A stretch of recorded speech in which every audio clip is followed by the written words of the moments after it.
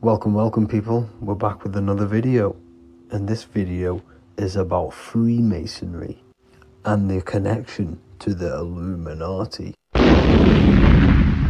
Please, as always, to make sure to hit that like and the subscribe button and turn on the notifications to never miss a video.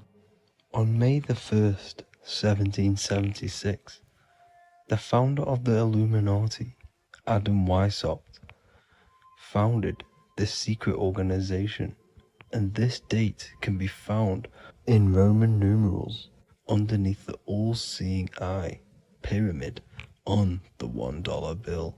This $1 bill also says Anu Coptus Novus Ordo Secularum. This is Latin for announcing the birth of the New World Order. This New World Order will be headed by Lucifer, the all-seeing eye, and followed by the 13 layers of bricks for the 13 elite bloodlines. So your Orsini's, Rockefellers, Rothschilds, Soroses, and the other 9 elite families. So when Adam Weishaupt created the Illuminati, he made it consisting of high-level degree Masons, French and Latin philosophers, and many more powerful people to all become one society. So this is why you see Masons using the same symbol of the all-seeing eye inside the pyramid. But not all Freemasons are part of this Illuminati secret society. As the 33rd degree Freemason Manly P. Hall said in his book The Secret Teachings of All Ages, Freemasonry is a fraternity within a fraternity, an outer organization concealing an inner brotherhood of the elect. So what he's saying here is that Freemasons have to go up the degrees of Freemasonry, and once they hit the top, they either get elected or not into these secret societies like the Illuminati, Skull and Bones, and Knights Templar. So when you see celebrities doing this one-eye symbolism, either covering one eye, doing the triangle, or doing 666 over one eye, this is showing and reflecting the symbolism of Freemasonry. They have taken the oath to never speak on anything they learn about Freemasonry. Duncan's Ritual of Freemasonry book states the oath they have to take, quote, I ... of my own free will and accord, that I will hail, ever conceal, or never reveal any of the secrets, arts, points of Master Mason's degree to any person whomsoever. All this most solemnly, sincerely promise and swear. Now, this is what happens when they break the oath, stated in this book, quote, myself severed in two, my bowels taken from thence, and burnt to ashes. So this states that Freemasonry comes first, before any law of the land. It has the right to kill you if you break your oath. This is the hand gesture they have to do every time they enter the ritual room inside the Masonic lodge. This is the cutthroat symbol, showing you and reminding you of the oath and what will happen if you break it. Now in this book, Richardson's Monitor of Freemasonry, it states, if you break your oath, binding myself under no less penalty than to have my throat cut across, my tongue torn out by the roots, and my body buried in the rough sands of the sea. If they do not decide to kill you, this book states this by pointing him out to the world as an unworthy vagabond, by opposing his interest, by dearranging his business. In other words, they have the power to frame you and destroy your reputation to the world and destroy your business if you break this oath. So yes, they do kill to keep this truth hidden, because this truth of this reality is what keeps them in power. They have the ability to manipulate people, because people do not know what manipulates them. This is why they call themselves the government. They govern the ment, which is the mentality, because the mind is the root cause of reality. They control what you perceive to control what you manifest. By knowing the truth, you are set free, and you no longer need no controller above you. So this is why they are willing to kill and do whatever it takes to keep the truth concealed within these high-level degrees of masonry and these secret societies. However, going back to Manly P. Hall's book, it states, part of the symbols are displayed here to the initiate, but he is intentionally misled by false interpretations. So this is saying even Freemasons are intentionally misled and told lies to conceal the truth, to make sure the truth is hidden in the high degrees of Masonry. So that's it for this video, guys. Thank you all for tapping in. Please leave a like and a subscribe. God bless.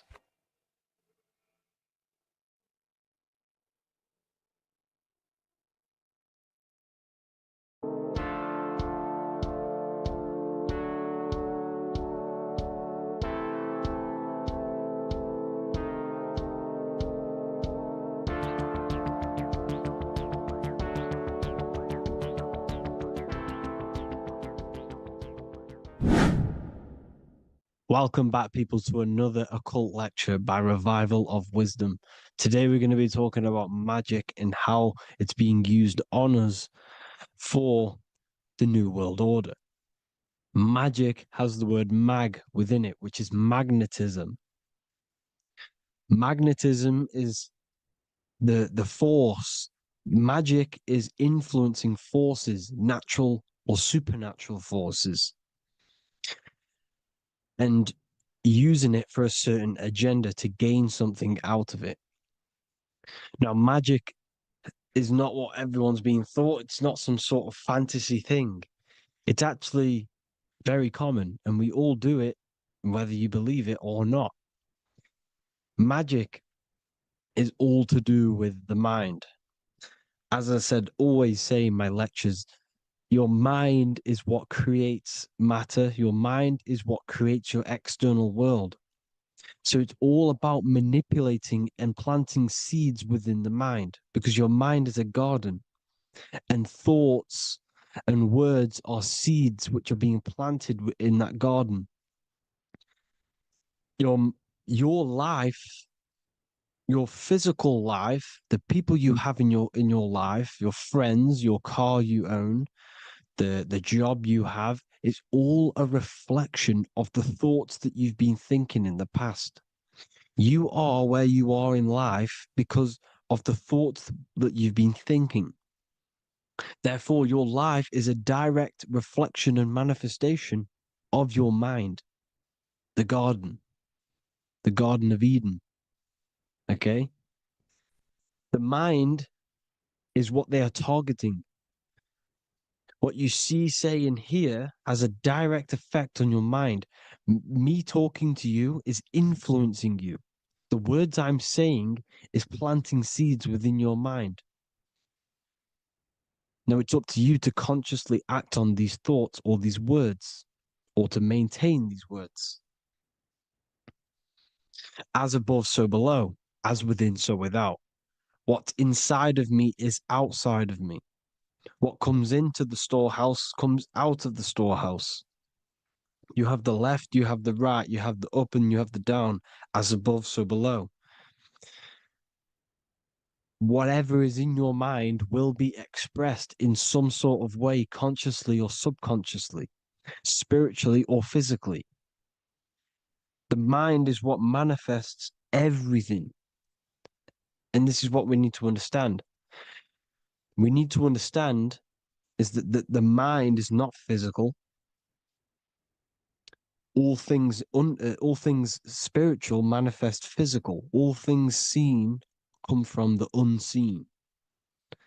The words you're thinking, that everything you have is coming from the unseen. The actions that you do come from the unseen mind. Another expression for as above, so below is you are the universe itself. You are a universe, a mini universe. But just because you are mini does not mean you are the whole thing. If I take a little piece of infinite, let's say there's an infinite light source. Let's say I take a little chunk of that infinite light source. That little chunk I took is still infinite because it's been taken from infinite. You are the universe. Your awareness, your mind is the universe. It's information. You are the universe experiencing itself. This is why we say we are all God. As above, so below. What is in me is outside of me. The sun, the physical manifestation of the sun is your soul. The 12 constellations are manifested in the physical body. The 5 elements are manifested in the physical body. They're manifested in the 5 fingers you have. As above, so below. This is manifested, well, this is a symbolized in Freemasonry and secret societies as the 2 pillars.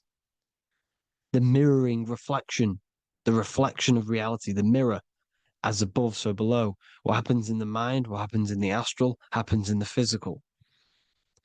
This is Aleister Crowley.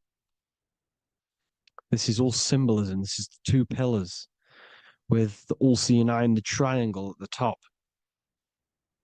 Aleister Crowley was a master magician, very powerful dark magician, black magician.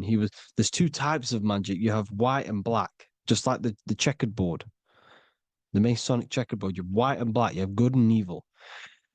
White magic is influencing natural forces to gain something that will help the collective consciousness, help the collective, help the earth, help other people.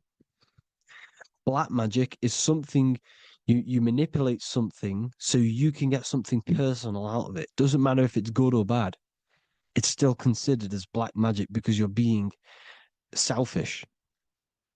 Everything you do should be contributing towards the collective consciousness and helping others. And this is why the ancients lived in a system where everything was in unity.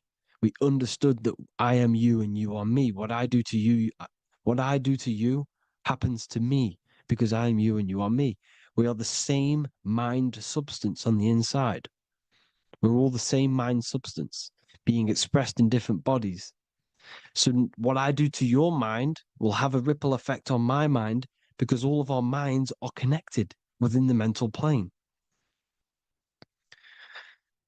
So this is why they know all this knowledge. They know all this knowledge. So yeah, this is the mirroring effect of reality, the 2 pillars, or symbolizes the number 11. The number 11. We'll go deeper into that. The technology we're using is magic. It's a form of magic. Television is tell a vision. They're telling a vision into your subconscious mind, into your memory. And when you turn on the television, you get a program because they're telling a vision to create a program within your subconscious mind.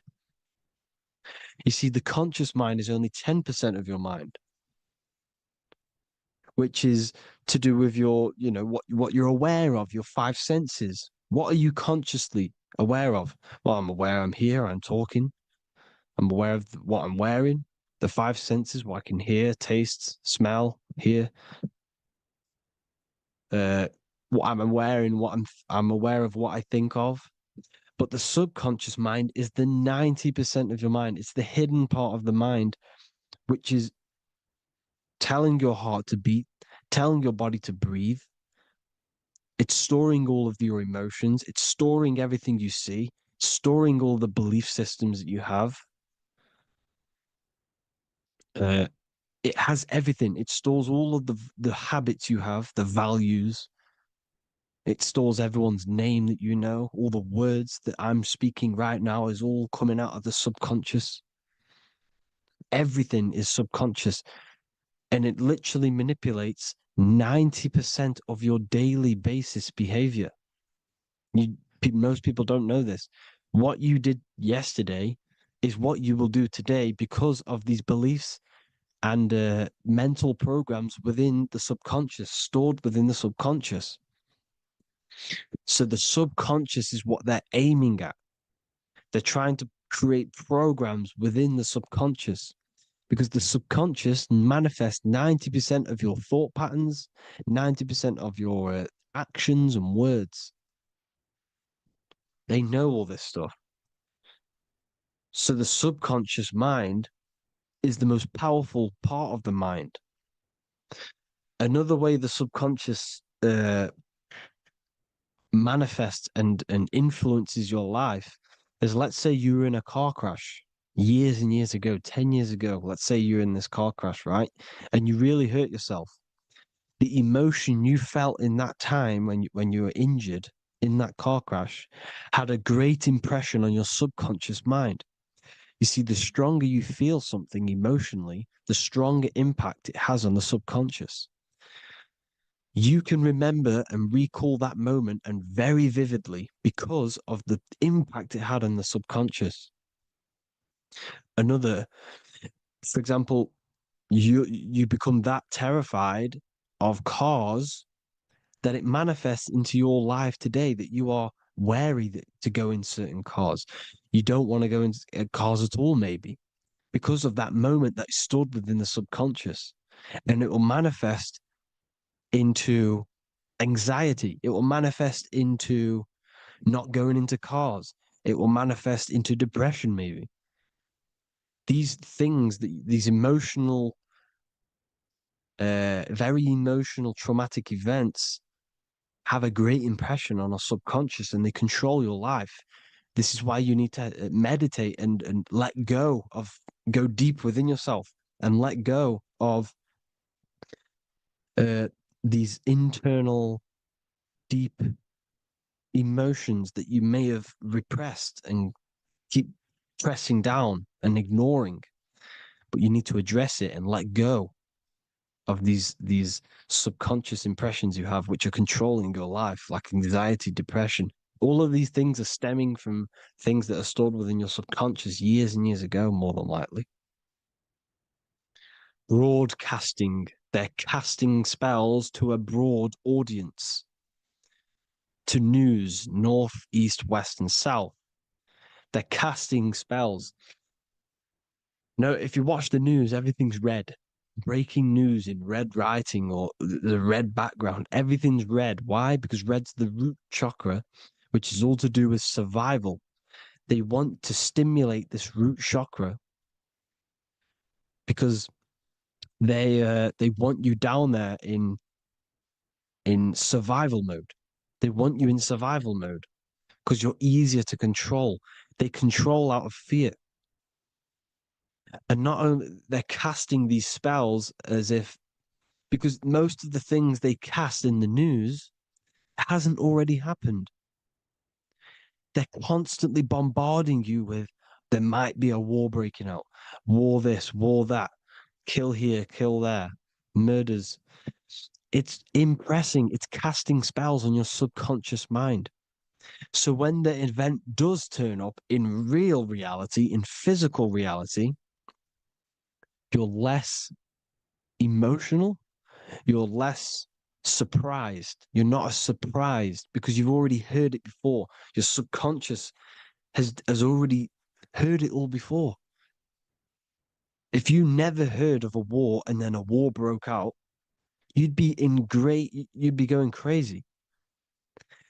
So they subtly program your subconscious mind through the words, because the words they say is impressing your mind, has an effect on your mind, which will have an effect on your behavior, your words, your conversations you have with people. They're casting spells to north, east, west, and south on the tell a vision. They're telling a vision by broadcasting, by saying spells. This is why we call it spelling. Even the word, Listen, the words we say cast spells. Bless. Oh, bless you. That's be less. The subconscious mind only picks up literal things. You see, when I say bless you, your conscious mind picks that up as, oh, thank you, you're blessing me. But your subconscious picks up as be less. You see? Because the subconscious it has no filter. It's just, it is what it is. Everything is factual in the subconscious. Therefore, if I call you an idiot, your subconscious, my subconscious will think I'm talking to myself and calling myself an idiot, and it will take that as true. That is truth. Everything is truth within the subconscious, and the subconscious manifests your behavior. The devices you, this is the biggest one. Black scrying mirrors, device, the devil's vice, the device. Okay. Black scrying mirrors, black screen is scrying. Black scrying mirrors were used to communicate with spirits within the astral plane in the medieval times. They're probably still, well, they're still being used now by black obsidian mirrors. And look at your phone, it's a black mirror. And there's some sort of, I'm not saying this is fact, but personally, I believe these are portals for spirits and ethereal entities to come into your life, to come into your surroundings. So this is the next big thing: the TVs, your iPhone, your iPod, all black mirrors, and mirrors are very, very powerful. Even just a normal mirror. Mirrors have an effect. Whatever you say into a mirror, what you say is energy. And when you say something into a mirror, you're saying it into yourself. It's an infinite cycle of words of energy because it's being reflected infinite times. When you say something into a mirror, it has a massive effect. You're saying it directly into your eyes, into your mind. So what you say in a mirror should be said with precaution. Never say anything negative into a mirror, because mirrors are very, very powerful ways for you to reprogram your subconscious mind for the good. You can say very positive things into mirrors and it will reprogram your subconscious mind. Okay? Manifesting is all magic. It's all magic. Everything is magic. But consciously doing it is what they're doing. They hid this knowledge. Your phone is magic. It manipulates your mind. The iPhone, I. Okay. See, magic isn't all of this with wands and see, Harry Potter, okay, that was created to give you this perception of a mystical and amazing form of magic with magic wands and all sorts of stuff like that. Yes, that stuff was true when the collective conscious minds were on a higher level and our belief systems believed in these things, because the universal mind, all of our minds contribute to reality. If the masses don't believe in magic, if the masses don't believe in a certain thing, it's going to have an effect on physical reality. So when the collective minds are higher and have more open minds, things like Harry Potter can come true. See, it's all in the mind. The iPhone, the eye is the symbol for the mind, the invisible intelligence. The triangle is the ethereal plane. Okay. So the eye in the triangle is the eye that sees into the beyond the ethereal planes. The square is the physical plane. So the iPhone, your phone is a black box, just like the Saturn black cube. It's a black mirror. It's taking photos of you every 2 seconds. And it's your mind. Your mind is in that phone. Everything you like, everything you text, Everything you type in Google, everything you say to someone, every conversation is all recorded on the phone. Therefore, it is a direct reflection of your mind. Your mind is imprinted into your phone because your mind, everything you think in your mind, you're manifesting into typing, saying, taking pictures into the phone, and it's collecting it and storing it. And what they're doing, and this is for all forms of magic, it's manipulating the mind. It's all manipulating the mind. Reels, Instagram, TikTok, this is all dopamine. It's all controlling the mind. Every like you get, every follow you get, every share that you get is dopamine within your brain. They're literally targeting your brain and mind. It's all manipulating because what they're pushing through the phones, through the media, through the news, through the televisions is visions and programs. You are the one manifesting the New World Order. They're not manifesting the New World Order. They're giving you the information so you can manifest the New World Order. Everything they say is contributing to your mind. For example, digital money and all the information they put out for you to see is contributing to your enslavement. Your mind is manifesting the New World Order. They know this. They don't manifest it. There's billions of us. We could easily run over them physically.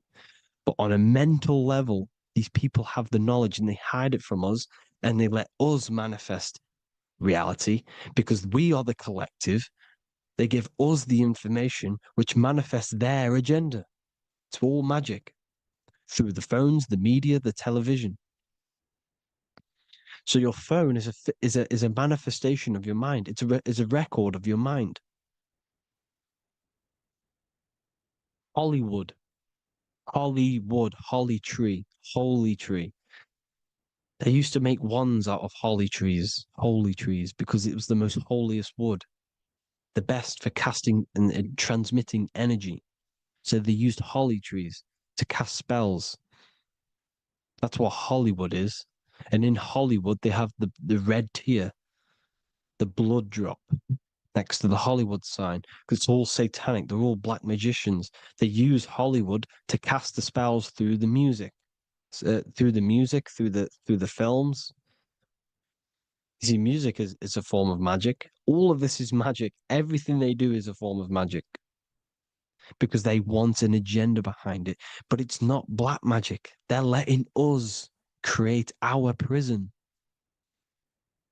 This is what you have to see. Yes, they're evil, but they're not doing anything evil, or else they would face the karma. They let us manifest this agenda through giving in the information by telling you what's going to happen in the movies. Everything that happens in a movie, it's all there on purpose to program your subconscious, to plant a seed within your garden, your subconscious, your mind. Because when the mind is already seen something, when it comes up and turns up in physical reality, you will be less shocked and you won't rebel. So they lure you slowly. They make you aware of these things over time. They make you gradually think it's okay. Like the technology, we never used to use these phones. How did we become so addicted and reliant on them? Well, because first they gave you a little flick phone. Well, no, sorry, they gave you a phone in your house, and then once you got used to that, they say, "Oh, here's the newest version of a little flick phone." You started texting your friends. Everyone was loving it in high school. They could now meet up without saying, "Let's meet on the weekend at this point at this time," like your parents probably did, or maybe some of you watching this, you probably had to tell your friend to meet on the weekend at a certain time because you had no way of communicating. So everyone got these phones and got addicted to them. Then they slowly got addicted to the new iPod with the touch screen. Now they invented touch screen. Then everyone got addicted to touch screens. Then because all of this is producing dopamine in the brain, which creates you to become mentally addicted to things and physically addicted, chemically addicted. Because dopamine's a chemical. Your subconscious becomes a program within your subconscious, and your body becomes chemically addicted to these phones. And these phones are the enslavement of humanity, technology. Without this, we wouldn't be in this mess without technology. Because they're creating a hive mind. We're creating a hive mind. So back on track anyways, uh they they program you. Look at the films, 9/11, 9/11, all produced by Hollywood. Here's the 11, like I said at the beginning, the two pillars which reflect reality. What happens in the mind happens in the physical. What happens in the astral happens in the physical. Okay, what happens in the physical happens in the mind. It's the two pillars, the mirrors. 9/11. 9 plus 1 is 11. Flight 11 was hijacked. New York is the 11th state. New York adds up to 111. This is not a coincidence. It's all a form of magic. It's a ritual, energy harvesting ritual, because your mind produces energy. Your mental attention produces energy, and they're feeding off this energy in the astral plane, these demons. Music is the most powerful. Personally, I think the music is one of the most powerful forms of magic they're using. Okay. Music is hypnosis. It puts your brain in a hypnotic state. It influences your electromagnetic field through vibrational energy.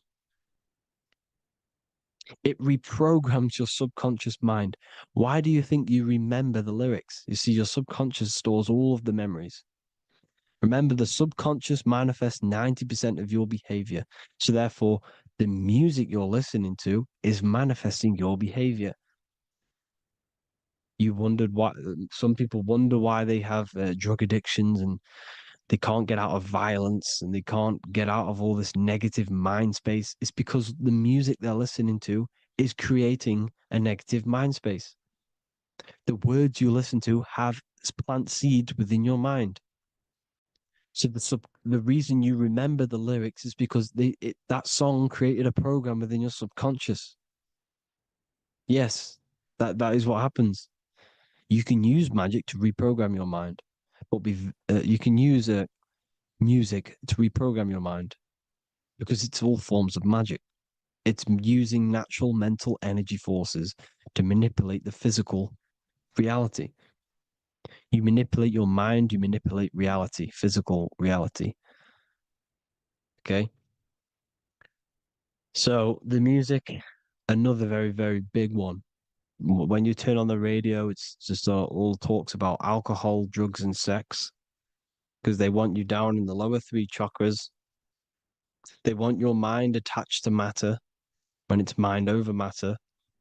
Your mind's not physical. You see, the word spirituality is the new trend. It's not about your spirit. It's not about your spirit. It's about your mind. It's not about, you know, uh, spirituality and looking after your spirit. And they've got you focused on your spirit. Why? Because they hide your mind from you. You see, a lot of people think their mind is their brain, but the mind is everything. There is no physical reality without mind. You can have a brain. Imagine if you had no mind but a brain. It wouldn't work.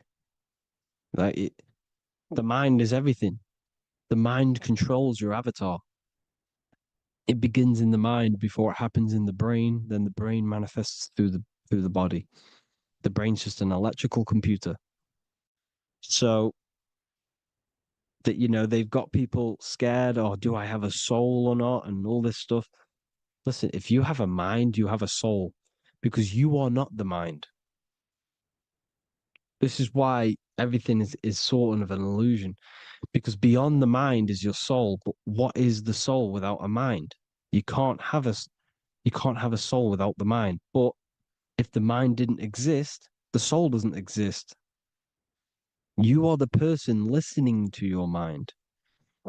I shouldn't say person, because you're not the body. You're the entity behind the mind. But if you didn't have that mind, you couldn't understand what you even were. You would just be an observer who couldn't think. So yes, we all have a soul. If you have a mind, you have a soul. Everything is mind. Everything has mind. Mind creates everything. God is mind. And then manipulating your mind through TV, your phone, uh, every little thing, the school, it's all about the mind, people. Control your mind, you control your reality. Just the last thing, here you go. Aleister Crowley, the dark magician, Kanye West doing the exact same thing because they're implementing magic in the music. Here's the Beatles with Aleister Crowley in the background. Bet you never noticed that. Aleister Crowley was influencing music and placing magic within the music to influence the subconscious. This is what Baal worship was. This is why they kill children. They sacrifice these children. Why? Well, because in order to ascend, in order to raise your consciousness internally, godly, by being good, God, or being in order to be good and raise your consciousness and to get something in the physical world, you have to sacrifice yourself. And what do I mean by that? In order to raise your consciousness and ascend, you have to sacrifice the lower nature of yourself. You know, you've got to abstain from having sex to retain your sexual energy, to transmute it, or staying away from negative, some poisonous foods like meat. So, staying away from blood. We shouldn't be consuming other animals' blood. We should be keeping our blood pure.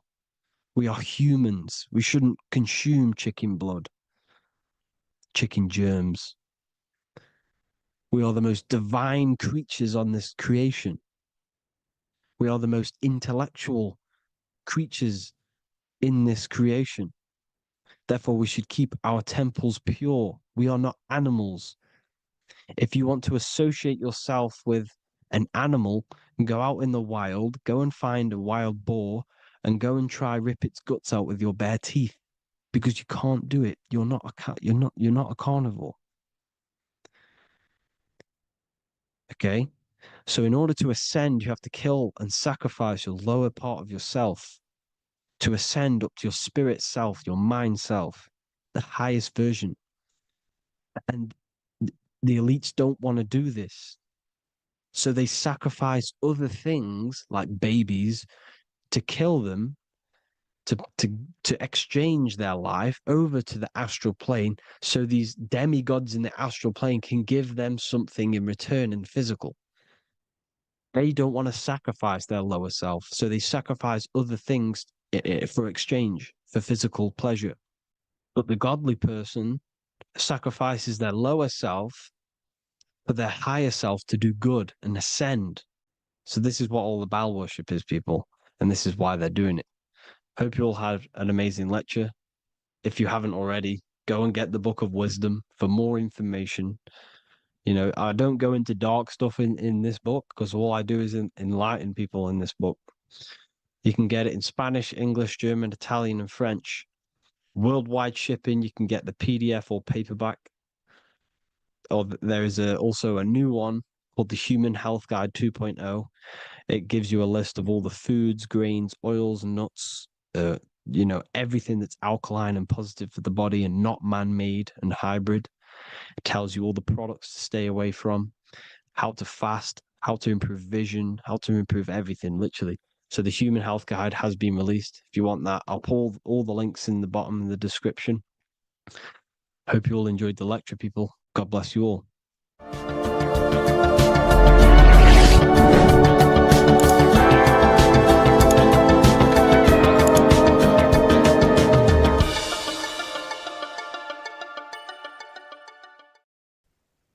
As above, so below. This is one of the most crucial teachings within esotericism, occultism, or what we like to call it today, spirituality. I don't like calling it spirituality because it's not spirituality. I teach human consciousness. I teach the science of you and your consciousness alone and your being. And in order to fully understand you and this world around you, you must understand this number one principle of as above, so below. There is many misconceptions of this, and there is many simple teachings of this, but I'm going to break it down today from the most simplest to the most complex, and you will see the connections between all things. This is the most important lesson you could ever learn, and I'm going to teach it you today. So what you must understand is with the term as above, so below, it applies with everything you see in this world and about yourself. We have something called the macro, which means the bigger scale. On the bigger scale, we have the whole earth. If we look down from the sky on top of rivers, this is what we see. We see this tree pattern. Then on a smaller scale, we see trees have the same pattern. Then we look even closer. We're going smaller and smaller into the leaves of the tree. We see the same pattern. Then we go even more micro into the human brain and look at the human brain cells, and we see the same pattern. This is proof this is a fractal universe, and everything is in the micro is reflected in the macro. As above, so below. As within, so without.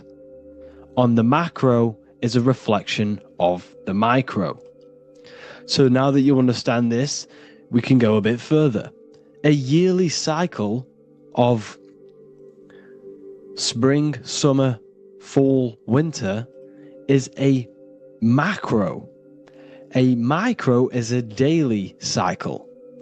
So a day is a mini year. The summer is the midday. Autumn is the evening. Night is the winter, and spring is the morning. This is a macro, a reflection. We have a miniature cycle of the zodiac every single day. And this cycle is also reflecting the cycle of life and death. We live, we are born, which is the spring. We live, which is the summer. We then age, which is the autumn.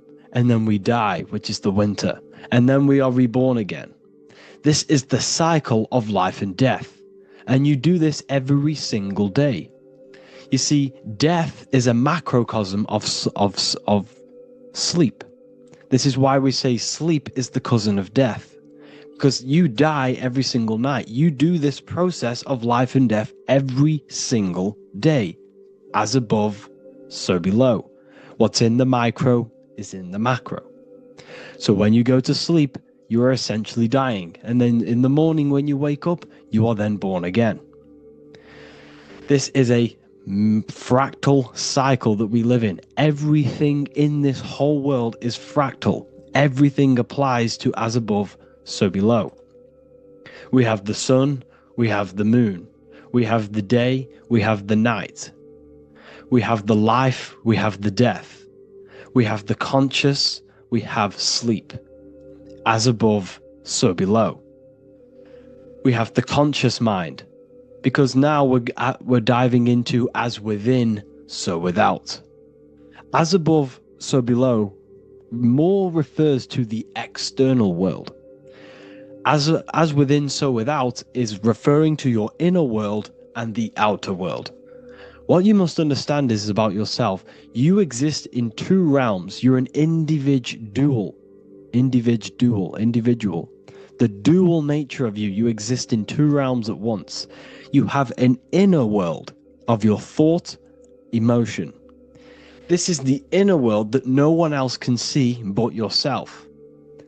And you have an outer world with a physical body which everyone can see.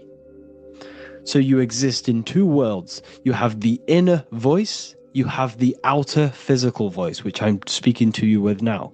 But I also have an inner voice, which no one can hear, only but me. So you exist in the light and you exist in the darkness. The sun represents your external self, your physical, conscious mind. The moon represents your shadow self, the inner self, the psyche self, the spirit self. There is an as above, so below. The sun is within you. The moon is within you. Everything is within you. Now that you understand as above, so below, what is your body? Your body is a miniature earth. Let me repeat, your body is an earth. Your body is the earth. Okay? Because like I say many times in all of my videos, you are not in the world. The world is you. You are the universe. Your brain is a computer creating this reality. What you see with your eyes is produced in the back of the brain called the visual cortex. You don't look into the world, the brain produces the world. The body produces the world. When you touch something, you're not actually touching something. This is the electrical nervous system. When you touch something, what you feel is actually electrical signals on your nervous system reporting back to your brain. Therefore, when this body dies, you leave the earth because this body is the earth. Okay? As above, so below. You have the mental plane, the astral plane, the etheric plane, and the physical plane. This is essential for understanding reality and the teaching of as above, so below. Everything in this material plane began in the thinking mind. For example, the microphone I'm speaking into, the phone you're watching this video off, or the laptop or iPad. Where did this begin? It didn't begin in the factory. The first ever place this item begun was in the mind of an individual. The invisible realms of mind is where all physical things and physical items begun. Essentially, this physical plane is the effect of the thinking mind. This world is the world of effect. It's the world of outcomes. When you see something, it is already manifest. It is already being manifested. It is an effect. And in the effect of the cause, which is the thinking mind. Therefore, the mind creates thoughts, which is the mental plane. Then after thoughts creates imagination, which is the astral plane. These two are spiritual. They are non-physical. So spirit kind of means non-physical. Then you have the physical planes, the etheric and the physical plane. As above, so below. What happens in the mind is manifest on the physical plane. Like I said, the phone that you are holding, it was a thought, and then it brought down into a physical reality. As above, so below. You change the mind, you change your reality. Your environment, the word environment has ment in it because your environment is mental. So now that you understand this, so what is the world around you? The world around you was created by the mind of God. It was manifested through God's thought. So you are living in the mind of God. You are a thought in the mind of God. God thought you into existence. But like I said, we are all fractals. Everything is fractal. If God exists, this means that you are God, as above, so below. God created you through the thinking mind, and he gave you a thinking mind. So God created the macrocosm, God created the macro, the whole world. He designed the whole world, the sun, the stars, the moving. He designed this. But then he gave you the thinking mind to design your own life and create your own life in his world. You are a microcosm of God's macrocosm. Just like God thought you into existence and the whole world into existence, you are a microcosm thinking your world, your reality into existence. You see this now? Everything is a reflection. Everything is a mirror. Everything is fractal. So in order for you to change your reality, you must change these higher planes. Your thought and imagination are the two key aspects of creating physical reality. Every object you see around you was begun in these higher planes of the non-physical, and they were brought out of spirit into physical matter through the thinking mind and physical action. So now we're going to get a bit deeper. The brain is not the mind. Now that you understand, we have spirit and matter. As above, so below. You have a non-physical side of reality and a physical side of reality. The mind is the spiritual brain. The brain is a physical manifestation, a physical effect of the mind. The mind uses the brain to operate in the physical world. And it's the same with the heart. The soul manifests itself physically through the heart. The heart is a physical manifestation of the soul, of the emotion, thought and emotion, the mind and the soul, the brain and the heart, heaven and earth. So you have the inner world and the outer world, the spiritual, non-physical, and the physical. So we are all on this process of awakening, an expansion of our minds into new fields of thought, into new fields of awakening ourselves. Because essentially we are born into this world. But you are born many, many times. You can be born physically and you can be born spiritually. Like I said, everything is fractal. So just like when the baby finds out that there is a world outside of its mother, what does the baby do? The baby seeks a way out of its mother, and then the baby is now born into a new world, a world outside of its mother's womb. It's the same with you and your spiritual process. As your mind becomes aware that there are other realities beyond your physical body, it then seeks a way out. And this is why you are probably watching my YouTube, because you are now on the path. Something within you has guided you to this path of knowledge, truth, enlightenment, and expanding your consciousness. And it is your soul who brought you here. Your soul speaks through emotion, like guidance. Emotion is the language of the soul. When you feel very bad, this is your soul telling you you're not in the right place. You're doing the wrong things. Because the soul is always unfolding its purpose, which is expansion and learning. That is it. The mastery of the self and the learning of the mind is the only thing that counts in the end after this life. So you are on a journey of expansion, of learning, creating, and spiritual rebirth. As above, so below. What does this body tell you? When I see someone overweight, I don't see the overweight. I don't see the body. I see the mind. I see an undisciplined mind. I see a mind that lacks self-control. I see a mind that seeks external validation. That's what I see when I see an overweight person. I don't see his body. I see the result of his mind. Because what does the Bible tell you? You shall know them by their fruits. It's the same saying as above, so below. You shall know them by their fruit. The fruit is their manifestation. Your body is a direct correlation and manifestation of your mind. Your inner world projects your outer world. As within, so without. As above, so below. Now, what do you see when you see this man's body? I see discipline. I see strength, mental strength, not physical strength. I see mental resilience of pain.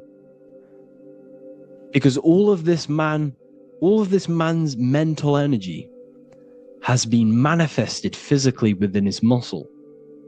This body is a direct manifestation of this man's mind's pain and suffering, and it shows discipline. This is why people instantly respect you if you are in shape. You walk into a room and you are in shape, people will instantly give you respect because they know that you are mentally disciplined. The body is a reflection of your inner world, and it's the same with your friends, your family, your connections with people. If you think about yourself very negatively all the time, and you don't have a good connection with yourself, you don't have a connection with your true self, this will manifest into every single relationship you have in your life.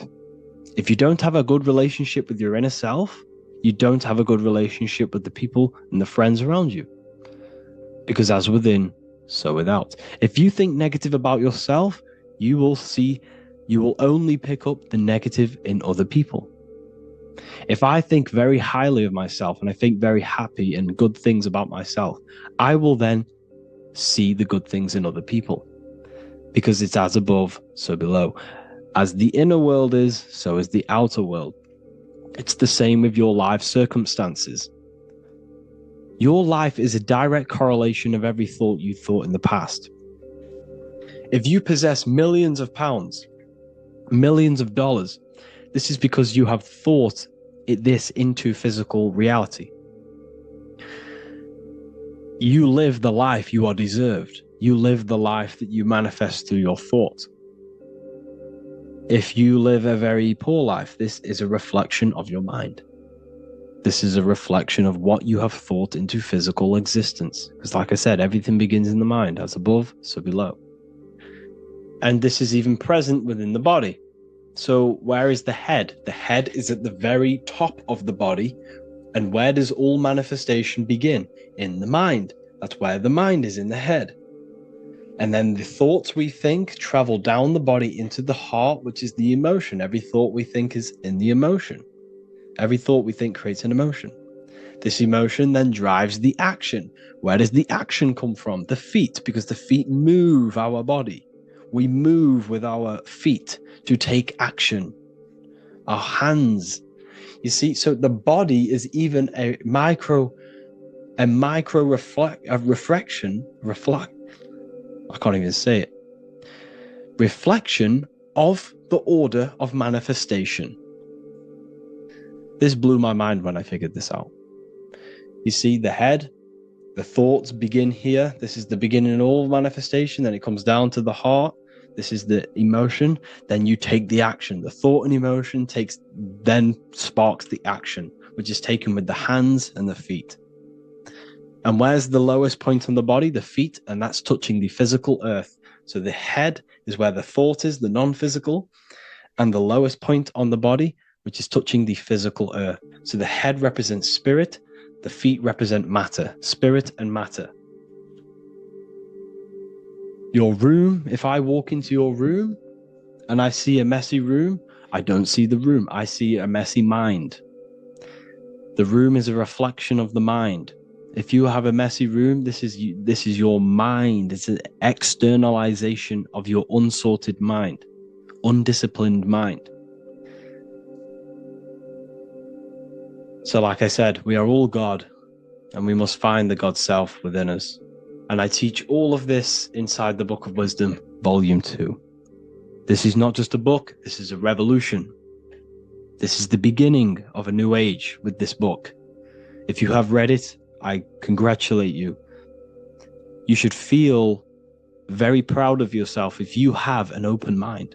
You should feel proud of yourself for watching these videos, Because not many people have an open mind. Remember this, people. You are special if you're watching these videos. You have the mind. You have the ability to see through the illusion. And I take my hat off to you. You want to take this to the next step? Read the book. Or if you want to take it to the serious levels, join the university. The university, you gain access to every piece of my material that I've ever done, all of my books, all of my lectures that are hidden from YouTube, that are hidden from everywhere else, the lectures that give you real power. And if you feel alone on this journey, we have a conscious community where you can connect with like-minded individuals, because I've been there. I've been there when you feel lonely, because you feel like no one else is thinking the way you are feeling. You can't talk to people about these things because people just think you're crazy. That's why I put together this, so we can connect, so we can unite, so you can connect with people, so you don't feel crazy about thinking about this stuff, learning about this stuff. And if you truly want to level up your life, people, and take your studies serious, this is for you. We do live calls, we do lectures. There's a whole library filled with books you can read. It's the perfect place for the truth seeker. I thank you all for joining. Please leave a like, a comment, a subscribe. Let me know any future videos you want me to make in the comments. Thank you all. Have an amazing day.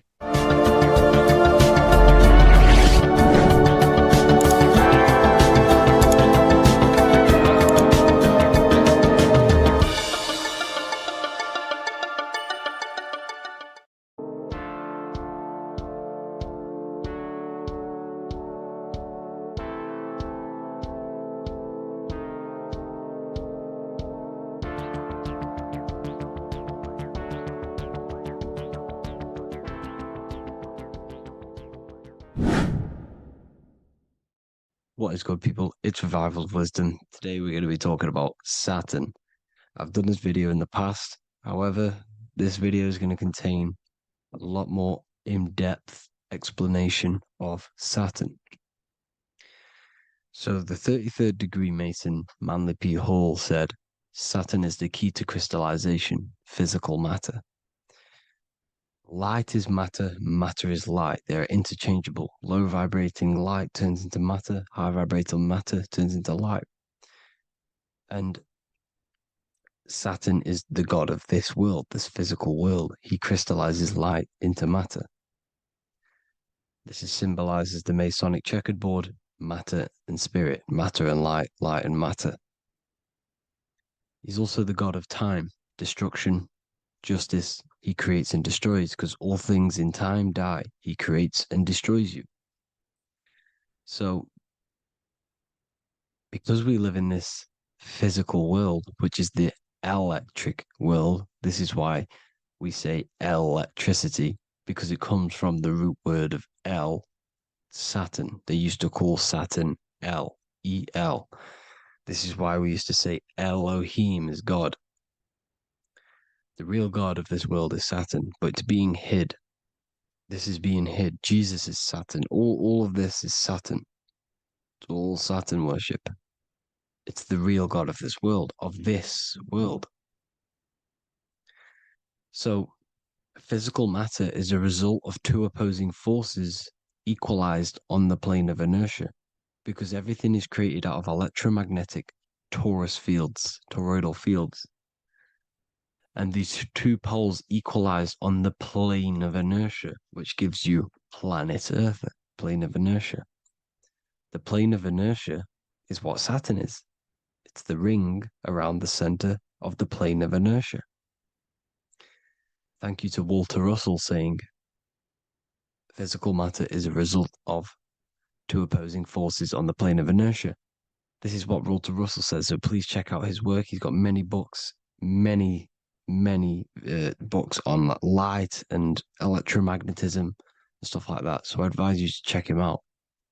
So the torus field gives you the binary code 0 and 1, the female vagina and the male phallus. This is the code for this world. Saturn crystallizes physical matter. Now Saturn is the most outermost layer of the 7 layers of heaven. where it says in the Quran, it says, Allah, it is he who created the 7 layers of heaven. Saturn is the outermost layer. He's the top. He's the most high. So when we say the most high, we're referring to Saturn. He's the most high before the firmament, before the stars. So Saturn is the god of this world. He's the Lord of the Rings. He wears the crown. The crown is the rings. Crown, Kronos. So the planets are luminaries. They are lights. They are beings. They are energy, conscious energy. And we're in the heart of the solar system. Saturn is the outermost layer. He is the one of this world. He's the god of this world. Now, on the North Pole of Saturn, you have the hexagon. Add up all the sides, it creates the 6-pointed star. Or it can be created as a cube. The cube is very important. The 6-pointed star is very important. 6 points, 6 triangles, 6 side, 6, 6, 6. Black cube adds up to 6 in gematria. Now, what did I say in the beginning? Saturn crystallizes the physical world. He creates physical things out of light. You are a light being. This is why we say human. Hue means the light spectrum. Hue, man, we are light manifested into physical forms. Human. And we are incarnated through Saturn. Satan, same thing. The number of the beast is 666, and the 666 comes from the 6.6 triangle, 6 sides of Saturn, 666. We are all known as carbon-based life forms. Carbon, the atomic structure of carbon, is 666, 6 protons, 6 electrons, 6 neutrons. We are materialized into our physical bodies through Saturn, through the number of the beast. These bodies are the beast, it's the animal. The divine, the Christ, is the consciousness within, because you are a physical, spiritual being combined into one, hexed into one. Hexagram. This is a hexagram. You're hexed into physical matter, spirit and matter, light and dark, combined into one. Now you contain of the mark of the beast, the mark of your body. Your body's the beast. It says in the Bible, Satan, who is the god of this world. This world.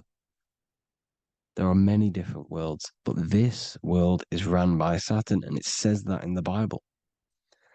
Saturn is Satan. It's the same thing. And look at the crown of thorns are wrapped around the heart. The soul is in the heart. The mind is in the brain. The soul is wrapped around the rings of Saturn. You're wrapped in physical matter. This is what it's showing you. This is symbolizing the rings of Saturn wrapping you. And the cross on top is the cross of the cube. The cube, the black cube of Saturn, unfolds into a cross. So Satan, who is the god of this world, Corinthians 4:4 in the Bible, Satan, who is the god of this world, has blinded the minds of those who don't believe. Satan blinds your mind because the god of this world materializes you, and he blinds your mind when you incarnate into physical matter. When you enter this soul system, not the solar system, you hit Saturn first. He materializes you. And look at the symbol for Saturn. This is the symbol for Saturn. All of the planet symbols are created out of the Holy Trinity. The earth, moon, and sun. Body, mind, and soul. The sun is your soul, the moon is your mind, the earth is your body. Your body's made out of the 5 elements. The sun is your soul because the sun is life force, gives life to everything. Your sun is a soul. Your soul is the sun of your body. The moon is the mind. The moon is the moon of your body, the mind of your body. Intelligence. So all of the symbols of the planets are created out of these.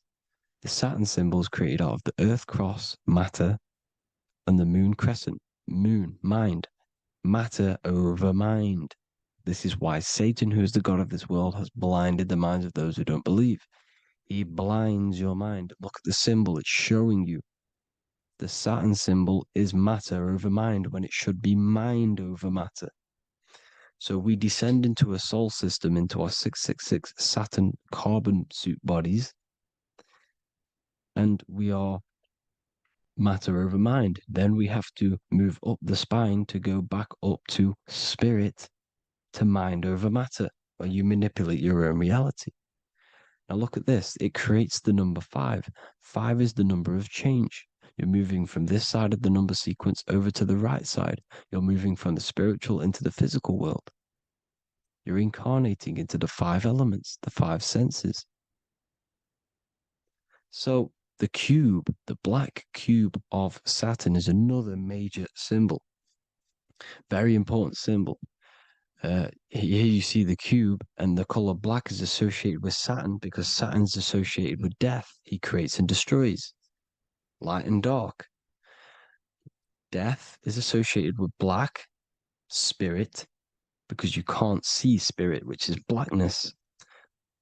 So the black cube is black because Saturn rules the nighttime, which is dark, blackness, and he rules the winter, which is death, blackness. So Saturn is the black cube. Cubes have 6 sides: up, down, right, left, back, and forward. Cubes are 6-sided. Everything is 6-sided inside of this creation because you're incarnating, you're materializing, crystallizing into the cube, the world of the cube. Everything's a cube. Everything's got 6 sides. Here's Leonardo da Vinci showing you that you're in the cube. Leonardo da Vinci did this famous painting. You're in the cube, you're hexed into physical matter, where you're incarnated into the 3rd dimension, the 3-dimensional world, which is a cube, 3D. And black cube adds up to 6 sides of the black cube.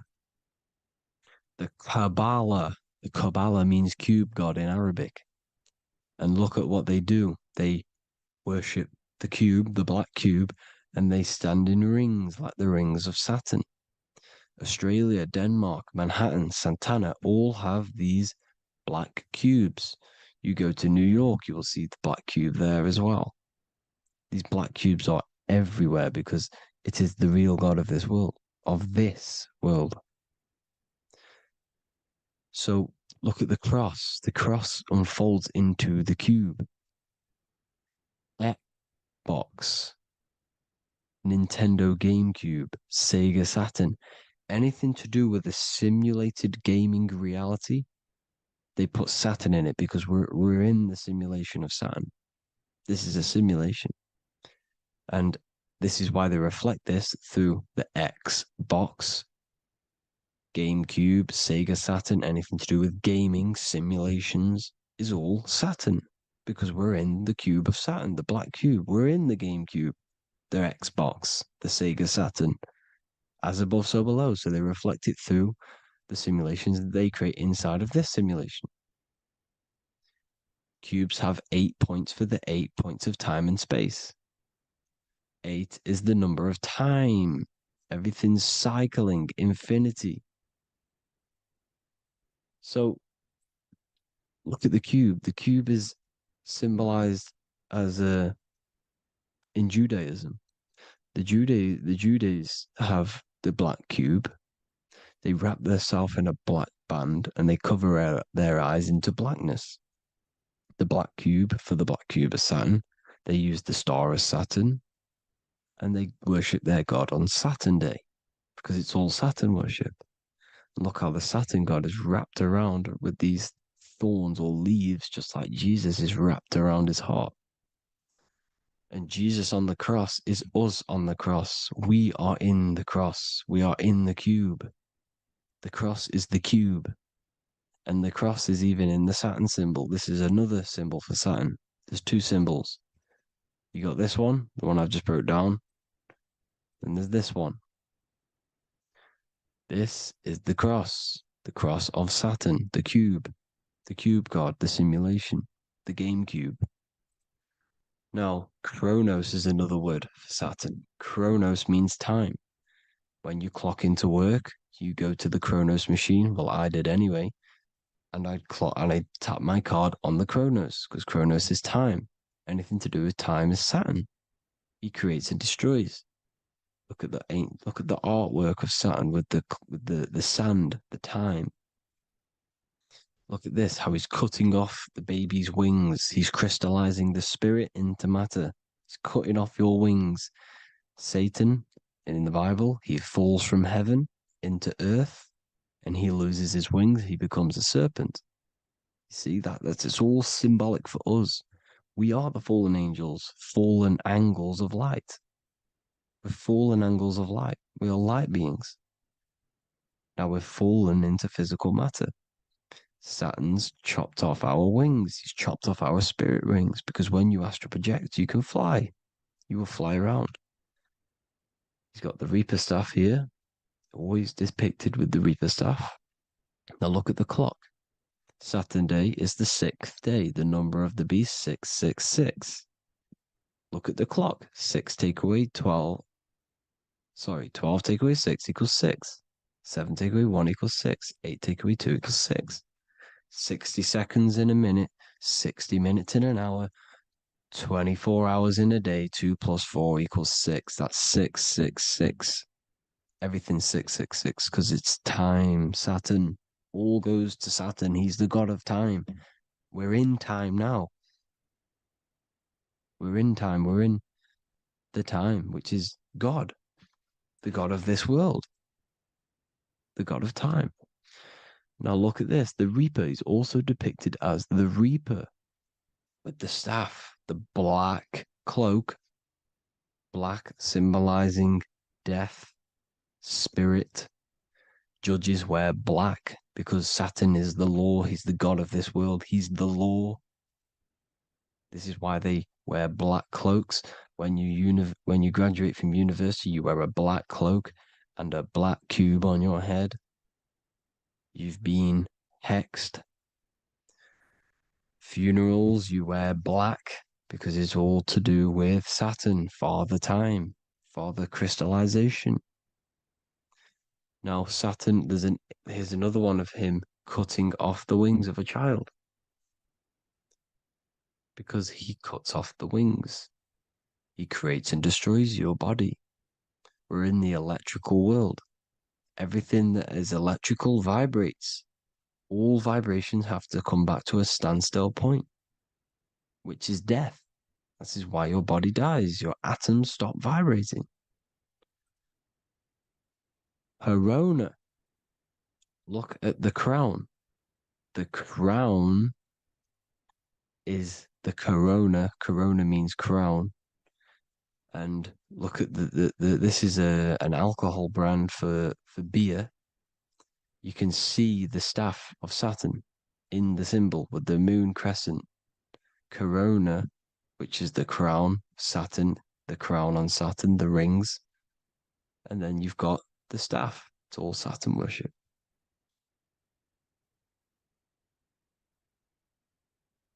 Is the black cubes of 9/11. 2 black cubes. This was a ritual for Saturn. It's all ritualistic. And look at the Star of David, the Star of Saturn. It's not the Star of David. Creates IXXI, the sigil of Saturn. IXXI means 9/11 in Roman numerals. 9/11. It's all a ritual for Saturn, and they have the 2 black cubes of Saturn. Now look, XX. There's more symbolism of Saturn now. We're going deeper. XX is more symbolism for Saturn. The sigil of Saturn is XX, as above, so below. Same with the Star of David. You split it in the middle, as above, so below, as above, so below. XX, this is a Knights Templar Cross of Lorraine. XX, Knights Templar, high order of Masonry. They all worship Saturn. Well, Saturn's the real god of this world. X Eon with the XX. XXL magazines, which is all to do with famous rappers and stuff like that. When you die, you put XX on the eyes because it's Saturn. He's the Reaper.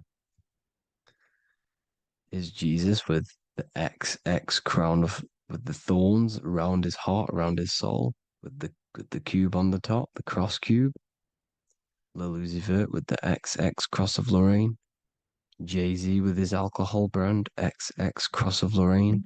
The X Factor with the rings of Saturn. All Saturn worship.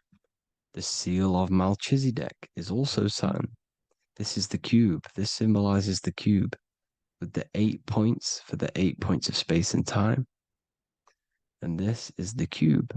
It's another ancient symbol for Saturn. Here you see the star of Saturn with the Melchizedek symbol around it, which is all to do with Saturn. Here you see an altar, the Holy Grail, the Melchizedek symbol on it, and they're worshipping it. This is why we wear rings, wedding rings for the rings of Saturn. It all goes back to Saturn. Earrings. The 8-pointed star of the ancient Sumerians is all Saturn. It's all Saturn. So the ancients, the symbols of Saturn goes on forever. It's in all of the major corporations. You can see it everywhere, the rings of Saturn. Toyota is an obvious one. Internet, Nike, Target, Sega, Saturn. It's all Saturn worship. All Saturn worship. Because he is the real god of this world. Here's Kanye West's album with a Saturn here. Here's Michael Jackson's album saying X, escape. There's the X again. The X, escape. You have to escape this reality. Maybe that's what he's pointing at. Here you see it on the dollar bill, the star of Saturn. Here you see it again on the dollar bill. So that is it for today's people. I hope you all gain some insight on Saturn. Please like, comment, and share if you can. Subscribe if you like the channel. Please have an amazing day. God bless.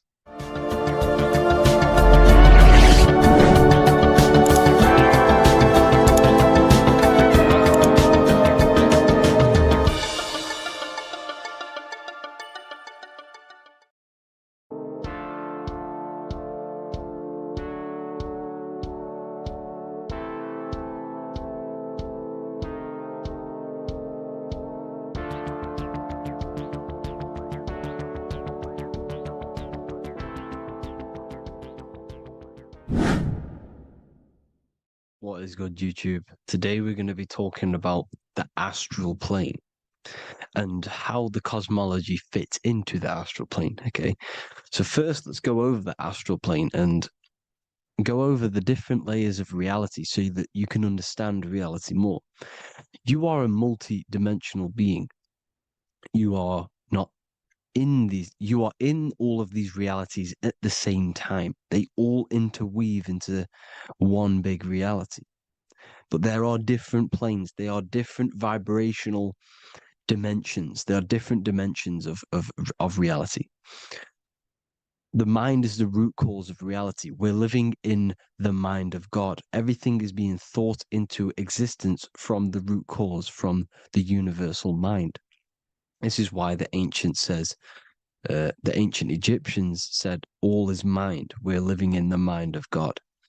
And we are a microcosm of this mind. This is why we all have the same mind. This mind is the world of thoughts. Now, this world of thoughts is just the thought alone. For example, it is the thought of a chair. But then when you start to imagine this chair and you start to mentally see the chair, you're now manifesting the thought, the singular thought, into some sort of form. So now you're imagining the chair. You're imagining the form of this chair, which is then manifesting into the astral plane. The astral plane is the world of thought forms manifesting. So when you are imagining something, you are seeing into the astral plane. Okay. Your third eye, it is an eye because it sees the astral plane. It is seeing the other side through imagination, through dreaming. Well, we'll go over dreaming later. So the thought of a chair is a singular thought. The imagination of the chair is the manifestation of the chair. And in the astral plane, it's basically the world of all the chairs that could ever exist. So your thinking of the chair is a singular thought, which is the mental plane. The astral plane is the imagination of that chair, is the thought, the manifestation of it. Depending on the vibrational state of the thought will depend what level of the astral plane it will go to. For example, if you're thinking about a chair to torture someone on it, it's going to go on the lower astral plane. Or if you're thinking and imagining happy things, it's going to go to the higher astral plane.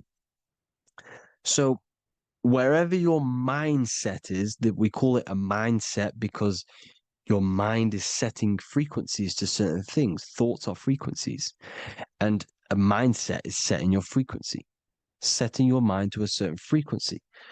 So when you set your mind to a certain frequency and you imagine something in that frequency, you're going to match everything in the astral plane that are on that similar frequency, just like you would in the physical world. Because we're all in these worlds right now as we speak, but we can't see them with the two physical eyes. We can feel it though. When you're around someone and you've just met a new person, for example, you can feel their vibration. And if you're not if you're not on a similar vibrational match, you will not get along with that person, or you just won't not get along, but you won't connect with that person because you're on two opposing frequencies, not matching. And this is something that you can't see, you can only feel because it's the astral plane. It exists within the astral plane. Everything in the astral plane is made out of vibrations. So if you do astral project, and if you already know how to astral project, you will see beings and people and things that are on the same frequency as you. This is why before you astral project, you need to sort your vibration out before you enter, before you astral project, because you are projecting your consciousness into this. It's the mind. The mind is the bridge. It can move between realities. You are a observer. You are a observing soul which observes different realities. And the mind is the bridge between all of these different realities. The mind can choose. If you want to project into the astral, you set your mind to it, you can. Okay? So let's not get off track. The lower astral plane is where demons are, the higher astral plane is where heavenly beings are. Heaven and hell are kind of a real thing. The etheric plane is a powerful substance, the ether, the fifth element that they don't tell us about. They if you type in on Google the five elements, they will try to remove it with wood or metal because they don't want you knowing about the ether. Ether is the energy double behind all physical objects. So the ether is very important. It is the fifth element. It is part of the physical world, but it's also part of the astral world.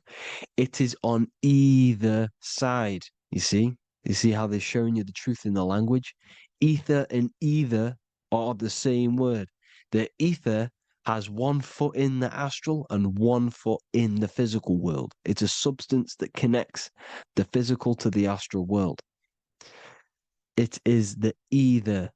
It's on either side of reality. It's on the other side. Other, either, same word. Ether is connecting the physical to the astral plane. It's the world of frequency. Frequencies, EMFs, torus fields are in the etheric plane. It is the energy plane. It's where energy moves through the ether. Okay. So Then you have the physical world, the world of effect. Everything you see in the physical world is the effect of the higher planes. Each plane is a product of the plane above. So, and it melts into each plane. The physical plane is the lowest plane, it's the most densest, and the highest is the most fluid. This is the most fluid, this is the most dense. This is where we get the saying, as above, so below from. As above, so below comes from the different planes of reality. And magicians understand this. This is why magicians always say as above, so below. Because they understand if you manipulate the higher planes of reality, you manipulate the lower planes. Because the astral plane is a direct copy of the physical world, but in the astral plane. It is mirrored. The physical world is mirrored in the astral plane. They are both the same world, but just different vibrational states of the world. Kind of. It's hard to put this in words, people. So just try and understand. The astral plane is the double. It is whatever happens in the astral plane happens in the physical plane. This is why magic works. This is why demons work. This is why spirit communication works. Because if you manipulate the higher planes, you manipulate the lower planes. As above in the astral, so below. Leonardo da Vinci showing you to look up, pointing up. You got to look up. He's telling you to change the mind, you change the physical world. You change your emotions, you're on the astral plane, you change the physical world. You change your reality by changing the higher planes. This is the Masonic 11, the two pillars. This is the 11, also symbolizing the two hemispheres of the brain here.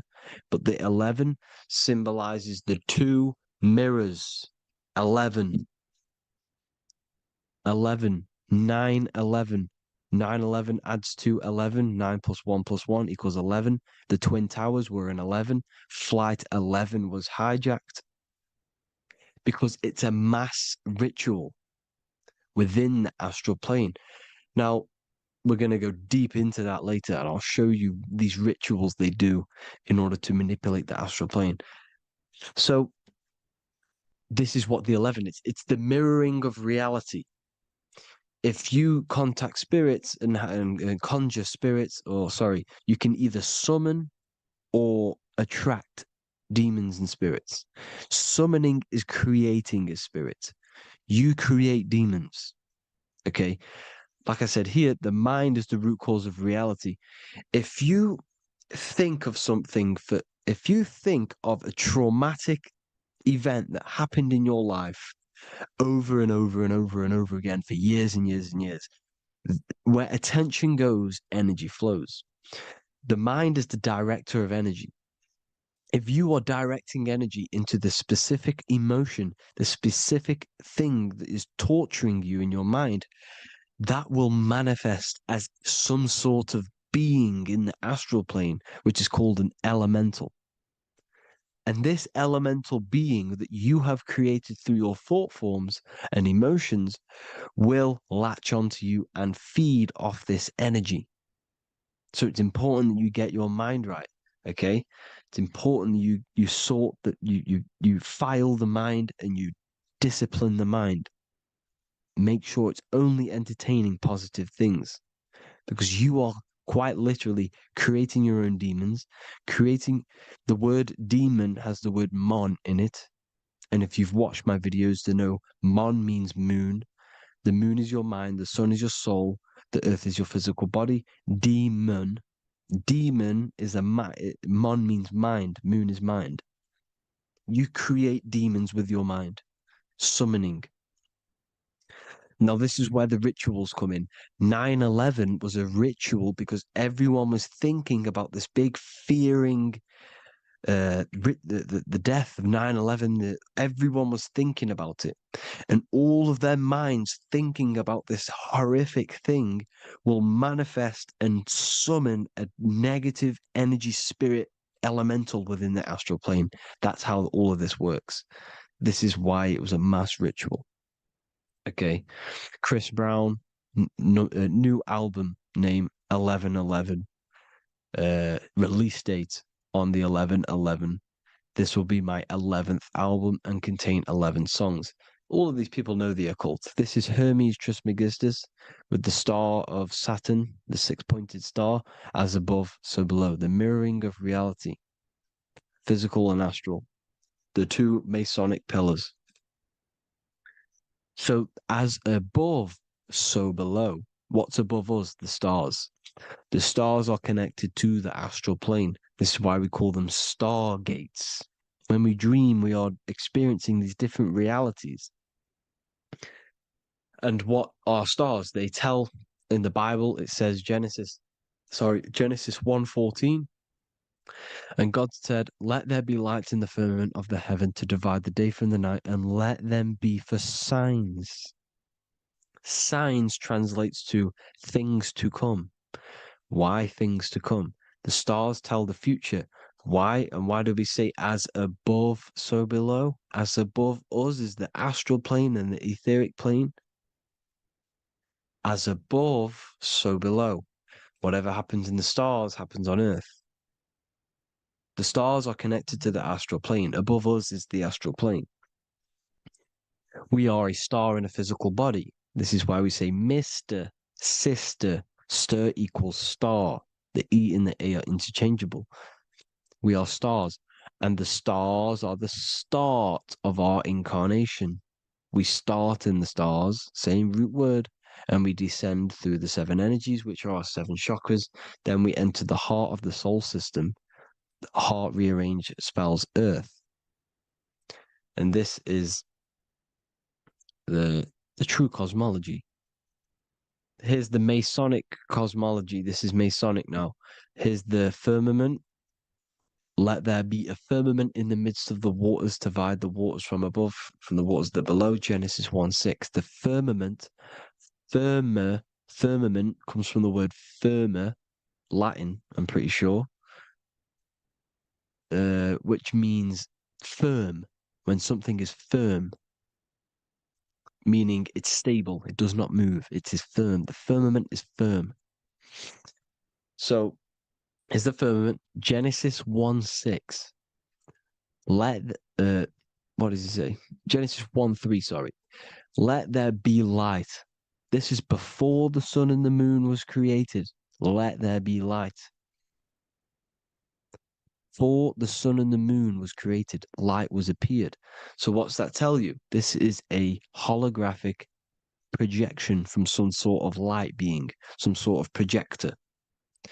And that projector is the all-seeing eye you see in the Masonic cosmology. This is the all-seeing eye projecting the light beams. Let there be light. Everything is made out of light. The universe is created out of light waves. The torus field is one unit of light. The light projecting this reality is Polaris. Okay, the famous all-seeing eye. Now, what else? Then we have after let there be light in Genesis 1:16, and God made the two great lights. This is the sun and the moon, electric, magnetic, male and female. Then we have the Masonic checkered board, the black and white symbolizing dualities within the dualistic reality we're in, spirit and matter, light and matter, rest and motion, positive and negative, good and evil. Everything's dualistic here. Okay? And it's a dance. The universe is a dance between flickering of white and black light, which is the torus field. We're not going to go over that, but this is all connected to the astral plane. This is the true cosmology. The astral plane cannot work on a spinning monkey ball in the middle of space. Does not work. Cannot work. It's impossible. Okay? Impossible. So even in the Quran, it says, Allah has made the earth for you as a carpet, flat. Quran 15:19. And the earth we have spread out like a carpet, set there on mountains, firm and immovable. It is immovable. In the Quran, it also says 65:12, it is Allah who has created the seven heavens of the earth. The seven heavens, meaning the seven layers of heaven, the seven planets. And Psalms 104:5, he set the earth on its foundations and it can never be moved. Never. So here you see in Isaiah 40:22, he sits enthroned above the circle of the earth, and its people are like grasshoppers. He stretches out the heavens like a canopy and spreads them out like a tent to live in. We live in a tent. This is the tent. The projection of light. Here you see an ancient picture here. Here you see the ethereal barrier, meaning the firmament, the etheric barrier. And here you see his head popping out. Why is his head popping out? Because your head is heaven. Your heel is hell. Your head has access to the astral plane. This is why your head is heaven. The pineal gland, when stimulated, has access to project itself, project consciousness into the astral plane. Here you see another ancient picture here with the Masonic Royal Arch, with the zodiac here, the zodiac on the top, arching, because there's a firmament above us. Here's God in the brain. Consciousness is God. Here you see the Masonic Royal Arch, symbolizing the firmament. George Washington above the Masonic Royal Arch. These are the stars. This is Polaris projecting reality. Here's ancient churches with the dome, Polaris projecting reality with Jesus. Disney World is under the dome. The seven layers of heaven, ancient paintings, all depict if you go and look at the ancient paintings, they'll all depict the firmament, the arch above us. This is where we get interesting. The Masonic Royal Arch has the 6-9, which is Cancer. The constellation Cancer, which is 6-9 is associated with portals because CERN is the 6-9. Okay, CERN is opening portals. They're trying to create a portal to the other side. Cancer has the word CERN within it, so there's a link between Cancer and the opening, the firmament opening above us to ascension. Here you see the Masonic art with the Royal Arch and the light and the opening. Here you see the light and the opening. This is the opening of the firmament. Here's the Hebrew cosmology with Sheol, the underworld, and the opening. So Cancer is definitely some sort of portal in and out of this reality. I'm just connecting dots here. Now, we're going to go change a bit now. These celebrities that you are seeing they have not sold their soul to Satan, okay? They have not sold their soul to Satan. Satan is a demonic, low vibrational energy that has been summoned over the thousands and thousands and thousands of years of evil occult arts. So since Babylon was summoning this demonic energy, and this demonic energy in the astral plane will grow and grow and grow. It has no form. It has no physical form. Okay, but you can see it in the rappers. If your third eye is open, you can see clearly that these people are demonic. You can sense the energy that they're manifesting. Selling your soul is not what you've been told. It is gaining, because your soul is pure love, okay? Your soul does not want to do anything bad. So when you sell your soul, you're gaining physical gain, you're gaining physical wealth, for example, like for these rappers, they will be given millions of pounds because the people in control of the music industry, which is the dark occultists trying to brainwash the masses, the people in charge, they're dark occultists. They understand Satan and the energy. They are satanic energy, which is which has been summoned in the astral plane, they see that they have influence over the masses. So they will go to them and say, I will give you this amount of money forever if you manifest this satanic, demonic energy through the music and through social media to blind the masses, to brainwash the masses into this demonic energy. Because when you listen to music, music is frequency. Whatever you listen to, you become that frequency. So if you're listening to these people, they're throwing energy, this demonic, satanic energy that they sold out to. Sold, soul, same word. When you sold something, you've got your soul involved. They have exchanged money, physical gain, so that they manifest this satanic energy within the astral plane and through the music, through the videos, through social media to keep us in this vibrational frequency, in this low state of consciousness. This is what it actually is. It's not, you're not selling your soul to some sort of devil. This satanic energy has no physical form it is formless in the astral plane. It's a summoned energy. Now, the root chakra is red. This is why the devil is red, because it symbolizes the animal nature of man. When you are operating off your root chakra, you will kill, you will fight, you will do anything to survive, because it's all about survival mode in the root chakra.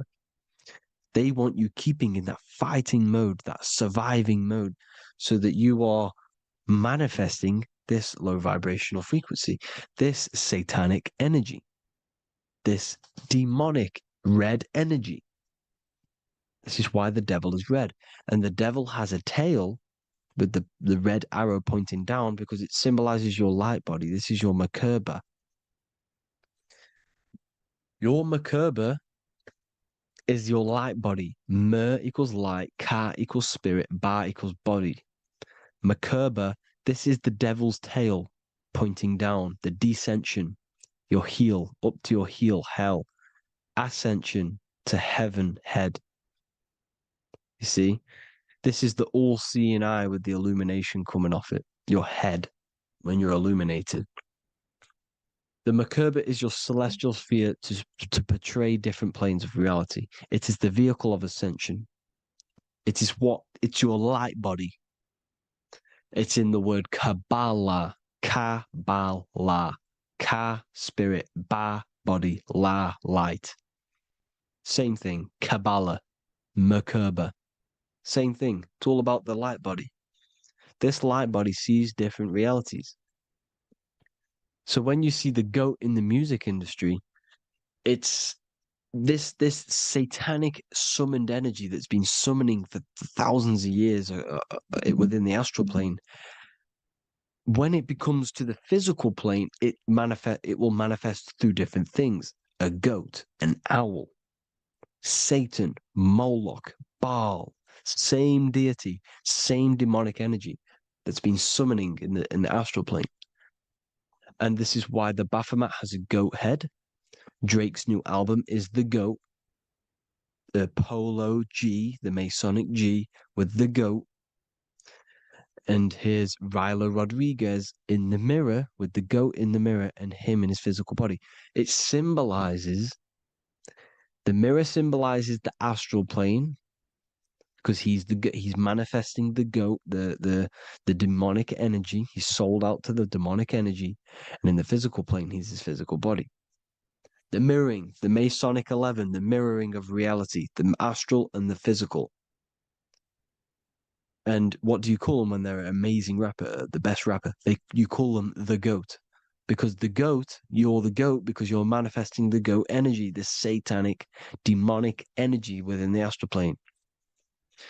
So Baal, Moloch, all the same thing. Because in the astral plane, if you want to gain spirits to come to you and communicate you in the physical world, if you want to communicate with spirits, you have to gain their attention. You can either gain their attention or come together and agree to create some sort of being, which is Satan. Okay. You can, like I said earlier, you can create these beings, you can summon them or attract them. One way to attract them is sacrificing. In order for you to become God, man, to turn to God, you have to sacrifice your life. You have to sacrifice, not drinking, not doing things, not doing anything demonic, not doing anything bad, not eating meat. You have to sacrifice yourself to become the light. However, if you want quick, instant gains in the physical world, you can sacrifice something else to communicate with these spirits, because these demonic energies feed off demonic energy, your demonic energy. So these dark occultists will give away babies, they'll sacrifice, torture babies so that they gain, so that they can communicate with these spirits for physical exchange. Yes, you can do this. These powerful spirits, these powerful demons can give you powers. They can give you certain things. And this is what they are doing. They're summoning and attracting these demonic energy. This is why, trafficking is one of the most, Balenciaga. Baal is the demonic energy in the astral plane, which requires child sacrifice for his presence. Balenciaga, and they were trafficking children. They were trafficking, killing them, and offering them to the spirits. This is what they are doing. Balenciaga. It's in the name. Here you see, you can see here a stick man with two horns. The goat, obviously, it's all the same deity. Baal, the goat, Moloch, his Moloch, the owl, the Egyptian owl, because it comes from the owl of Moloch, which is Baal, which is Satan, all the same demonic energy. And it's on the dollar bill, a tiny dollar bill, tiny, on the $1 bill. All the same thing. Bohemian Grove, they worship the big owl, Moloch. It's all the same thing. It's all one big demonic energy which has been summoning in the astral plane. And it's trying to take over Earth, the physical plane. That's what it's doing. So I hope you all gained a deeper understanding of the astral plane and what's actually going on in the world. Please leave a comment if you can to help the algorithm. Drop a like if you like this content. And hope you all learned something today. And God bless you all. Thank you all.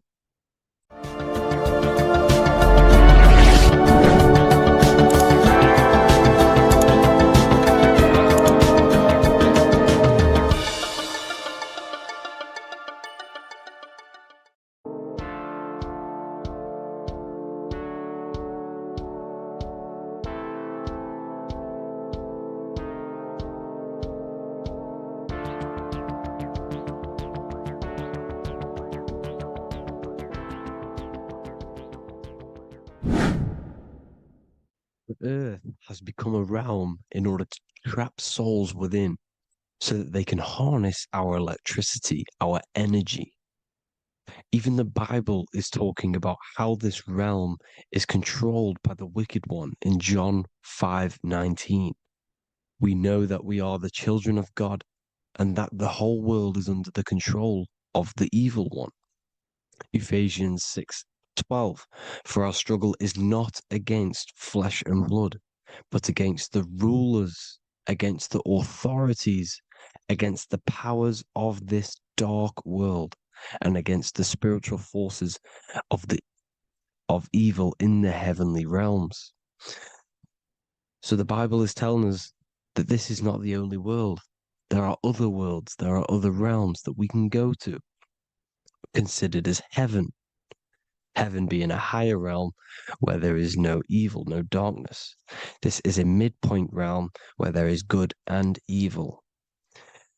Now, we're going to explain how the soul trap is how it's working and how your soul is being harnessed for its energy and how you are tricked to come back to this realm after death. What you need to understand is first is that you are the invisible intelligence behind the physical body. You are the mind and soul.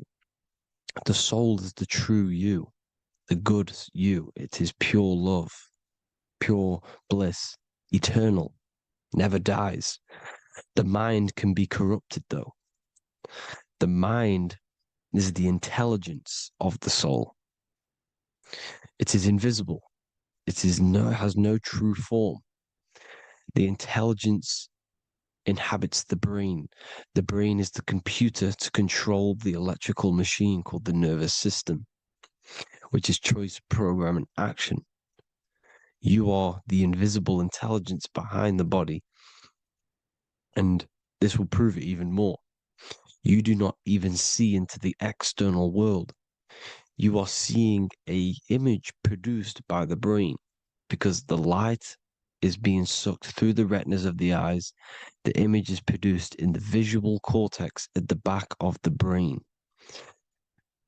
What does this mean? This means that we are the consciousness in the center of the brain, in the pineal gland, that is experiencing the program being ran by the central nervous system in the brain. This is the sigil of Lucifer. Lucifer in Latin is Lucy. Lucy is light in Latin. Lucifer is known as the light bearer. This is how the eyes work, people. It's not a demon or a devil. The sigil for Lucifer is how the eyes work, and how the left eye is controlled by the right brain. The right eye is controlled by the left brain. There is a crossover. It's the same with the body.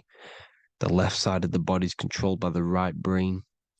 The right side of the body is controlled by the left brain. There's a crossover with our hemispheres in the brain. Now, this empty chamber in the center of the brain is where this universal cosmic intelligence is held, known as the most holy place in the Bible, the throne of God. Okay? This is above the 33 vertebrae on the spine. As you can see here, you are the being in the center of this point. All of the nerves are being sent back to this one particular point, which is the seat of our invisible intelligence. You can see it's an empty chamber. Our consciousness, our intelligence is not a physical thing. This intelligence is the true voice inside of your head. This is why your head is heaven, your heart is earth, your heel is hell. Your head is heaven because this is the seat, the throne of God. God is in heaven because the consciousness, this divine intelligence that's controlling the body, is sat in the center of the brain. The brain is taking commands of this invisible intelligence. When you close your eyes, you can feel your awareness, your consciousness, your intelligence is all in the brain. Your awareness is not in the feet, the heart, the legs, the arms. It's all in the center of the brain. Now, if you meditate deeply, you will find that you are beyond the mind. You are the being observing the thoughts. You are the soul observing the thoughts. Now, with this being said, you are the consciousness experiencing the program being ran by the central nervous system in the brain, because you're not seeing into the external world. It's an image, it's a simulated image produced by the brain and the central nervous system. You do not experience the external world. You do not feel the external world. You feel electrical impulses on your nervous system. Your nervous system is decoding what you are feeling. So the only thing that you truly feel is the electrical impulses on your nervous system. This is why the nervous system is the tree of knowledge of good and evil, because it gives your invisible intelligence, your mind, the knowledge of good and evil. It can detect good things, it can detect bad things. If it's hot, if it's warm, if I need to go, the nervous system is doing this. It is the tree of knowledge of good and evil. Okay? Now this universal intelligence is symbolized as the single eye. Okay? Matthew 18:9. It is better for you to enter life with one eye than to have two eyes and to be thrown into the fire of hell. What does this mean? It's symbolic, it's metaphorical, people. It is metaphoric. Your universal intelligence is the single eye, the one eye. It's the balance between the two poles, between the left and the right, the good and the evil. It knows the right thing to do all the time. This is our inner guide. The inner self is the inner guide. And when you are operating your life off duality, using your two eyes, you'll be thrown into the fire of hell, lower states of consciousness, because you're split. You need to live in oneness, even, balance. Matthew 6:22, the light of the body is the eye. The light of the whole body is the eye. You are a light being. Human. Hue means an attribute of a color. Man is the word manifested. We are light manifested into physical form. Depending on your vibration is depending on what color that you are vibrating on, which is a hue, a human. If therefore thine eye be single, thy whole body should be full of light. Again, it's talking about the single eye, oneness, completeness. When you balance the hemispheres of the brain, we'll go over that later. But anyways, the body is the earth. This is what we need to understand, people. The body is running the simulation, the program that our consciousness is experiencing. So when we leave the body during death and astral projection, we leave the earth. This is how it works. The body is the vehicle for the earth, for this realm. Everything exists within our mind. You have the soul, mind, and body. The soul is the observer, the watcher, the true being. This is why she has many different heads, because the soul inhabits different bodies.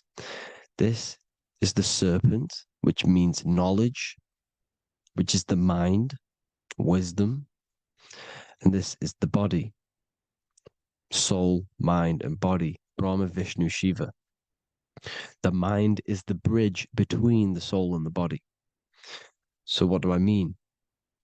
When you astral project, you are using your mind to project your awareness, your observing consciousness outside of the physical body. The mind is the projector, projecting consciousness. By using your mind, you can project your consciousness outside of the body, which is known as the astral realms, which is known as walking on water. Jesus was never walking on physical water, people. It's metaphorical. Believing the physical body. The water is the ether, which is the veil between the physical and the astral realm. It's a fluid substance. It's on either side. It's physical and astral. The ether is the fifth element that they hide from us. Why? Because they're trapping you in the physical. They are hiding all of these realms. Etheric, astral, and mental. People think their mind is their brain. It's two separate dimensions. These are completely different dimensions. The mind is way more intelligent. The mind is formless. There is no form to the mind. You can think anything you want. You can manifest anything you want within your mind. It is not a physical object. The physical realm is being controlled by the mind. Everything's being controlled by the mind. Everything exists within the mind. This is why the Egyptian says the universe is mental. So when we project our consciousness outside of the physical, we go to the astral. The ether is the water that Jesus is walking on. This is the veil between the physical and the astral world. The word together has ether within it because it joins the two worlds together, together, the astral and the physical. The word either is ether because the ether is on either side, physical and astral, physical and spiritual, physical and non-physical. In the astral realm, the mind can manifest anything we want. We incarnate to restrict our minds. This is why Saturn, if you go and watch my video on Saturn, how Saturn is this simulation, Okay. Our minds can manifest anything we want in the astral plane in the click of a finger. However, when we incarnate in matter, we now have to labor for our manifestations. This is why Saturn's known as the great teacher in astrology, because he teaches you a lesson. When your mind incarnates into matter, it's teaching your mind a lesson, the knowledge of good and evil. This is why the Bible says, "You shall be gods and know the knowledge of good and evil." When you incarnate here, you have to know the knowledge. You need to know the knowledge of good and evil to become a god. Okay. Now, the square is the physical plane. The triangle's the ethereal plane. The circle's the eternal plane. The circle has no beginning, no end. It's eternal. The physical plane is the square. It's limited. The square is limited. The cube is the geometric shape which gives rise to matter. Now, the term "think outside the box" has truth in plain sight. You have to think outside the box to project your consciousness. Use your mind to project your consciousness outside of the box, the physical plane, into the astrals. The astral realm is the realm of the stars. Above us is the stars. Through the stars is the astral plane. This is why astral has the word star within it. The devil is the de-veil. When you sell your soul to the devil, quote unquote, it's metaphorical. The devil exists in the physical plane. It's the lowest state of consciousness. The de-veil, you de-veil yourself into the physical when you are the devil. The de-veil. The ethereal plane. Now, we all know what the famous symbol of the all-seeing eye, right? The all-seeing eye with the eye in the triangle. Look at the Masonic artwork showing you the triangle above in the sky. This is symbolizing the ethereal planes. The eye in the triangle symbolizes your invisible intelligence, your mind, which has the ability to see on either side. Because the triangle's the ethereal plane. The eye is your consciousness, your intelligence, and this intelligence has the ability to see in the physical plane and to see in the ethereal planes, in the astral planes. This is why it's above the earth, it's above the ground, because it can see here, it can see in the heavenly realms. Now, the stars are, well, this is known as heaven, the realms of the astral planes. This is some quotes from the Emerald Tablets of Thoth. "Out of the darkness ye must rise upwards, one with the light and one with the stars. Man is in process of changing to forms that are not of this world. Grows he in time to the formless, a plane on the cycle above." So there's other worlds. The Bible's telling you there's other worlds, there's other realms. "Know ye must become formless before ye are one with the light, the astral light above, which shining through the stars. Not of the earth are ye, earthy, but a child of the infinite cosmic light. You are the invisible intelligence controlling the physical body. The body's not you. It's the vehicle that your soul lands in when your mind projects your consciousness into that realm. Free from the body, I flashed through the night. Unlocked at last for me was the star space." Wow, that's powerful. The star space, the astral planes. This is what he's talking about. We are all a star. We descended from the astrals, which is the star. We are all a star. Look at the ancient paintings of Jesus' birth. It's the star beaming his consciousness down into the physical plane. Here's another one. Here's some Freemasonic artwork showing you, again, the ether, that invisible intelligence, the eye, manifesting itself inside of here, in the physical realm, where the people are. You see? It's the same here. This is Jesus. Here's the bird symbolizes the Holy Spirit, your invisible intelligence, descending into the waters, the ether, the ethereal everything. The ether's the base of all physical matter. His Truth in Plain Sight. Mr. Bean, the famous TV program in England, in the UK. He begins the program like we all begin the program for falling from the stars. He falls down with a beam of light. And this is truth in plain sight. This is false. The aliens don't exist. They're a lie, alien. But this symbolizes the star beaming our consciousness. And when we die, this star will suck us back up. Just like this UFO is doing. It's truth in plain sight. So, this is some more Freemasonic artwork going from duality to singularity. Sun, moon, masculine, feminine. Right hemisphere, feminine, left hemisphere, masculine. The consciousness in the center, the balance point. Here's another more Freemasonic artwork.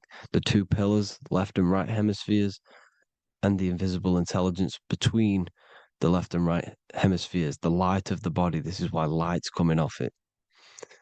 Because it's light, it's pure light. The blazing star.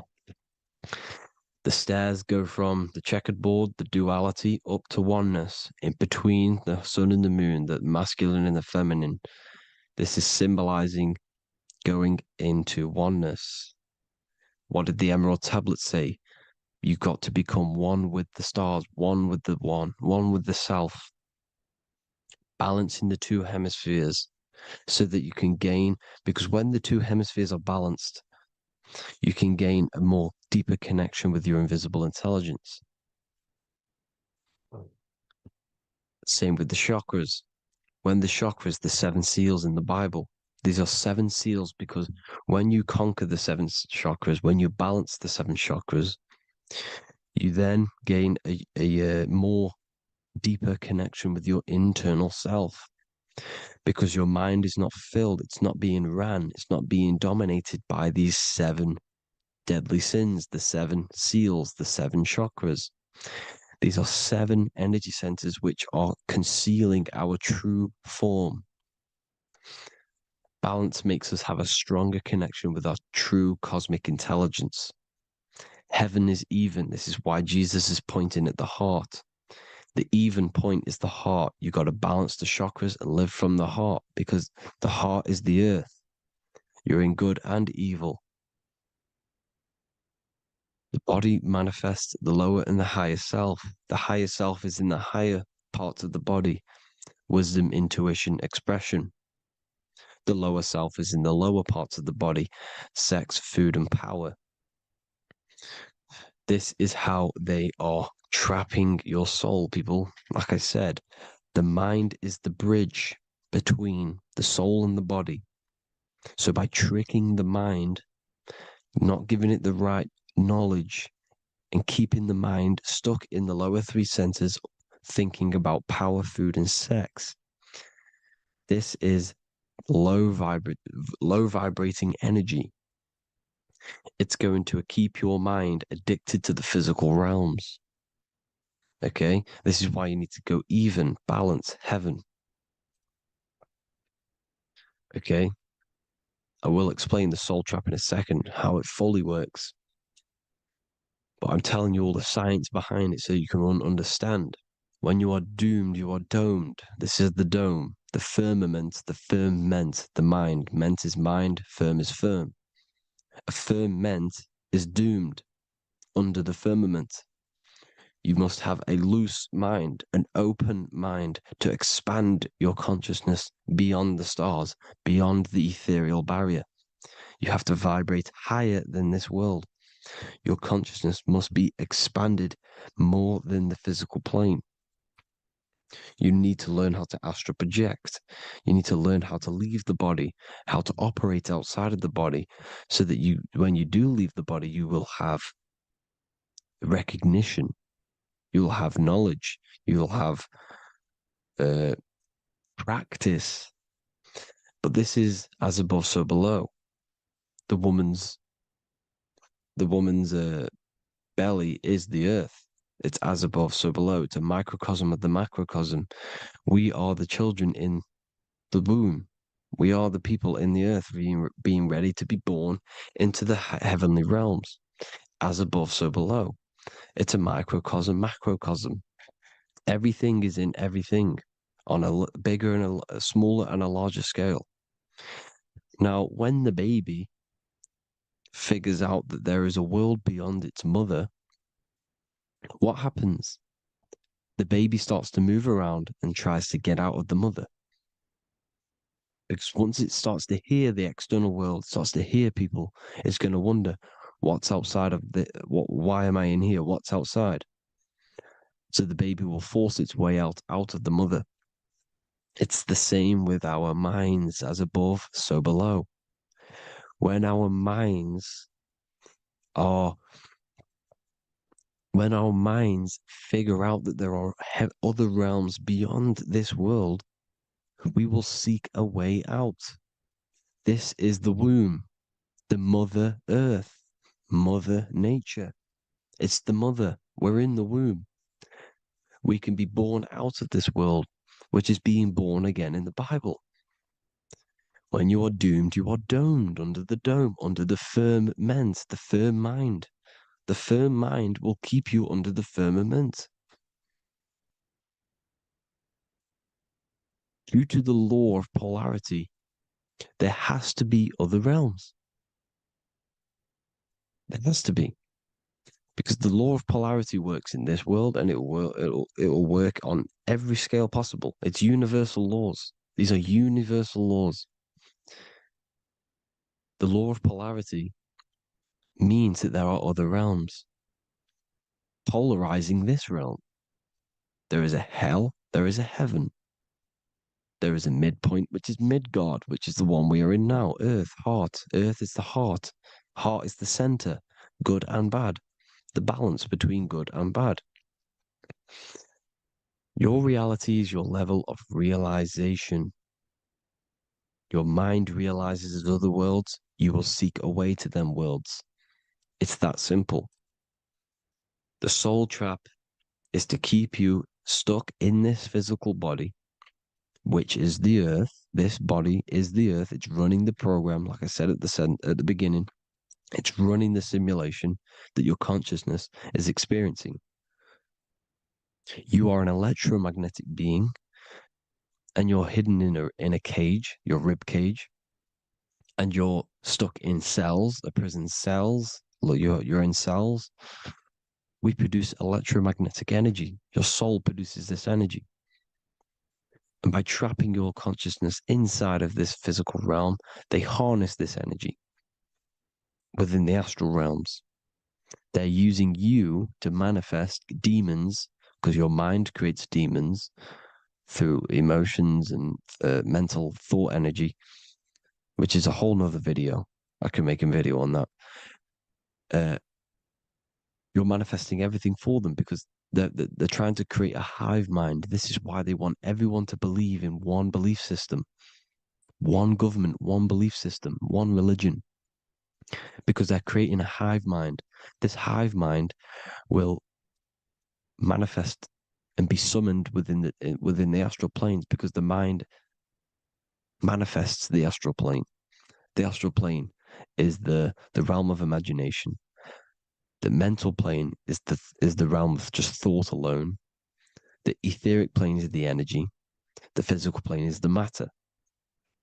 So all of our minds together are manifesting these demons within these subconscious realms, the astral. Now,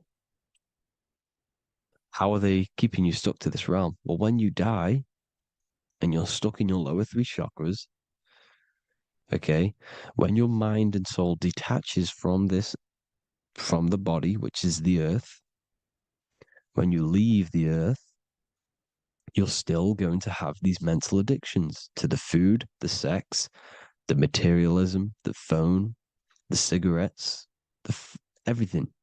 This is why they get you addicted to everything possible.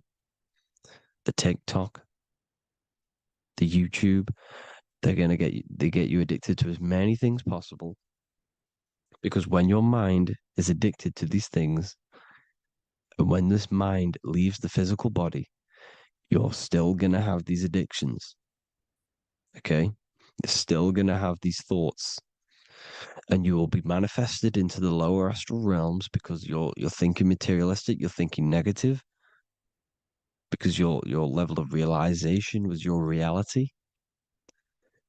You were manifesting hell on the earth. When you leave the body, you're going to manifest hell in the astral planes, which means you'll be vibrating on the very low, which will put you in the lower astral realms. So guess what? You're going to come back. You're going to come back into materialism. You're going to reincarnate because you haven't prepared for life after death. You must detach from the external world. Okay? Moon is mind. The sun is the soul. The earth is the body. The moon is the mind. This is why we say lunatic. In your mind, you have a specific mood. Moon. Money, MON, is the moon. Money exists in the mind. They get you addicted to the money. The Bible's telling you this. Do not conform to the pattern of this world, but be transformed by the renewing of your mind. It's telling you of this world, but be transformed by the renewing of your mind. Who knew that the Bible was this deep? Matthew 16:26, what good will it be for someone to gain the whole world yet forfeit their soul? James 4:4, don't you know that friendship with this world means enmity against God? Therefore, anyone who chooses to be a friend of this world, of the world, becomes an enemy of God. John 4:4, dear children, are from God and have overcome them, because the one who is in you is greater than the one who is in the world. It's talking about the invisible intelligence. It's greater than the physical world. John 2:15, do not love this world, nor the things it offers you, because this world will create you to, if your mind has attachments to what this world offers, sex, money, and power, pretty much, you will reincarnate here. You will come back here, because when you leave the body, your mind will still have these addictions. Do not love the world, nor the things it has to offer you. All of this is in my newly published book. The paperback versions are now available. Finally, for all the people who have been waiting, the Book of Wisdom. All of this knowledge is inside of the Book of Wisdom. The paperbacks are available. There's worldwide shipping. You can get it anywhere, pretty much, any country. My new website, it's amazing. There's going to be some amazing products coming on the new website. But I thank you all for the support. Before I leave, I need to explain what is going on with the soul trap. Like I said at the beginning, the mind's the bridge between the soul and the body. The body's the realm. By tricking your mind with false knowledge, they are keeping your soul stuck to this realm. They get you addicted to all the physical things, and that is it. As soon as you're addicted and you die, you're going to come back. So by tricking your mind, which is the bridge between the realms, they keep your mind stuck within this body. They keep you in physicality. They deveil you, the devil, the deveil. Thank you all for the support, people. If you do want to join the Academy, all the links will be posted below this video for the book, The Academy. Thank you all for the support and have an amazing day.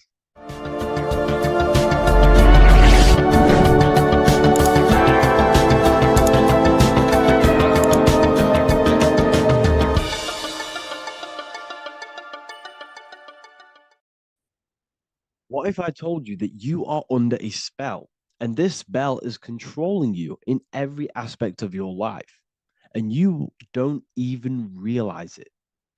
Spells are not what you've been taught. They're not fantasy magic wands that are casted over you. No, no, no. Spells are much, much deeper. A spell is a belief system that is installed into your subconscious mind, which holds power over you. Okay? If I install a belief into your mind and that belief holds power over you and controls you, that is you under my spell. A spell is a belief that someone has installed into you. Okay. You have a subconscious mind.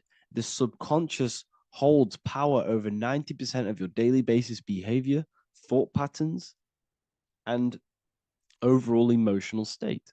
Because the subconscious is the back end of our mind, the mind that we don't really have access to. It's the shadow self where all of our programs, all of our memories, all of our traumas, all of our everything that we've ever experienced is recorded and kept in this vast database called the subconscious. Now, the subconscious is the 90% of our mind. We are only aware of 10% of our mind, which is the conscious mind, which is what you're using now, what you're consciously aware of. But there is a subconscious mind that holds power over your conscious decisions, and you don't even realize it.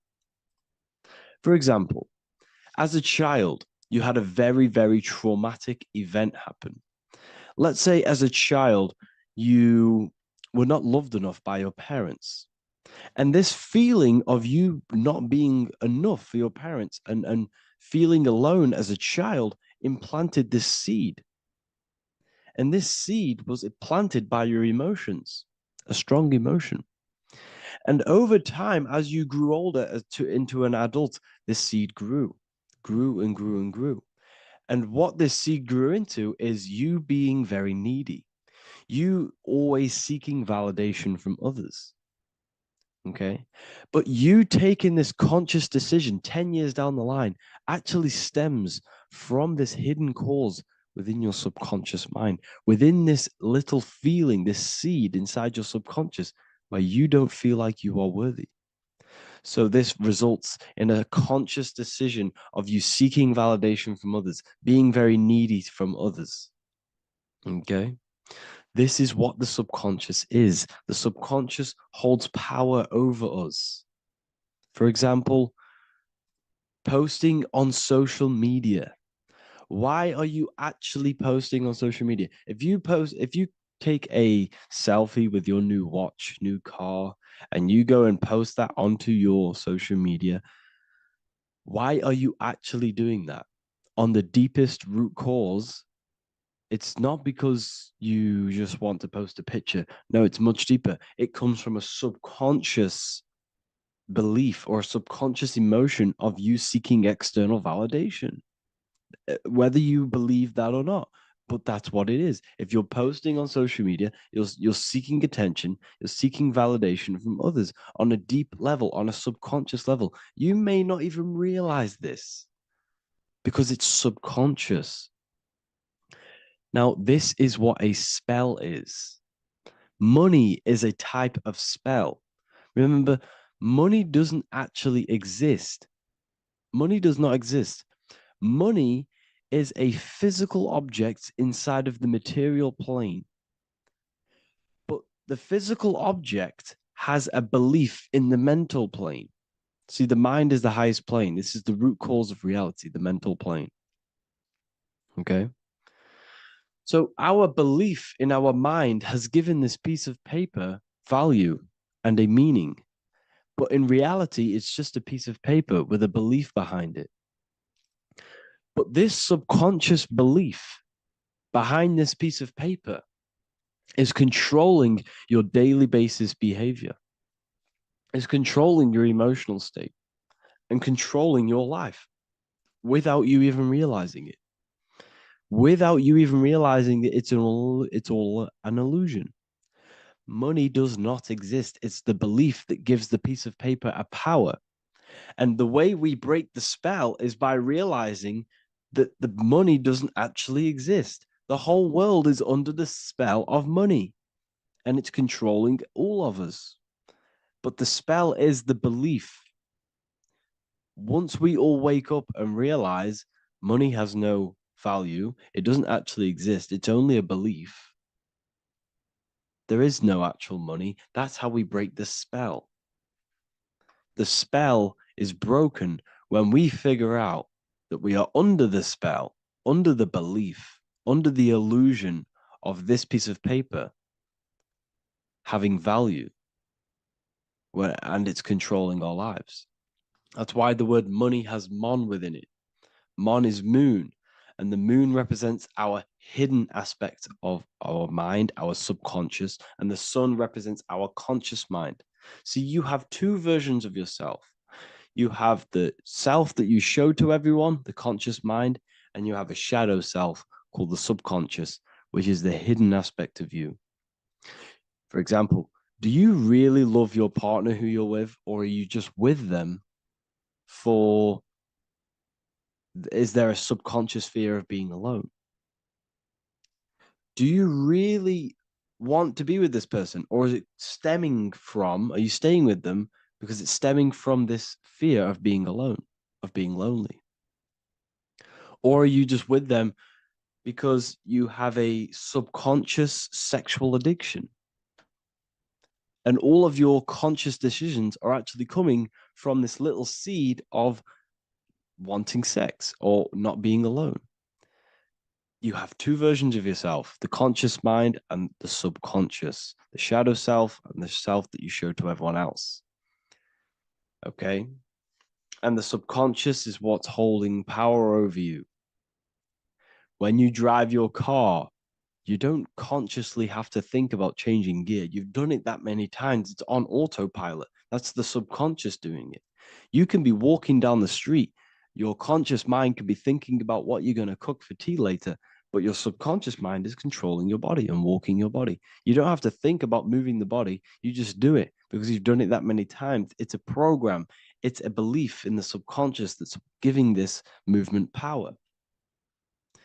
You see, the subconscious holds a lot of power over you. Our beliefs hold power over our daily basis behaviors and actions.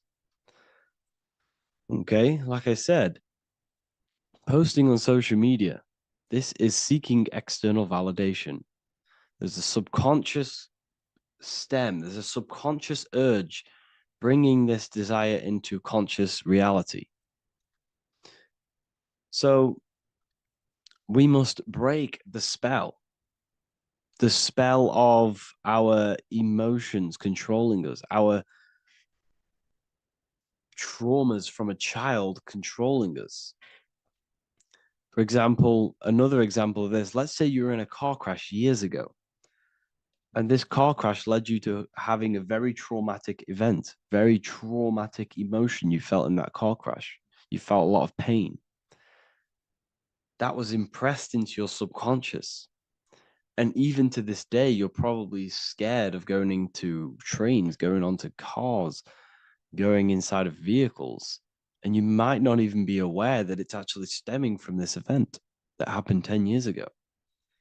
That's the spell. That's the spell that's holding power over you. And you don't even realize it. You realize the spell when you realize you're being controlled by this old belief, this old trauma. That's what a spell is. A spell is not something I cast over you with a wand like Harry Potter. Spell's much deeper. It's the hidden aspects of our mind that hold power over us, that control us. Okay? So how do we get rid of the spell? How do we break the spell? By installing new belief systems, by installing new programs into our subconscious. The subconscious is impressed by repetition and emotion. Everything you do on repeat, for example, tying your shoelaces, you can be looking up into the sky, closing your eyes, thinking about what you're going to create for tea while doing your shoelaces. You've done it that many times, you don't have to think about it. That's the subconscious taking over. Okay. That's the repetition aspect of the subconscious. For example, you could probably run down your stairs. You know exactly how to run down the stairs. If I tried to run down your stairs, every staircase is different. I'd probably fall over. But you've done it that many times, you know exactly how to do it. It's what we call ritual. When you have an evening ritual, when you tidy the house, you do your skincare routine, you wash your teeth, that's a ritual. This is what the ancients called ritual. When we do rituals, we're trying to implant something into our subconscious to either remove an old program, an old seed that is controlling us, for a new one that's going to grow into new light, into a new reality. So you can implant messages, implant new programs into our subconscious, which will then grow into a new reality. Okay? Because if I tell you something over and over and over again every single day, for example, if I say, you do what I say every single day I repeat this statement into your ears, about a month or 2 months in, you're going to start to believe in that statement and you're going to start to be under my spell. You're going to start to do everything that I say.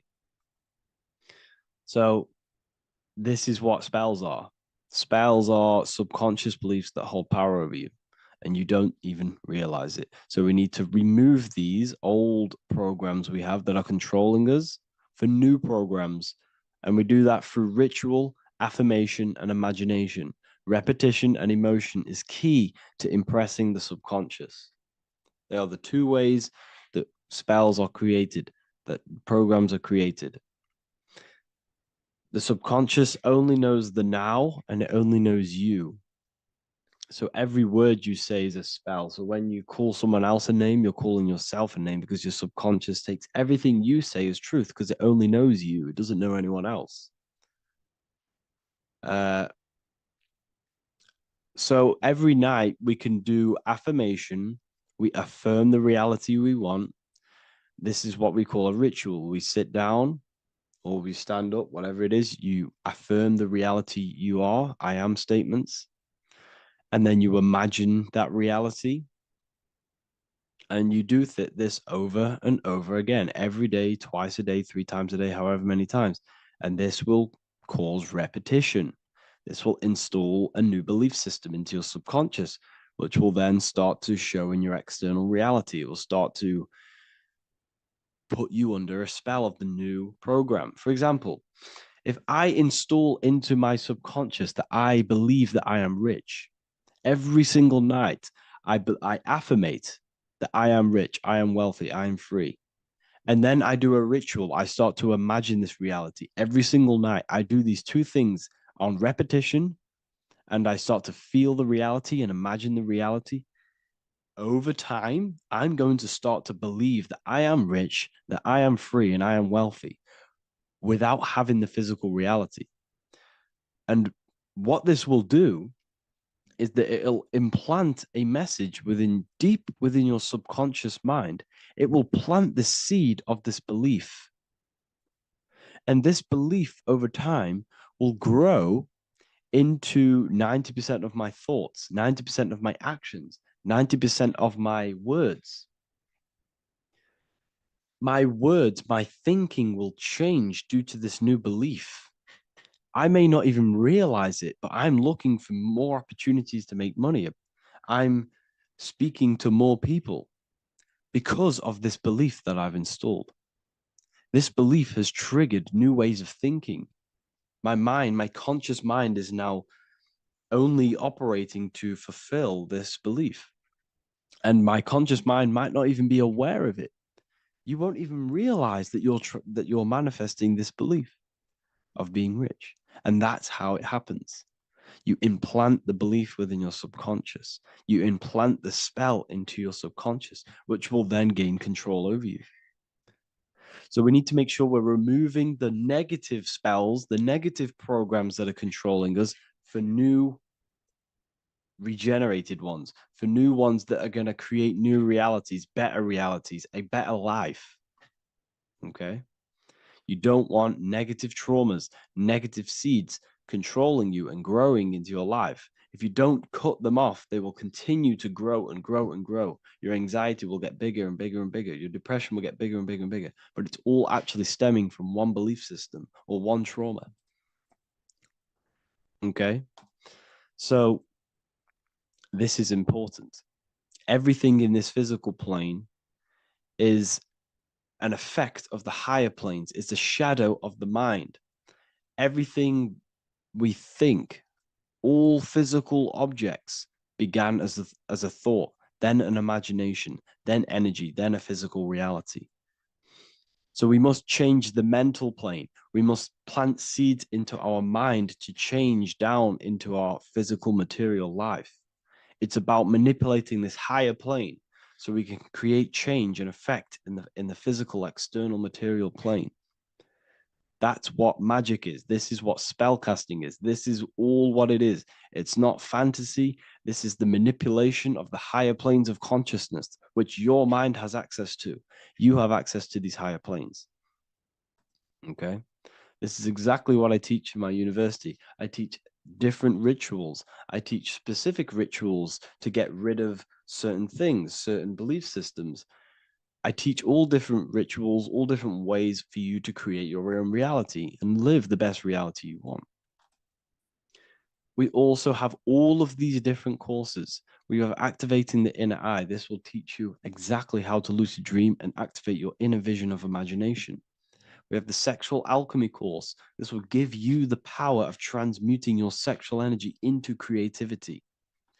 We have electromagnetism studies. We have esoteric exchange, an exclusive live call that we do every single week, and I connect with all of the students. They can ask me questions, can speak with me one-on-one inside of these live calls. We have the real numerology section. We have the health section. We have a lecture section. Look at all of these lectures we have on occultism, symbolism. All of these lectures are designed to gain you power, to give your personal power back to you, to make you realize things about you. We have a meditation section. We have a library section where you can download all of our library, all of our books, different books on occultism, symbolism, Freemasonry, astral projection. And of course, we have the Manifestation Mastery course, which teaches you exactly how to create reality so you can live that desired reality that you want. This is the last chance to lock in the price of $55 a month. This is less than $2 a day. You can really level up your life because the price is going to increase as the value of the university increases because there's a new symbolism course coming out. And if you join now, you'll get this course for free because obviously when this course releases, the price will go up. The symbolism course will teach you the language of esoteric and occult symbolism. I'll leave the links in the description. Make sure to leave a like, comment, subscribe to the channel if you want to see more content. Thank you all, people. Have an amazing day.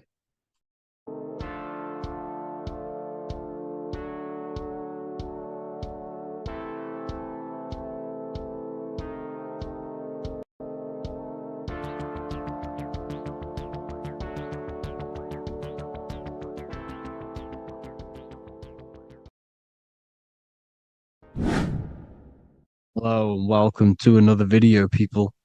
Before we start, please like, comment, and subscribe if you wish to see more content. Today we're going to be talking about the mental universe and how everything is mental. This is the #1 law on the Kabbalion. If you've never read that book, it's called The Kabbalion. A very good book. It's the first law because this is the most important thing you need to understand. Is how everything exists within the mind.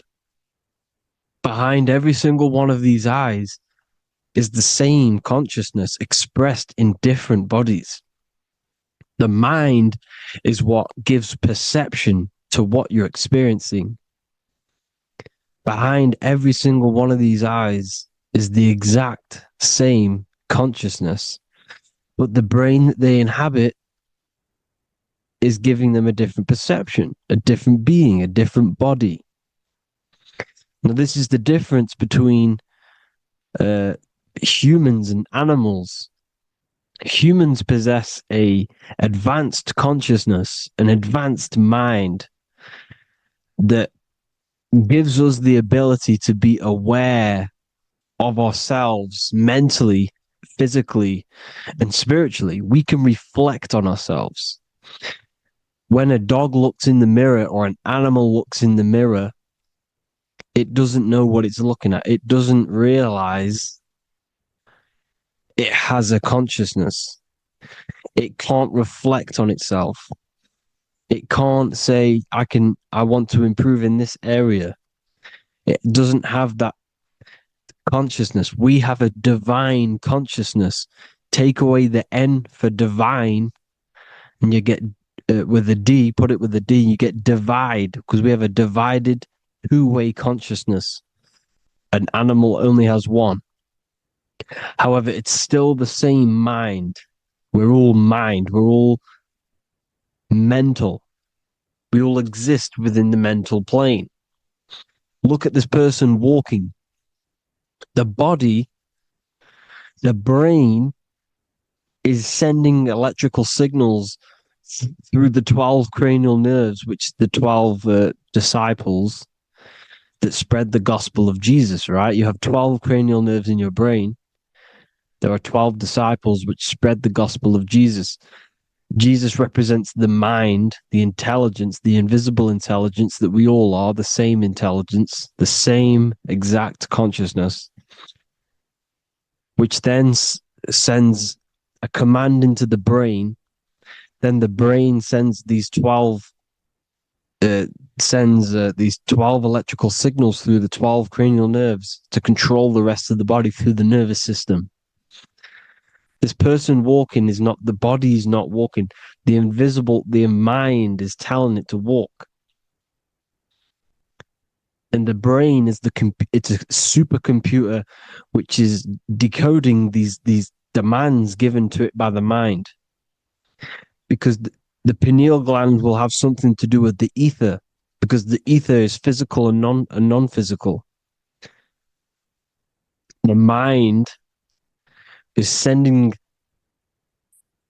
the commands through the ether to the pineal gland, which is then getting broken down into electrical codes within the brain and sent throughout the nervous system to control the body.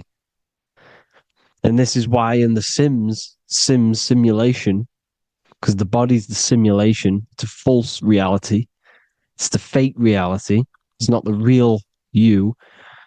You are formless. There is no form. But the third dimension is a dimension within your mind. Matter, mind, light is all a product of your mind. It's all in the mind. Now, this is why the Sims has this green little diamond on top of the head. Because this is you. This is your invisible intelligence controlling the character. Okay? It's controlling the character. And this character is in the world. Your consciousness isn't in the world. The world exists within you, but the body is a vehicle for that realm that you land in. When you have a dream, your mind transcends this body into another body, duplicates your body into another universe, unite. Unite is one. We're all one. It's all one universe, expressed in many different ways, infinitely. And the vehicle that you land in is the body to operate in that realm. This is the all-seeing eye, as you see here. The eye, this is all the intelligence. This is the ball of consciousness, God, expressed in different bodies. We're all this same one in different bodies, as you can see here. And this intelligence is expressing infinitely throughout the universe. An infinite universe. There's no beginning, no end. There was no beginning of the universe. There is no end. It's infinite. Always has and always will. But the mind is what gives you the ability to explore the universe, to make perception of it. We are God in disguise. We are God in disguise. We are God in flesh. But the body can become attached to the mind, can become attached to the body if the mind is not aware of itself. When the mind is that blinded by matter, and we lack knowledge and understanding of what we truly are, a formless, infinite being a traveler. This is why Freemasons are called Freemasons. Mason means traveler, free. You're a free traveler because your consciousness is a traveler of the universe. When we lack understanding, our mind bounds to the body because we don't separate the body with our different layers of consciousness. When we separate them and identify that we are mind, body, emotion, you then can apply this knowledge to when you want to astral travel and explore the different realms of your mind, because the mind is the universe. People, this is what we need to understand. The mind is the universe.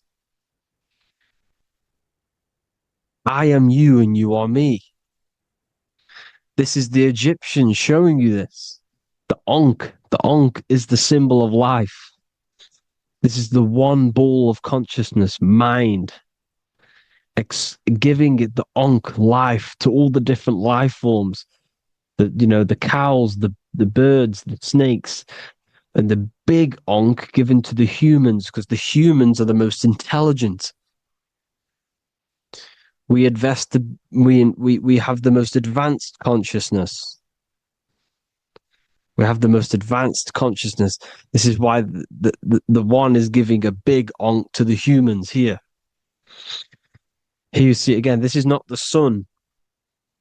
This is also showing Ankh giving out its life to all things infinitely. And this is the most high. We are the most high in disguise. When we strip off the body, we strip off the desires for the physical world, we strip off all of these fake identities that the mind gets attached to. That is God, the universe. You are the universe experiencing itself. I and I. The letter I and the number one is just one line. The letter I is the number one. Because your I am, when you refer to yourself as I, every single one of you who's watching this video refers to yourself as I, which is the one. We are all the one. We are all intelligence. We are all invisible. We are all the one. One is the only number. 1, 2, 3. Everything goes up in ones because there is only one. Doesn't matter how far you go down the line with numbers, all of their numbers are created by one because there is only one. It's me and you are the exact same consciousness expressed in different bodies. Mind, cause. There is only one cause. There is only one mind. There is only one being. But because we lack understanding of this, we think we are the bodies.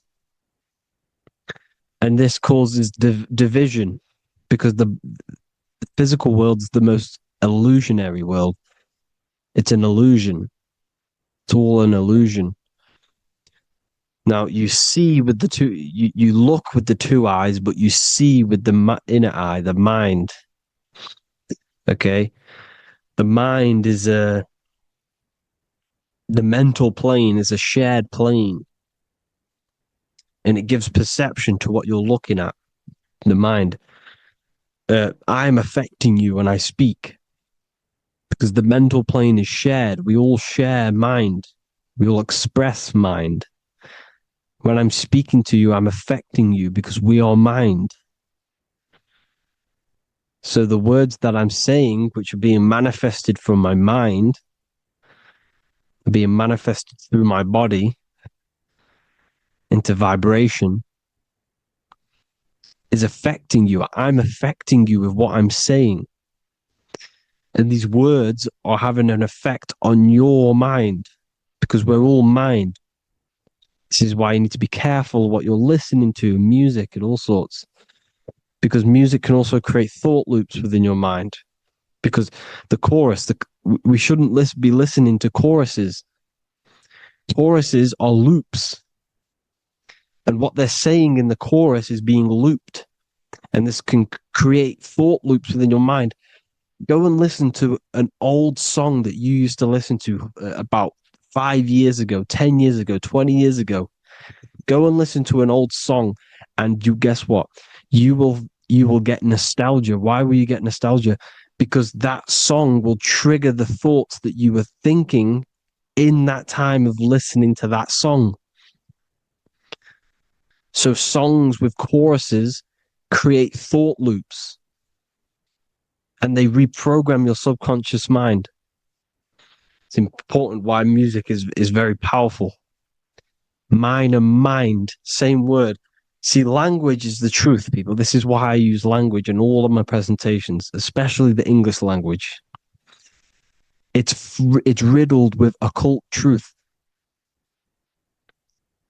I is my me, I, you, and me, or I, one. We are not the name, we are I. Every single one of you is I, because we are all the one, all mind. Now, the only thing that is truly mine is my mind. When you say something is mine, it's an illusion. It's not yours. The only thing that is mine is mind, my mind. Okay? It's my mind. It's the only thing. It's the same word, mind and mind. Like I said before, everything's one. Hot and cold is different degrees of the same thing, of the one substance, of degrees. The 7 colors are different frequencies of the one white light. Everything is one. There is only one. We are all one. Everything is one. Hot, cold, day, night. It's the same degree of one, which is mind. The mind's perception is what's giving it, labeling it hot or cold. The mind's perception of colors is what is giving it red or purple, hot or cold. There is only mind. The mind gives things perception. There is only one, that is mind. The conscious and the subconscious mind. The male and the female, these are married. The subconscious mind is your hidden part of the mind.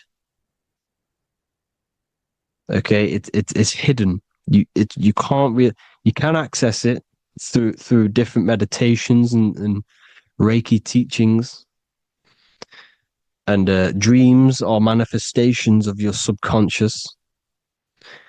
This is how you know mind and matter are one, because your mind creates matter in dreams. Your subconscious manifests everything in a dream, in the astral realms. The conscious is what you're conscious of, what you're consciously thinking of. So me, I am conscious that I am speaking into this mic and creating this video. My subconscious mind is the hidden part of the mind, which is speaking to my heart, telling it to beat. It's telling my food to digest. It's regulating all my blood. It's doing everything in my body without me being conscious of it. Without me being conscious. The subconscious is the feminine. The conscious is the male. The Bible, of course. Proverbs 12:4. Helpful, not helpful, an excellent wife is the crown of her husband, but she who brings shame is like rottenness in his bones. In the same way, husbands should love their wives as their own bodies. He who loves his wife loves himself. You can take that physically, you can take that literally, or you can take it metaphysically. See, the Bible's written in such a way where you can take it as your level of realization. He who loves his wife loves himself. If you love your subconscious, if you love yourself, you speak good about yourself because your subconscious takes everything literally. If you say, I hate you to someone, your subconscious does not know the difference between me and someone else. It only thinks me, me, me. Why? Because mind is the only thing that exists. You are mind, I am mind. If I say, I hate you, you're saying that to yourself. Your subconscious picks that up and says, I hate myself. And that's telling your subconscious that's what you want. Because your subconscious manifests 90% of your behavior. The programs within your subconscious. Tying your shoelace is a program. You don't need to be conscious of it. You can just do it because it's a program. It's deeply interwoven in the subconscious. Driving your car, texting on your phone. You don't have to think about what letter. You just do it because you know where the letters are. It's a program. Therefore, if you look after your subconscious, they are a married couple. It's your wife. Your subconscious is your wife.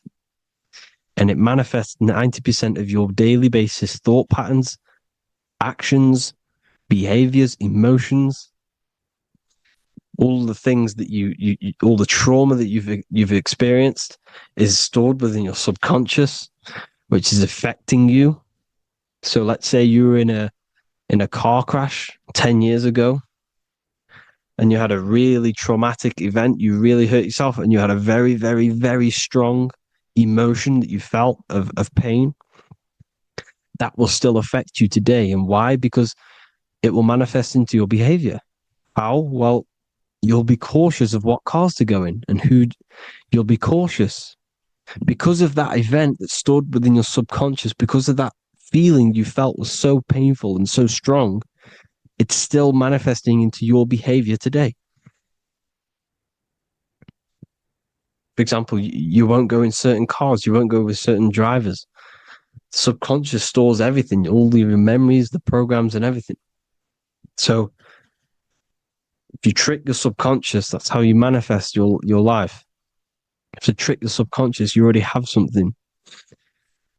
And therefore it will manifest into your life and into your behavior, thoughts, and actions. This is why the golden rule is to treat others like you want to be treated. Because I am you and you are me. We are all subconscious. We all have subconscious. Whatever I do to you, I do to me. Because my subconscious picks that up and thinks I'm speaking to me. Mind is very powerful. Whatever I do to you, I do to me. Treat others like you want to be treated. The golden rule. That is the only rule we need in this realm, in the universe. If everyone understood this rule and how the subconscious works and how karma works, we'd live in heaven on earth, the Garden of Eden, the golden age. As a man thinketh in his heart, so is he. Proverbs 23:7. Where your heart is, there will be your treasure. Your heart's the emotions. The storehouse of emotions is where you feel emotions. You have to let your emotions move through you, not become you. You can't let your emotions become you. Or except be like the sky and let them pass through you. Be like the clouds and the stars passing over. Let them pass through you. Do not let them become you. And this is how emotions can take over your mind. We are driven by, when a man is driven by emotions, he has no self to control. You must control the mind because the mind can be corrupted. Because your thoughts are electrical in the brain. Your thoughts come from the mental plane. So how the mind works is that you place your attentions on something in the mind and infinite information just flows in. Think about it. When you think of a certain topic, As soon as you think of that topic, information comes flying into your mind. Different ideas, ping, ping, ping. It's all connected. It's why we call it a mindset, because your mind sets itself to frequencies. And when we think of something, we tap into that frequency, and just the universe, the mind, the mental plane just flows in information based on that frequency and that thought. The universe is just information. All of the information out there, nothing is new. It's all there. You just have to tap into it. You can tap into these different thoughts, and it's all there. Everything already exists within the mental plane. You don't think anything, you receive thoughts. We all share the mental plane. We affect each other. I'm affecting you. Listening to me is affecting your mental plane, your mind. The physical plane is the lowest plane. It's the world of effect. Everything you see in the physical plane is the effect of mind. Like I said, the person walking is the effect of their mind telling the body to walk. The physical plane is the lowest dimension of your mind. Mother Earth, we are in a mother. We're in the womb still. The Earth is feminine. It looks after you. It provides you with food for free. It grows on trees with water. It's Mother Earth. It's the womb. The dome above your head is your mother's belly. Okay? Is your mother's belly. You're in the womb still. You're forever in the womb because your mind's constantly expanding. Because when the baby's mind figures out that there is a reality outside of its mother, it starts to hear the people on outside of its mother, what does it do? It figures a way out of the mother, and it becomes born again in the water, in a hospital, into the other world. It's the same with our minds. When our minds figure out there is other worlds beyond this physical, we explore them. The astral plane, for example. You figure a way out of the body. Because when you're the firmament, look at the word firmament, meant at the end. Firm is firm, something strong, something like a rock is firm. If your mind is firm like a rock, you will be stuck under the firmament. So, for example, people who are very programmed and can't think outside the box, they have a firm mind and they'll be stuck under the firmament because your mind is the only thing that's keeping you under the firmament. It's the only thing. When you're doomed, doom is dome. This is the dome, which is your head. Your head is the dome. Above your head, above the earth is the dome, the ethereal barrier. But that's just an external manifestation of your head. You don't leave the earth, you leave your body to leave the earth, because your body is the earth. It's a dimension within your mind. So when you're doomed, you're domed. Your reality is your level of realization. You realize something, or when you have an idea, the mind, in the EYE or I. Same thing, mind, it's all mind. Reality is your level of realization. You realize there's other worlds. That's your reality. Your perception's your reality. Mind in Latin is mens. Jesus was known as the fisher of men, which is the fisher of minds. He was fishing minds worthy of knowing the higher truth, the deeper occult knowledge. Jesus figured out that we are all God. And he got killed for it because in that age they were trying to suppress this information. Jesus figured out he was God because we are all God, every single one of you, and they killed him because we're all mind. We are not the body. We're the invisible intelligence, which is God. But you are not God if your mind is attached to this physical world, to the worldly pleasures. If you master your mind and travel the depths of your mind, that is God. Mental and men. Look at the word mental. It has men in it. Men in the Bible means mind. Here you see Masonic, the Masonic symbol with the eye, the mind.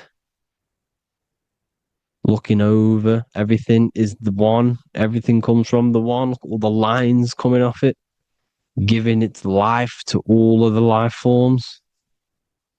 Down here on the bottom, you have duality, black and white. Up here, you have singularity. One and the two. Unification and division. The lower self is divided into the left and the right.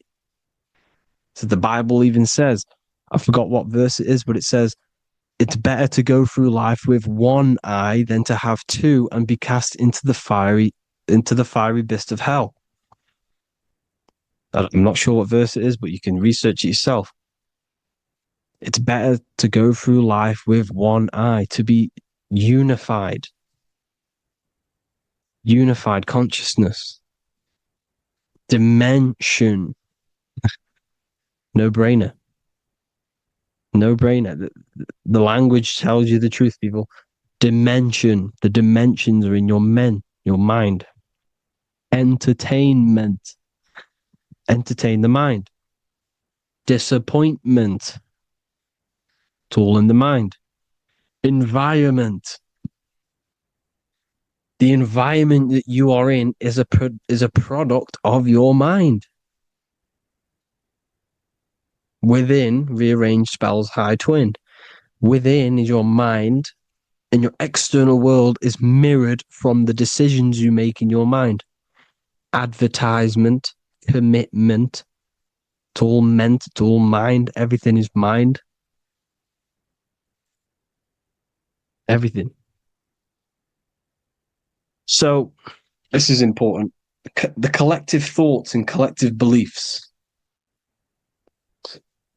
The collective, because we all share the mental plane. And because of this is why we are in a weakened state of consciousness at the moment. Because the collective thoughts and the collective minds overall are asleep. And they don't believe in anything. You see, everything is true within the mind. You think of something, it is there instantly. You think of a chair, it's there in your mind. You think of anything, it's there instantly. So everything's true within the mind. Anything can happen in the mind. Anything can happen on the physical plane if the collective consciousness, the collective minds, believe it to be true. This is why back in the days, in the ancient days, you look at all the old world stuff, you see all this crazy technology, and it's because as a collective, as humanity back then, they believed that they had much more open minds. Therefore, the things manifested in the physical world were a lot more out of the box, so to say, compared to today. For example, magic is not as powerful today because the masses don't believe in it. It's still powerful, don't get me wrong. But if the masses believed, or if everyone knew magic could be real, because it is, anything's real in the mind, it would be a lot more powerful. You see? So and what they're trying to do is create a hive mind worldwide.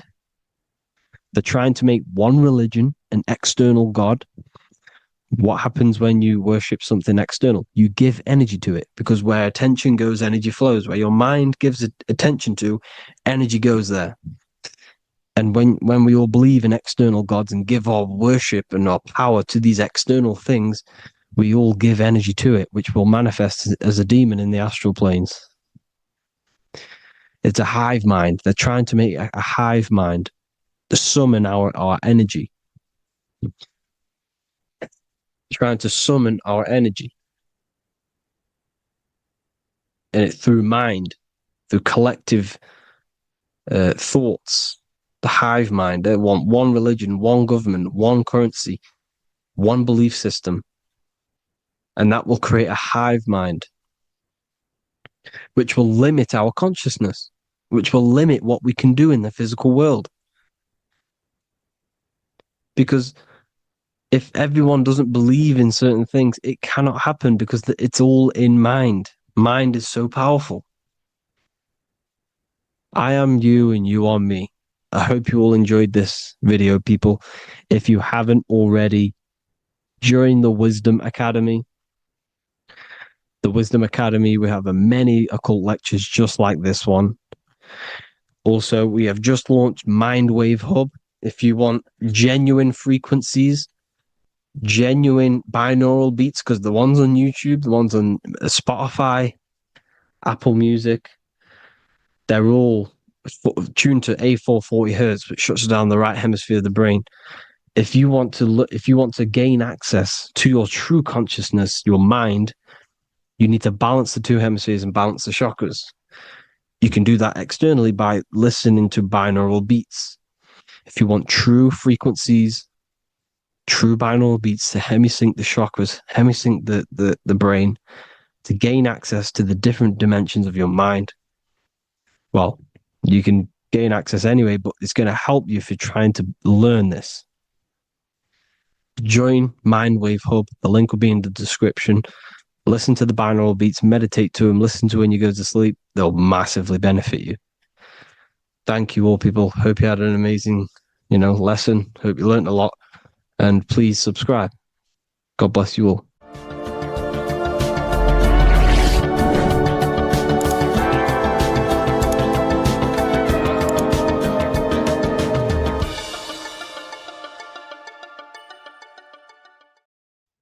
Hello, everyone. Today we're going to be discussing the esoteric and occult meaning behind the story inside of Genesis, the story of Adam and Eve. This is a widely known story, but not many people know the true esoteric meaning behind it. Okay, so today we're going to be breaking this symbolism down.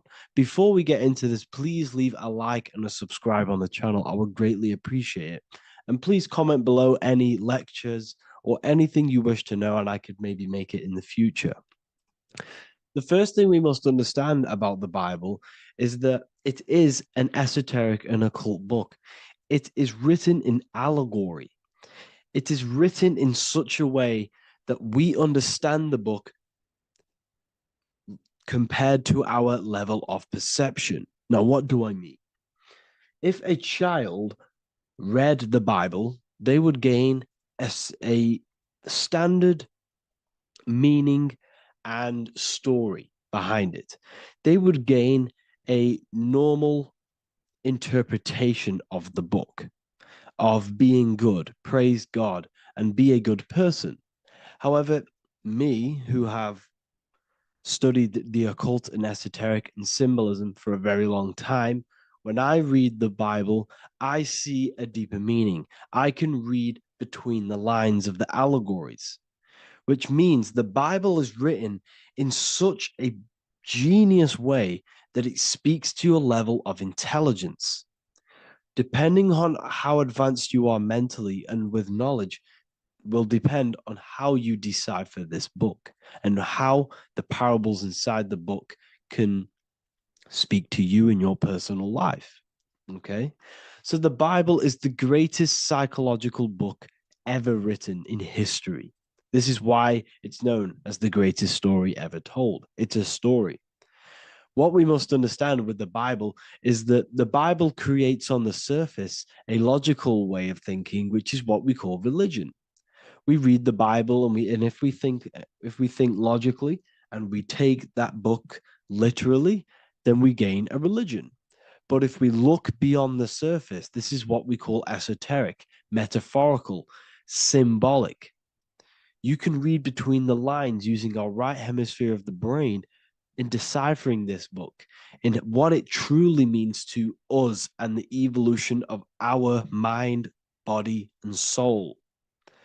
What this book actually reveals between the lines is instructions and stories which teach you how to level up your consciousness, how you can sync the mind, body, and spirit and the soul all together so you can live like a god. This is what the esoteric is. It's the purification of consciousness. Now, when it comes to Adam and Eve, okay, what we must understand is that this is the beginning of creation. This represents the beginning of your life in an esoteric way. This is symbolic for the beginning of your incarnation into this physical world, okay? And we have Adam, masculine, Eve representing feminine. These are the two masculine and feminine energies which create the whole material universe, okay? And as we are born with a pure consciousness. We are born with pure consciousness. Well, now, what do I mean? As a baby, we have no knowledge. We are pure essence of the soul. You know, we don't gain the knowledge of good and evil. We are pure. Yes, we're not happy all the time as a baby, and we're not sad all the time, but we have no ego. This is what I mean. Our consciousness is not split. As a baby, you are whole. You have a whole consciousness. You are yourself. You have no false identifications, no limiting belief systems, nothing. You are pure awareness and the pure soul and the pure mind. Now, this is what Genesis is representing. As we grow older, the more experiences we gain, the more thoughts we start to think, the more knowledge we gain of this world, the more impure our mind, our heart, our soul, our spirit becomes, the more impure our body becomes. As we grow older, we're infected with negative beliefs, negative thoughts, and society norms. This is a big one. As we grow older, we are molded by society. We shut off areas of ourself and we push them away so that we fit in with society. We all know this. We all did this in school. We pushed away parts of ourselves to act cool or to fit in, whatever it may be. Whatever type of person you were in school, we all went through this because society and culture is programmed. So as we grow older, our consciousness splits. We gain a persona, an ego, and we gain a shadow self, the subconscious, and we gain an ego. Now, the ego is what you show to people. It's that character that you show, that you put on to your culture, to your family, to your friends. This is a false identification. And we also gain a shadow self. The shadow self is gained through experience. This is the subconscious. Our ego is created through experience. And so is the subconscious and the shadow self. Okay. So as we gain age in this material body, we fall from the Garden of Eden. We gain the knowledge of good and evil. This is what the symbolism represents of us leaving the garden, us eating from the fruit. Now, the fruit represents the knowledge, it represents the insight, the experience, which splits our pure consciousness. Our soul splits. Okay. We lose connection with the divine. We lose connection with our pure self through material experiences. We may lose ourselves in material experiences. We may lose ourselves in lust and material gain, wealth, and all of these lovely things that the material world offers. We lose ourselves in this. Okay. And not only that, there's another symbolic thing that we're missing with being a child.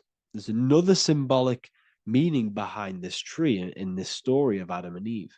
And this is sexual energy. Okay. As we are a baby, we have no ability to create another human life. We have no sexual urges. We have no desire for the material things as a baby. Nothing.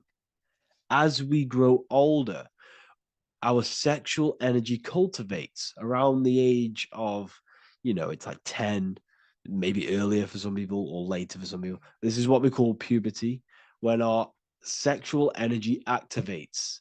This is when the masculine and feminine energies are present within the body. And we are now given the ability to create human life. We're now given the ability to bring in a soul into the material world. Now, this is what we believe and know in the esoteric world. That is what sex is. You're bringing a soul from the astral into the physical. Okay. So as you grow older, you gain this ability to use the power of creation. You gain this force within you that allows you to open a portal in the astral and bring in a soul to the material. Now, this power can be misused. This power is very powerful and should not be misused. In occult and esoteric teachings, we teach and learn sexual transmutation, how we transmute sexual energy into different areas of our life so we can grow and create. Because sexual energy is creative energy. It creates a whole new human being. So if we retain it, we can transmute it into creativity. So this energy is kind of corrupting us as well. And now I'm not saying growing up is evil, all this thing is evil. This is a natural cycle that we must go through. The soul of us must go through this cycle so that we learn, so that we overcome it, so that we gain mastery over ourselves, so that we expand ourselves. I recommend you watch the Evolution of Consciousness lecture that I did on my YouTube. An amazing lecture.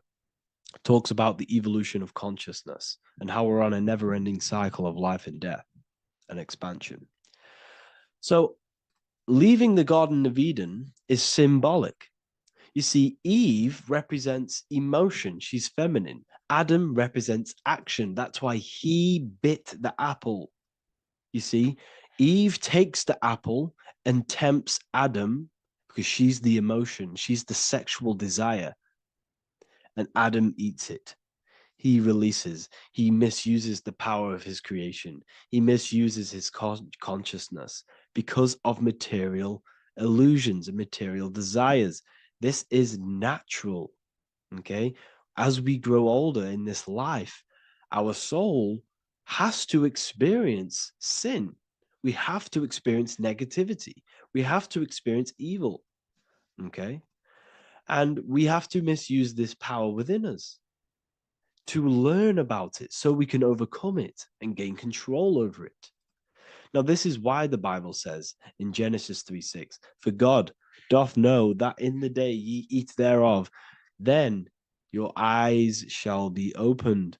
Ye shall be as gods, knowing good and evil. This is very, very, very symbolic. We come into this world to experience a dualistic way of reality. We come into this world to challenge ourselves so the soul can grow, because the soul comes from pure love from God. But we come into this world so the soul may know what it's like to be evil. You see, we are like a seed. Our soul's like a seed. And when that seed grows, okay, and it's planted, them roots must grow to hell in order for the top of the tree and the roots to grow to heaven. In order for the soul to reach the highest states, it must descend down into the lowest states. Good and evil. This is the story of good and evil. Okay. And this is the story, a psychological story of how the human mind has functioned in this life. This is what this story is representing, of how our soul and mind is functioning, how our consciousness is splitting and growing up and evoluting. Okay. Like I said, snakes represent sexual energy. They represent, snake, when you've been snaked. This is why we say you've been snaked, because it represents a temptation of sexual energy. This is why the Kundalini is symbolized as a snake. This is the serpent within us that we can rise to activate dormant brain cells in our brain. Now that's called the Kundalini awakening. I'm not going to get into that into this video, but this is what it symbolizes, the tree and the knowledge of good and evil, because our body is the tree. Our central nervous system is the tree. The snake is our sexual urges and this false temptation that tempts us to interact with sin, the material world, okay, and go against our higher divine self. This is what it represents. Now, it's very, very symbolic. Not everyone is going to agree with this, but this is my interpretation of Genesis based on my research of occultism, symbolism, metaphors, and me studying the Bible. This is my interpretation, and I hope it resonates with you. It might not resonate with you, but this is what makes sense to me, and this is what has made sense to many other occult researchers who are in this space as well. Okay. So please leave a like, leave a comment, leave a subscribe. I'd greatly appreciate if you could, just give me some support on this channel. We're nearly at 100,000 subscribers, which is insane. I just want to say thank you all. And yeah, I will see you inside the university. If you join, I'll look forward to mentoring you, connecting with you on the live calls. There's a new symbolism course which is going to be available very, very soon. And yeah, if you join the university, you also get a 30% discount on all of my products, astrology readings, one-on-one calls, all of my books. Yeah, so I hope you gain some insight on this video, and I'll see you in the next video, and I'll see you inside the university. Have an amazing day. There is a secret meaning behind the number 666. 666 is 3 sixes. The number 3 in occult and esoteric numerology represents the 3 aspects of human consciousness. We see this symbolism in the all-seeing eye with the light and the triangle. The triangle is the number 3. The eye represents consciousness, observation, and the light represents the light of consciousness, because consciousness is pure light. The 3 aspects of our consciousness is thoughts, emotions, and actions. Every thought creates a feeling, and the feeling creates the action. All physical manifestation is driven from these 3 aspects of our consciousness.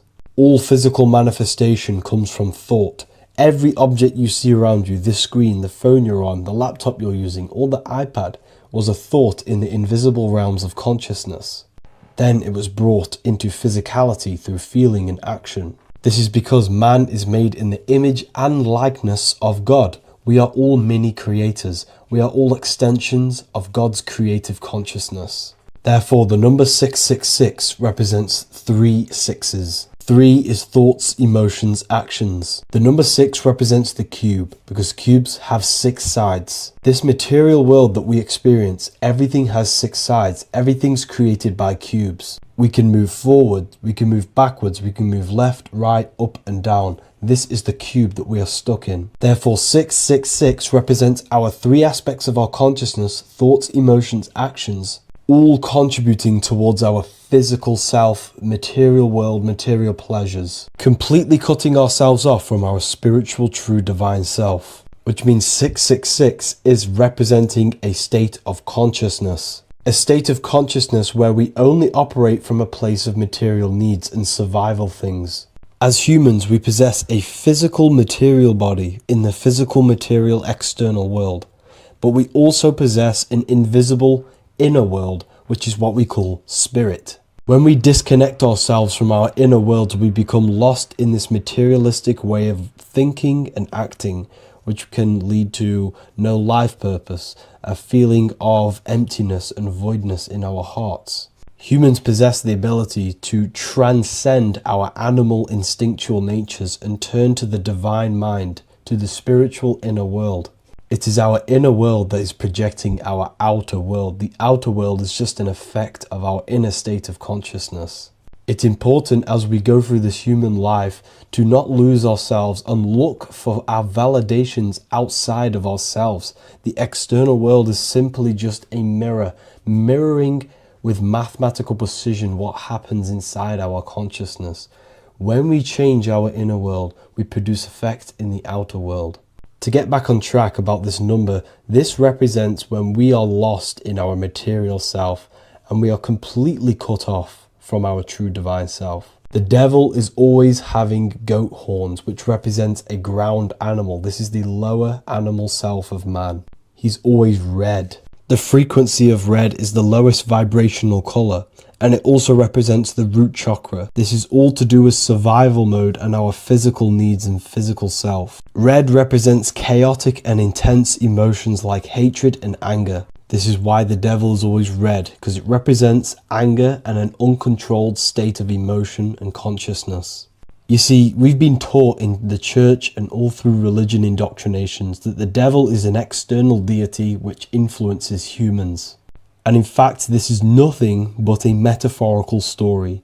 The devil is a character which represents an aspect of the human mind, the lower aspect of the human mind, a facet of our own consciousness and psyche. The voice that we have in our head that tells us to do these negative things is not an external deity pushing us to do something bad.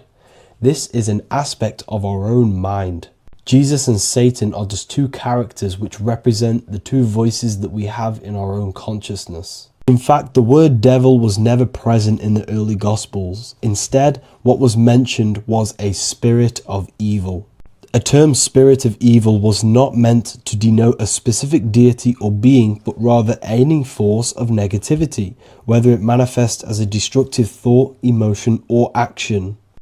The spirit of evil represents the darker sides of our mind, the part that leads us astray and brings forth negativity in our lives. The reason why they want you to believe in a devil is because they don't want you taking responsibility for your creations. They don't want you to realize that the external world is truly a mirror of your inner state of consciousness. Instead, when something bad happens in your life, you blame it on some external devil or Satan who tempted you. Everything is your creation in your life. When you realize this, you take full control and you begin to reshape your external world by changing your inner state of consciousness. Geometry. This is the study of nature, of the codes, the mathematical codes behind physical reality. So today we're going to be going deep into geometry and the true esoteric internal geometry, the geometry that no one really talks about, and how geometry relates to human consciousness. So essentially, what we must understand when it comes to geometry, the basics of geometry is everything is vibration, and this vibration is vibrating on a certain frequency, and this certain frequency creates a geometric shape, which is why in nature we see all of these different geometric shapes. All matter takes form in shapes. So if we put sand on a plate and we vibrate the plate on a specific frequency, we see that the sand goes into specific geometric shapes and patterns. So essentially, matter is energy condensed. It's energy vibrating on a low frequency, vibrating at a certain frequency. So matter is condensed energy, and each geometric shape is manifesting and showing a specific energy. Some shapes carry more energies than others. For example, the cube is what traps energy. A square is what traps energy. So geometry and the flowers are basically how energy manifests itself into physical matter. we are in a world made out of energy or light. Light is energy. So everything is vibration, everything is frequency, and everything is energy. Even the words, each atom in our body, everything. So everything in nature has these mathematical, energetic codes. So geometry is basically the study of nature and the shapes that are in nature and their energetic principles. Because, like I said, matter is energy. So this is what we call cymatics, when we place water in a petri dish and we shine light on top and we vibrate the water. And we can capture, this creates certain patterns. Each frequency, like you see here, has its own pattern. So what we are seeing here in the physical plane is essentially energy condensed into physical reality. We see it in the turtle. We see it in every single form in nature. Now, external geometry and normal geometry, we normally get taught that this is God's way of creating physical reality, which is essentially true. However, it's far more deeper than that. Far, far, far more deeper. Okay, so what geometry truly is, it's not God's codes to reality. What we must understand is what the brain truly is. And what we must understand is that we are not in the world. We are not in the universe. The universe is us ourselves, and the world is produced by our brain itself. Okay? So the way you must understand how the brain works, so what you visually see, so geometry is to do with what we visually see.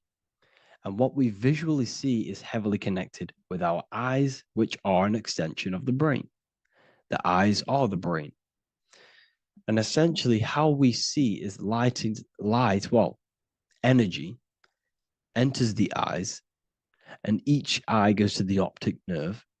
And this energy is transferred into electricity, which travels to the back of the brain, to the visual cortex of our brain. And this is where the image is produced, what we see. Therefore, the world outside of us is truly inside of us. It's a projection from within the brain. The brain is an energy condenser, a decelerator, an energy decelerator. Everything outside of us is basically formless energy. It is formless energy vibrating at a certain frequency. So what the brain is, it's sucking in this energy, this light, and turning that frequency, that code, that light code, into a physical reality. It's condensing the energy and turning it into a visual image inside of the brain. Therefore, everything outside of you is not what it looks like. Everything outside of you is basically energy, infinite energy. And our brain is condensing this into a physical reality and projecting it outwardly, which you experience your visual field. Okay? And the ancients knew this. So this is basically called the sigil of Lucifer. Lucifer is known as the light bringer. Lucifer in Latin means to bring the light. This is the sigil of Lucifer, which shows the visual field and the brain. We also see this in the Google Play symbol. It's a powerful symbol showing you the visual field, which is basically a symbol that tells you that reality is inside of the brain. The brain is what produces reality, but consciousness is not produced in the brain. The brain is essentially a consciousness downloader. It's a computer, and it's a reality simulator. The body is a simulation of physical reality. You are inside of the body experiencing the body simulation. The body produces this reality. It's a piece of technology. So Lucifer is to bring the light. Lucifer is the light being produced in our brains. Okay? So this is why they say Lucifer can tempt you. Lucifer can be the devil because it represents physicality. It represents the false light. Lucifer can trick you because it represents the physical world can trick who you truly are. So now that you understand how the brain is basically an energy decelerator and it creates and simulates a reality to your consciousness, you are no longer a person in a universe. You are the universe itself experiencing itself. Therefore, geometry is heavily linked in with the brain. Geometry is essentially how your brain and how your eyes decode energy.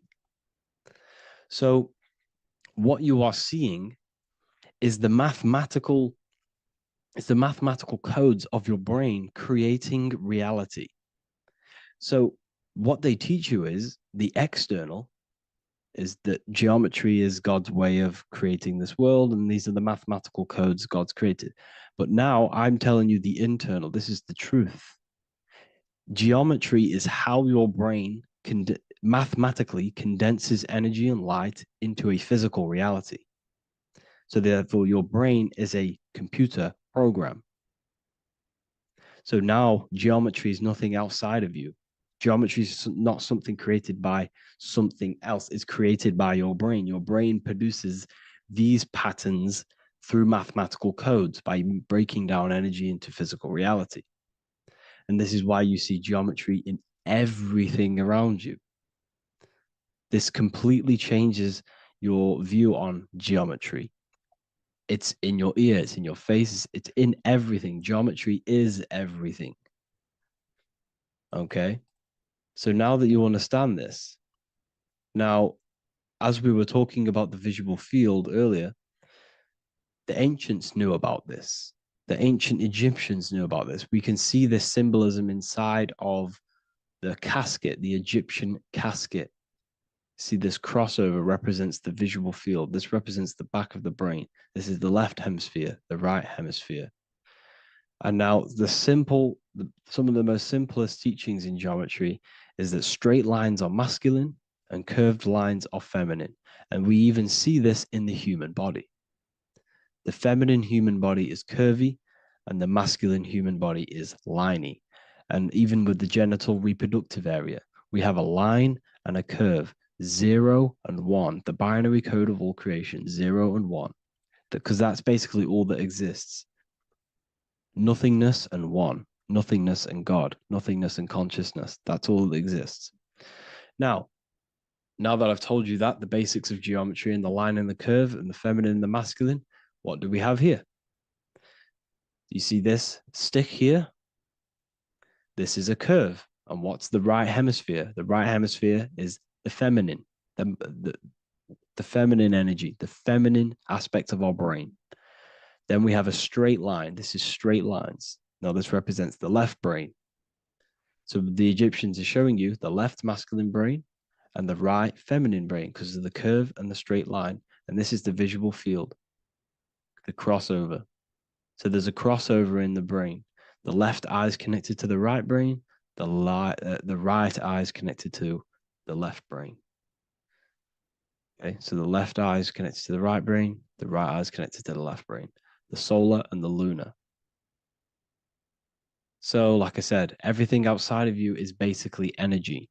Your body is basically a holographic avatar, condensed energy produced by your brain. There's nothing actually outside of you. Your 5 senses are electrical threads of light. And when you touch something, this is basically electrical signals in your nervous system, which are reporting back to the brain.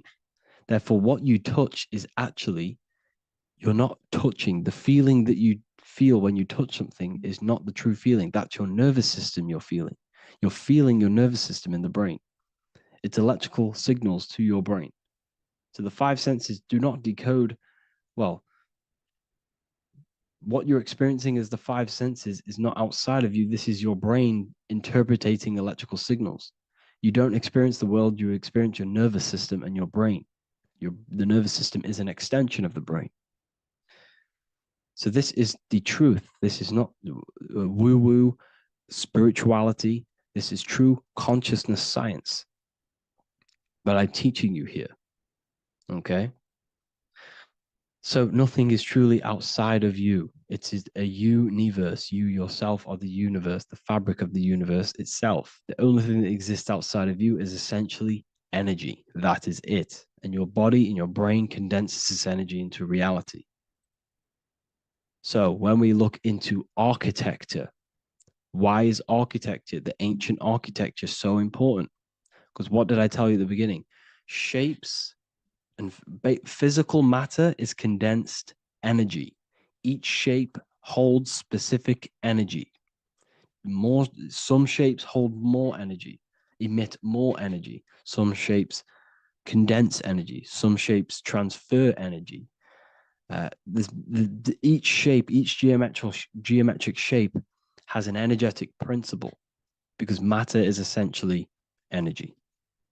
So when we look into cathedrals and the ancient buildings, they were filled with geometric patterns, geometric shapes, because they understood the energy principle. Architecture is basically solid energy. It's physical energy. If we create this pattern here is an energy code. And if you stand next to it, you're going to gain that energy. It's going to be imprinted on your body. So essentially, they filled their buildings with high energy geometric shapes. Points, triangles, pyramids are very, very energetic. This is why you have crystal pyramids made, organite pyramids. They're always in pyramid shapes. That's why the Egyptians built in pyramids, because pyramids hold high energy. They emit high energy. So this is why you see all these different geometric patterns. Okay. So in the real reality, in the energetic plane, this building would basically look like this: lines and grids of energy. Okay. This is what it would look like in the energetic plane, a blueprint of the energy body. So as you see here, these are the different frequencies in a petri dish of water in a petri dish. And you can see they are specifically aligned up with these specific patterns. You can see geometry even within geometry. It's fractal. So essentially, when you would stand inside of these buildings, they would imprint the energy of the building in your body, because your body is healed through energy. You have an electromagnetic field around your body. So by creating buildings with geometric patterns, we are essentially increasing the energy of the building, because the building itself is energy. Okay. So when we fill it with geometric patterns, we're increasing the energy. We're giving it a certain energetic imprint. So when you stand inside of that building, you're being imprinted with that energy. Okay. So especially with these windows, these stained glass windows. Well, why are they stained glass? Well, color is frequency. So when you have all of these different colors, and not only were they just painted, some of these colors are specific gemstones, crystals, natural stones, which all hold energetic principles. Each crystal is vibrating on a certain frequency. Wood has its own frequency. Metal has its own frequency. What you must understand is that everything in nature is not just a piece of matter. It's vibrating. The atoms of wood are vibrating on a certain level, which give it a certain energetic principle. Each crystal is vibrating. The atoms of the crystal are vibrating on a certain frequency, which give it a certain energetic principle, quality.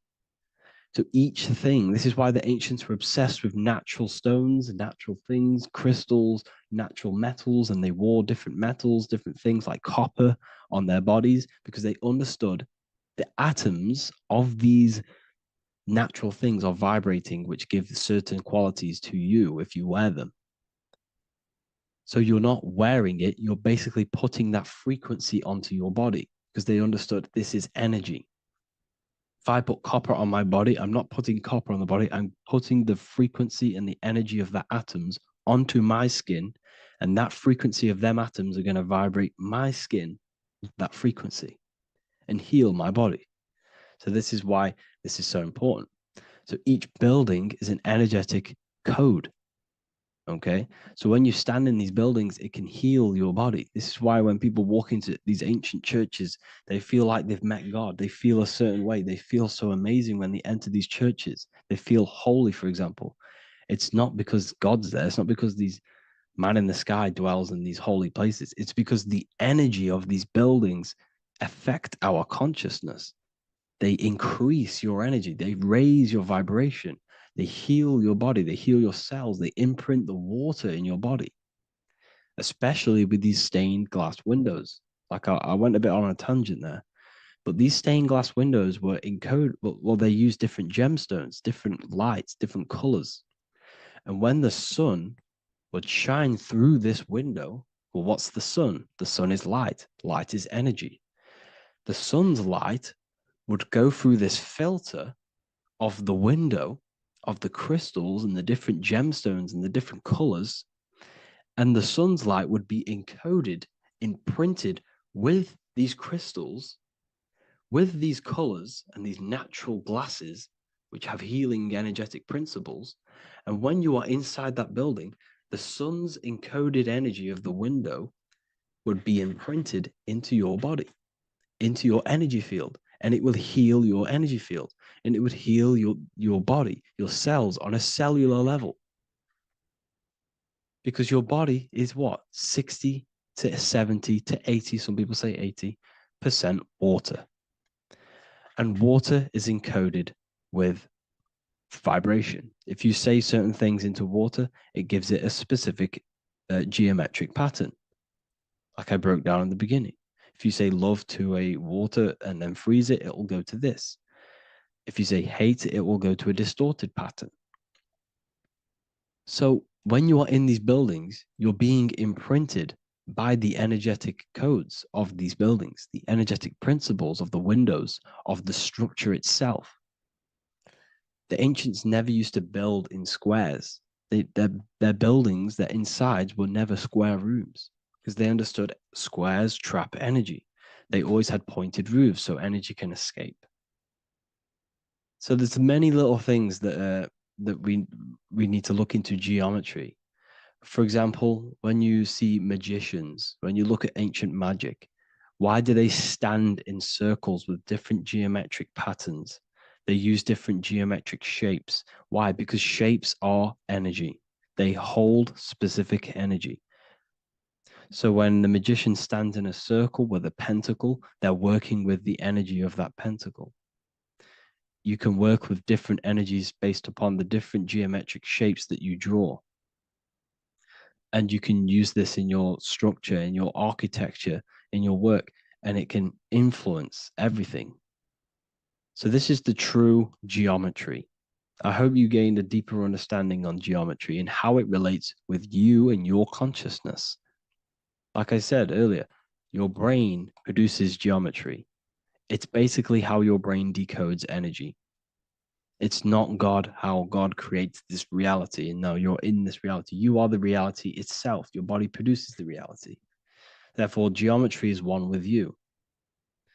So therefore, if I play with the geometry of the buildings, for example, like the government have, everything's in squares. If you look outside, everything's a square, everything's a rectangle. You go to a city, every window is a rectangle, every building is a rectangle. You live in a box room, everything is boxed and squared off in this reality, in this modern society. Why? Because they're trapping energy. The box is the cube is the most simple geometric shape, which basically condenses energy and it traps energy. And if you subconsciously see squares all the time, your phone's a square, your TV screen, everything's a square, your keyboard, your desk.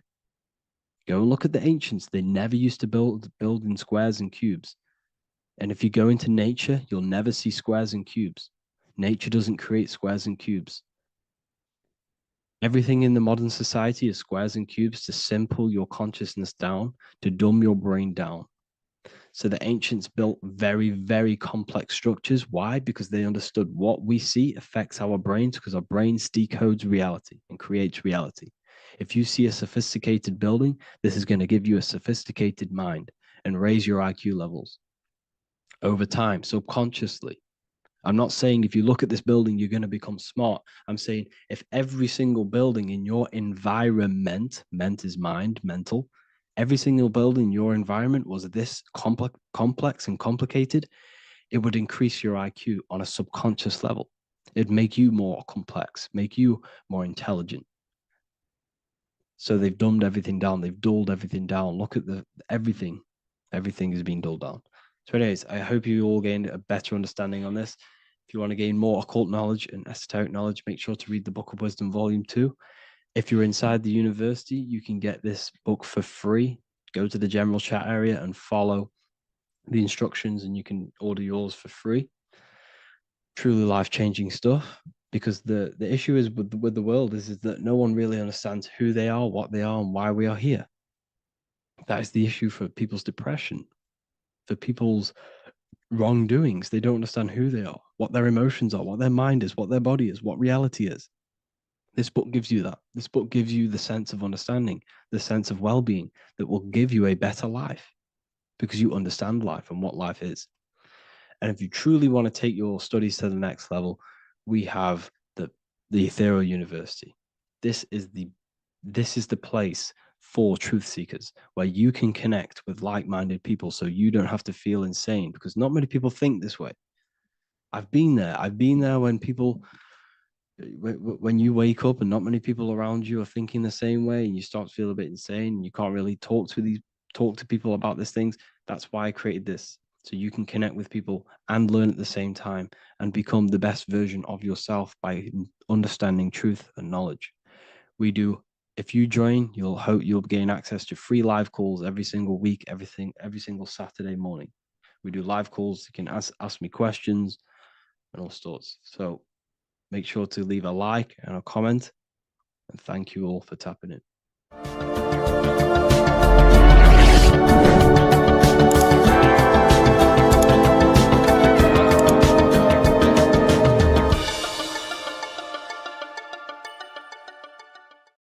What if the word Yahweh is proof that God is embedded in our very own being? Stay with me, because what I'm about to show you might change the way you see yourself forever. Today's topic is decoding the mystery name of Yahweh, the sacred name of God from the Hebrews. By the end of this video, you'll uncover the true meaning of the word Yahweh and how your connection to it unlocks your own personal power. When we look at the word Yahweh in Hebrew, we flip it on its side. We're actually looking at the human body. These are the legs, this is the torso, here are the arms, and here's the head. So if we actually switch this on its side, we see the human body. The Hebrew name Yahweh often translates to I am, the I am. Now, what is the I am? The I am, when you say I, you're referring to your highest self. Everything with the letter I in the beginning, most of them words are referring to our inner self, inside, intelligence, internal, in. The I represents the inside self, the invisible self. You cannot see the I am because this is the spirit, this is our consciousness. It's the intelligence controlling the human body. When you say I, you're not referring to your name, your job, your reputation, your ego, or your thoughts. You're referring to the observer who is beyond the thoughts, the one who's observing the thoughts. That's the soul. Look at the word Yahweh, Yahweh, the sacred name of God. Yahweh can be observed in the natural rhythm of the human breath. When inhaling, we subtly hear Yah. When exhaling, we hear Wei. Do this yourself. Breathe in through your nose, you'll hear Yah. Breathe out, you'll hear Wei. And in fact, the letter H, H, when it's pronounced, it carries the soft sound of wind or breath, a gentle exhale that mirrors the very essence of life, giving air. Breath is the spirit of life. It's what connects us with consciousness.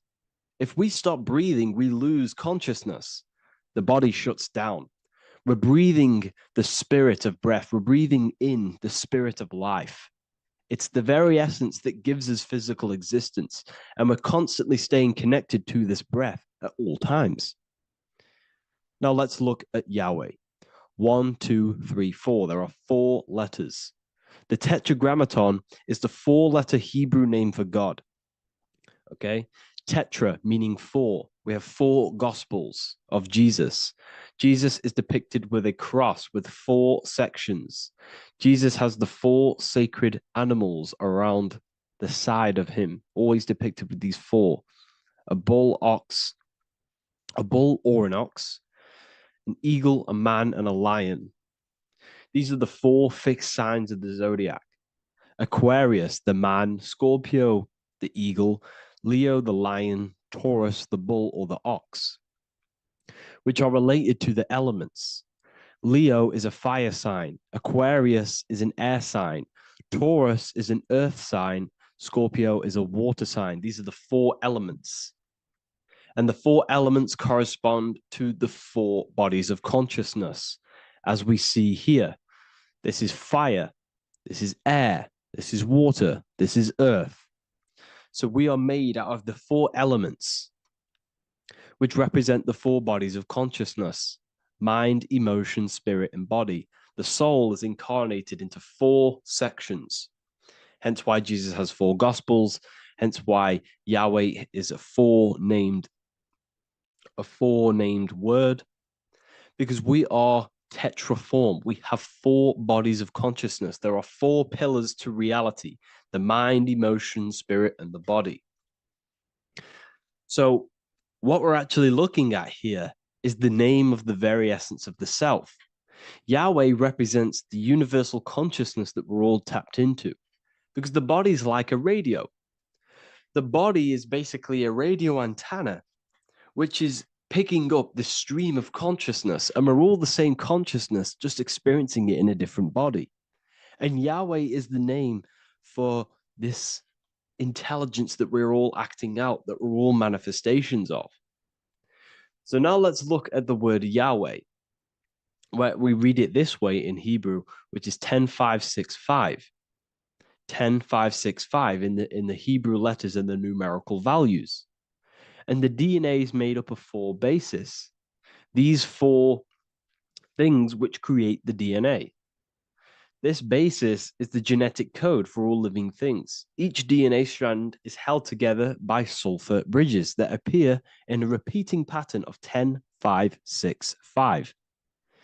This pattern matches the numerical value of the Hebrew letters of Yahweh, Yod, He, Vah, He, which are 10565.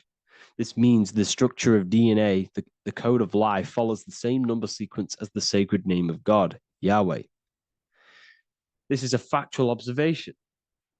So we're looking at 10565. So let's look over this one more time. Yahweh represents the breath, Yahweh, inhale, exhale. It translates to I am. It's written in our DNA. The word Yahweh on its side looks like the human body. Now, this is where things get a little bit deeper. 10565 adds up to 26. The number God, well, the word God adds up to 26. Allah adds up to 26. There are 206 bones in the human body, 26. 26 adds up to 8. 8 is the number of infinity. We are all the infinite consciousness. Consciousness will never die. It's immortal. It's infinite. We are all infinite. We are not these skeletal structures. We are Yahweh, the universal consciousness. The creator of all things is our essence. We're all God with individual identities, but the highest versions of ourselves is God. The ego is our own personal experience of God. Does this make sense?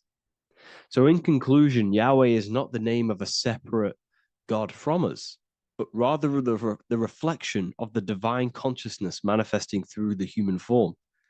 The human body is like a receiver acting as an antenna that tunes into the infinite intelligence and life force we call consciousness or God.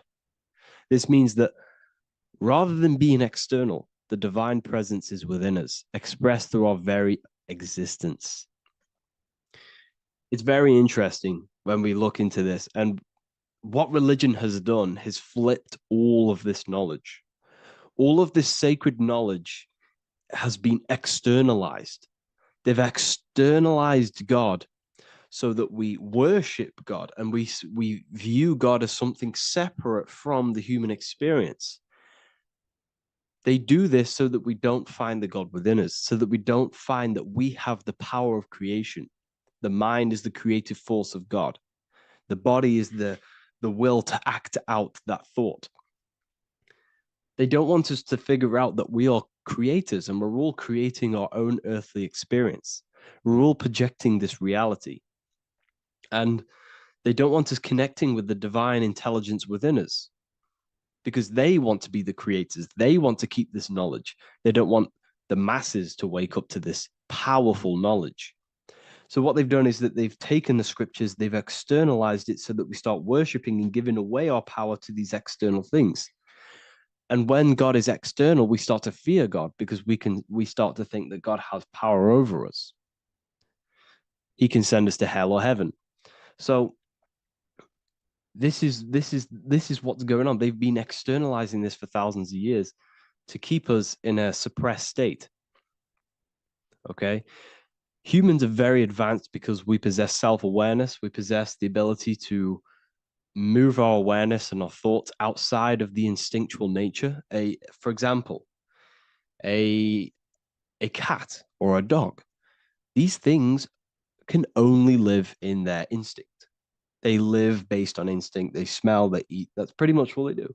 But humans, we have the ability to rise above that nature and turn to our infinite selves, our higher selves. We can move beyond our instinctual nature and create very advanced things. That's why humans are made in the image of Yahweh. We are literally God in human form. So this is what we all need to realize. And I hope this video has helped. Please leave a like, a comment on inside of the description. I'll have some links to my books and my university. The people who have read them have just absolutely changed their lives. You could probably see that in the comment sections if someone leaves a review of the book. We also have Trustpilot. But yeah, I thank you all. And I'll see you in the next one.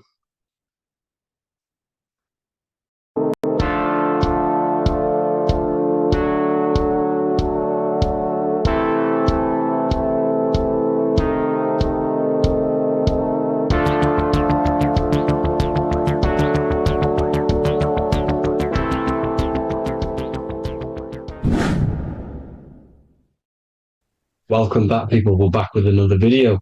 Let's jump straight into this. Make sure to tune in till the end because this has got so much information in this video. So sit back and enjoy. So everything's torus fields. The Earth's a torus field. Everything's torus, which is electromagnetic field, electric and magnetic. The center of the torus field is where the two opposing forces meet in the center. And this is what creates the plane of inertia, the dielectric plane of inertia. Okay? You got red shift, blue shift, positive, negative, south and north pole, right? This is what the ancients were showing with the tree of life. As you can see here, this is the plane of inertia and this is the torus field. Everything consists of this. Everything is a torus field. A atom is a torus field. Okay, now the inertia is the 0 point. So this plane is a 0 point. It's the balance between two poles. Okay, now this creates matter because matter is two opposing forces in motion equalized. So these two forces coming together is what creates matter on this physical plane. And this is why we can't see the electromagnetic field, because it consists of one of the elements, which is either electric or magnetic, but when they combine together, it's what creates this physical plane, which is physical matter, which is light in motion. Now, everything is one. Don't get confused by duality. Duality is two opposing forces, but them two opposing forces are created by the same substance. It's two aspects of the same substance. So, for example, water and ice are the same thing, you know what I'm trying to say, but it's two aspects of the same substance because all is one. The whole universe is one. All goes back to the one, which is God, the creator, or magnetism, whatever you want to call it, because magnetism pulsates. Electricity has two poles, red shift, blue shift. Okay. So red shift, blue shift is electricity, and electricity vibrates, and all vibration always comes back to a standstill point. But magnetism is what pulsates. This is why your heart pulses. You breathe, which is a pulse. This is the breath of the universe, magnetism. Now, this is why the earth is green, okay? Earth can be spelt heart. If you just move the H to the beginning, it spells heart, okay? Because the heart is the center of the torus field, which is the heart chakra for us humans, okay? We consist of the same field, as you already know.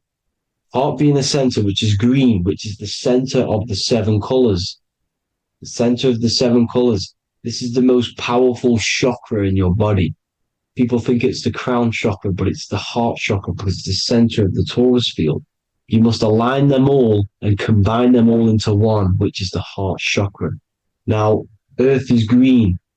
Nature's green. Okay, this is because we live on heart chakra, the plane of inertia. It's the center of the torus field. Okay, and this is what the Egyptians called Isis, which is nature. Nature is balanced, and nature is female, Mother Nature, because it looks after us with the fruit it grows with abundance, and the water. It's a female energy, Mother Nature, and this is the symbolism of an equal balanced arms. This is the scales, it's balanced. Mother Nature is balanced. This is why the sky is blue, because what comes after the heart chakra? Blue. Sky is blue. We live in Midgard. This is what the ancients called Midgard. You don't have to take this tree literally. It's a metaphor. We live in Midgard, where both positive and negative duality here. Now, Mount Meru. Mount Meru was known as the center of the earth, okay, or known as Hyperborea. And this is the North Pole, the electromagnetic North Pole. But when I say Mount Meru, it's not an actual mountain. They weren't saying there was a real mountain in the center of the earth, a magnetic rock. No. The plane of inertia, okay, there's something called a hyperboloid.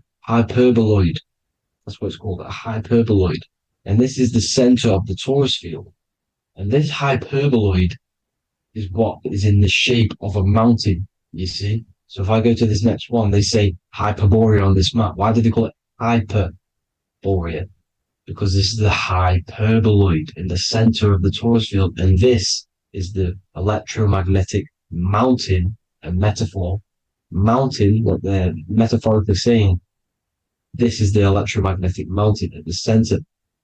The double vortex, the center of the torus field, which is the North Pole. Pole of electromagnetic energy. So this is why they call it Hyperborea. It comes from the word hyperboloid. And the center of the earth is so sacred.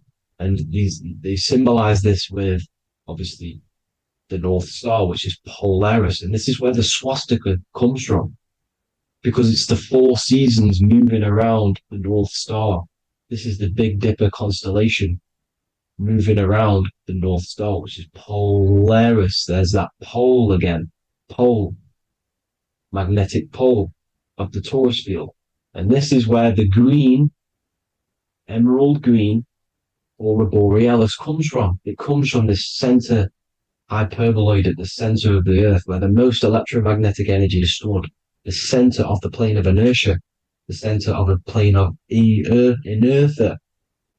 This is the all-seeing eye as well. As you can see, they got the sun, the moon, this is the Masonic cosmos, the sun, the moon, and the all-seeing eye, because the eye is Polaris, the eye of the stars. It's all a big eye.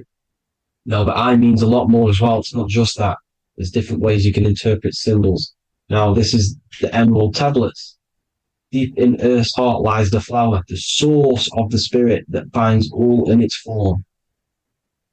Okay? The flower of life is thine own place of thine spirit, and stream through the earth as thine flows through thy form, giving off life to the earth and its children, renewing the spirit from form unto form. This is the North Pole. That is what he's talking about. He's talking about the aurora borealis. Aurora borealis. It's the earth's aura. Emerald green. Heart chakra. Plane of inertia. Green. Earth. Heart. You see? All related.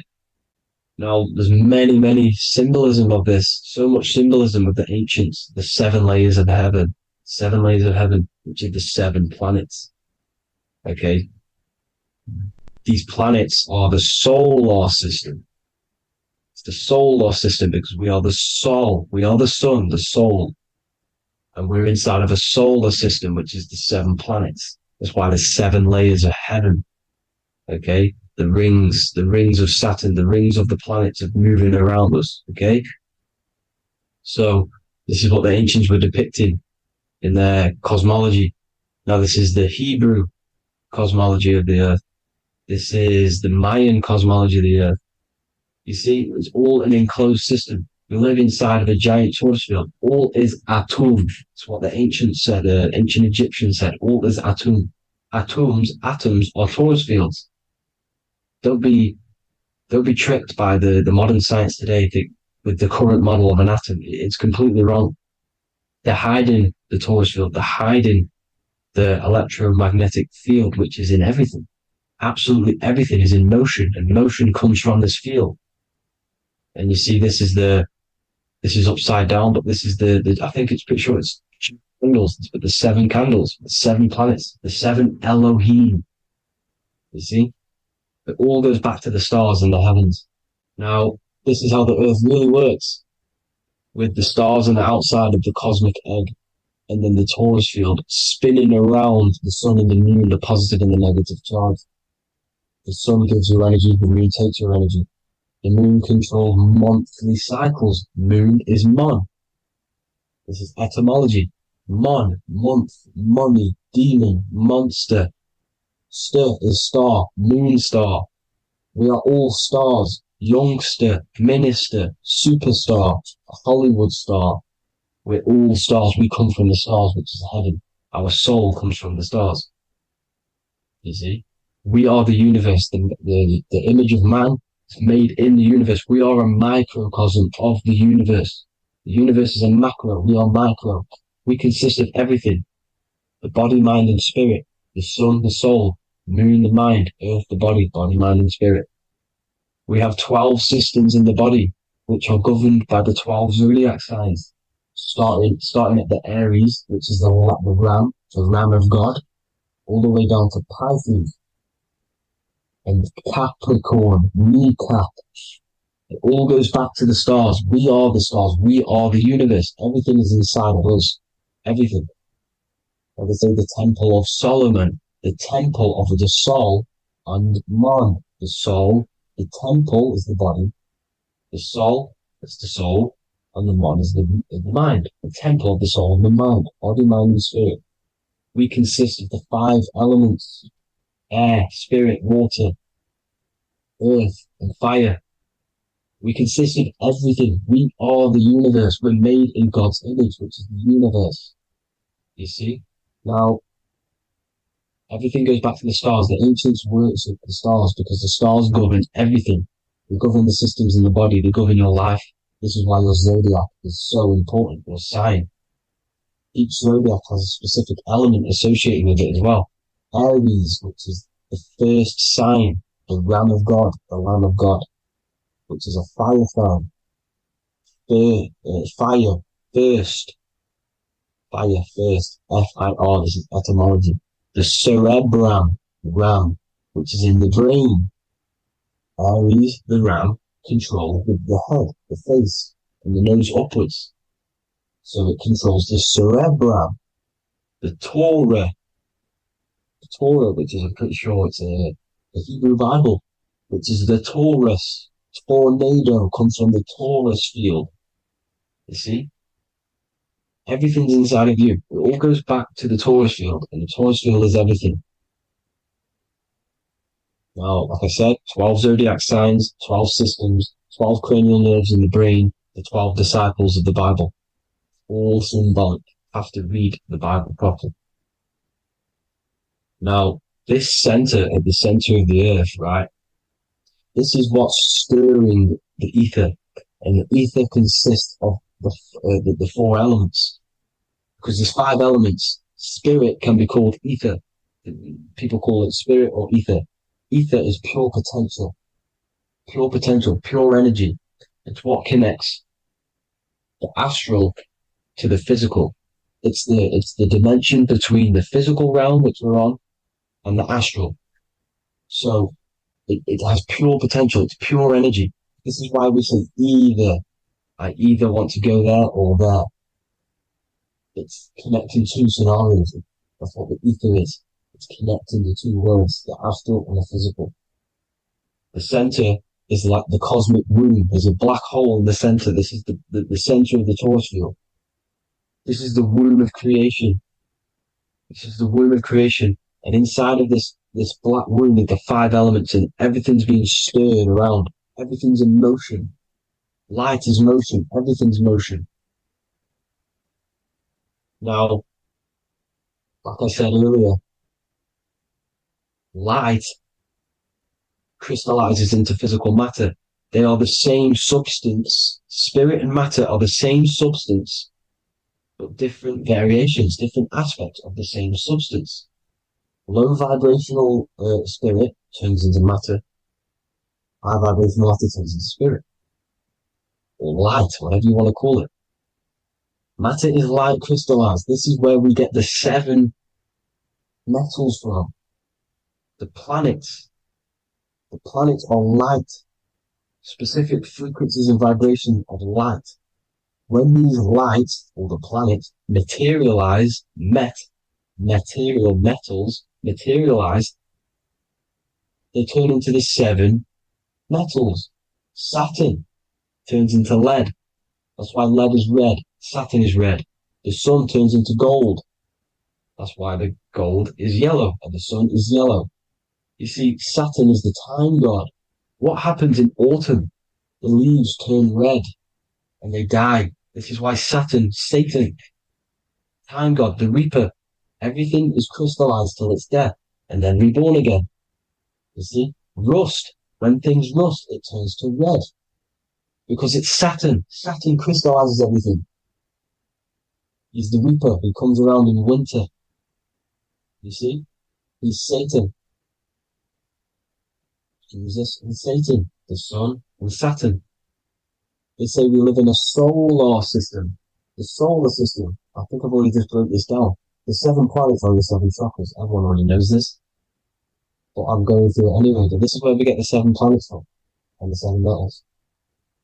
You see, all the ancients knew it was an enclosed electromagnetic system. It's not a spinning ball in the middle of space, people. They want you to believe this so you get stuck in this material world. Because if you believe everything's material, you can never affect this plane effectively. You can never create your life effectively if you don't understand the planes of existence. Because the mental plane is a higher plane. And it breaks down and it controls the planes below it. The mental plane, hold on, I've got it here for you. The mental, the astral, etheric, then physical. Etheric connects the physical to the astral, but the mental is what's above them all. You see? Now, It's important to understand this. It's important. However, the ancients always talked about the enclosed system. Only NASA, which is introduced around the Roman times, not NASA, but the globe Earth was introduced around the Roman times. Okay? By these Masons. These Masons introduced this because they wanted to take over the minds of the masses and control them. These people worship the physical realm. They know how it works. They know the ins and outs of it. They know how to do the magic. They know how to do it all. They understand it all. That's why Masonry have to take the oath. The oath of not speaking. You're not allowed to speak about anything you learn about in Masonry because they're discovering the truth about your mind and how it creates reality and stuff like that. So this is the Masonic cosmology, the five-pointed star, the five elements, the checkerboard for duality, positive and negative, the two aspects of every substance. This is another ancient painting depicting the firmament, the stars inside the firmament, the sun. You see, the ancients worshipped the sun because it's so important for sustaining our life. It's the only reason we're alive is because of the sun. But then people think it gives you cancer today.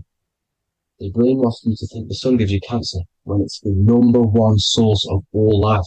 They want you to believe it's a big, spinning, dangerous ball in space. It's not. It's here to give us life. It's God's son. That's why Jesus is known as God's son. It is the son of God. God created that to sustain us.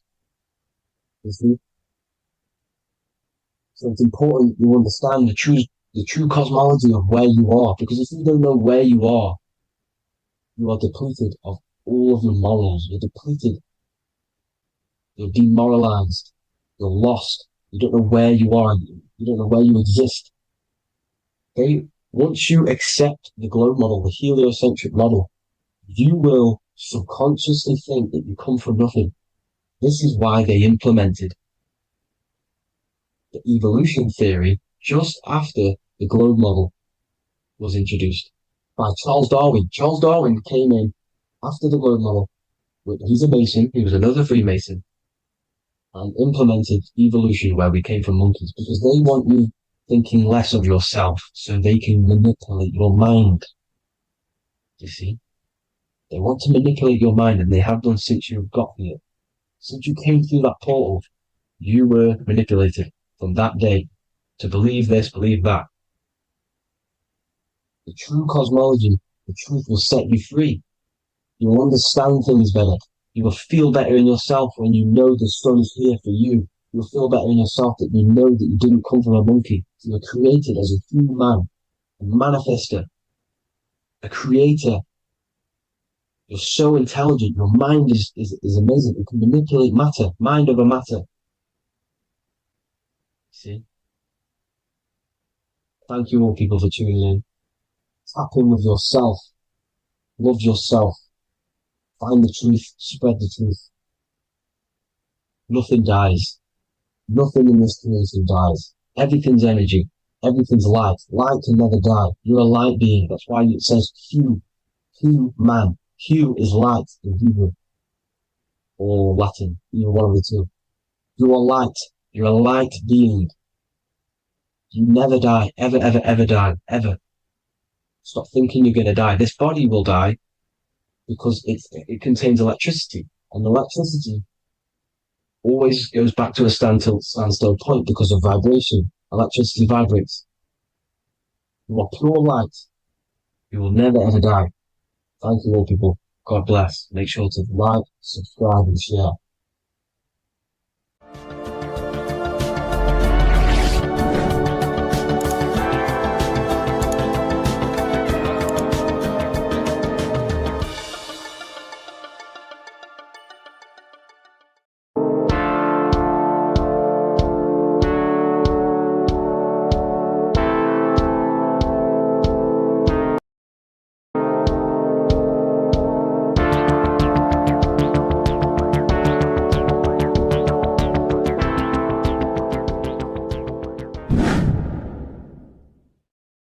What is good, people? We're back with another video, and today we're talking about the chakras. Let's jump straight into this because I know there's been a lot of requests for this video. So let's jump straight into this. So you have 7 chakras, right? 7 chakras, and these chakras are feeding off your electromagnetic field, known as your aura. This is both positive and a negative pole, male and female, right? This electromagnetic field is made out of electric and magnetism, and together they come as electromagnetic. Now, your chakras, the word chakra just means wheel, spinning wheel, because that's what they are. They're spinning wheels of energy. They do not exist on this physical plane. They exist on the etheric plane. Okay. Now, these energy centers are known to regulate your emotions, and each energy center controls the organs and cells in that particular area of the body. So, for example, your sacral chakra will control the cells and organs of your sexual reproduction area. Okay, the navel chakra or solar plexus will control the digestion in your body. Same with the heart, same with the throat, right? So they are like mini brains for each center of your body. They run along up the spine, but notice the crown chakra exists outside the body. It's just above the head. Now, this process of the chakras is obviously the 7 colors of the rainbow, starting from red, which is the lowest vibrational color, all the way to violet, which is the highest vibrational color. This, like I said, these energy centers are feeding off your electromagnetic field. So if these chakras are unbalanced, they are taking too much energy from your electromagnetic field, making it weaker. Now, this is the North Pole. As you all know, the Earth is flat, and we live inside of a giant torus field, and the North Pole is the Earth's heart chakra. And this is why the aurora borealis, or the northern lights, whatever you want to call them, that's why they are green, and they are being emitted from this center point of the Earth, because it's symbolizing the heart chakra, which is green, right? Now, you do work your way up to these. However, this is a torus field. You are a torus field. You have different layers of this torus field, right? And you need to balance all of these chakras, but you can't move up these chakras until you open the one below it. So it's like a stairway. You can't go to your solar plexus without going through your sacral. You see? So you have to work up these. However, you have to work up these and then live from the heart, because the heart is the center of the torus field. It's the balance between male and female poles, positive and negative poles. So you have to balance all of these chakras and then bring them all into one, which is the heart chakra. Now, they exist on the etheric plane. They exist on the etheric plane, and the etheric plane is a layer of the material plane. It's the one higher than the material plane. And then after the etheric plane, it melts into the astral plane. So they exist just between the physical and the astral aspect. Now, this is the yin and yang, matter, which is the lowest, root chakra, physical matter, and then to spirit, because high vibrational matter turns into spirit, low vibrational spirit turns into matter. So they're interchangeable. This is the yin and yang. Now, when you see ancient paintings with the halos, you see this is like a toroidal field coming out the top of his head, you see, with a halo. This was symbolizing in the old days, in the ancient days, that they've aligned their chakra, they've reached Christ consciousness, which is God consciousness, right? Now, this electromagnetic field is the the apple that we bit out of in the Bible. Because you see, the apple is a torus field. So they were metaphorically or personifying the torus field.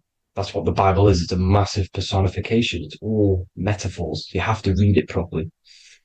It's got a greater meaning behind it. Now, when we bit from the apple, we ate from the tree of knowledge, which is good and evil.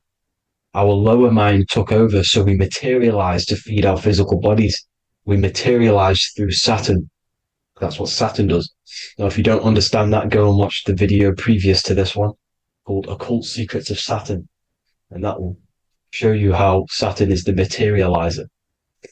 Now, this is one of the secrets behind the Masonic compass, electric and magnetic, male and female, duality, positive and negative. Now, like I said, they teach you about the torus field, about a magnet in school, but they don't teach you about your electromagnetic field. Everything alive has a torus field. It is the building block of this creation. Absolutely everything has a torus field. There's not one thing without it.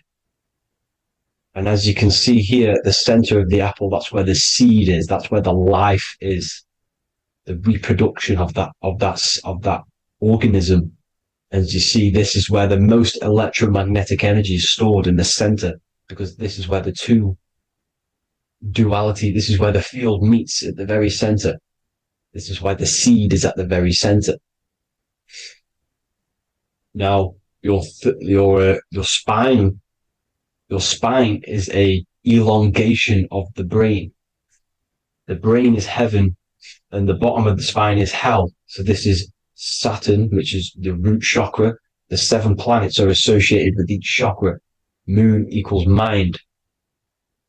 Okay. Now, Saturn is physical matter, as I've just explained. This is the lowest vibrational color. And they want you trapped down here, which is your hell state, your animal nature, your physical nature. They want you to identify as the physical body. They don't want you to reach these higher states of consciousness. Okay? Now, in the brain, you have 12 convolutions. Now, this is what they were symbolizing in the Bible with the 12 disciples. And obviously in the Bible, it says the upper room where Jesus met with his disciples. This is heaven, the brain, the higher states of consciousness. Now, this is your North Pole. This is Jacob's ladder. Okay. This is why you have 33 levels of Freemasonry, because it's symbolizing the 33 vertebrae, which are these little things here on the back of your spine. Because once the Kundalini energy from the bottom of your spine rises to the top, this is when you get enlightenment and opens your third eye. Spiritual enlightenment. As you can see here, this is Jacob's ladder. This is the Kundalini symbol, right? And they're even showing you this in the medical symbol. They're putting it in your face. But the serpents are wrapped around the spine. Now, the serpents symbolize how the energy moves around the spine, because it's a torus field, you see? At the center of the torus field, it wraps around the center pole. It wraps around it, and this is how the energy moves up. So they're symbolizing it with the serpents. Okay? Now, every religion has a sacred river. For the Egyptians, it's the River Nile. For Christianity, it's the Jordan River, right? This river is the canal, the energy canal at the center of your spine, all the way leading to heaven, to the Holy Land. This is the chamber which the energy rises up, right? Now, they used to say the gods descended from heaven to man. This is just heaven. This is the mind state. And they said the gods were connected by a rainbow bridge. That's the chakra system, the rainbow bridge. Okay. Now, the ancients called this place Midgard, Earth, where both evil and good live, right? Midgard. But you can go to heaven, which is a pure mind state, because once you're in heaven, nothing negative can ever bother you. That's completeness.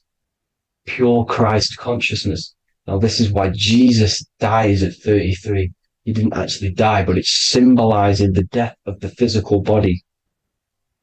Not the death of the physical body, but his consciousness rising above the physical body to, as I said here, matter to spirit. Matter died off and he came spirit consciousness. This is symbolized by the 33 vertebrae, which is obviously the 33 levels of Freemasonry. And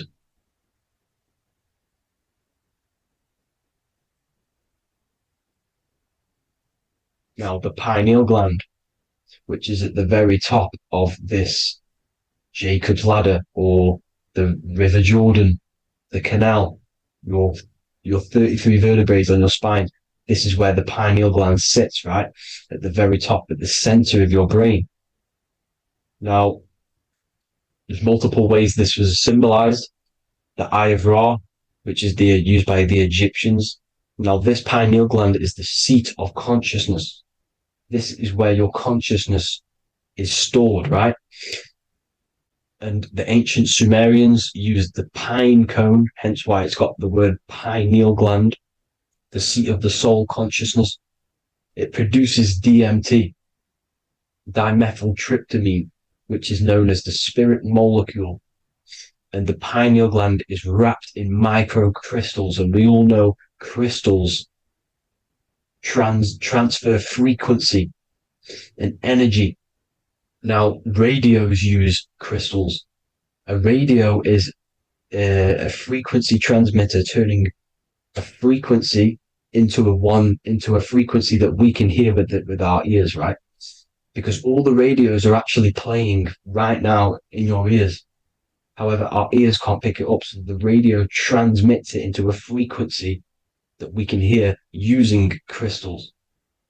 So this is the power of crystals, and this is what our third eye is wrapped in, crystals. Now, this third eye is not actually your third eye, it's your first eye. When you're being materialized in your mother's womb, this is the first gland that is produced, and everything's built around it, because it is the consciousness. It is your consciousness. Your consciousness never dies, ever. It's an eternal essence. It lives forever. You never actually die. Only the mortal body dies. Now that's what we call life.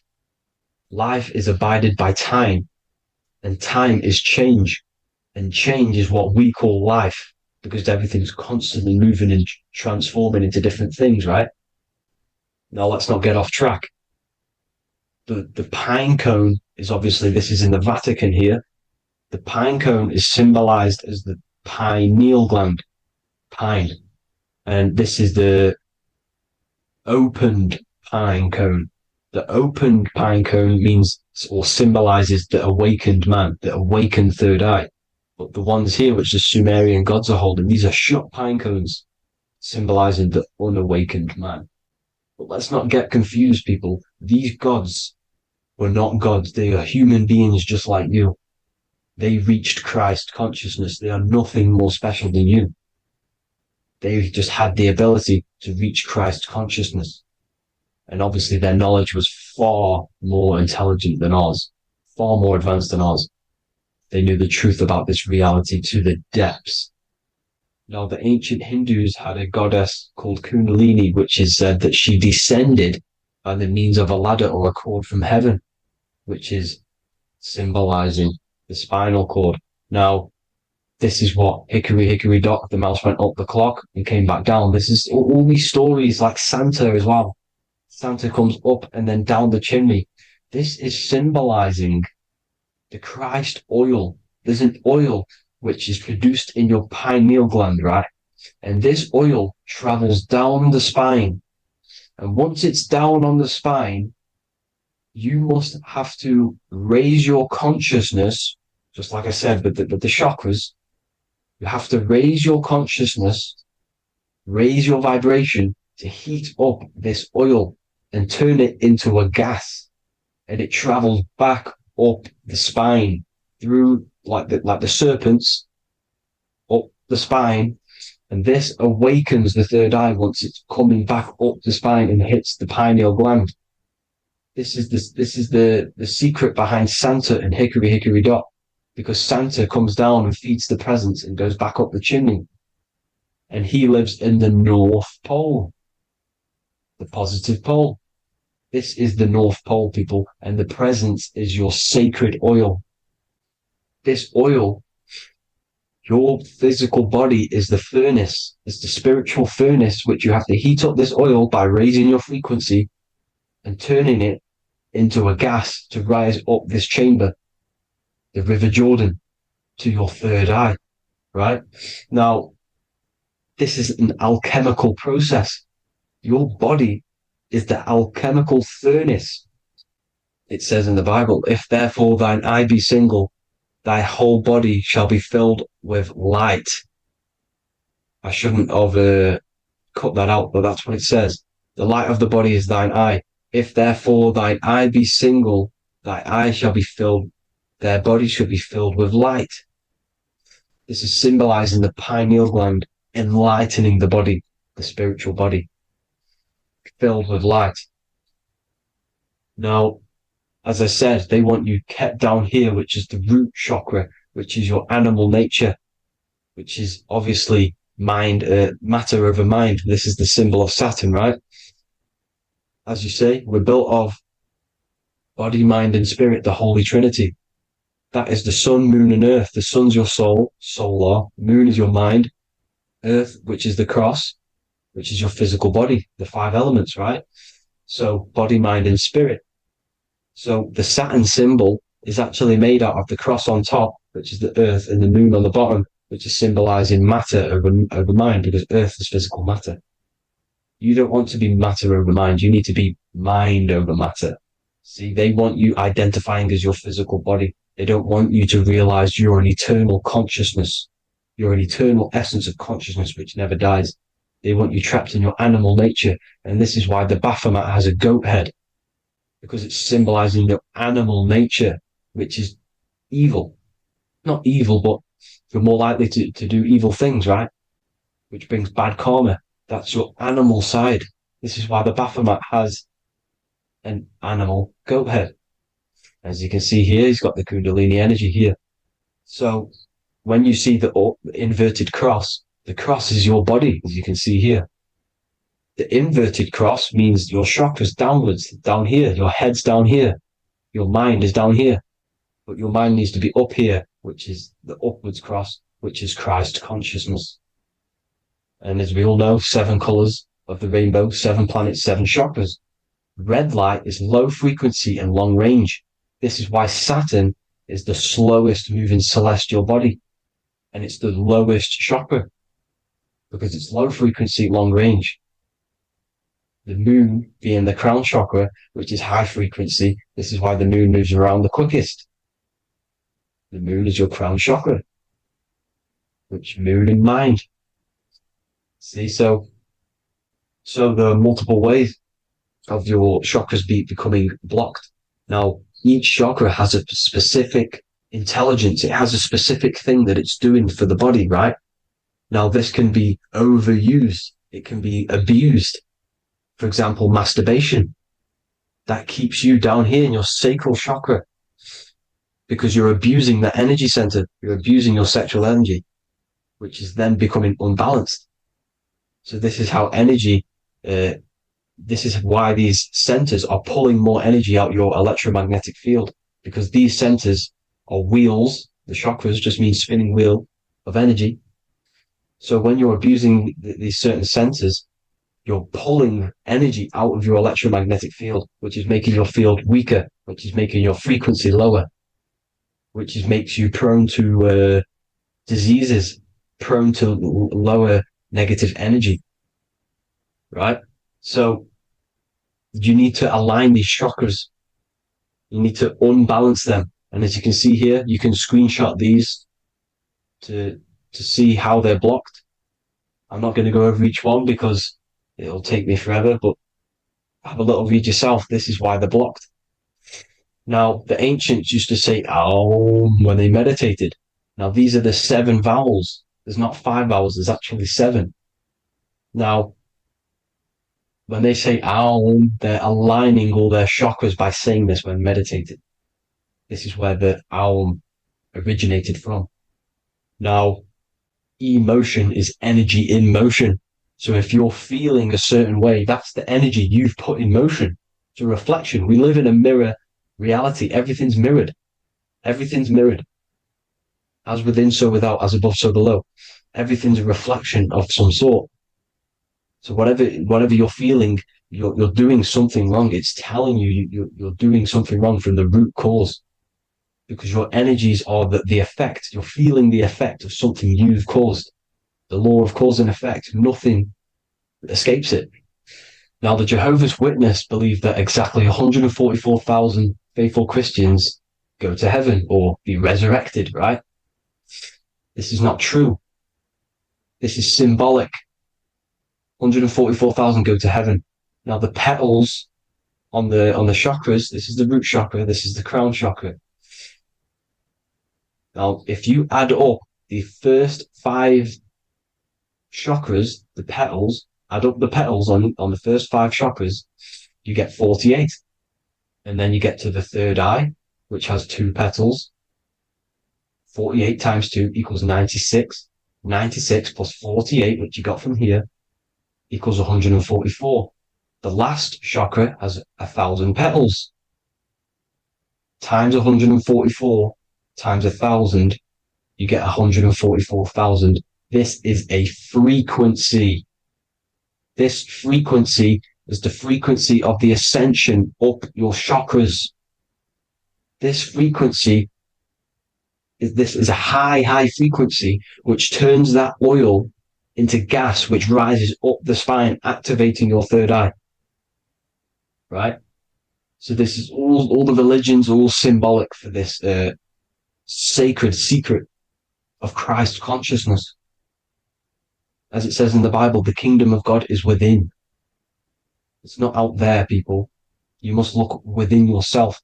You are God. You are a spark of his consciousness, infinite consciousness, right?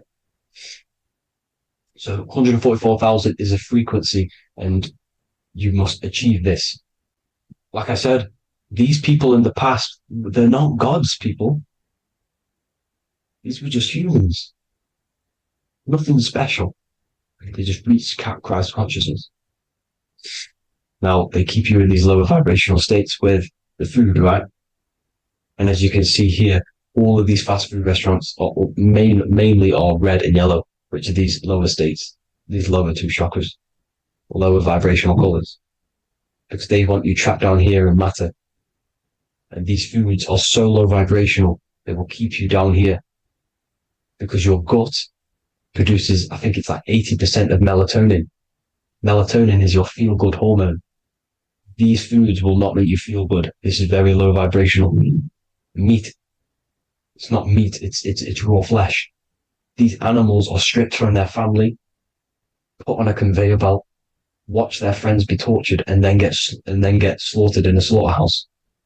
Think of all the fear that's running through their blood, all the hormones, all the fear, and you're going to go and eat that very low vibrational energy. As you can see here, this is the light photons within fruit. You can see the life force in this fruit. You must think, feel, and do positive to raise your vibration. As you can see, earth equals heart. If you rearrange it, everything in nature is green, right? The aurora borealis is green. You must align all these chakras and then live from the heart, because the heart's the center of the Taurus field. You must become the consciousness in the center. So that's it for this video, people. Thank you all. God bless.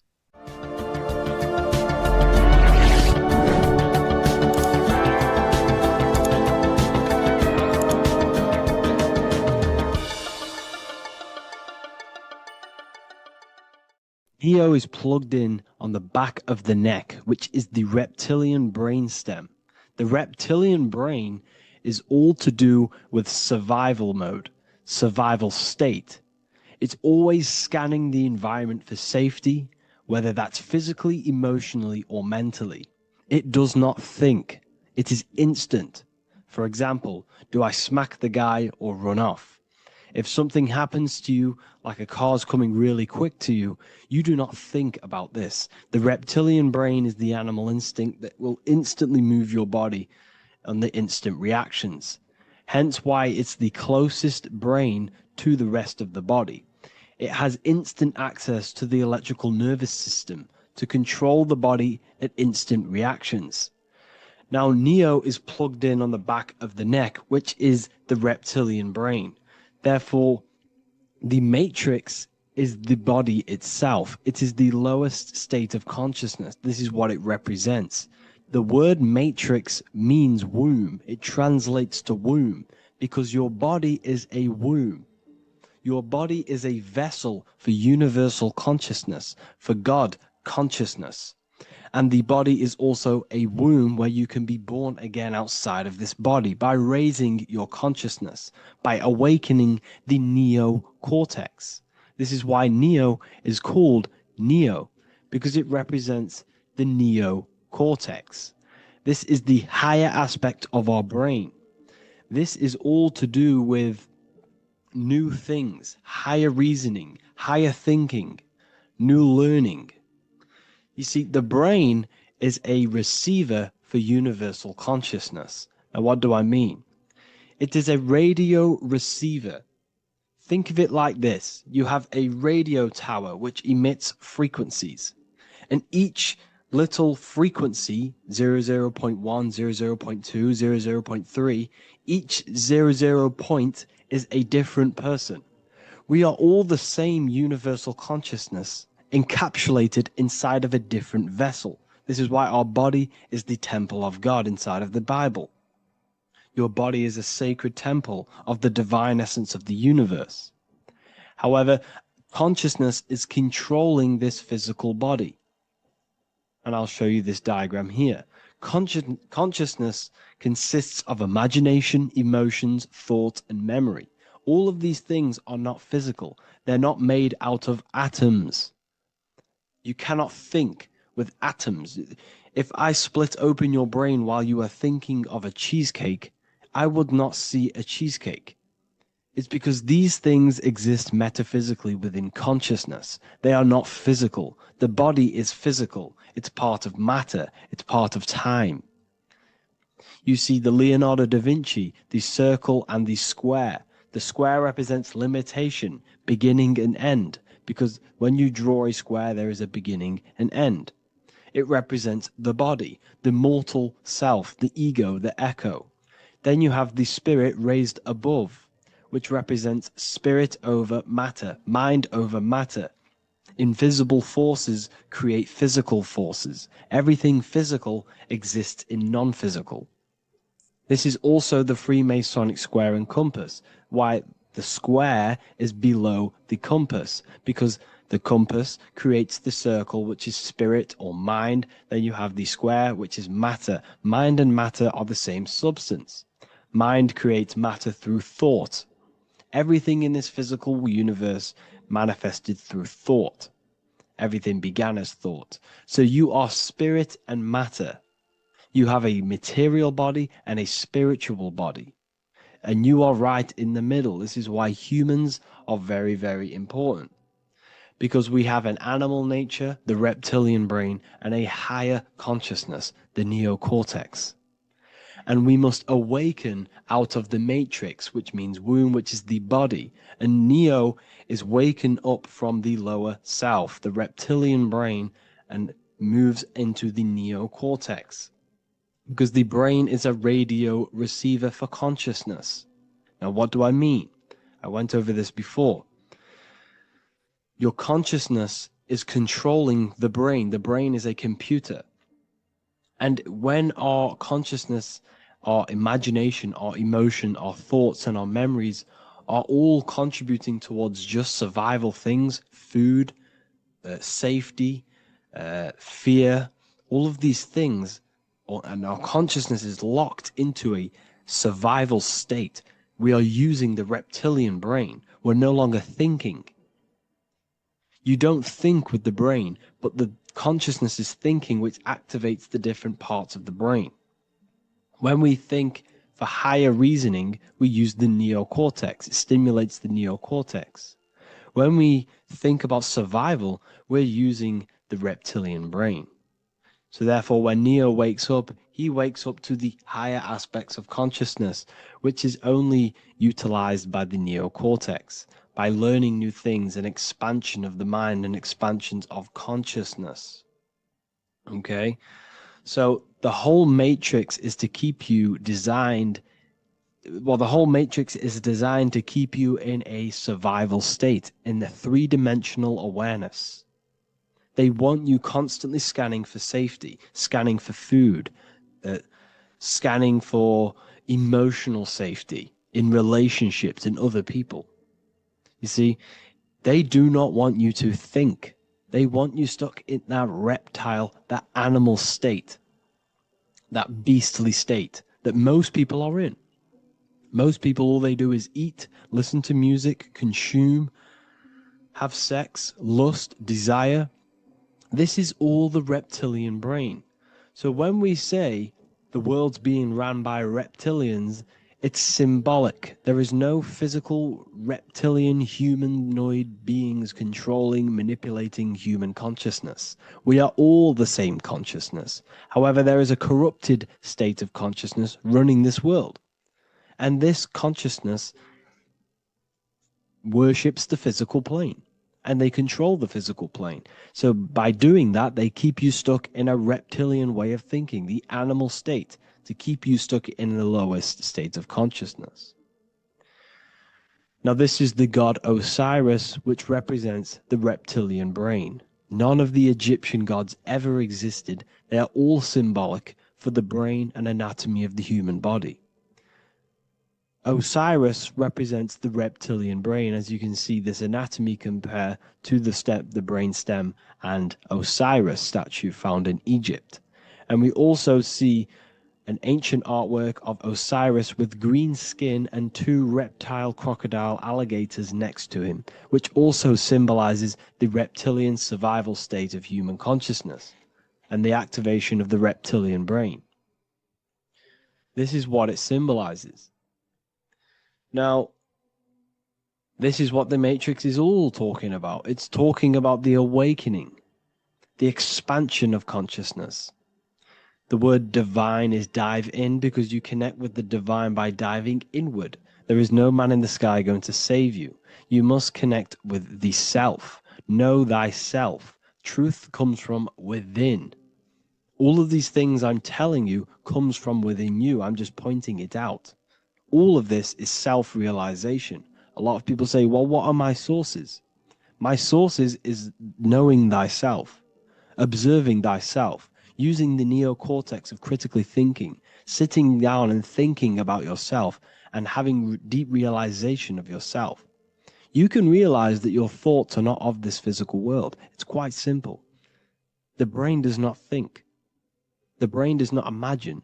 The brain does not hold memory. All of these things exist in consciousness, the one consciousness, but we are all fractal, infinite parts of. This is the eye on the triangle, consciousness being given down to the rest. This is separate. Consciousness is separate from the rest of the pyramid. The pyramid is your body. Neo is the one consciousness. This is the Egyptians symbolizing the one consciousness giving Ankh, which is life, to all the different life forms.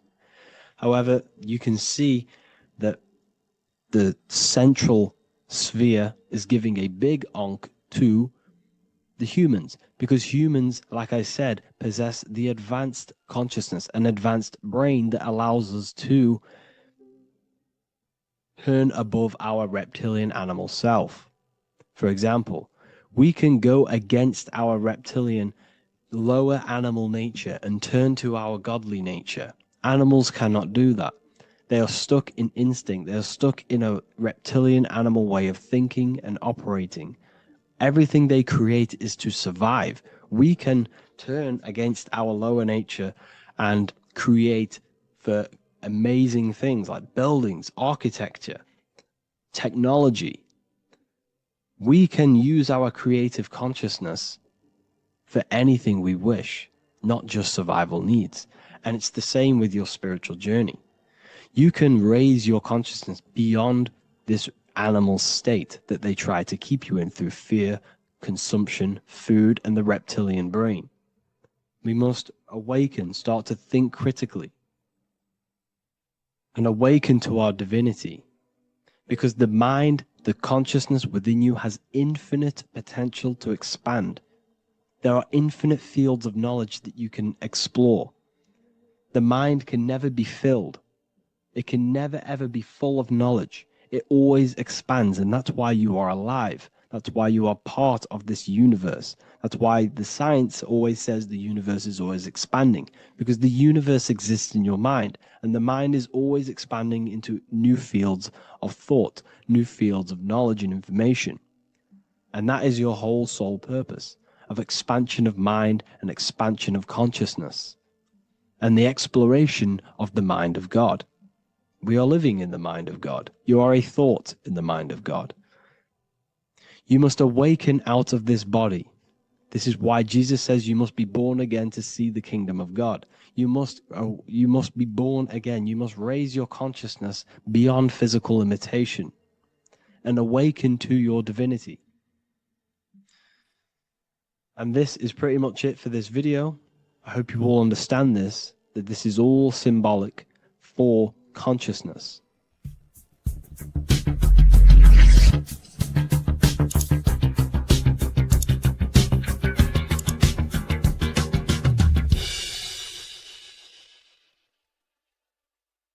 Welcome to Revival of Wisdom.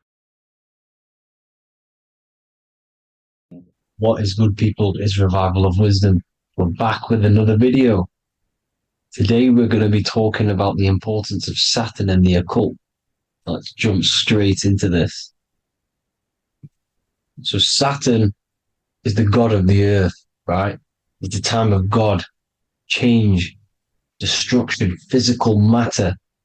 He creates and destroys, because the energy of Saturn is the key to crystallization. It wraps things in physical matter, right? He creates everything, all life forms, and he takes things back, because the day that you're born, that's the day that your expiry date is coming. The time is ticking until Saturn takes your life. This is why he's known as the Reaper. Okay? As he's personified as eating his child here in this ancient Roman painting. As you can see, he's eating the child. We are all children of Saturn, right? He creates physical matter, our physical bodies, right?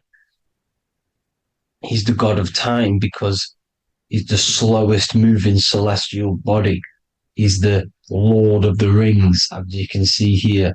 He's the last one on the ring. He's the slowest one moving, okay? So he is the Lord of time, destruction and creation, okay? This is why his name is Saturn, Satan. He's the devil, okay? But I'm not saying Saturn's evil, guys. It's a part of life. Everything lives and dies, right? He's the key to crystallization. Now, as we have the clock here, our god Saturn, or Kronos in Greek, just means time. He's also the god of time, as I've already said. 60 seconds in a minute, 60 minutes in an hour, 24 hours in a day. Add 2 plus 4 equals 6.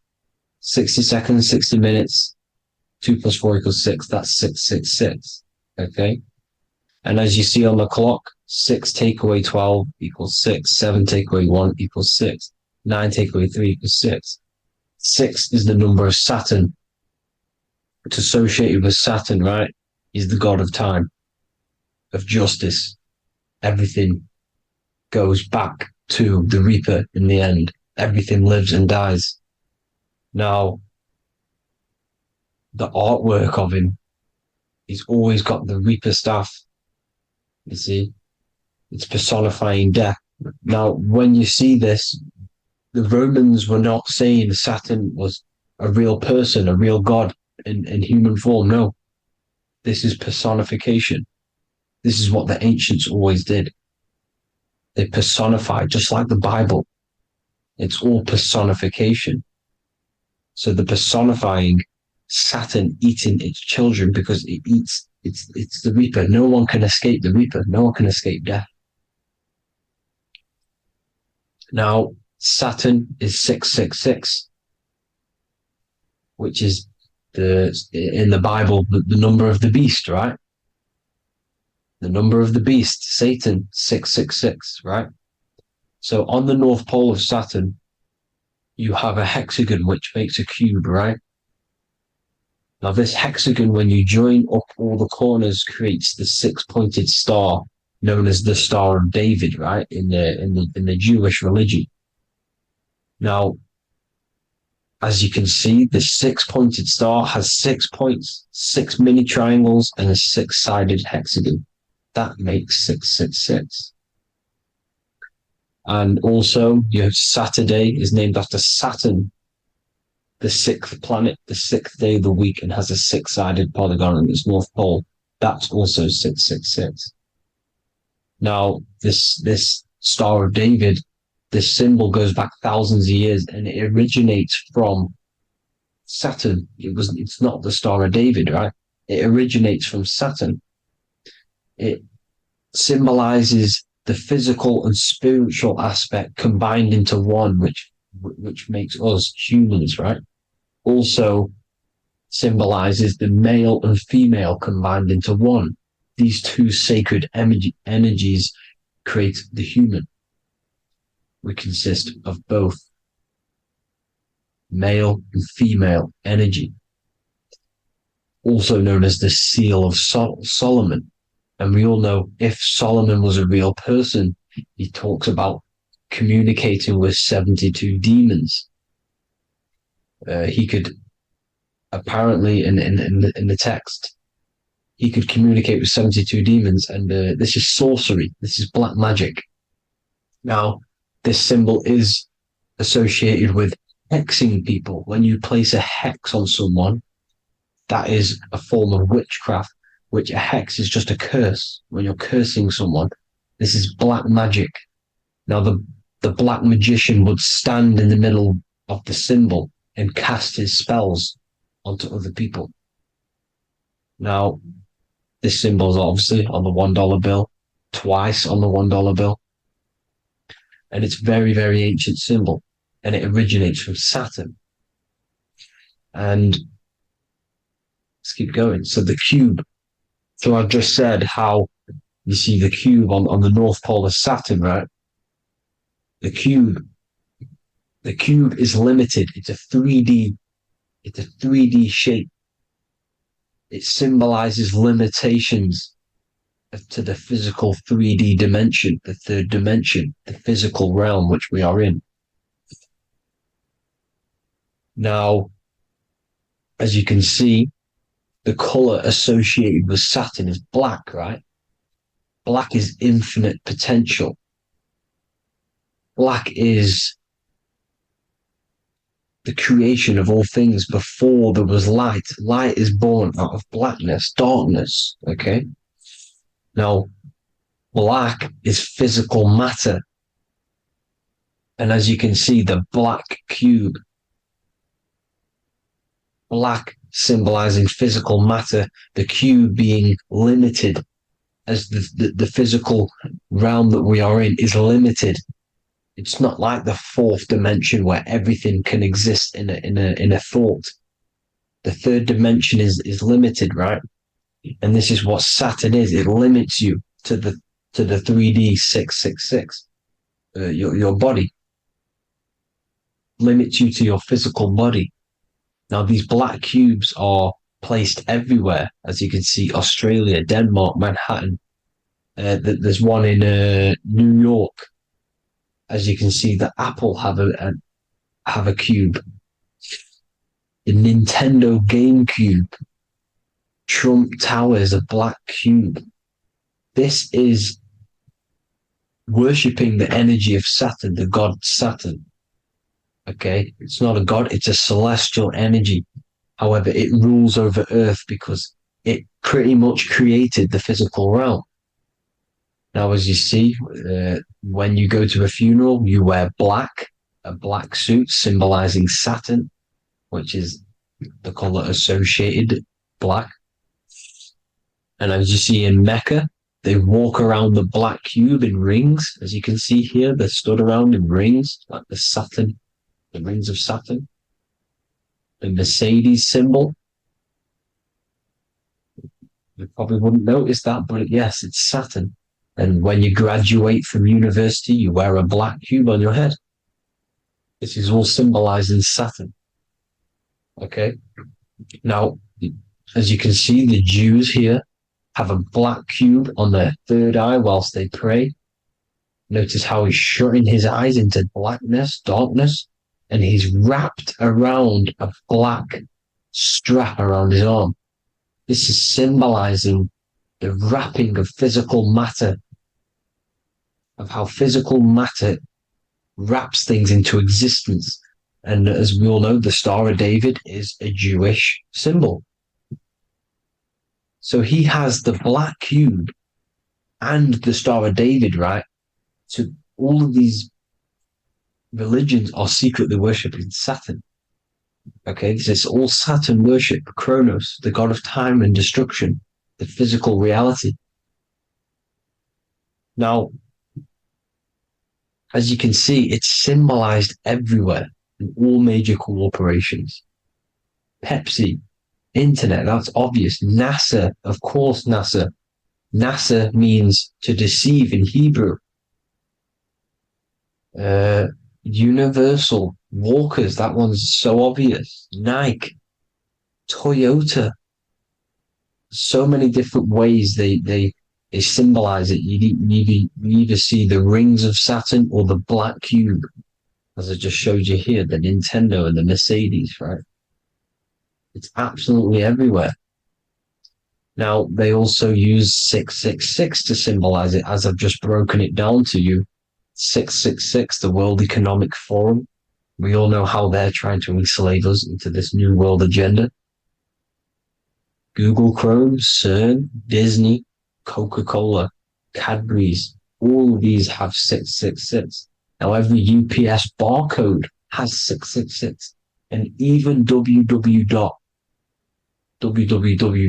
Is Hebrew for 666, as you can see here.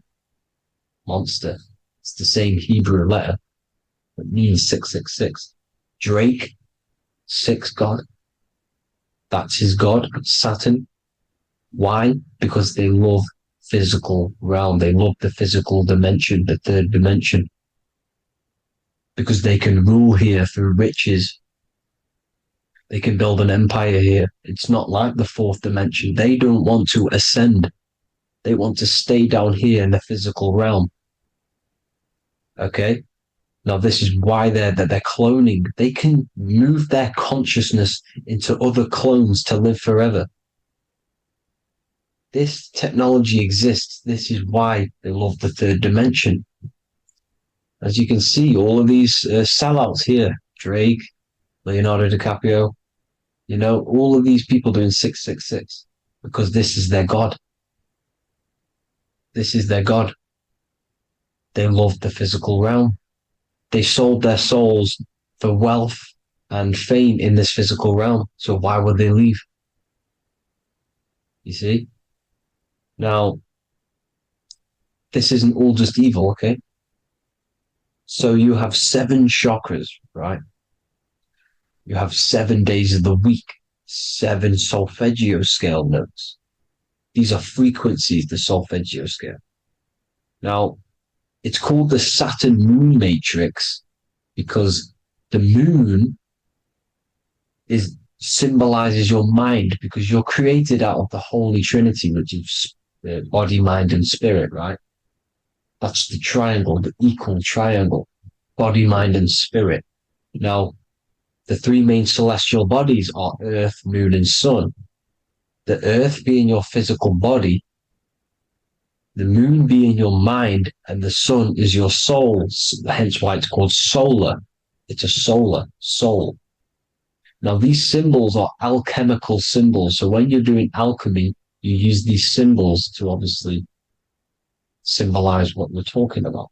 Now, as you can see, these are all the symbols of the planets. Of Saturn is created out of the moon on top, the moon on the bottom and the earth on top, as you can see here.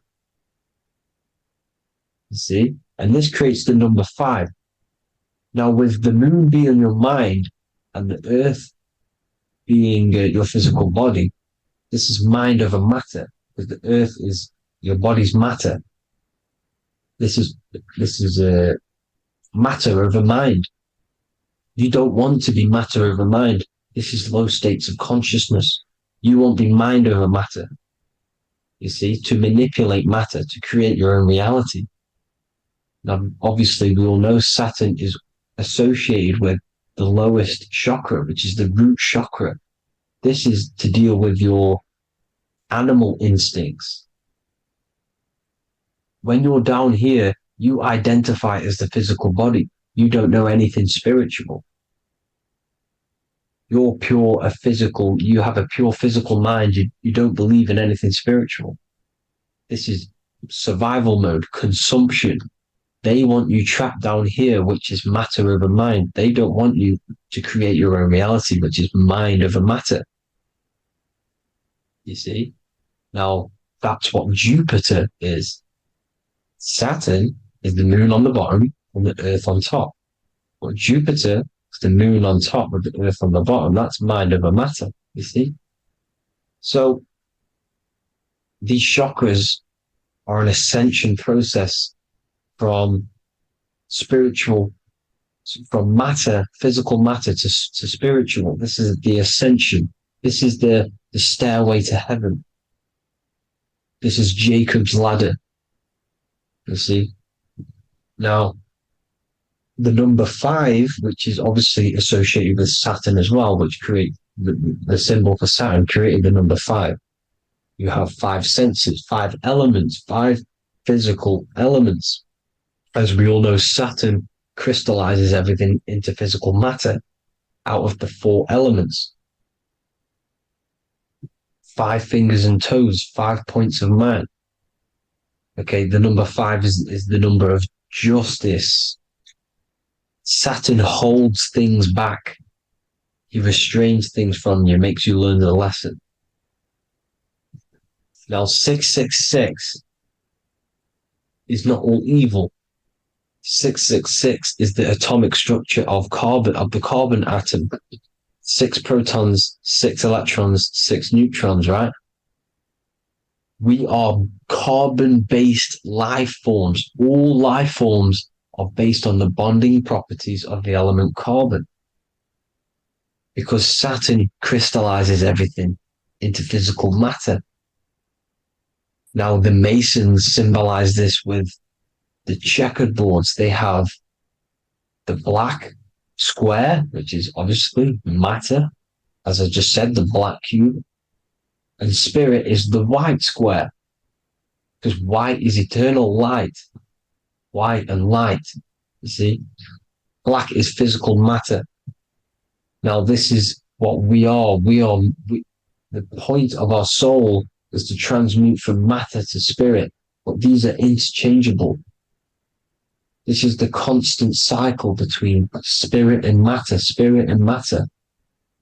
High vibrational matter turns into spirit. Low vibrational spirit turns into physical matter. You see? Now, we are carbon-based life forms. This is what 666 is, the number of the beast. When I say we, the physical body is the beast. It's the animal. It's the carbon suit to operate in this physical dimension, in this physical realm. See? It's the vehicle used to operate in this physical realm. But your mind isn't from this physical realm, you see? The brain is the physical manifestation of the soul.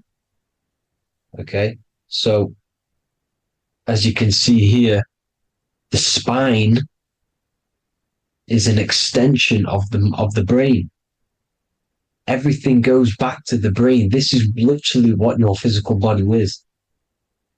You see, this is the nervous system, and everything reports back to the brain, and everything's controlled from this control center.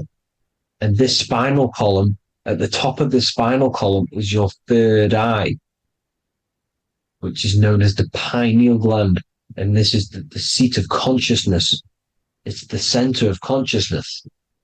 That is your true self, pure consciousness. This body is just a physical body.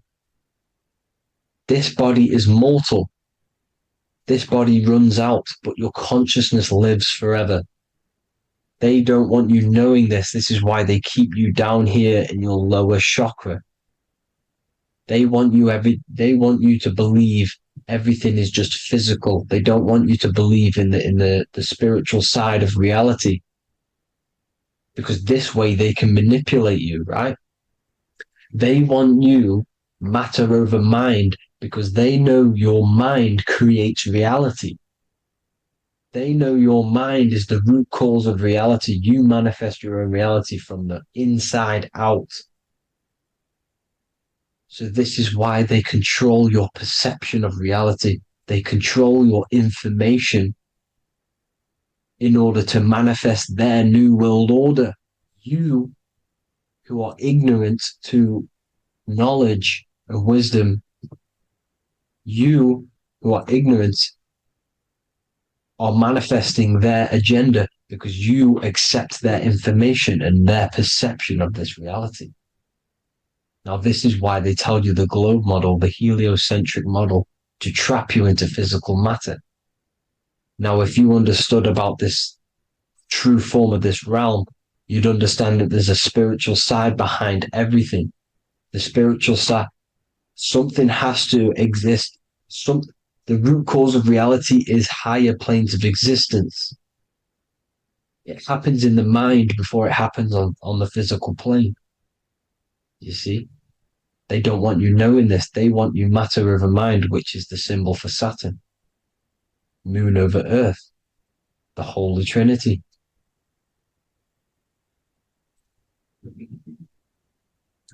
Now, as you can see, the cube also makes IXXI. This is Roman numerals. This is Roman numerals, and when it's translated from 9/11. Yes, 9/11. This is the secret code of the one world order. The two twin towers, when the two become one. Okay, when the two become one, this is how you reach the higher states of consciousness, the physical and spiritual. Now, as you can see, the 9/11 memorial are two black cubes. It's two black cubes. This is all Saturn worship. Now, I'm not saying that Saturn is an evil celestial body, right? No, everything has a good side and a bad side, right? It's duality. The spirits of Saturn on the dark side are the most evil demonic spirits. Now, these are the spirits that these are invoking through these rituals, right? Yes, 9/11 was a massive ritual. It's a satanic ritual, okay? Now, we all know Elon Musk. Elon Musk is coming with the mark of the beast. In English gematria, this equals 666, right? 666, as I said, is the number of the beast. You are the beast, your physical body. You see how the Bible twisted things up to make things more confusing, right? But it's there. You just have to have the knowledge to be able to read the Bible properly. As we all know, we had this virus. I'm not going to say the name because I'll get flagged.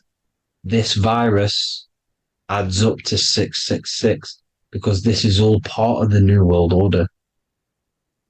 It's all part of keeping you in this physical dimension.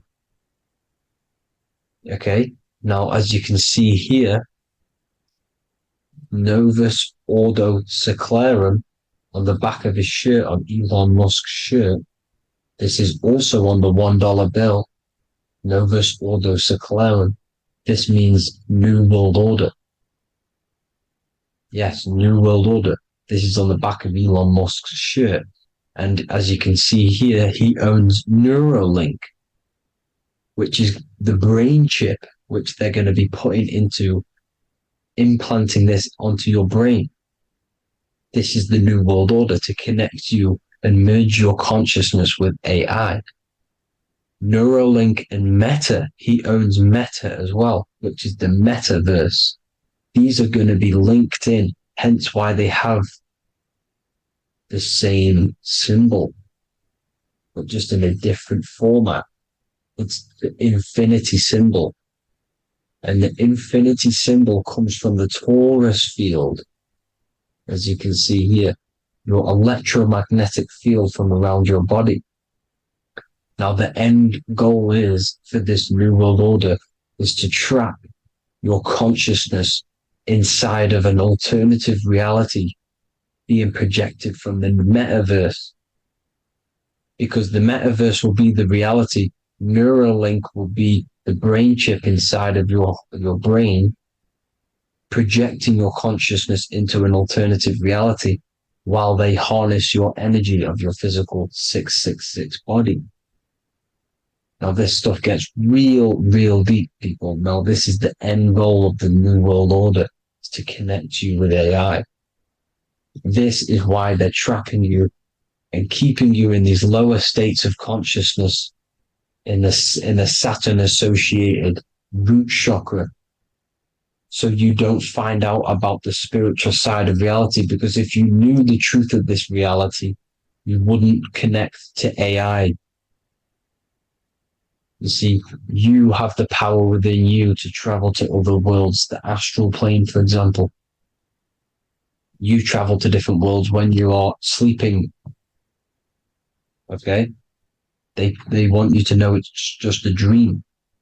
However, their end goal is to trap your consciousness and feed off your energy, spiritually and physically. Okay? I don't know why these people are just pure evil. As I said, evil love bondage. They love the physical dimension. They don't want to ascend to other realms. These evil love the third dimension. This is why evil spirits will inhabit bodies, exorcisms, because they miss being in the physical realm. They miss it. Evil love bondage. So this is why they're cloning and putting their consciousness in clones to stay in this third dimension, to stay as further away from the source as possible. Okay? This is why they're doing it. And this is how it's all linked in. So I hope you all enjoyed this video. Hope you gained some wisdom. Please feel free to join the Telegram. And please leave a like and a subscribe. Thank you all, people. God bless.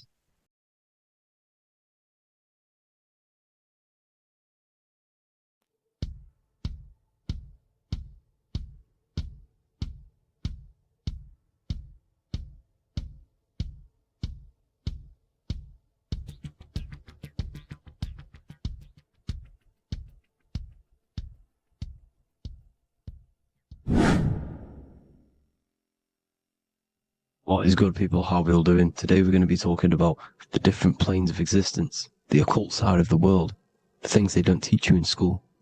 And of course, you can only find that on this channel, so welcome. So you need to understand is that your consciousness moves through these different planes of existence, these different states of consciousness, which make up all of you. Okay? They are all interlocked planes. They are all interpenetrated into each other. They are all one. They melt into the plane above and below. You see, Each plane is a product of each plane. As above, so below. Now, the higher you go, the more fluid, the more dreamy, the less dense it becomes. The lower you go, the more denser it becomes, the more solid it becomes. The lowest plane is the physical plane, which you are obviously aware of. You are inside of the physical plane now. But while you are in this inside of this physical plane, you are indeed inside of all these other bodies which you have not awakened yet. You have to awaken these different bodies. You have these bodies. Okay? It's like a ripple effect. And the center is the most dense, the most solid. This is earth, heart, the heart of the ripple. And the lower you, the further you go out from the center, the more dreamy, the less fluid, the more fluid, the more less dense it gets until you're one with the all. You see? And this is what it's like. This is what this system is. It's like a ripple effect. Now, let's jump straight into the planes. First, you have the physical plane, made out of 4 elements. Five elements.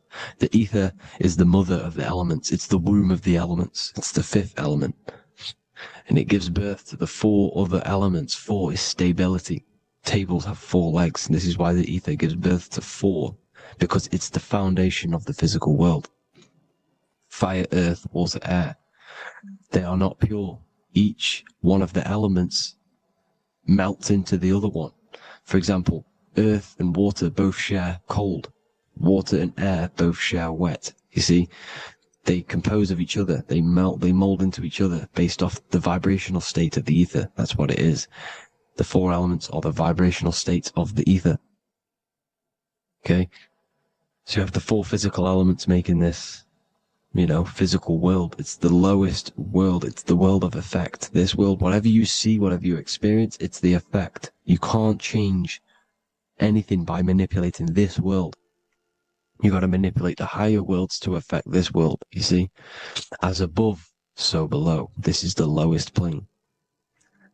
It has 3-dimensional. It's the 3rd dimension. Space, height, and thickness. That's all it is. Front, backwards, upwards. You see, it's 3-dimensional. We cannot perceive the hidden side, which is the interior of this existence. We cannot perceive the interior from our exterior view. We are looking into this world. Okay, this is the exterior view. We can't see what's inside of that. That's the 4th dimension, which is the next one. It's the most gross and dense plane. 4 states of matter, the most slowest vibrational molecules exist in this plane. Above this plane, you have the ether. Okay, the word ether and either are the same thing, because either connects 2 scenarios in languages. I either support Manchester United or Liverpool. Either is connecting them 2 scenarios. The ether is doing the exact same, as you can see here on the planes of existence. It connects the astral world, which is very important, to the physical world. It's connecting these 2 worlds. So it's the ether. It's the ether. The ether is pure potential. Energy flows through the ether. It is pure energy, pure potential. Okay? The physical body is an exact copy of the etheric counterpart body. So every physical object has an etheric energy double. It's like a blueprint of that object. Every single object has an energy double, and that's the etheric double. Okay? The etheric body determines the shape of our physical body through its lines of force. All through life, it rebuilds and restores the physical body. Physical problems show up first in the etheric body, because as above, so below. You manipulate the higher planes, it will manipulate this plane. And this is why sorcery works. Contact with astral plane entities. We'll get into that a bit later.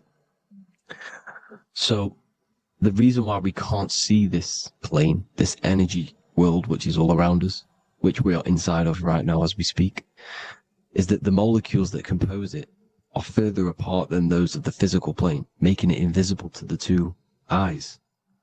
That we can't perceive it. Our eyes cannot physically suck in that sort of information, and our brain cannot decode it.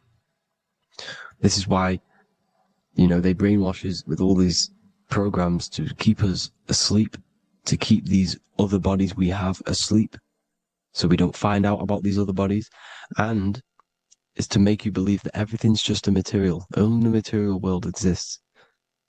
They don't want you to know is that everything that you see is a result of something you cannot see.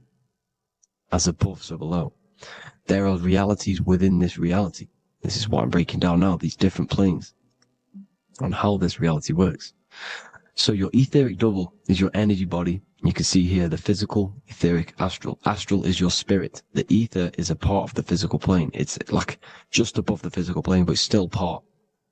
But then the astral plane is completely separate. It's another plane, but they're all interlocked. Don't think they're apart. They're all interlocked. They're all one. They all melt into each other. The chakras that we have are inside of our etheric body.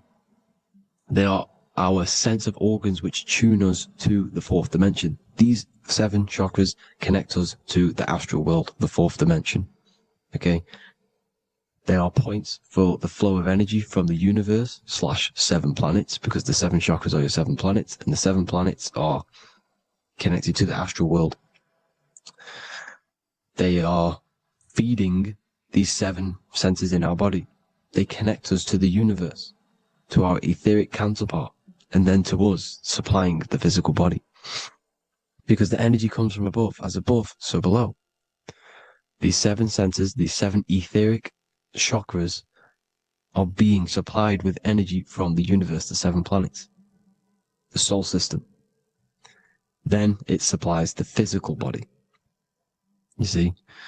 So, the ether is very important. And this is, that the ancients understood the science of the ether, and they could, harness free electricity from it, because it's all around us. The ether is all around us. And this is what they were doing. They were harnessing free energy using the ether.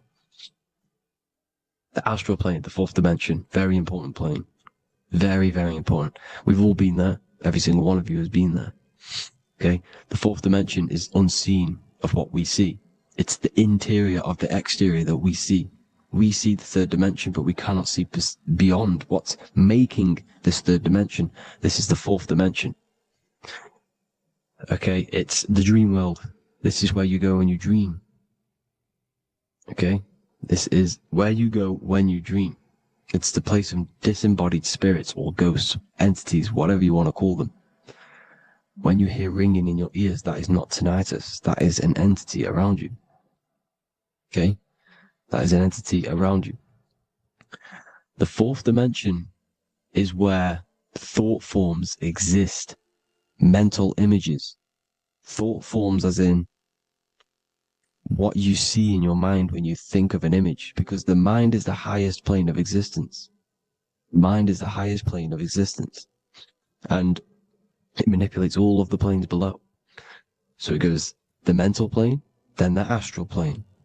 So the thought is in the mind, the mental plane. That just the thought alone, no image, but then the form depiction, the thought form exists. It manifests in the astral plane as a sort of image, an entity, a living conscious being. So this is why thoughts are things. You see, thought forms exist within the fourth dimension. So when you imagine something, when you are, for example, right now, look into your hand and imagine there's an apple in your hand. If you can see that, you are seeing into this fourth dimension. You can only see into this fourth dimension using the mind's eye, not the 2 eyes, the mind's eye. When you shut off the 2 eyes into darkness, the third eye opens. The mind's eye is open. And you can see, this is astral travel. You got to work on astral travel. And you will see this astral plane, this fourth dimension. And there are 3 different sections to this astral plane. Higher, middle, or lower. So yes, there is a kind of a heaven and hell. And a mid-God.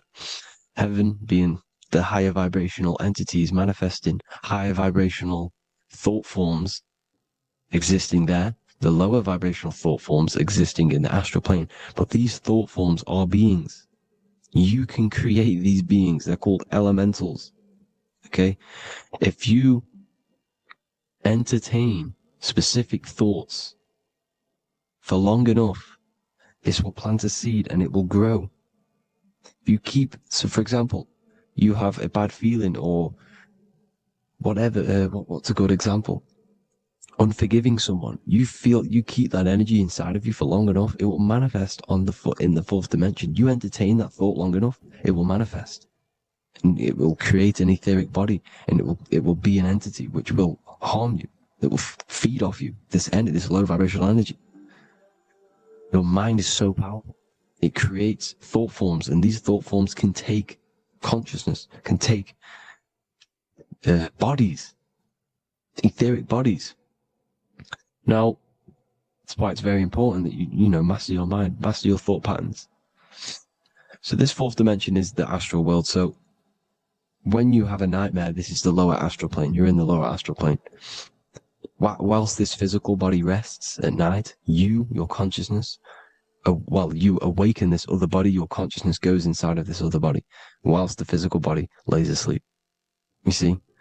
So it's all inside of you. This is what you need to understand. You just haven't awakened these bodies yet. You can awaken them. You just got to awaken them. Okay? The next is the mental plane. This is the mind, the source, pure cause, pure motion, the most less dense, the most fluid. No form. There's no form to the mind. Astral plane is the first plane where a form takes existence, pretty much. The mental world has no form. It's pure mind, pure intelligence. Thoughts alone exist here without any images or manifestation. The most fluid, the most dreamy, the most causal plane. All of the rest take the effects of this plane. That's why it's mind over matter. Your thoughts they create vibrations. Each vibration is vibrating on a specific frequency, which creates mental images, creates effects down here on this physical plane. This is why it's so important to master your mind. Master what you think. Master your mind. It's the hardest thing to master. You could conquer the world, but it's probably harder to conquer your own mind than to conquer the whole world. I can promise you that, because the mind can play tricks on you. You got to listen to that inner guide within you that will constantly manifest the good things. So anyways, people, hope you learned a lot from this. Please work on trying to activate these other bodies. I will maybe do another video on trying to activate these bodies if you wish. Please comment down below if you would like to see that. And have an amazing day. Please like, subscribe, comment down below any video ideas you want me to do, any information you want me to spit. Thank you all. Have an amazing day.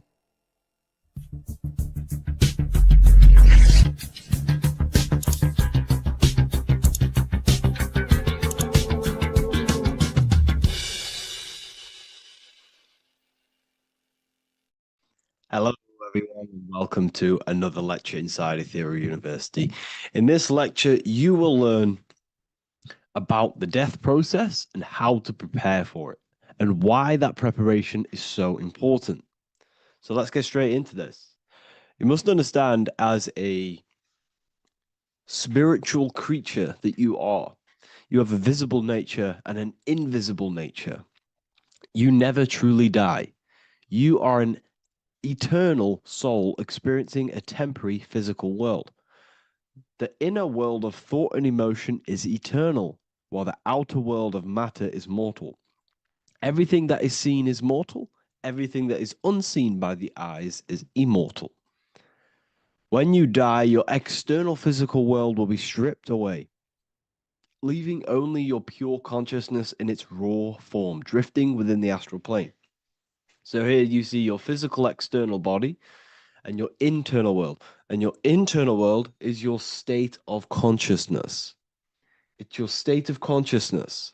Your thought and emotion is one overall state. Okay? So you must understand these planes. You have the physical body, the etheric double, an astral body, a mental body, and the Buddhic body. When you die, you leave the physical plane. Then you will more than likely leave the etheric plane, because the ether acts as like a portal. everything comes out of the ether and returns back to the ether. I can break that down in another video in electromagnetism. But electromagnetism is ether, energy coming in and out of the ether. You will, every single day you die, every single day. There's a cycle of life and death occurring all the time. Every single day, you go to sleep, you go back, your consciousness slips back through the ether. And then when you wake up, your consciousness comes back through the ether into the physical plane. Death is just a bigger macrocosm of the microcosm cycle of life and death. So you will return back to the astral, which is the realm of imagination, infinite possibilities. And this is where thought forms start to manifest. Okay. So depending on how advanced you actually are mentally and emotionally, will depend how long you stay in the astral. Now, what we must understand is that there is many different components to the astral. We have the higher astral, the middle astral, and the lower astral. These are all vibrational states.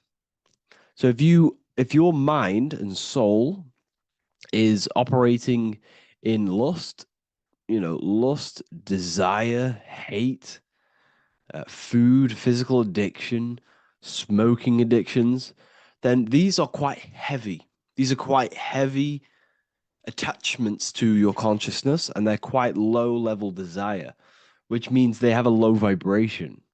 You will manifest in the lower astral when you're stripped from your physical body. The lower astral is not inherently evil. However, there's just low vibrating things going on there. Low vibration does not mean evil. Okay.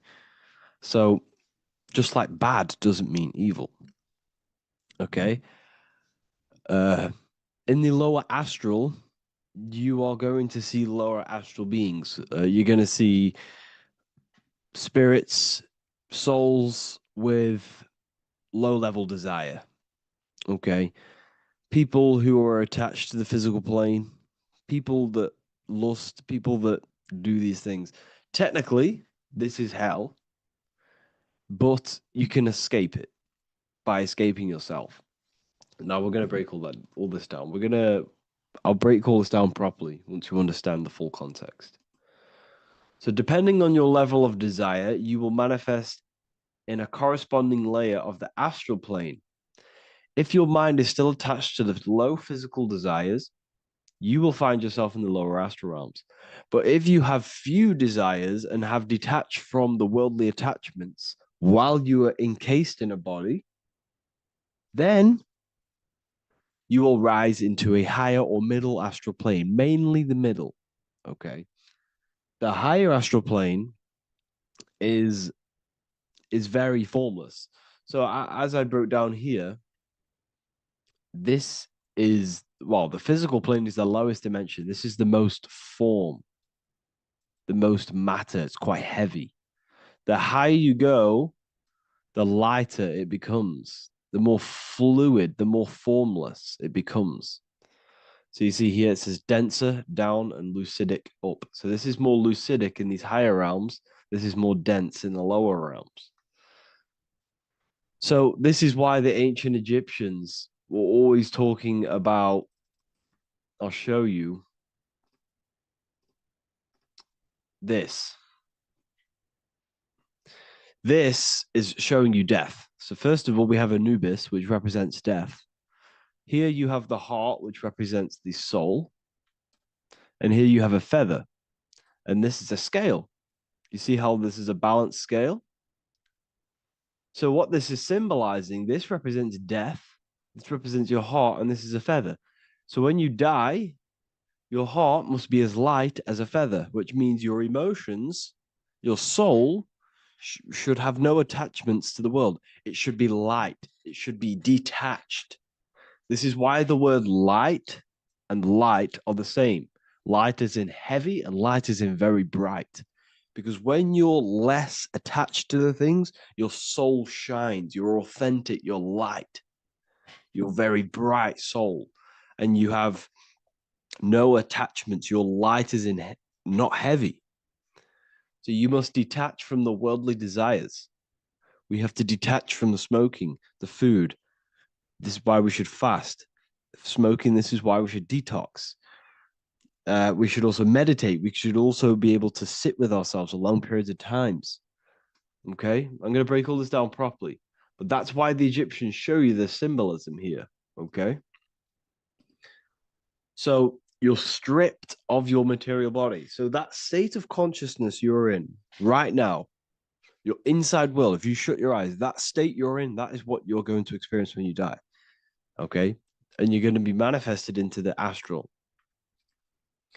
In the physical plane, you can mask or hide almost anything. But in the spiritual realm, you cannot. The astral body, your thoughts and emotions directly shape your spiritual body, your astral body, revealing your true inner state. So your desires that you can hide in the physical plane, your emotions, your thoughts, you can't hide any of that in the spiritual plane, in the astral plane. That will directly shape who you are, your color of your astral body, and your astral body as a whole. So here we have Kim Kardashian. If you could see this lady's astral body, you would run so far that you would be horrified for the rest of your life. If you could see their spirit, their astral form, it would be horrific because their mind is so attached to, physical things, so attached to desire, money, fame, worship, power. These people do not want to die. These billionaires and millionaires will never want to die. They will do whatever they can to stay alive because they understand when they die, they have to face themselves. They have to face their inner world. And their astral body, their true authentic self on the inside is horrible and horrific and so low vibration. So this is where it comes in. You must be as light as a feather. This is what the Egyptians are showing you in their artwork. Your soul must be as light as a feather. In order for the soul to ascend to a higher plane and not look at that physical plane and say, I want to go back or I want to desire things down there, you must detach now and prepare for death. Hell is not a place. It's your own personal suffering born from within. If your mind and soul are deeply attached to mental fixations, emotional wounds, and physical addictions tied to the material world, that pain will follow you into the astral. This is your true judgment day. You judge yourself when you die. You see your authentic self. There's no hiding. Right. Imagine right now that you that everything you cling to was stripped away. No matrix, no electricity, no food, no TikTok, no phone, no possessions, no distractions, no one else. Could you sit alone with yourself for just 1 hour? Could you sit alone with your thought and emotion? That moment of truth is what you must begin to prepare for. Could you sit alone with yourself? Can you sit alone for long periods of time and just think? And if you cannot, then you're running from your internal world. You're running from your thoughts. You're distracting yourself from your thoughts. This is what we must address. Now, don't feel bad if this is you. We've all have problems. We all have internal problems. But this is what we have to face directly in order to prepare for life after death. We must meditate for long periods of time. Not even meditation. We should be able to sit with ourselves with no distractions and just think. This is what the people of the past used to do when we had no technology. People would sit and think for hours. This is what we need. Because if you cannot sit with yourself, imagine sitting with yourself with no physical body. That's the level that's going to happen. And we need to prepare for that.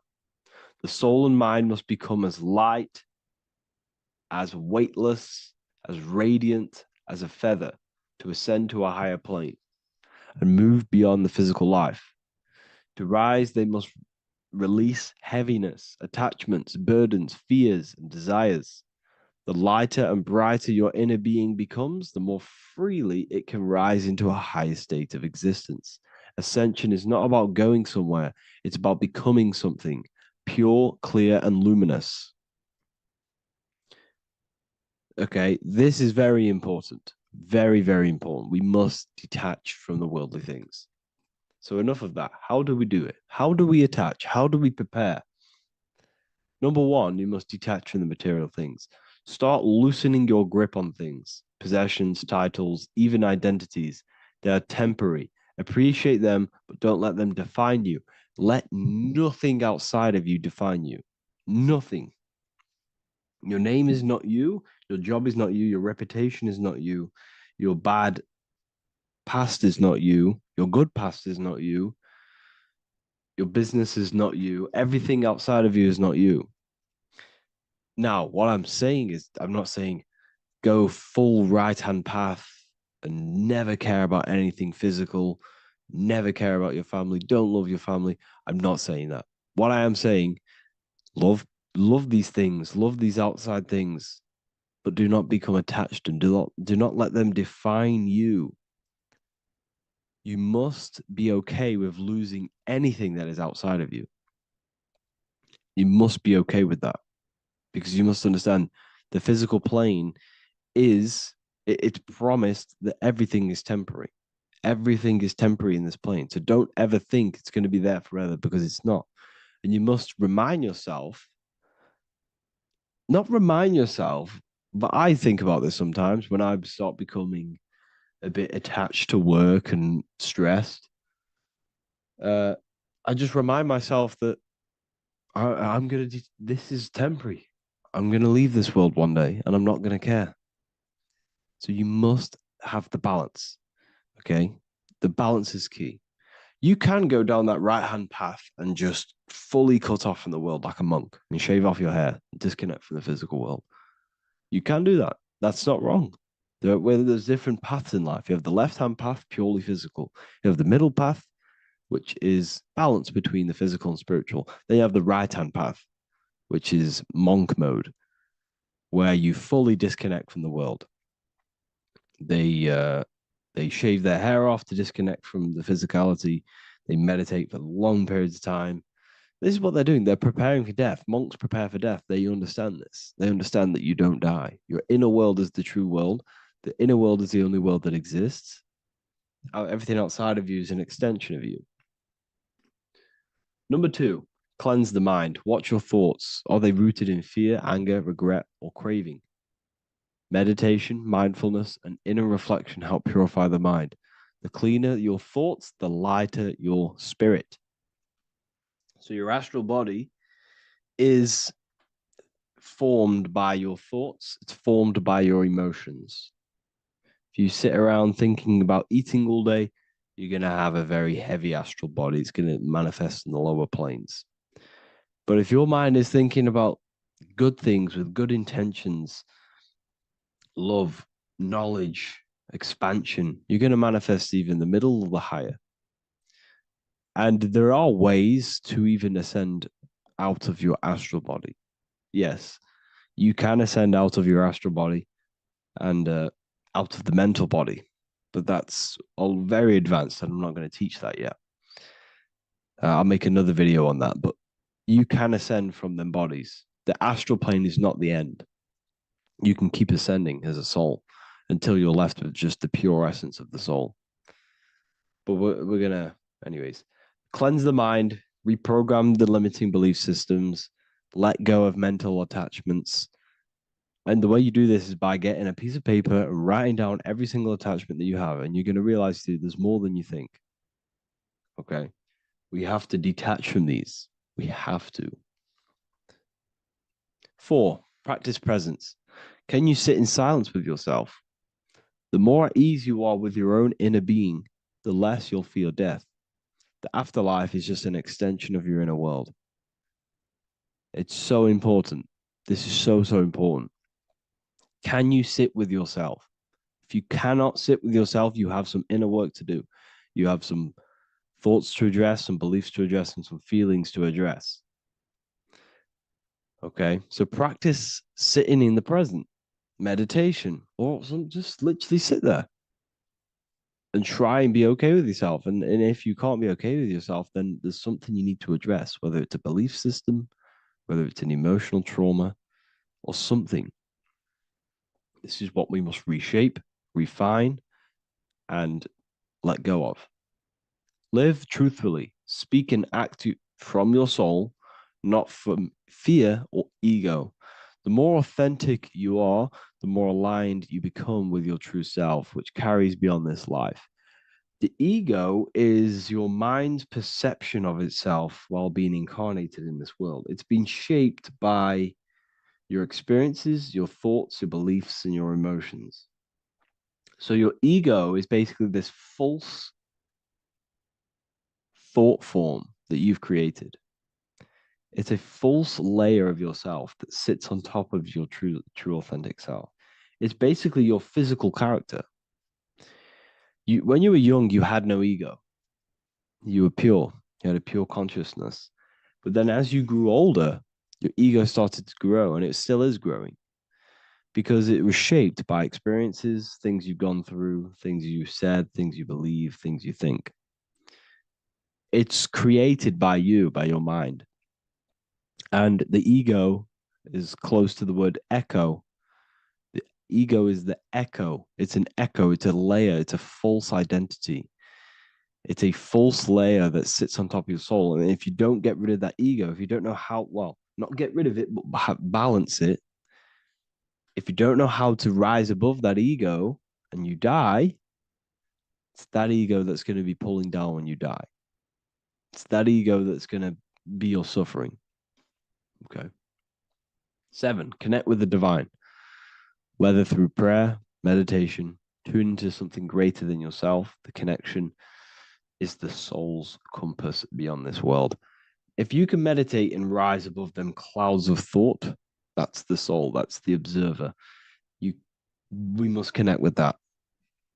Okay, this will definitely help with just allowing yourself to connect with your true self. Meditation's great because you can just fully detach from the world. And the more you meditate, the more you can prepare for death.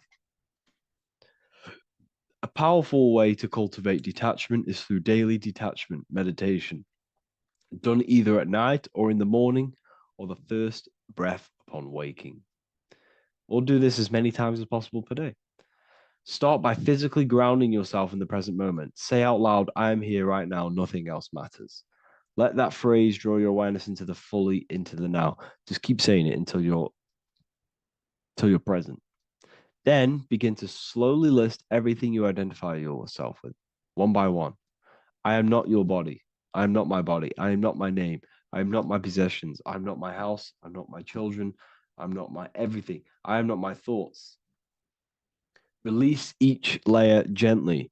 Imagine, if you want to, if you have a good imagination, imagine placing these things into a big box. Placing your body, placing your name, placing your possessions, placing your house, your car, your thoughts, your beliefs into a box, and then shut that box. If you have a good imagination, do that. That can help. And you'll be left with yourself. And you're not even that. It goes even deeper. Eventually, you'll reach the mind itself. Detach from the language that the mind is even using. Now, that's very difficult. And not many people have ever thought about that, and they've ever even been there. Detach from the language that the mind is using. Think about that for a second.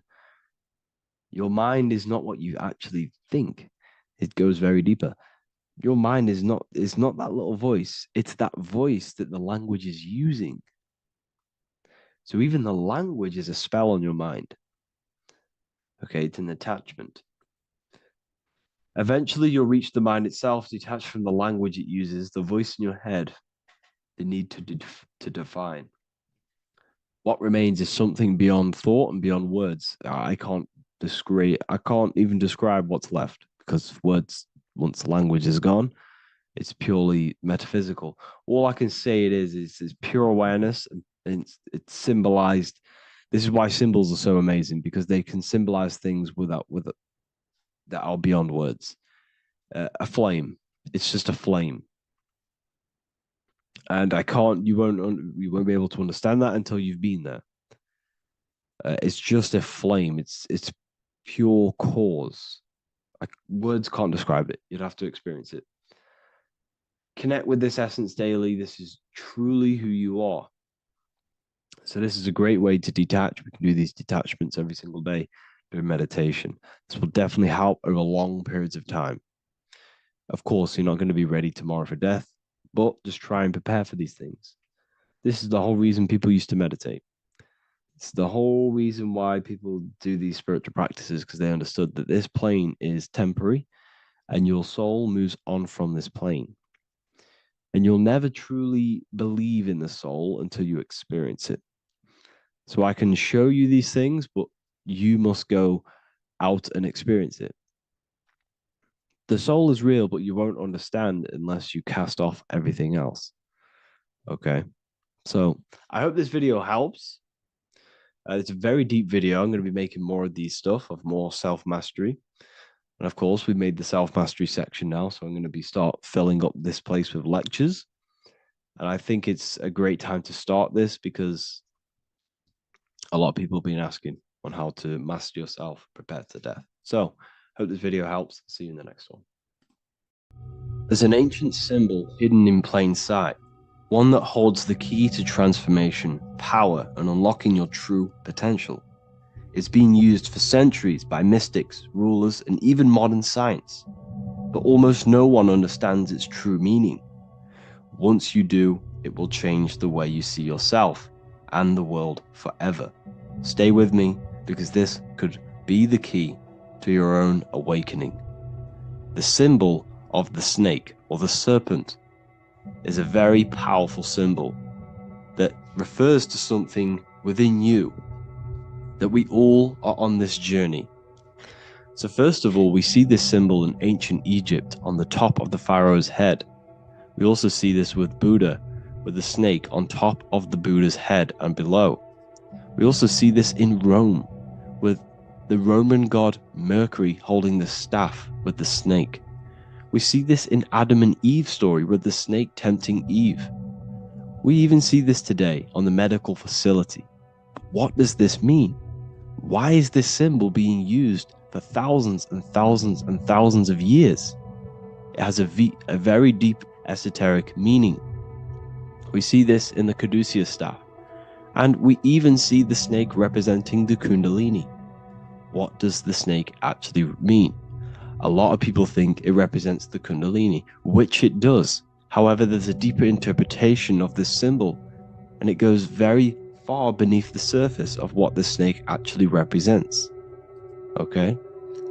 So first of all, when looking at symbols, we need to observe what the snake does in nature. The serpent sheds its skin. The serpent shedding its skin is a sacred symbol of an inner transformation. It transforms from its old self to a new self. It sheds layers of itself. As the snake discards its old exterior, it mirrors our own journey of realizing outdated beliefs and patterns, paving the way for a renewed, authentic self on the esoteric path of awakening. Essentially, it represents transformation, but not transformation of our physical bodies, transformation of our inner world. Now, this is where things get a little bit tricky and you may become a little bit confused, but I'm going to make this very clear for you. The snake symbol or any symbol can be used for different context. For example, the kundalini. We see the snake representing the kundalini. We all know that energy can't be destroyed, only transferred. Like I said, this is a transferring of energy. It's a changing, a transforming, shedding its skin. It represents transformation. Sexual energy is energy, and we can transform the sexual energy into a kundalini awakening to activate dormant brain cells in our brain and to activate the human light body, which is the spirit. We can cultivate, save, and retain our sexual energy, transmute it up the spine to activate the brain. This is a symbol of transformation, of energy in this context. However, when we go to the emergency services, this does not mean the same thing as the Kundalini. The snake in this context represents transformation of health. When we are picked up by the emergency services, we are looking for a transformation. We are unwell and now we need to transform to well-being. This is why they use this symbol. It represents transformation, especially with the pole and the snake climbing. It's climbing, it's transforming from the bottom to the top, shedding its skin, shedding old layers, transformation. We see this in the Bible with the snake tempting Eve to eat the apple of the tree of knowledge of good and evil. Well, what does this mean? Where's the transformation in this? Well, this is a very hidden one. The transformation takes place in Adam and Eve's consciousness and their mind. They go from a pure, whole state of consciousness, from being tempted by the snake, and they eat it and they transform into knowing the good and evil, into the dualistic ways of thinking and the dualistic meaning of this world. Let me rephrase that. They understand the dualism of this world, and they now understand the two good and bad ways of thinking. They know the knowledge of good and evil, of duality. They shifted from a whole state of consciousness into their consciousness being split into good and evil. This represents the journey of every single soul that incarnates into this world, including yourself. When you were a child, you were whole. You had no understanding of good and evil. But as you grew older, you eaten the fruit. You grew to understand the knowledge of good and evil. Your consciousness split from a whole into a separate and divided way of thinking and divided understanding of the world. We suppressed aspects of ourselves to fit in with society norms. And we just limited ourselves with limiting belief systems. We knew the knowledge of good and evil.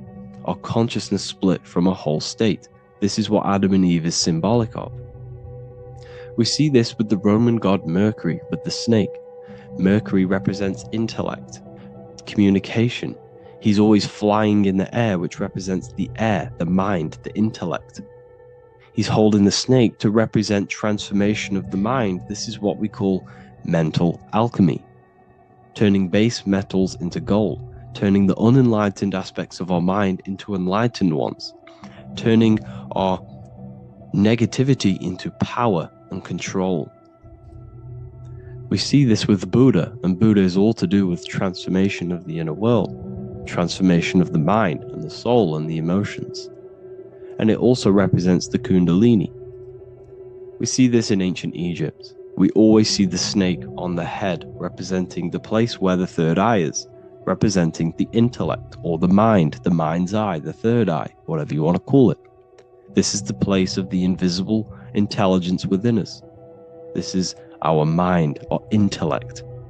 And this is the transmutation of the mind.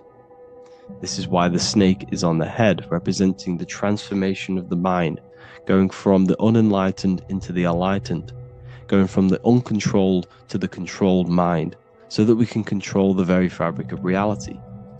I've kind of just given that away. Why is this important? Humans are creators. We're the architects of creation, endowed with the divine power to channel the fourth dimension, which is the imagination, into reality. Each thought and intention is a seed. When nurtured with focus and clarity, transforms the unseen into the tangible experience. This creative process bridges the gap between the ethereal and the material. Humans are creators. It's impossible for you not to create. Whether you're doing this consciously or subconsciously, you've been creating your whole life, turning non-physical thought into physical reality. We are creators. However, the mind cannot create in a state of chaos. The mind cannot create with limiting beliefs. The mind cannot create with thoughts that come and destruct our minds. The mind cannot create consciously and effectively if there are impulses within our mind and we have no control over the mind. So this is where self-transformation comes from within. This is where the snake comes in. The snake represents the transmutation of our mind from the uncontrolled to the controlled. In this context of the Egyptians with the snake on their head. It's all to do with mental alchemy. In the occult tradition, the mind is seen as a delicate instrument that demands constant vigilance. Left unchecked, it reverts to archaic and destructive thinking patterns. Like a finely honed blade, it must be continually sharpened through discipline and self-refinement. In this unending process of unveiling and mastery, we learn to shape reality, harnessing the power of our thoughts to manifest the highest potential. It's all to do with mental alchemy, and this is how the snake is connected to you. And what the snake represents to you, it represents the transmutation, the changing of ourselves, of our consciousness, so we can gain control in this 3D world. If we lack control, then we'll constantly be manifesting chaos. Now, there are 3 ways that we can transform our world, and we can slowly transform our mind. Now, this is not an overnight process. It takes periods of time of purification. And number 1 is affirmation. Let's say we have this dirty cup of water, and we have a tap of water. And in this tap, it's pouring in more water, clear water. Over time, if I keep pouring clear water into this cup, it's going to slowly purify this cup. And then in the end, it will look like the cup on the right. It's the same with your mind. The cup represents the limiting beliefs, the negative thoughts, the negative mind, the uncontrolled mind. But if we keep repeating affirmations over and over and over again, such as I am disciplined, I am powerful, I am limitless. Over time, this can purify our subconscious, and we can gain control over the mind, and we will become conscious of the thoughts that we are giving attention to. The second way is meditation. Meditation allows one to develop an off switch for the mind, providing a sense of control over it. Over time, we gain the ability to filter our thoughts and become more conscious of the ones we choose to engage with. Meditation, over a period of time, will give you this button that allows you to filter out negative thoughts. If you have a negative thought in your mind, you'll be able to become conscious of this and redirect your mind's attention. This is all about self-control, because remember, we become what we think about. The snake represents the transmutation of the self. And another way is visualization. Visualization allows your subconscious mind to experience the reality you desire, accepting it as truth. As the subconscious becomes more immersed in this imagined reality, it works to manifest it into your conscious experience. Your visual eye, visual eye. You're using the mind's eye to see and mold your future. That's what imagination is for, to create in your future. You can become your future now in your imagination. And this can slowly purify your consciousness, slowly purify your mind, which will then, if you do all 3 of these over periods of time, you will see great transformation from the inside out. And your outer world will start to mirror your inner transformation, because it's as within, so without. You change your inner world of consciousness, of thought and emotion, you'll change your external reality and your circumstances. So I hope this lesson has gave you a great understanding of what the snake actually represents. And now that you see it, you will see this everywhere. Every time you see a snake, you know it represents the transformation. So please, if you can, leave a like, comment, and subscribe, and turn on the alerts to make sure you never miss a video. And if you have any video suggestions, feel free to make a comment and I can make a lecture on it. I appreciate you all watching this video today, and I'll see you all inside my university if you're inside, and I'll see you all in my Telegram if you join, and I'll see you in the next video, of course. Thank you and take care.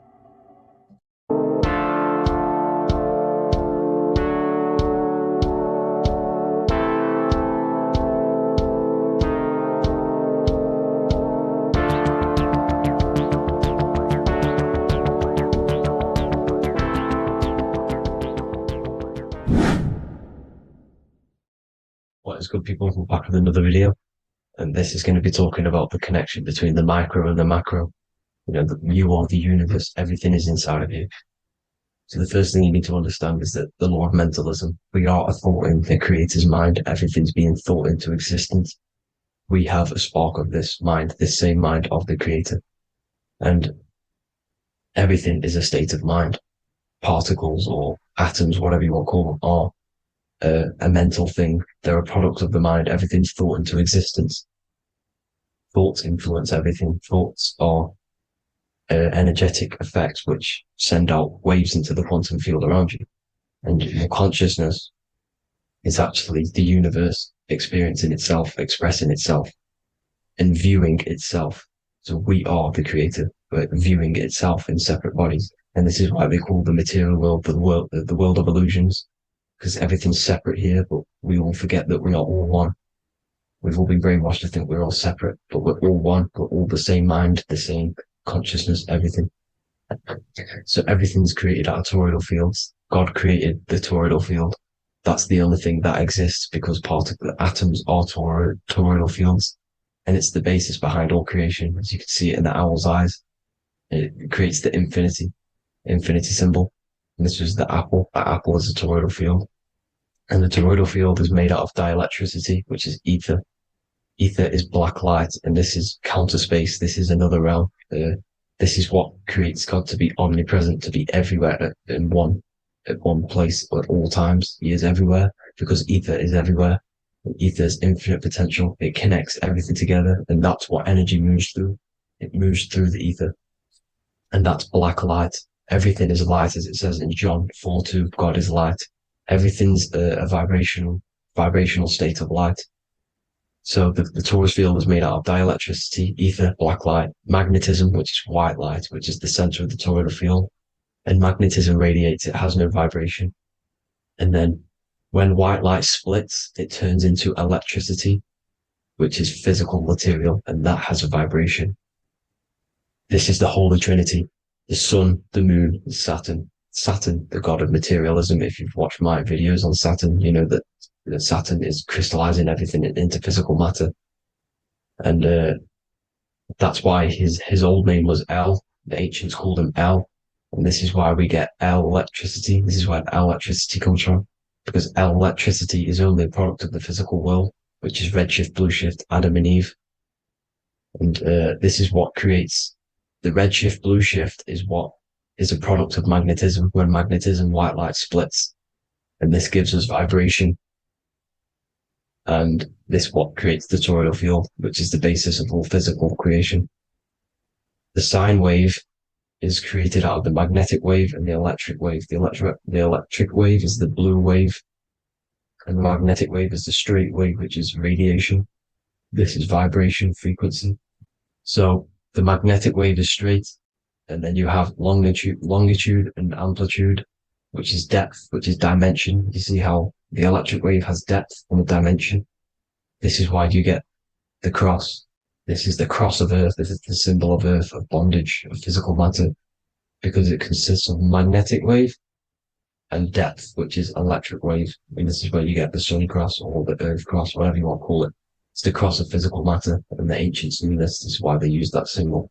Redshift, blueshift, which is the toroidal field, is the basis of all creation, physical creation. And this is why you have the police siren is red and blue. The Matrix movie, red pill, blue pill. You have red blood and blue blood in your body. The Democrat and Republic, the two parties, red and blue. Like your taps on your taps, you have a red and blue tap. One's generative, one's destruction. Fire, destruction, water, generative. So this is the basis of all things. And electric wave has dimension, like I've already said, depth, material, and it's measured in hertz. It's measured in hertz because it hurts you. It decays because the electric wave has a vibration, and vibration always has to go back to a standstill point. This wave cannot go forever, but the magnetic wave will go forever. It's radiation. Magnetic is radiation. It radiates forever. It pulses. But the electric wave will at some point come back to a standstill point, and that's why it hurts. It decays. That's why our physical body decays, because we contain of electricity. This body is an electric body, and it will return back to stillness like a guitar string. If you vibrate a guitar string, you pull it, it will vibrate, make a sound, and then go back to a standstill point. It's the exact same with every single toroidal field within the body. It will decay, and this is why our bodies decay, and everything in creation decays.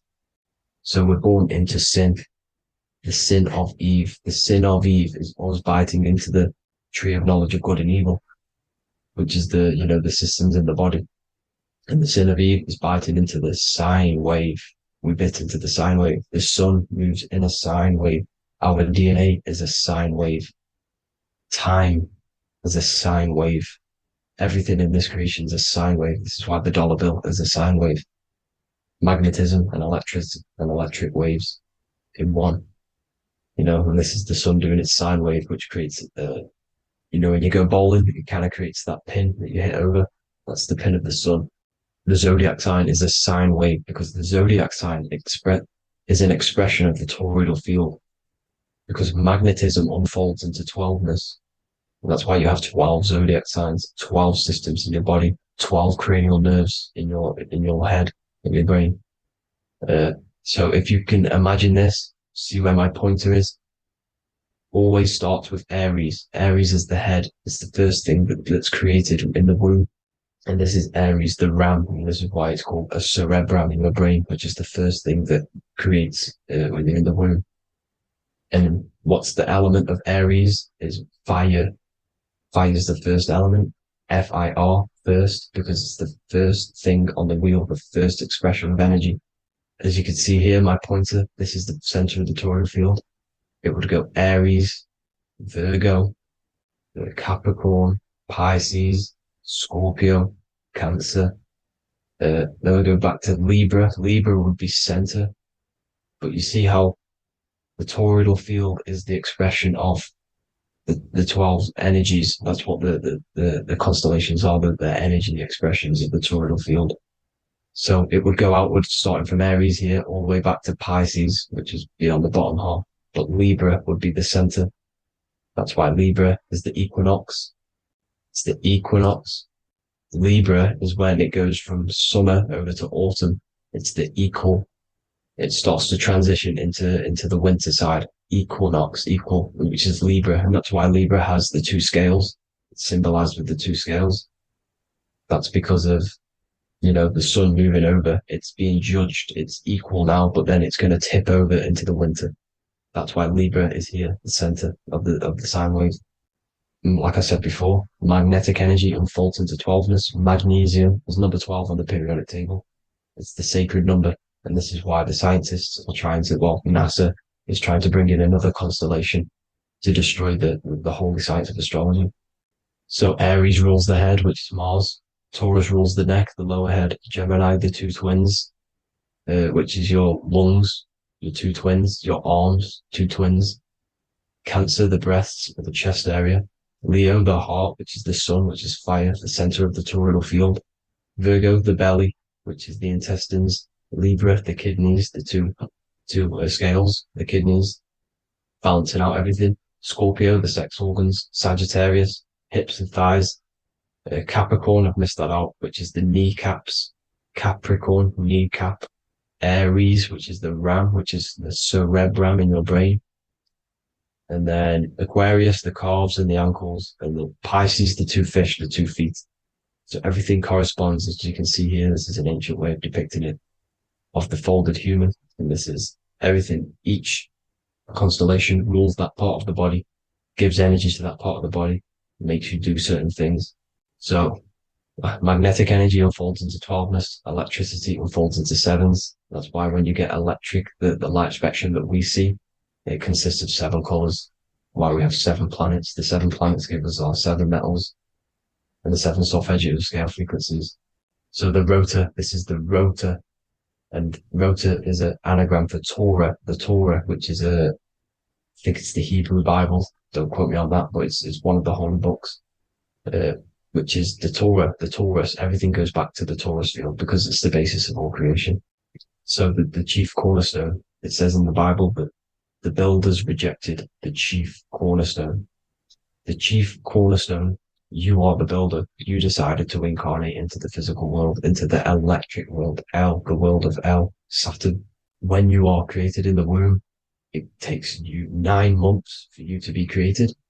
So, for example, if your parents, if you went into the womb here, it'd take you 9 months. So let's say you're born in Scorpio. So you'd go back 9 months. 1, 2, 3, 4, 5, 6, 7, 8, 9. You consist of all of these 9 energies because it takes 9 months or however long you took to be born. Some people are born earlier. You'd have to find out how many months you were in the womb for. But you consist of these 9 energies, and each constellation has a cell salt associated with it. And these cell salts are vital for your health, and your cells and the optimal health of your body. So the chief cornerstone that you rejected is these 3 cell salts, these 3 constellations. So you're mineral deficient in these 3 constellations. For example, fluoride, magnesium, phosphate, and potassium sulfate. So that's the chief cornerstone. And a cornerstone, people always get it rejected with the cornerstone. The cornerstone is not, it doesn't say the cornerstone in the Bible, it says the chief cornerstone. The cornerstone is a cornerstone of a building, but a chief cornerstone is the top of the pyramid. This is where we get the pyramid of the wheel. So you're mineral deficient in whatever 3 zodiac signs you're not. You were not in the womb for. This is the chief cornerstone you rejected. So the human body is the micro. It is the universe in a physical form. It consists of everything in the universe, just like your consciousness is the universe, watching itself, experiencing itself. Your body is the whole universe, 12 systems in the body, 12 zodiac signs, 7 chakras are the 7 planets. The Holy Trinity of you is your Temple of Solomon, the soul and the mind, the sun and the moon. You know, everything is in you. You consist of everything, all the energies, everything. Heaven and hell. Heaven and hell is a mind state. It's a state of the mind. Head, H-E-A, which is heaven, and the heel, the bottom of your foot, is hell. And the bottom of your foot is the soul. So they're basically saying, well, it's wordplay. They're saying that your soul is in hell because, you know, with the elites being in control. So they call the bottom of your foot the soul, trying to say that you're in hell. The Christ is in you. And this Christ is Greek for what Christos. And Christos is Greek for the oil. And this oil is produced in the cerebrum, the Aries, the ram, the cerebrum. It goes down the pineal. Well, the pineal and the pituitary are underneath the cerebrum. Goes down the pingala and the ida. The pingala being the positive charge connected to the pineal gland, pin, and the ida connected to the pituitary.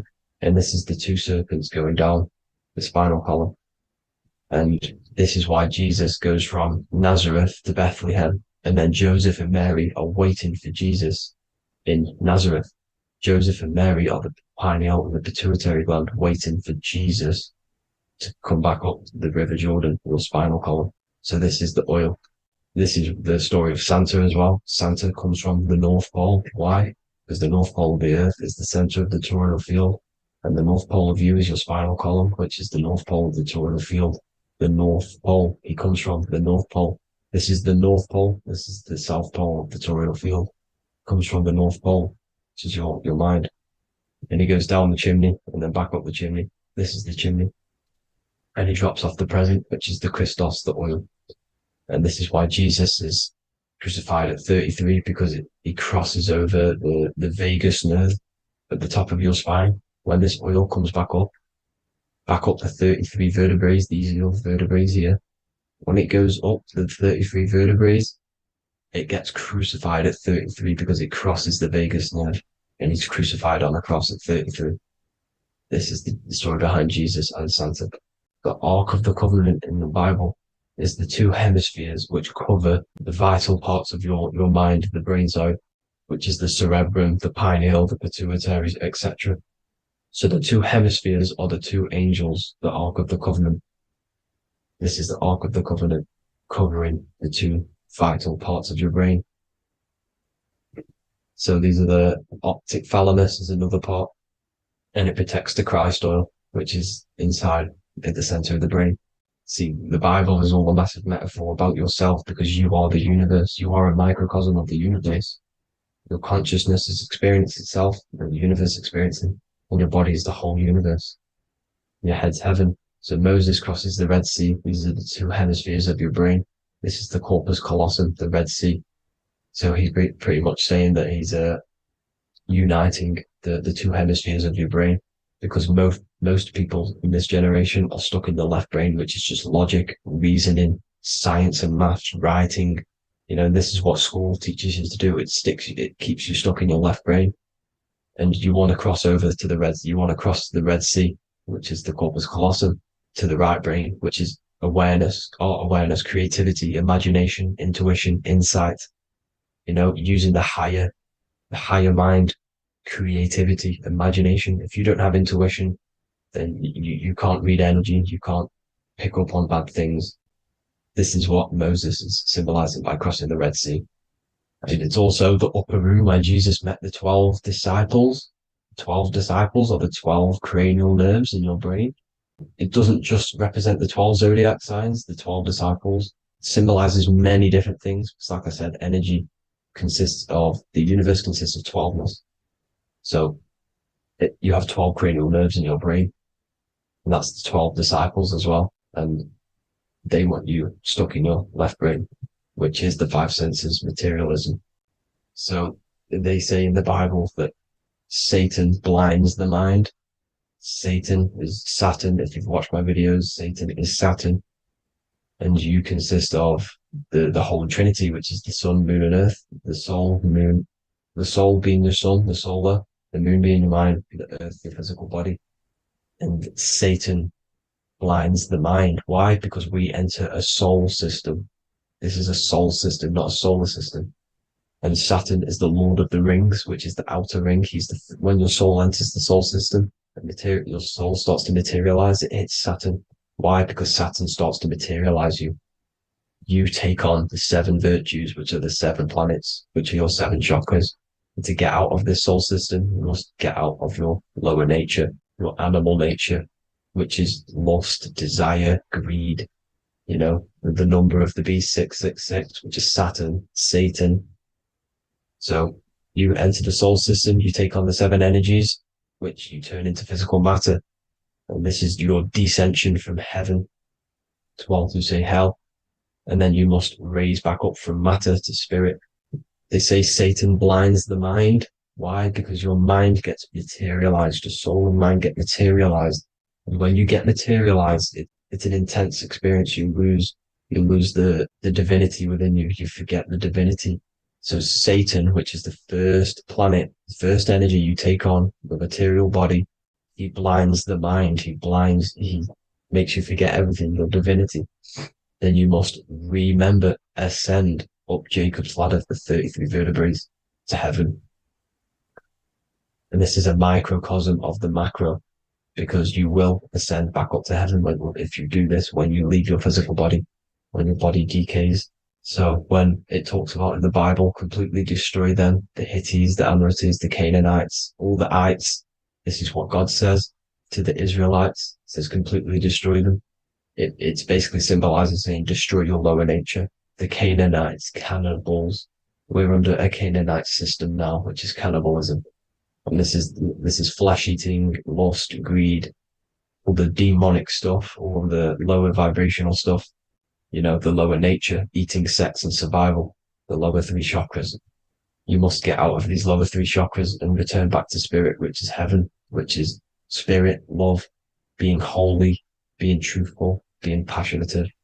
Going back to Satan blinding the mind, all of the planets are made out of these 3 symbols. Satan blinds the mind, and that's why Satan's symbol, this is the symbol for Saturn, Satan, the symbol for Saturn is the cross, which is physical matter, the earth, over the moon. The moon is your mind. So the Saturn symbol saying matter over mind. He blinds the mind. Satan blinds the mind once you enter the soul system.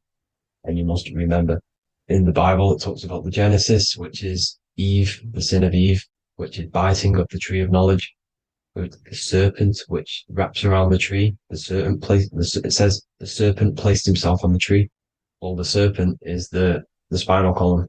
It's the serpent telling you eat from the tree of knowledge of good and evil, which is your nervous system.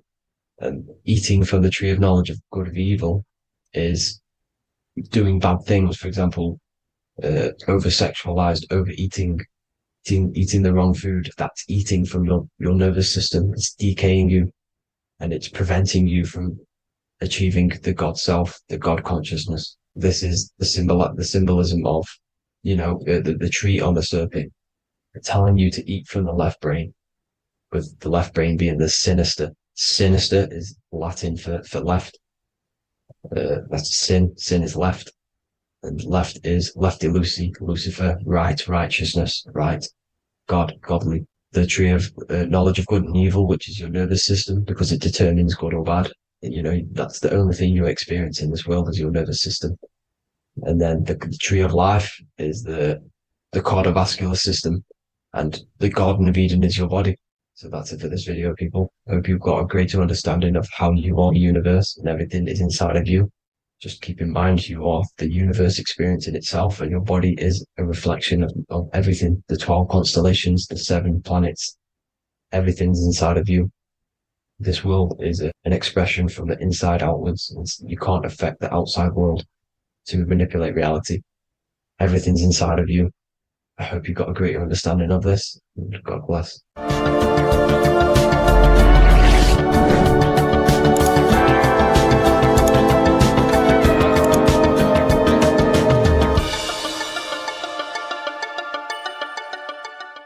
Mentalism, conscious and subconscious mind. You need to understand that the mind is the root and the cause of all reality. I am mind, you are mind. Every single living creature in this physical plane expresses and manifests mind. We are all the invisible substance of mind. We are all the source, which is God. We are all consciousness, which is mind. Before we manifest something physically, we manifest it within the realm of thought, which is the mind. Thought then manifests into astral imagination. This then gives energy within the etheric plane. Then we manifest it physically within the material effect world. Everything begins in the mind, and this is why the government are called government. The word men comes from the Latin word mans, which is an English translation for mind. We see this word in entertainment, government, mentality. It means mind. Govern means control. They are controlling the mind through information. Information creates perception within our minds, and so do the words that we use and the language that we speak. It all creates perception within the mind. It is our perception that creates reality, and our reality is a level of realization. Your reality is realization. Everything begins in the mind. This is why they are controlling your mind through many different things. Okay? So essentially, they understand how the mind works. So this is why they manifest all things through mentally and not physically. Okay? You have a conscious and a subconscious mind. The conscious mind is what you are consciously aware of. It is the 10% of your mind. It is the mind that keeps you alert. A part of your conscious mind is for survival. A part of it is your visual field. A part of it is your just five senses. It is basically what you are consciously aware of right now. Your subconscious mind is the 90% of your mind. The subconscious mind is what holds all of your memories, your programs, and all things that you have ever experienced is all stored within the subconscious mind. It is this part of you where you draw memories from, where you draw your words from. I am consciously speaking, but the words that are coming out of my mouth are not thought about consciously. They are coming straight from the subconscious mind, where all programs and memories are stored. It is essentially this part of the mind which is manifesting our daily basis behavior, because the subconscious mind stores the programs which we are operating our life off. For example, if you tie your laces, you do no longer have to consciously do them. Your hands literally just know exactly what to do because you've done it that many times. So essentially, you create these programs within your subconscious mind through repetition and emotion. These are the two main ways your subconscious mind is programmed and installs things that you do on autopilot. The subconscious mind, like I said before, manifests 90% of your daily basis actions and 90% of your daily basis thought patterns. For example, if you were in a car crash 10 years ago and you had a very traumatic event, that car crash and that emotion that you felt in that time impressed your subconscious mind with a program.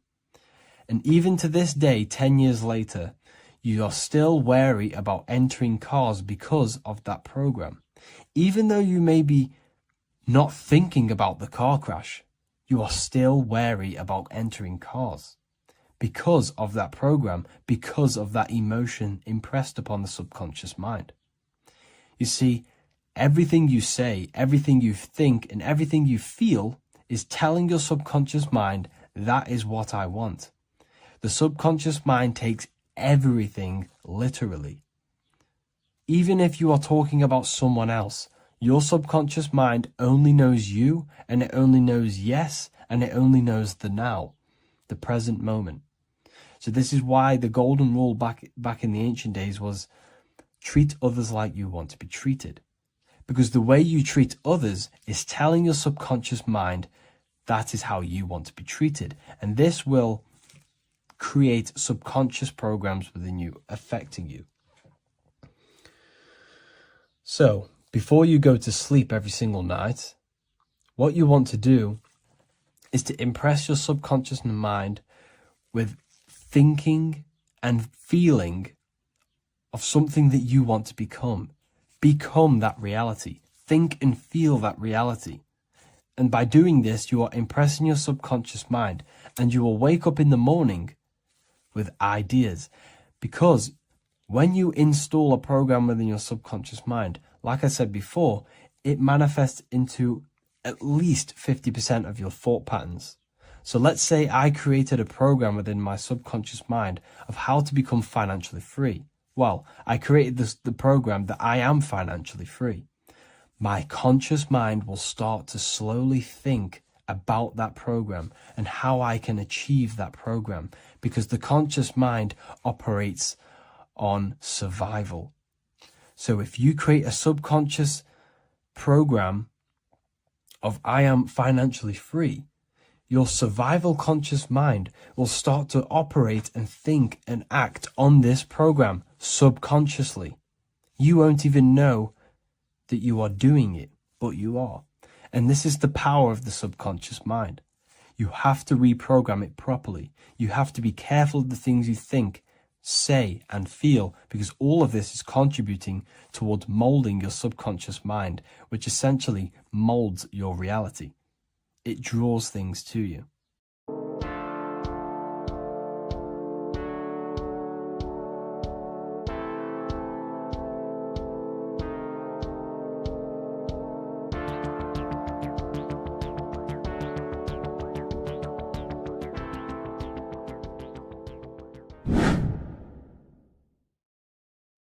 How are we all doing today, people? It's Revival of Wisdom, and today we're going to get real deep.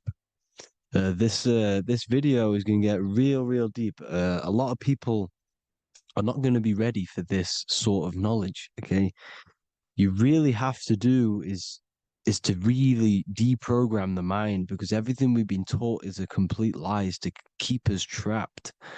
Okay, this is really advanced knowledge. Now, let's get straight into this.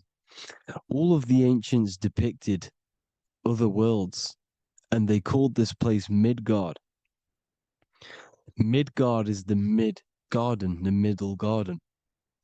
This is why the Masonic symbolism on the floor is always a black and white checkered board, symbolizing the polarity here, the good and bad, because we're in the middle garden, the heart. Earth rearranged spells heart, because we're in the heart of this system, or whatever it is, a super quantum computer, whatever you want to call it, simulation.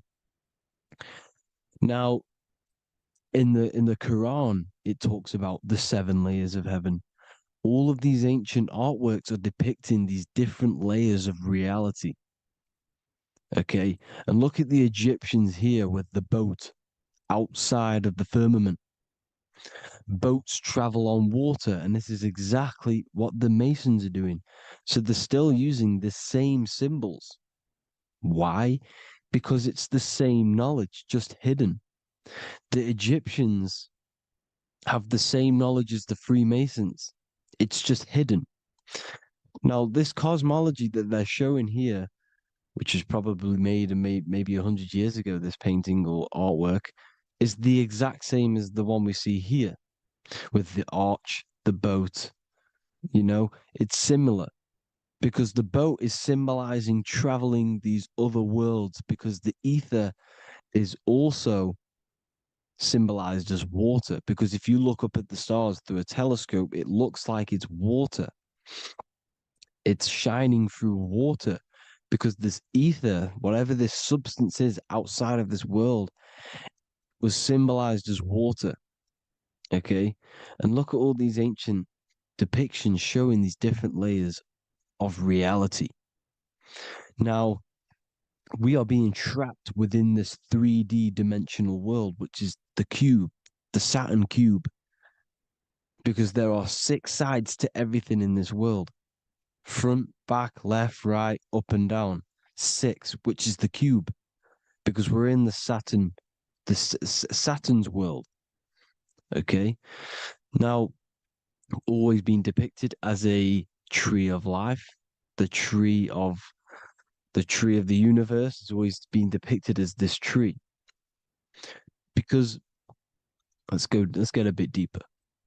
Now, the cosmology of this reality is the sun, the moon, and Polaris, always in the Masonic art. The sun, the moon, and Polaris, the all-seeing eye. If you go inside of the temples, of the Masonic temples, they always have this star in the middle, shining light beams. Okay? Look here. The light beams coming from the big star in the middle, which is Polaris. This eye is God. It's God's light shining down from his abundance. Now, when you astral travel, you will see this big ball of light above you, and this big ball of light is God. But you cannot travel towards it until you are pure. It doesn't work like that. You have to become formless. You have to become pure before you can become one with the light. In all these Masonic artworks, it's all depicting the star in the center. This star is Polaris, because Polaris is the way out of this place. And this is why you see the stairway to heaven all the way up to the light beam, the light source. What does it say in the Bible? God is light, because everything is made out of one substance, and that substance is light. And it symbolizes the eye, because God is an eye. All things that are alive have an eye. And we all say, I am.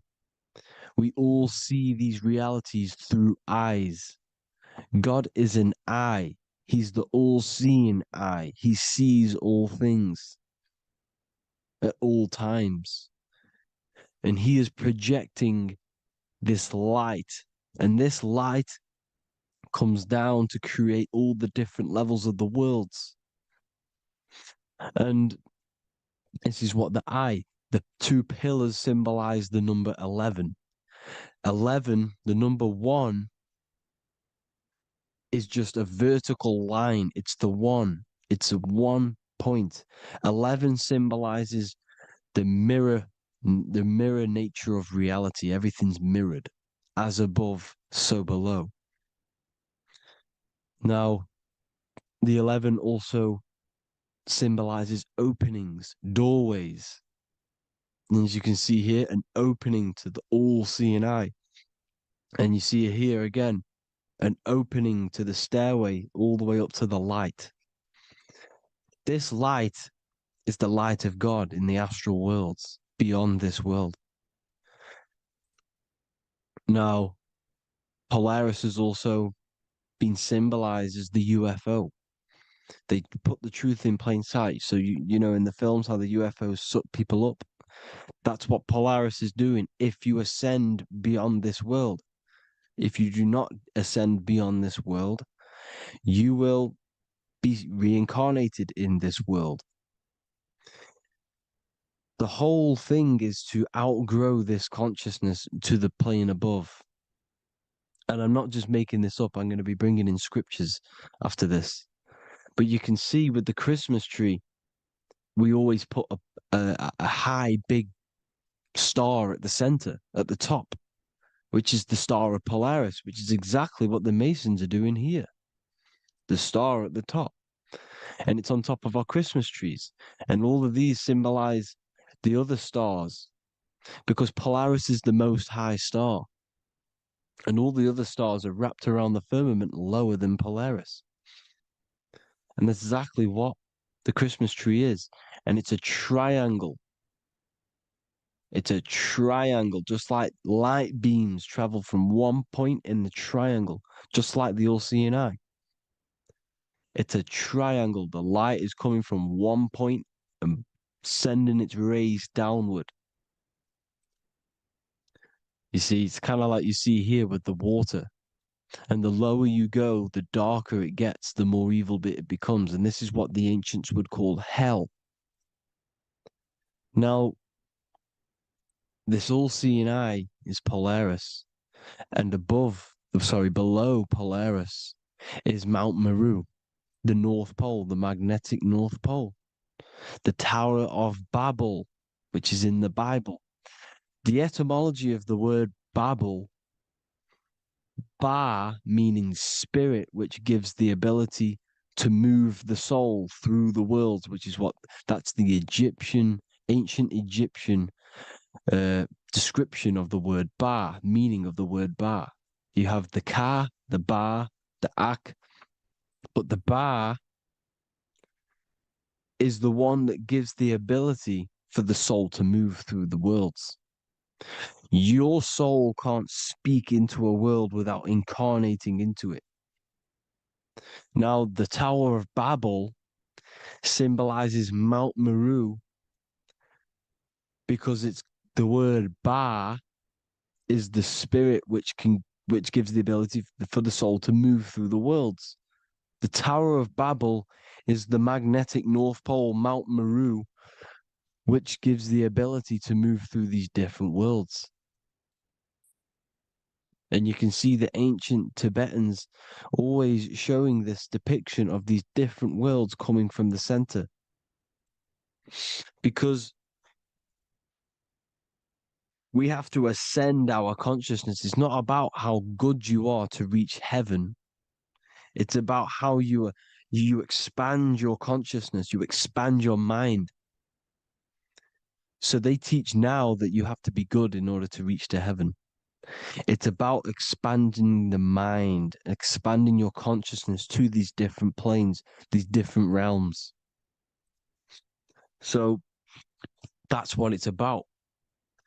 And Jesus was known as the fisher of man. Now, Jesus is a massive part of this. He was known as the fisher of man because he was fishing. He could have been fishing. He could have been one of these deities that had come down from these different higher realities and pull people up. So they would so they called Jesus the fisher of man.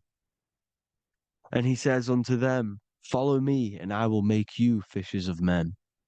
So these deities that we see in the past, like Buddha, Krishna, Hermes, Thoth, Jesus, could all be these entities who were coming down to pick up the minds that were worthy enough to see the higher planes of reality. And this is why they called him the fisher of man. Now, when Jesus walks on water, there is a parable with Paul. And he says, but Jesus immediately said unto them, take courage, it is I, don't be afraid. He's talking about astral travel here. He's talking about leaving the body.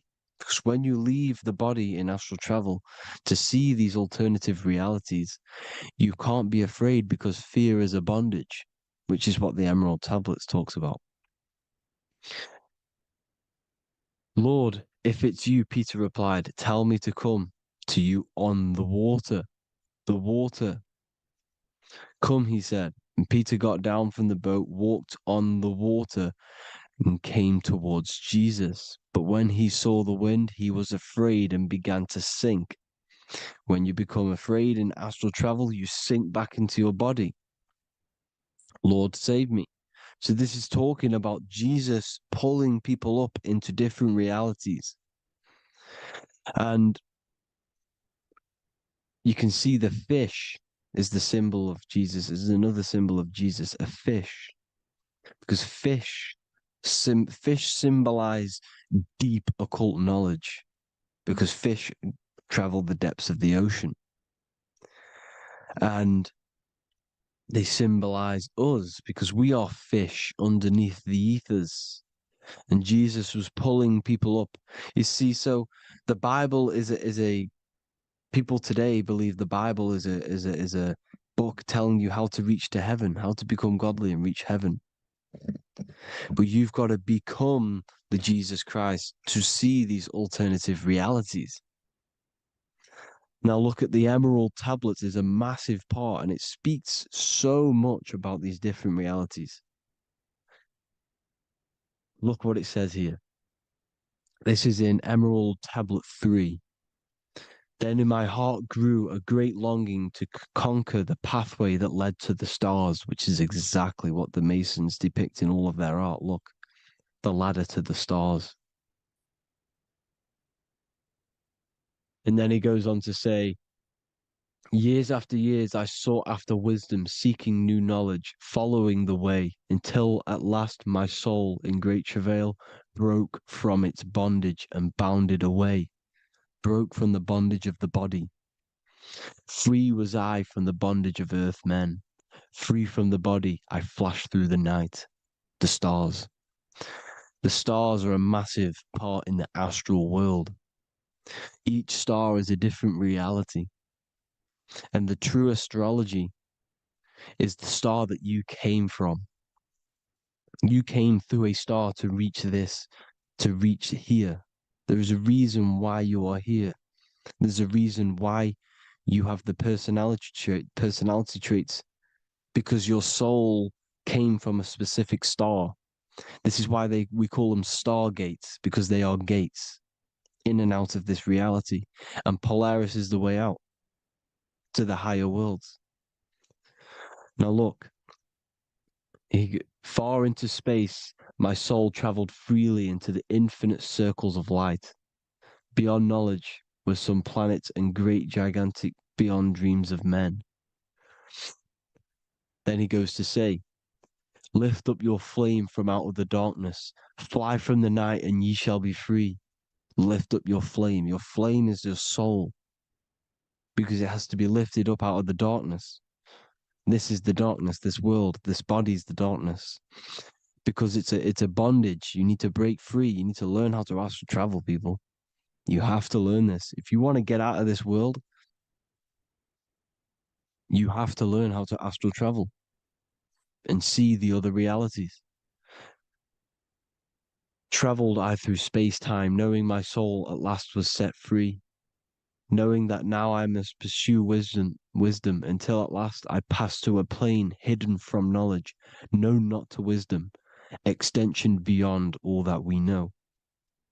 So he's talking about he went to a place where we cannot even comprehend here, a place that was not even known to earth men. He's telling you he's ascended out of this world to the planes that are beyond. And it says here in the Emerald Tablets, man is in process of changing to forms that are not of this world. Grows he in time to the formless, a plane on the cycle above. Know ye, ye must be one, ye must become formless before ye are one with the light. The light, the same light that I was talking about, the Masonic light with the triangle, God, the one source. Ye must become formless before ye are with the light. Formless, you have to leave the body. You have to leave the body. You have to gain the ability to leave this body and travel to these other worlds. Now, it says here, not as man am I, for free have I become of dimensions and planes. In each I take on a new body. In each I change my form. Know I now that the formless is all there is of form.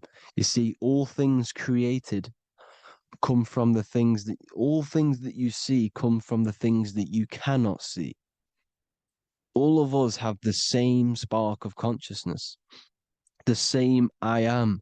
Every dog, every animal, every human has this same I, this same thing which sees through the eye. It's formless. It takes this formless entity is the same entity of us. We are all the same entity in different bodies. And this entity it was represented as the flame, the cosmic flame, which is inside of all of us. And this is why the Masons depicted your spine as a candle or the Holy Grail. You would either see this or a candle with a flame on the top, because the Holy Grail is your consciousness, which is on top of your spine, which is the candle. Now, Jesus, Thoth, Buddha were all these deities which were coming down to lift people up because they were fishermen of men. And he would lift you up to the higher worlds, out of this world, to the ones above. Now, Thoth, you can see him here, he's leading the way. He's holding someone and he's leading the way with knowledge and power. He was leading the way to other worlds, out of this world. There's no point trying to change this world. This world will stay the same. It will stay the same. You have to get out of this world. And that's what they're telling you. That's what they're keeping you from. They're keeping you stuck within this thin layer of reality. So what the Masons are doing, they have the ability to astral travel.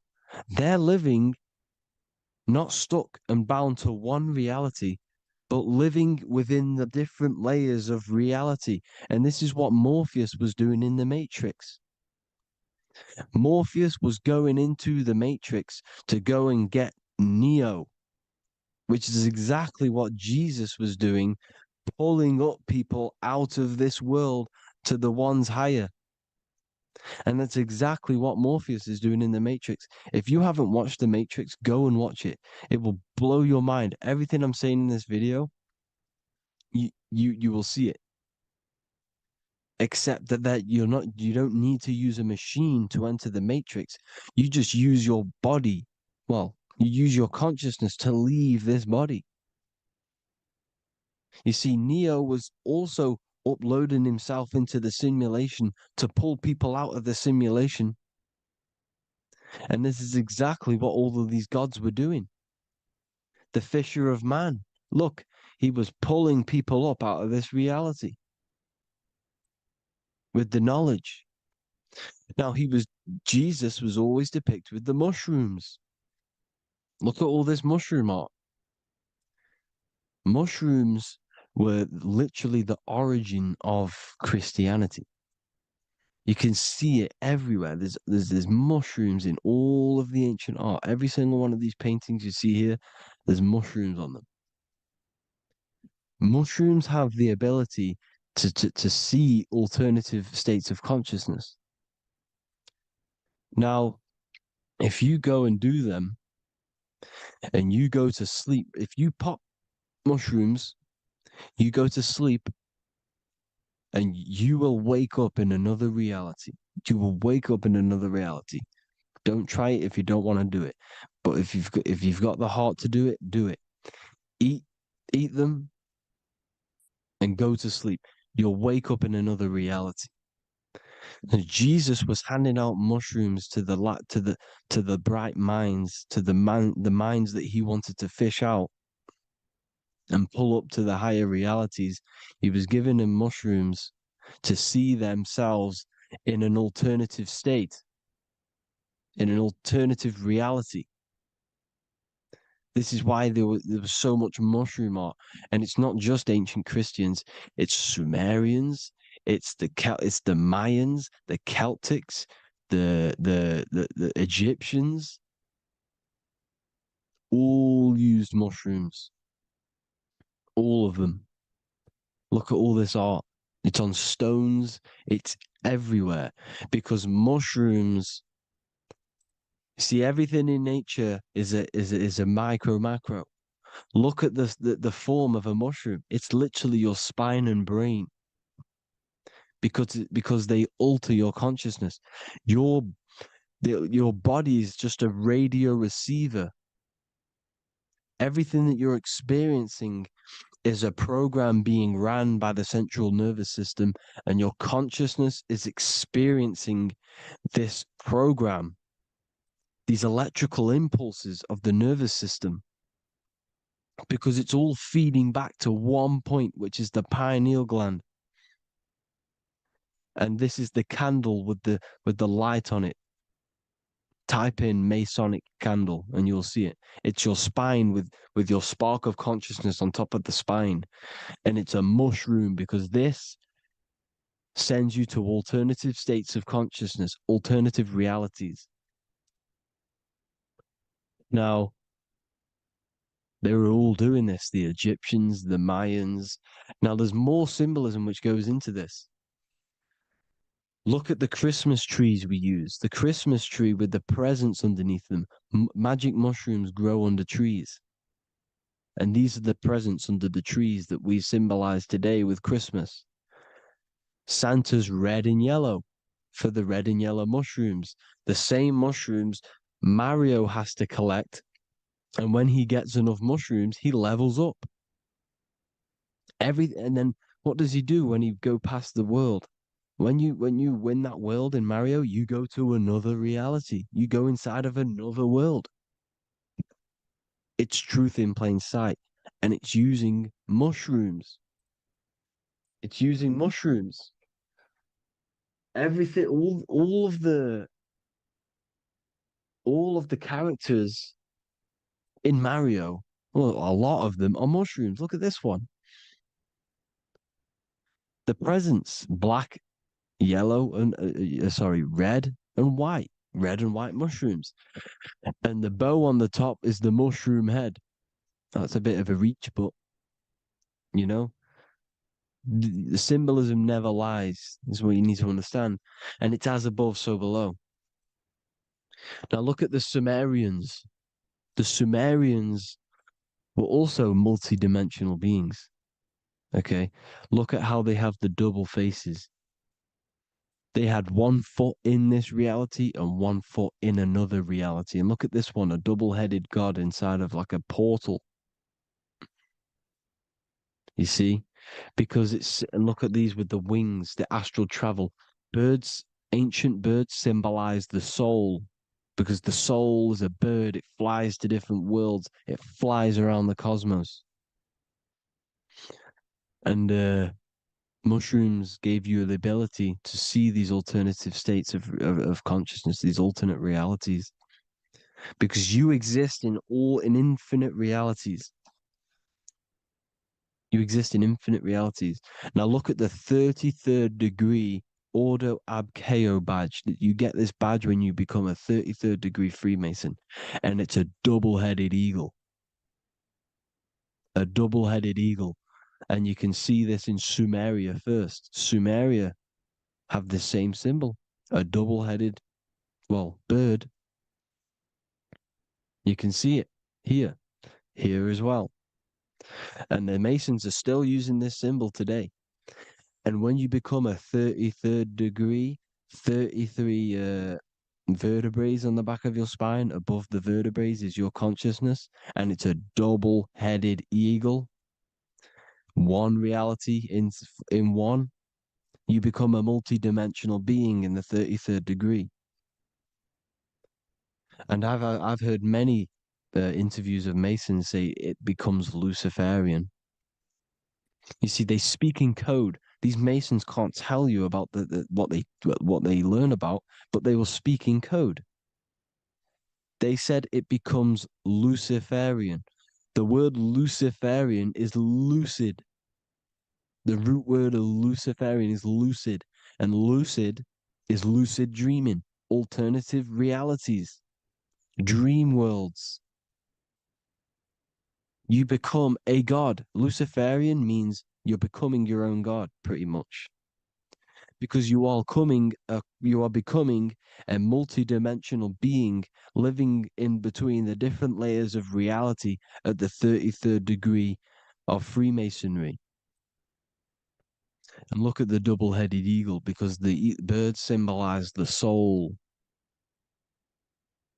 And they reach high, they fly high, just like the soul wants to fly high to the light, to become one with the light, like the Emerald Tablet says. Now look at Janus. Janus was another god, and he's known as the god of doorways. Janus always depicted with a double head. Janus is why we say janitor or January. And January is entering a new year. Janus is known as the god of doorways with keys, always got a key, because keys open doors. That's why the janitor holds all the keys. And Janus always has double heads, because he had one foot in this reality, one foot in another.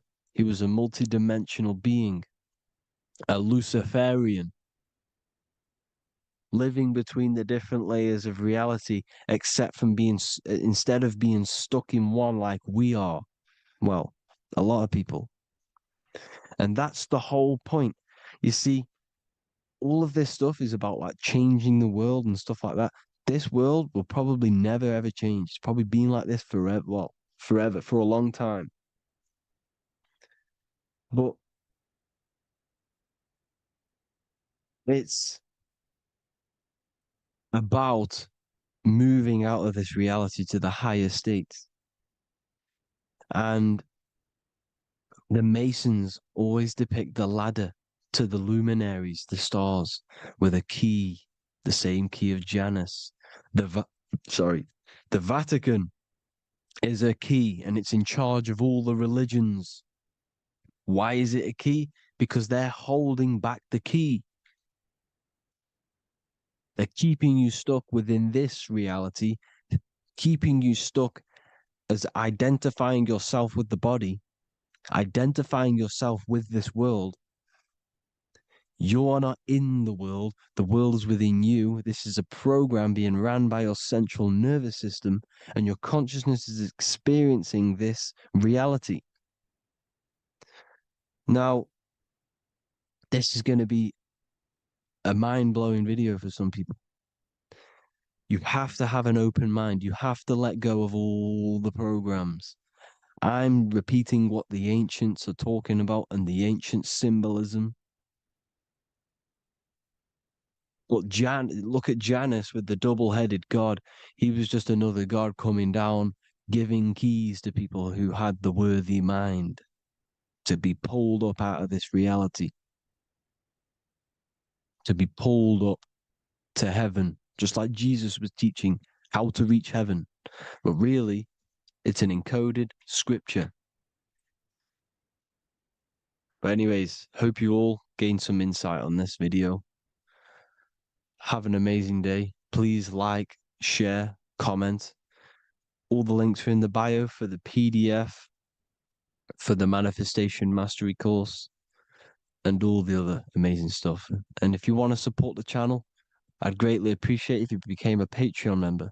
Hope you'll have an amazing day, people. God bless.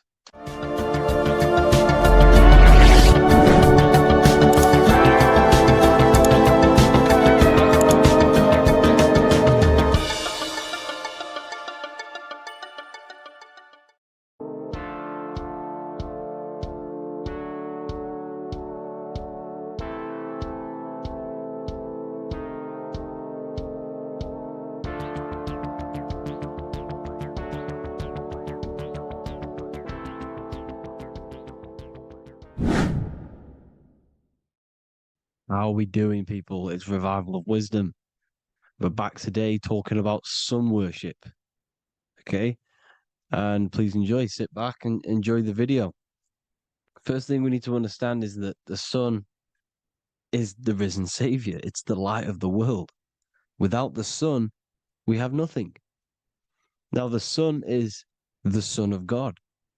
We didn't make the sun.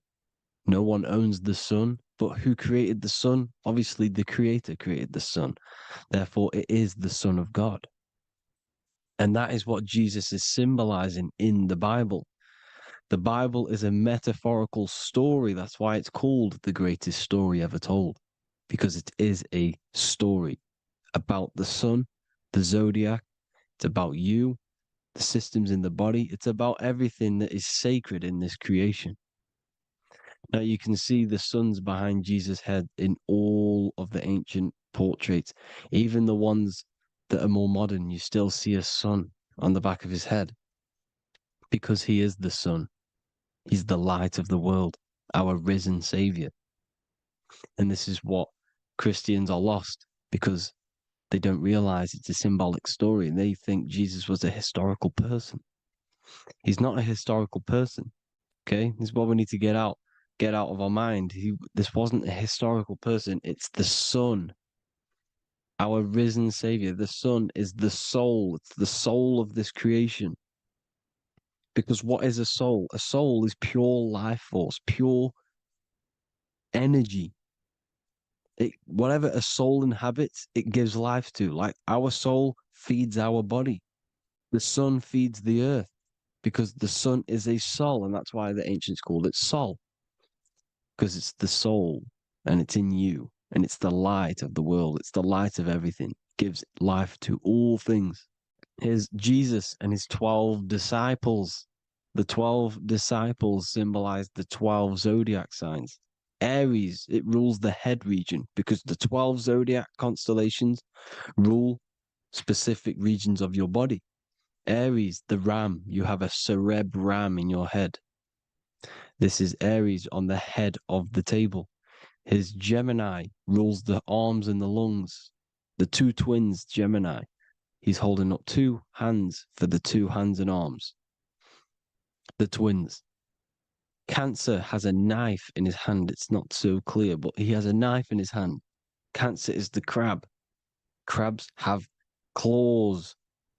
And he's pointing at Virgo's Adam's apple, saying there's no Adam's apple there. It's a woman. Who's the sixth sign? The sixth sign is Virgo, the Virgin, the only woman in the painting. Now, notice how there are 3 people in 4 groups for the 4 seasons and for the 3 months and 3 zodiac signs in each season: spring, summer, fall, winter. Matthew, Mark, Luke, and John with the suns on the back of their heads because it's the 4 states of the sun. The 4 states of the sun. Now, 6th sign, Virgo, the Virgin, the only woman in the painting with no Adam's apple.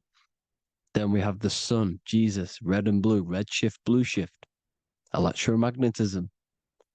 The ancients knew this. He's got one hand open, one hand down, because the sun gives and retrieves. The sun rises and it falls. It gives, then pulls away. That's what the sun does, and that's what he's doing. His arms are out, symbolizing the rays of the sun, casting down onto the earth, giving and then receiving. Libra, his 2 hands are equal, he's holding his arms out equally, because Libra is the 2 balanced scales. Libra is when the sun is balanced between the summer and the winter. It's being judged. The sun isn't balanced. That's what Libra is, the two scales. Capricorn is the goat. Goats have two horns, and you can see the two horns on his head here. See?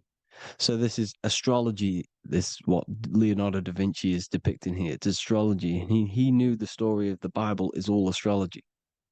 It's all based on astrology. The Son of God, the real sun.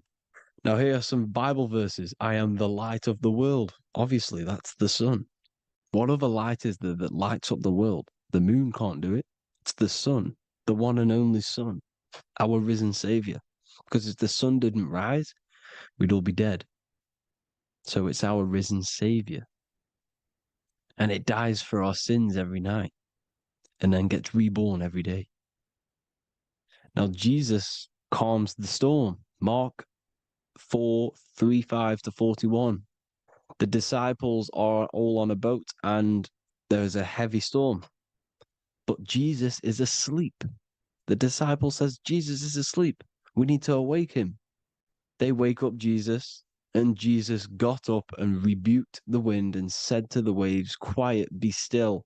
Then the wind died down and it was completely calm. Well, when Jesus was asleep, this is the sun not being risen. It's not risen yet. Because in the night times, that's when the storms happen on the sea, in the ocean. And when they awake Jesus, Jesus rises because he's the sun. He rises and everything calms. Because when the sun comes, the storms go. You see? So it's the sun. It's all about the sun. Here's another, Luke 22:10. A disciple asked Jesus, when will we know it's the end times? And Jesus says, as you enter the city, a man carrying a jar of water will meet you. Follow him to the house that he enters. Well, this is clearly talking about astrology, the topic that Christians think is satanic, when they don't realize the whole thing's based on astrology. Because the end times is the end of Pisces, which is the two fish, which is the age we've just gone out of. And you can see all these ancient churches here with two fishes, because they knew it was the age of Pisces. There's an ancient photo, ancient artwork with the two fish, Pisces. And the end times, as it talks about in the Bible, when Christians think the world's going to end or something. But no, it's just the end of Pisces. As you enter the city, a man carrying a jar will meet you.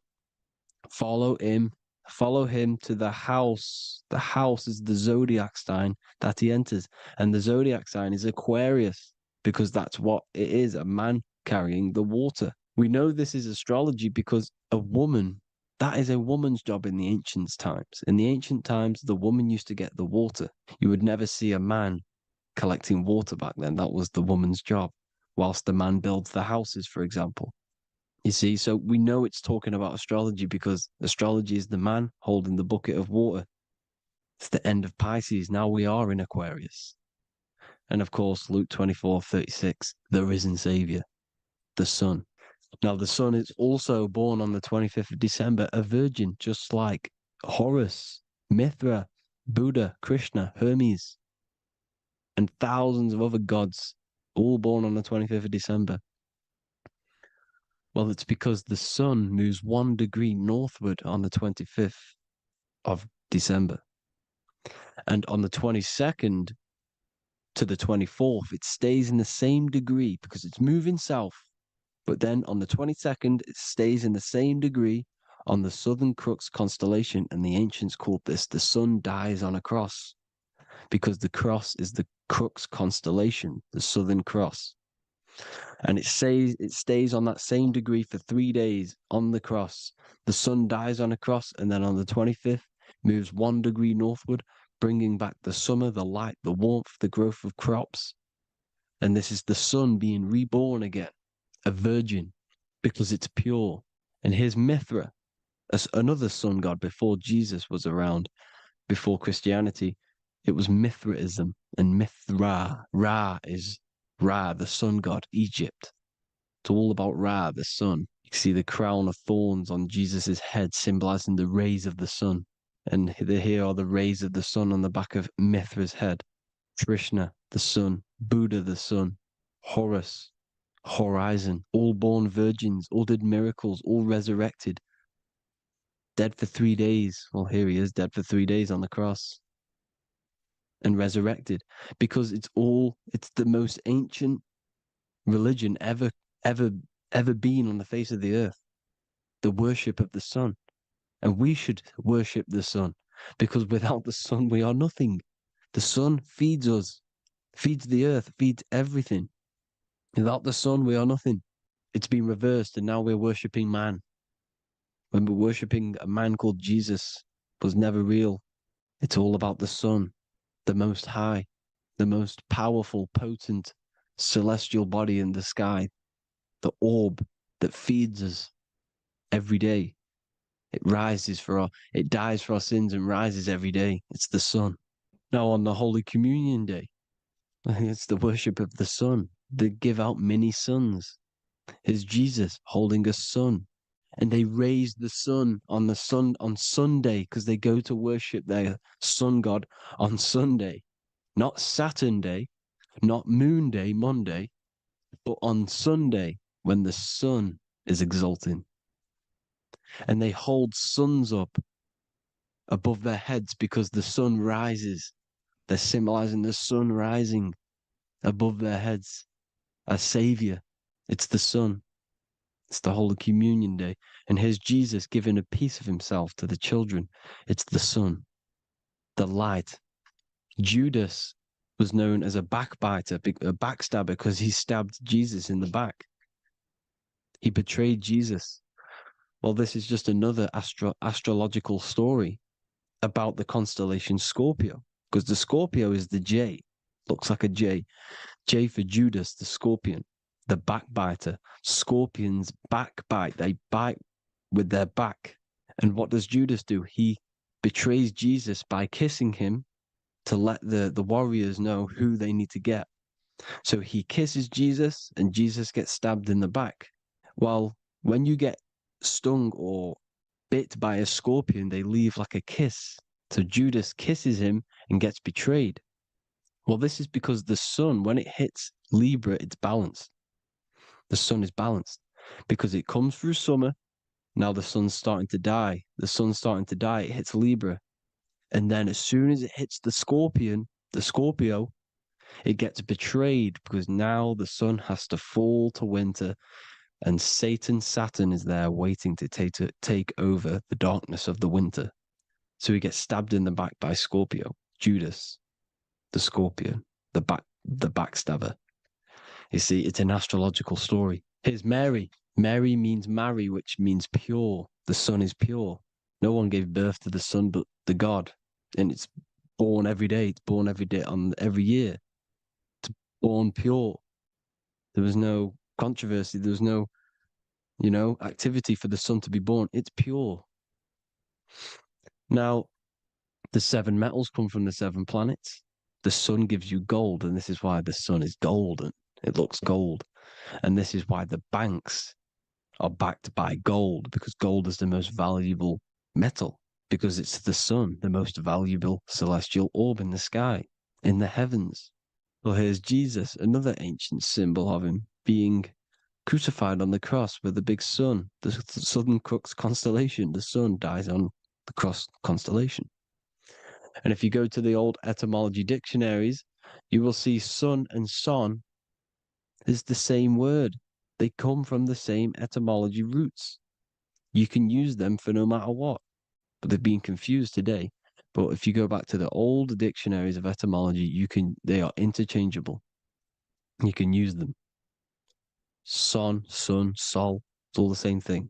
The 12 disciples, 12 brothers of Joseph, 12 tribes of Israel, 12 breastplates on the stones, because it's all the 12 astrological signs. They could have used any other number, but there's 12.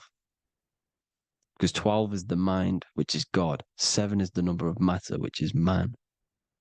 7 energy centers in the body. 12 cranial nerves in the brain, because it's the mind. 12 is the 12ness. The zodiac is literally the mind of God, the signs of God. Now here we see here, Job 38, 31 to 33. Can you lead forth a constellation in the season? He's asking you, can you read the sky? Can you read the heavens? Canst thou bring forth the Mazaroth in its season? Mazaroth means 12 signs, the zodiac. Why did they translated every single Hebrew word in the Bible into English, but they decided to leave out Mazaroth? Why? It's because if that said zodiac, Christians would have a different view on the Bible, but they leave that out. But Mazaroth actually means the 12 signs, the zodiac, and the stars means sign. The word stars means sign because the stars are signs, things to come, which is off in Hebrew, which means sign, things to come. You see a sign on the road, it's something coming. But God is saying, no, what does he say? To qualify as a director, a judge of man's life on earth, one must be able to govern the heavenly bodies that rule the earth. It's telling you to read the heavens. We need to read the heavens. Astrology, the 12 zodiac signs, the mind of God. It's telling you, read the Mazaroth, read the zodiac, because they are things to come in your life. They are signs. It's not satanic, it's made by God. God said, let there be lights in the firmament of the heavens to divide the day from the night, and let them be for signs. Signs are things to come. The 12 zodiac signs. It's all about astrology. Here's Mary holding the sun. His son, her son. It's the sun in the sky. The one and only, the most high. The soul, the solo because it's on its own. The most powerful, Ra, radiance. Here's the Pope holding the sun. All three popes holding the sun because they're sun worshippers and they know the true meaning and origins behind Christianity. Sun worship. Here's the Vatican is a sundial. Yes, this is literally a clock. Your watch is a sundial. It's got 12 sections on it for the 12 zodiac signs. 12 hours, 12 Horuses. Now here you see Jesus walking on water. Well, it's the sun, and here's the beard of the sun. Here's the pyramid of the sun, the illuminated one, the all-seeing eye, the sun. Here's the Ankh. The sun creates these symbols. The ancients knew this. Now, when you see these headdresses, these are actually the days of procession of the sun. Aries, Cancer, Libra. It's all about the sun. Here's some more sun worship going back to Egypt. Ra, Horus, Osiris, and Set. Jesus and Satan is Horus and Set. The sun and Saturn. Saturn rules the winter, Satan. Jesus, the sun, the light of the world, rules the summer, rules the day. Satan's the night, Saturn's the night, the sun is the day. The evil brother, Satan. Well, Horus this is where we get the word hours from. There are 12 Horuses. The sun moves in 12 Horuses, 12 hours. Where's Horus? What hour is it? Where's Horus? His Ra, 12 noon, Ra, radiates, powerful, the most high sun. That's why he has a sun on the top of his head. These are the four states of the sun. Set, sunset. This is why we say sunset, because the sun is setting. His sunset, his Horus, horizon, the Horus is rising, Ra radiating, and the sunset. Then midnight is Osiris. Here's another ancient symbol for the sun, the scarab. Ra, the sun, scarab. It's got the word Ra in it because it's the sun. And here's the sun on top of the scarab with the wings. Because scarabs roll dung up hills, and then they'll let it fall down the hill to gain more matter. To gain more bigger, like a snowball effect. And the ancients saw this as a process of the sun, because the sun climbs up the hill and then it falls. So they used the scarab to symbolize the process of the sun. The sun climbs and falls.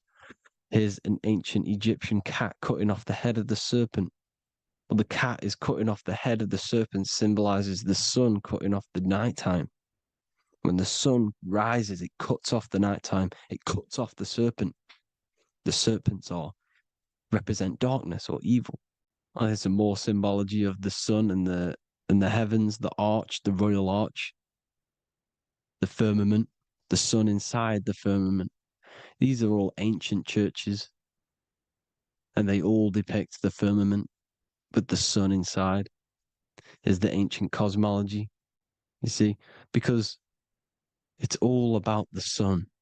Everything's about the sun, because the sun is our orb made for us to sustain life in this, inside of this creation, inside of this firmament, the royal arch of heaven. Here's the Freemasons depicting it. Here's the Masonic royal arch. But you can even see the zodiac signs. Here's Cancer, the checkered board. It's the royal arch of the firmament. Obviously, they don't want to tell you that. You live in space, apparently. Some more sun worship. Here's the beard of the sun on the water. They all have this long beard.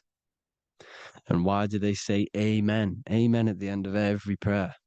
Amen is a sun god, a creator god. It's all about the sun. So thank you all, people. Hope you all enjoyed. Hope you all gained some knowledge and insight. Please give me a follow, drop a comment, drop a like. Have a good day. Love you all.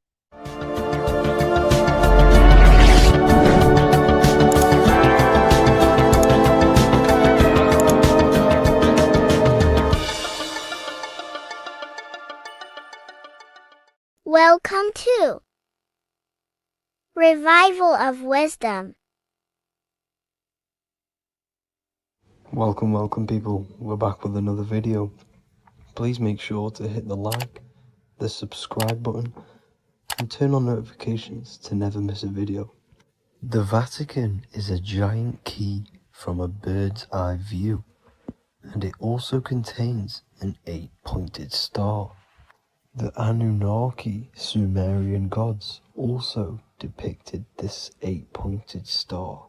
The sky god Anu from the Anunnaki also uses the 8-pointed star for his symbol.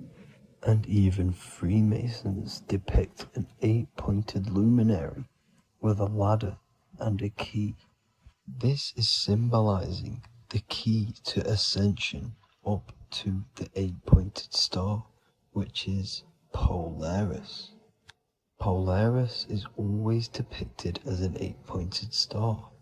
Polaris is the standstill star at the very center of our realm, which is perfectly aligned with the North Pole.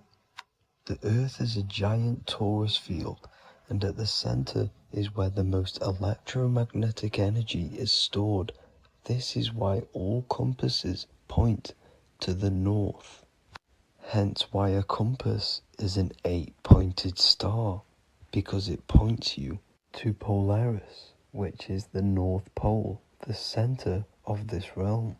The 8 points of the 8-pointed star symbolize the 8 points in space and time. So yes, Polaris is the portal which you ascend through if you outgrow this consciousness by aligning your chakras.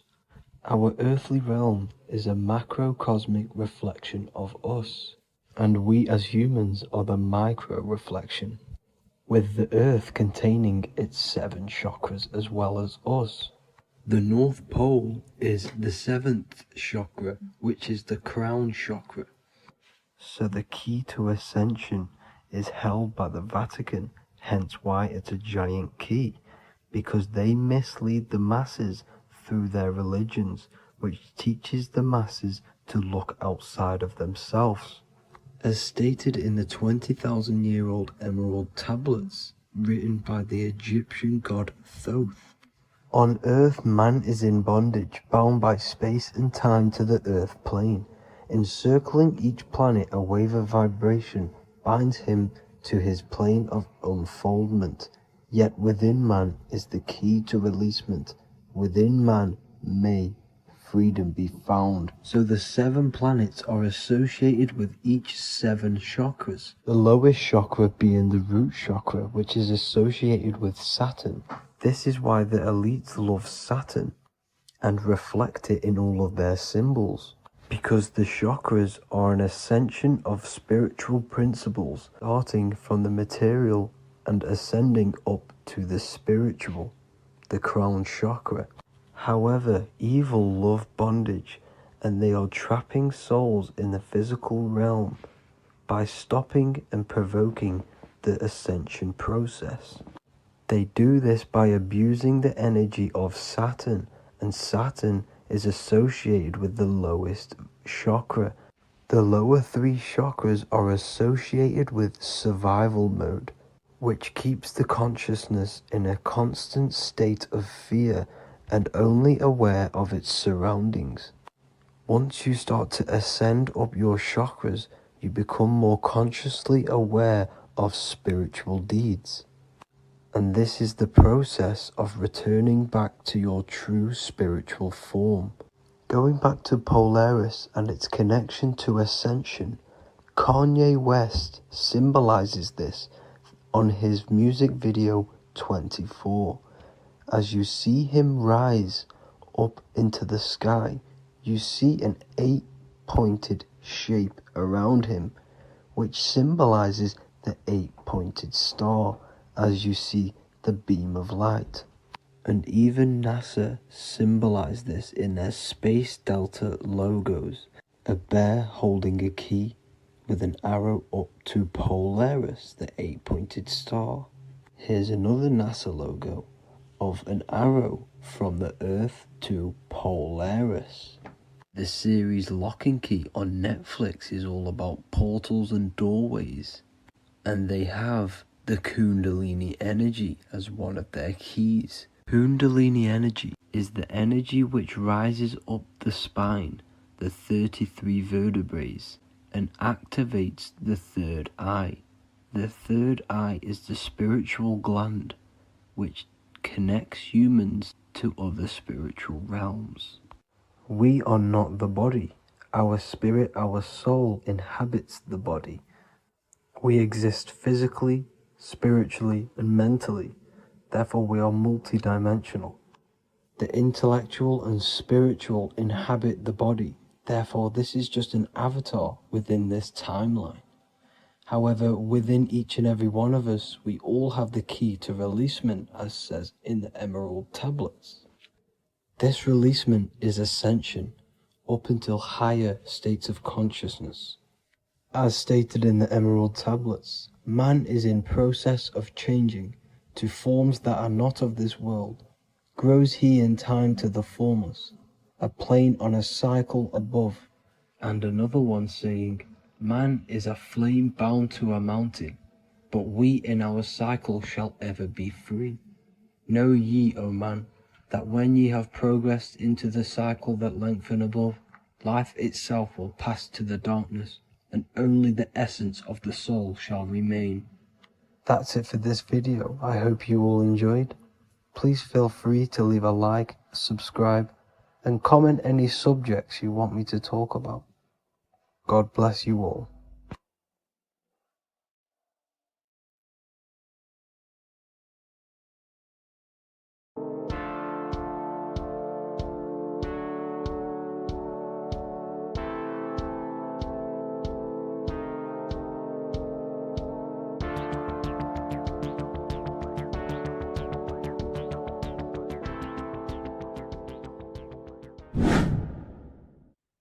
How are we all doing, people? It's Revival of Wisdom from the Wisdom Academy.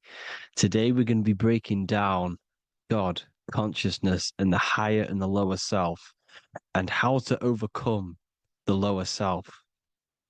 Now, the first thing you need to understand is that you are the invisible intelligence within the brain, within the body. This invisible intelligence is known as the mind. But you are not the mind. You are the observer of the mind, which is the soul, the invisible entity. The mind is your intellect, your intelligence. Now, the mind is it's hard to put this in words, but the mind is something that gives you the ability to explore the universe. And this inner self is the I am. It's the quiet, the inner self, the voice you see in you hear in your head. This is why within spells high twin, inside, internal. The I is also the number one, which is one line. Because the one and only, is the inner self, which is the I am. This is why you say, my name is Harry. You are not Harry, you are the I, the inner self, the intelligence. Okay, this is why Jesus in French is I am. You look with the two eyes and you see with the inner eye. I and I, the same thing. Okay, because the I inside is what gives you the perception of what you're looking at. So when someone's trying to explain something and then you catch on saying, I see now, it's because you're seeing with your inner eye, the one that gives you perception, gives you intelligence, gives you the ability to understand things. This is the internal I, the invisible self, which the physical body is nowhere near as complicated as this inner self. Is in infinite potential, infinite potential. God, God, generator, operator, destroyer, soul, mind, and body. Brahma, Vishnu, Shiva, the Father, the Holy Spirit, and the Son. They're all the reason why you see God is always a triad is because it represents yourself. Your invisible intelligence is God. Me and you are the same invisible intelligence. We are the invisible intelligence experiencing the program being run by the central nervous system and the brain. I always say this in my videos, but I have to, in order for you to understand the things that I'm going to say later on in the video, you need to understand this concept, is that you are the consciousness experiencing the nervous system, the tree of knowledge of good and evil, which is you here. You would be in this invisible intelligence right here in the center of the brain. Now, this is why the ancient Christians show God is in the brain. This is the brain stem. This is the brain. This is also the brain stem and the brain. The brain stem and the brain. It's all depictions of the brain because the brain's the computer, the electromagnetic computer, which decodes the demands created by the invisible intelligence, the I, the inner self, you, your true self. The person moving, if you observe what someone moving, this is going to sound, but if you observe someone walking, it's not the body. The body is moving, but the thing telling it to move is the invisible intelligence. Before you kick a football, a decision is made within your invisible intelligence, your mind. And this consciousness, this invisible intelligence, is either stuck between the lower self and the higher self. Okay? When the invisible intelligence, meaning the true self, identifies itself with the physical body, it will trap its mind within physicality. This consciousness that we have is either operating in the lower self or the higher self. It's either feeding the material body or it's feeding the spirit. Okay? But because we are physical and spiritual, we need to be even. We don't want to be meditating all day long because we do have a physical body as well whilst we are here. We are playing a game in physical matter. Okay? Now, the reason that you incarnated here is to learn a lesson because the mind can manifest anything it wants within the astral planes, within the world of imagination.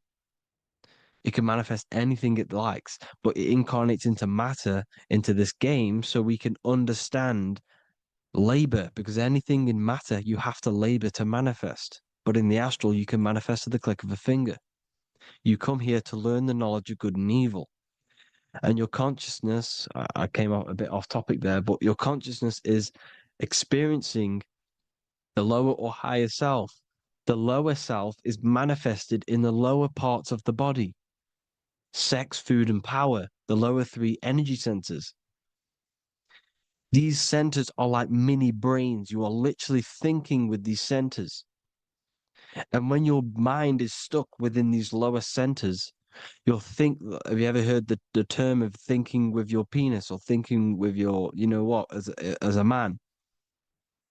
Even females maybe, but mainly this is a boy saying you're thinking with your penis. This is a truth. It's truth in plain sight. You think with these energy centers. When you're living off the lower three centers, all you care about is sex, food, and power. Eating, sleeping, and greed. Power's kind of like greed.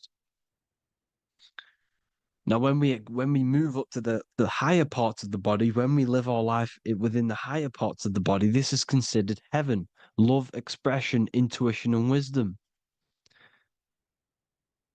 This is what we need to be aiming to do, moving out of the lower half of the body and living our life within the higher self, the higher parts of the body, thinking with the higher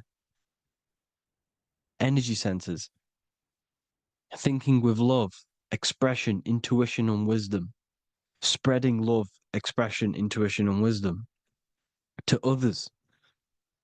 Heaven is even. This is why Jesus is pointing at the heart chakra, always pointing at the heart. Earth rearranged his heart because in earth you're manifested as a physical being.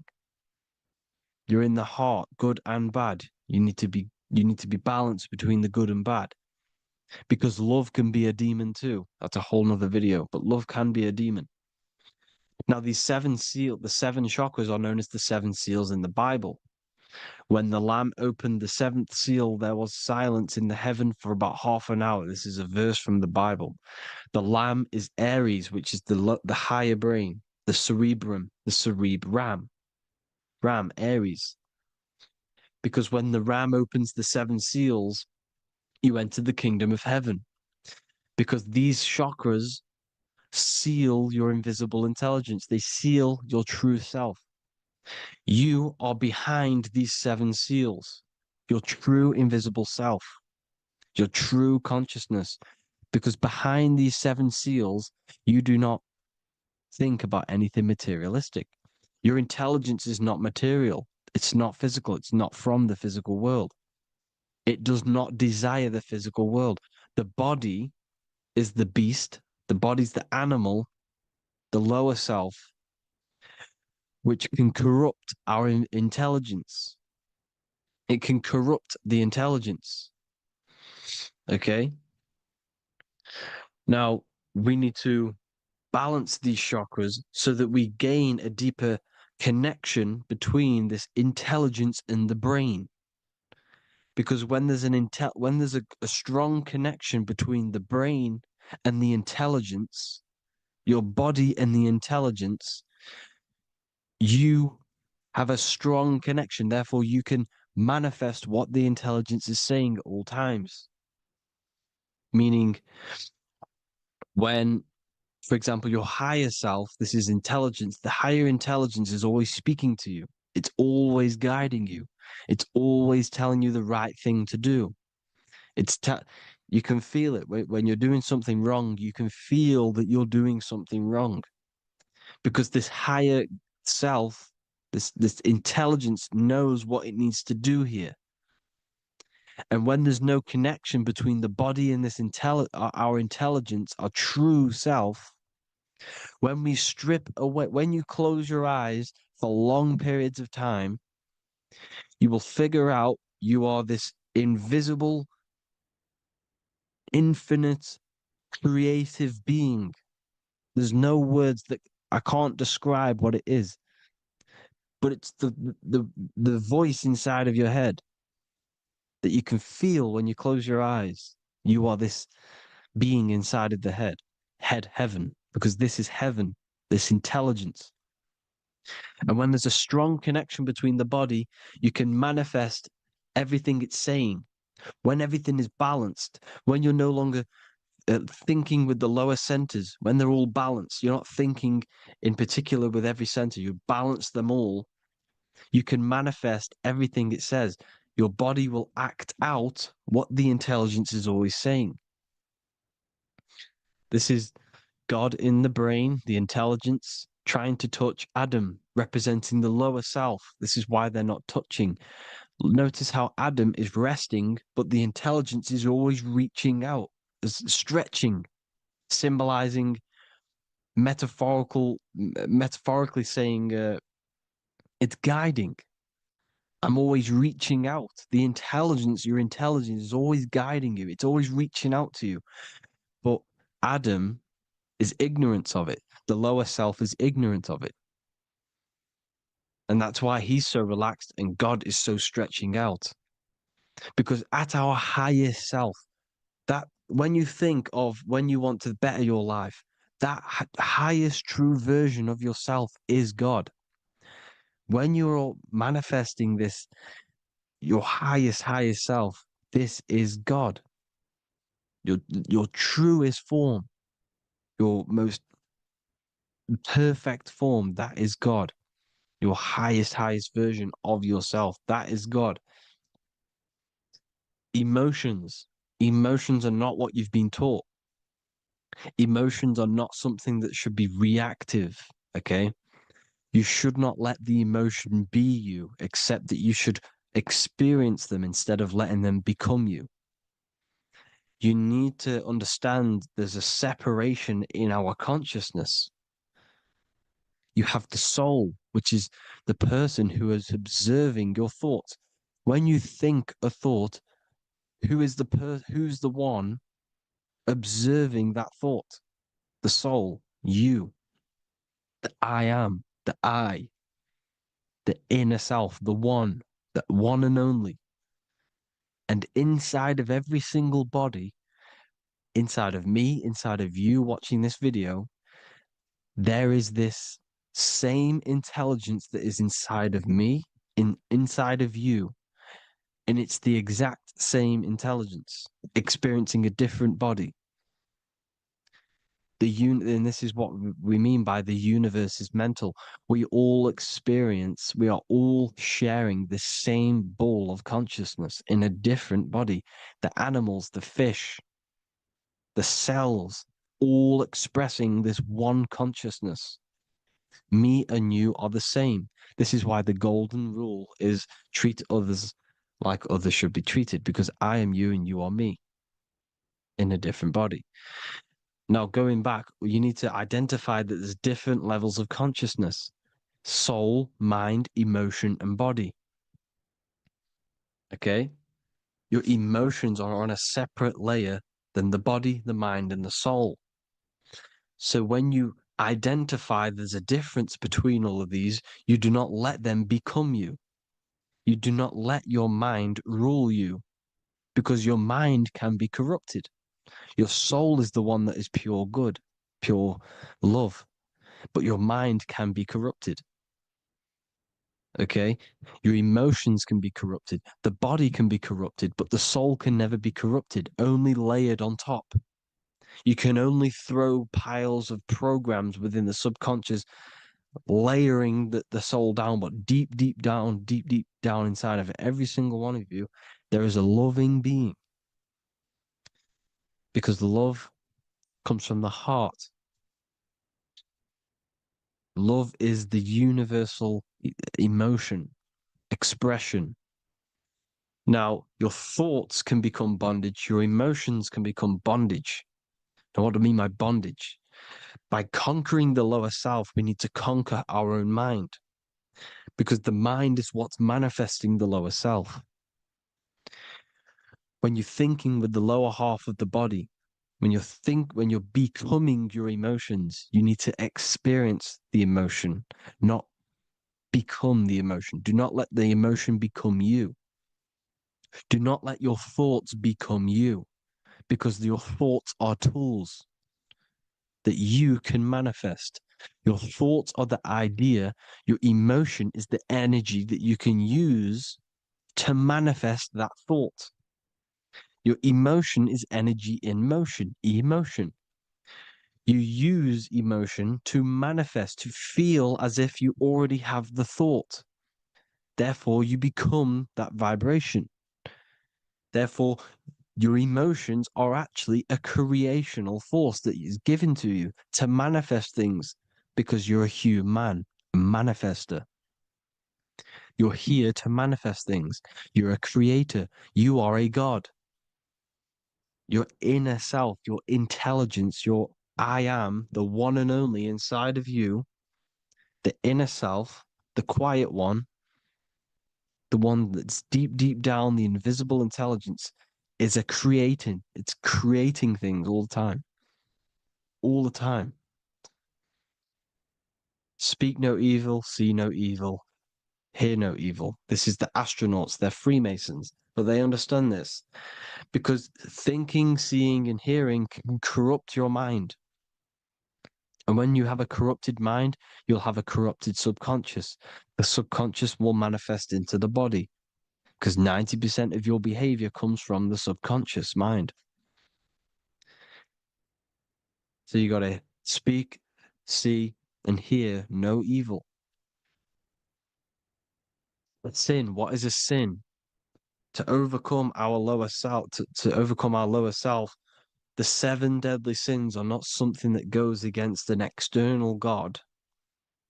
A sin is something that goes against your inner guide, your inner conscience, the inner self that is always speaking to you. It's always telling you the right thing to do. A sin is something that goes against this inner guide. And this is why you can feel something where you can feel you're doing something wrong. Because the inner guide is speaking constantly.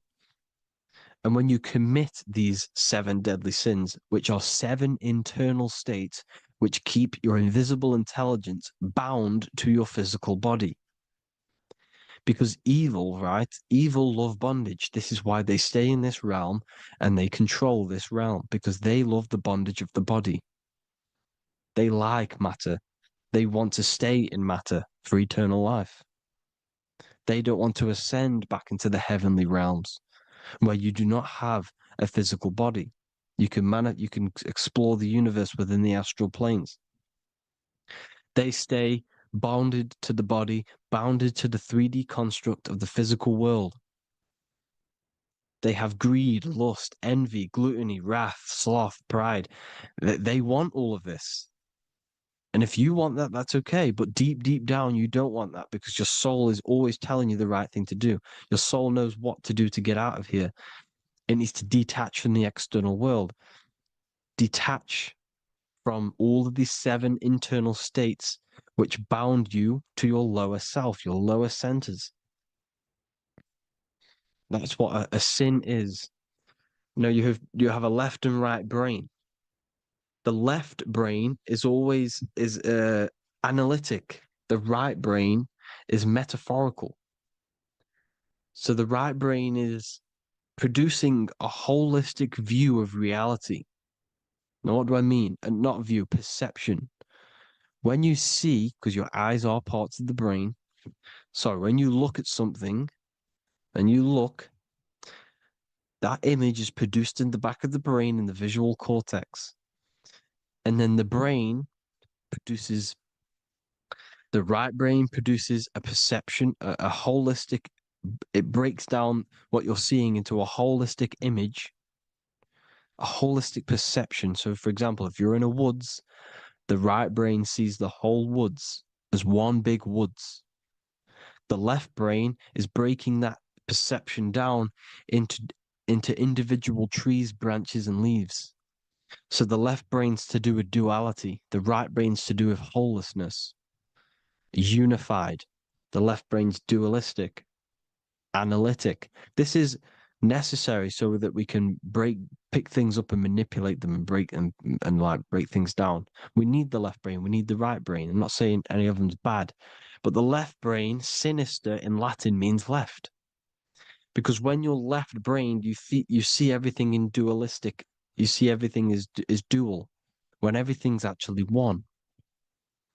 We need to be focusing and strengthening our right hemisphere. I'm not saying sit in the right hemisphere all the time, but we need to be strengthening our right hemisphere. And this is why left is sin and right is right. Because when you focus on the right hemisphere, you see the holistic perception of creation. The right hemisphere sees humanity as one unified consciousness. The left hemisphere sees everyone as individual persons and egos. Because the left hemisphere is dualistic. And this is why the Bible says, cast the net onto the right side of the ship and ye shall find. John 21:6. What does that mean? Cast your energy, cast your perception into the right hemisphere of the brain, and ye shall find unified consciousness. You shall find your higher self, the one and only. If then you have been raised with Christ, seek the things that are above, where Christ is seated at the right hand of God. Wow. Powerful. What does this mean? Seek the things that are above, where the Christ is seated at the right hand of God. God is your consciousness, your invisible intelligence between the two hemispheres. The right hand of God is the right hemisphere. Seek the things that are above the heart. Love, intuition, expression, and wisdom. Seek the things that are above the heart, the higher self, the higher part of the body. Because when you seek the things of love, expression, intuition, and wisdom, you create a strong aura. You attract the same frequency. And this frequency is heaven, God. This is the Sumerian artwork showing the lamb. This is a step symbolizing stepping upwards, raising up. He's stepping over the lamb up to the bird. His hand is going to the bird. The lamb symbolizes the lower self. Okay? The bird with the wings is in the sky. It represents the higher self. This is why angels always have wings, because it represents the higher self in the sky. The lamb is a ground animal, symbolizing the lower self. He's stepping over the lamb to the bird, his higher self, his invisible intelligence. Horus and Set, Jesus and Satan. Look, Horus has an evil brother, Set, just like Jesus and Satan. Horus is a bird, higher self. Set is a ground animal, lower self, which is the devil and the angel on your shoulder. You see? The right and the left hemisphere. The two wings. So, the devil and angels always speaking to you. The higher and the lower self. It's the battle between the higher and the lower self. Between the invisible intelligence and the physical body, because the body's the one that wants the sugar, it wants the pleasure, it wants the sex, it wants the porn, it wants all of the materialistic things, it wants the 7 deadly things. Okay, it wants this. There's a battle between the higher and the lower self, your intelligence and the body. This is why you need to become balanced, so that there's a deep connection between the body and the invisible intelligence that I am. You need to master your mind with discipline, and you gain a connection between the brain, the body and the intelligence. Resurrection, transmuting sexual energy. Okay, this is important. Res is resh, which is Hebrew. The early Hebrew resh symbol is the head. This is the head. Resh, erection. Erection is a sexual stimulation. Resurrection is rise erection. You got to raise your sexual energy up the base from the spine to the head. This is the Christ, the Christos. Because there's a psychophysical psychophysical oil produced in the brain every month. Go and watch my other video on raising the chrism. Okay? And every month there's this fluid produced in the brain, which takes 2 trips, because one's produced by the pituitary, one's produced by the pineal, magnetic female, magnetic and electric charge. And it takes 2 trips down the spine to the solar plexus, the bread of life in the Bible, or Bethlehem in the Bible, because the River Jordan's your spine. Goes down to Bethlehem. It gets born in Bethlehem, just like Jesus. Because when this oil travels to the solar plexus, it creates the seed, the seed of life, and it feeds the body, all the central nervous system, all the cells. It regulates the blood, does all sorts of good things for the body, this oil.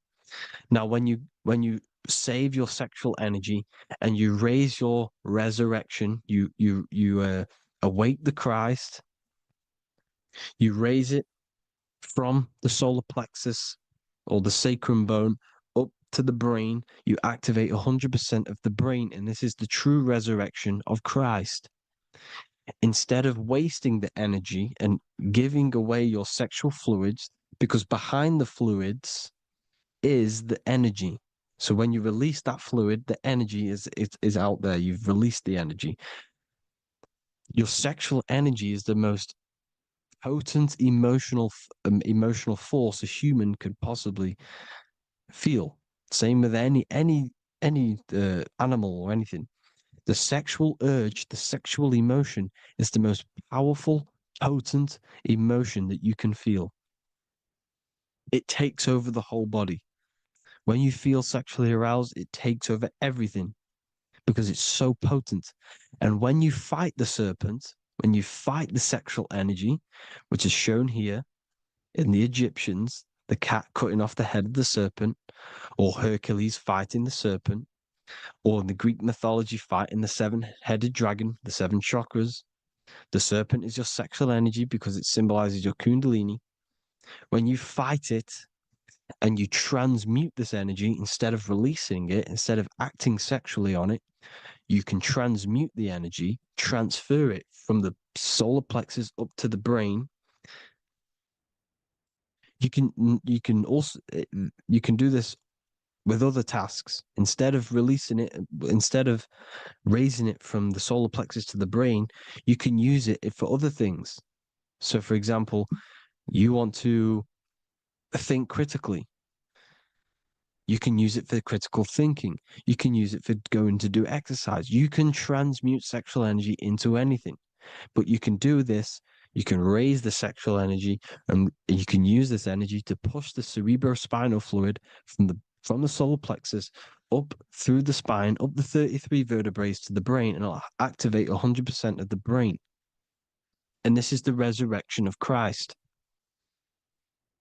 Jesus was never dead. Jesus was never rose from the dead. It symbolizes the Christ, Jesus Christ. Christ is Christos, which means oil in Greek. The resurrection of the Christ, the Christos, the oil. And when it activates 100% of the brain when it's raised, and it can regulate all the systems, it can regulate all the blood, it can regenerate the body. And this is the true Antichrist. They don't want us doing this process. The Antichrist is not against Jesus, it's against the fluid in our body that makes us live hundreds and hundreds of years and makes us live as gods. This is the true resurrection. And when you fight the serpent, you fight your sexual urges, your sexual emotion, the most strong emotion that you could ever feel. You can do this process. And this is the true secret of transmuting sexual energy. Because when you transmute the sexual energy, you can become a god. And this is why Hercules is fighting the serpent. Notice how the serpent is low. He's reaching down to it. It represents the lower self. because the lower self wants the lust. It desires sex. The body desires sex. There's a fight between the higher and the lower self. But when there's balance, there's even. Heaven is even. When there's evenness between these, this is the kingdom of heaven. This is when heaven is on earth. So at our highest levels of ourselves, the highest level of our intelligence, this is God. God is something that we manifest. We need to achieve Christ consciousness by battling the body. There is no battle outside of the physical body. It's an internal battle. Jesus and Satan have been externalized. Nothing exists outside of you, because I explained in the beginning how you are the consciousness experiencing the central nervous system. Therefore, there is nothing outside of you. It's all internal. Jesus and Satan have been externalized. Why? Because it's business. The church is a business. It's all a business. They've created these figures to be historical when they're not historical. The Bible's not historical. It's all externalized. It's called exoteric, when the truth is esoteric, internal teachings. So, anyways, people, balance the chakras, balance the two hemispheres of the brain, balance the conscious and the subconscious. Balance is perfect, the yin and yang. You are spiritual and physical. You live in day and night. You need to be balanced. Oneness. Seek oneness. And this is the true kingdom of heaven. And when we all realize that we are all the same intelligence, the same consciousness expressed in different bodies, when we all realize this, we all realize we're all one. Doesn't matter what race you are. It doesn't matter what race you are, where you're from, your nationality, because none of you are actually from here. None of you are from the physical world. You're manipulating the physical world through the physical body. You are the I am. We all have a soul. Every single one of you has a soul. We all have souls. The reason why they say some people don't have souls is because they're trying to suppress your mind. They don't want you to know that you have a mind. That sounds crazy, I know. But a lot of people haven't realized that they have an infinite intelligence called a mind. And behind that mind, if you can observe your thoughts, the person who is observing the thoughts, you have a soul. Everyone has a soul. Don't listen to all these people saying some people don't have a soul, some people do. We all have a soul. Every single one of us. So anyway, you need to break the lower nature of yourself. At our highest levels, we are gods. Our intelligence, our universal intelligence, the I am, the intelligence that's inside of the brain, is God. Our minds are being corrupted within believing that you are the body, and the result of this is a society like today, because everyone thinks they're the body, and everyone's living in the lower nature of self, where everyone only cares about themselves. But when we realize we're all one big consciousness ball, we're all the same consciousness expressed in different bodies, there will be peace. So thank you all, people. If you do want to learn more, if you do want to read my book, it's called The Book of Wisdom. I'll put it in the description. It's an amazing book, people. It's going to give you the best understanding possible about creation, yourself, and the world. It's amazing. The Bible, everything. I have just launched a new cymatic library.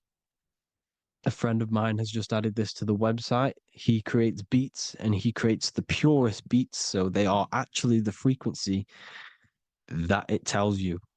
Most of the stuff on YouTube and Spotify and Apple Music it says it's a certain frequency, but we know these major platforms are all playing with the frequencies of the app. So if you want a real binaural beats, solfeggio scale frequencies to meditate on or listen to throughout the day, join the occult library. You can get a 2-day free trial.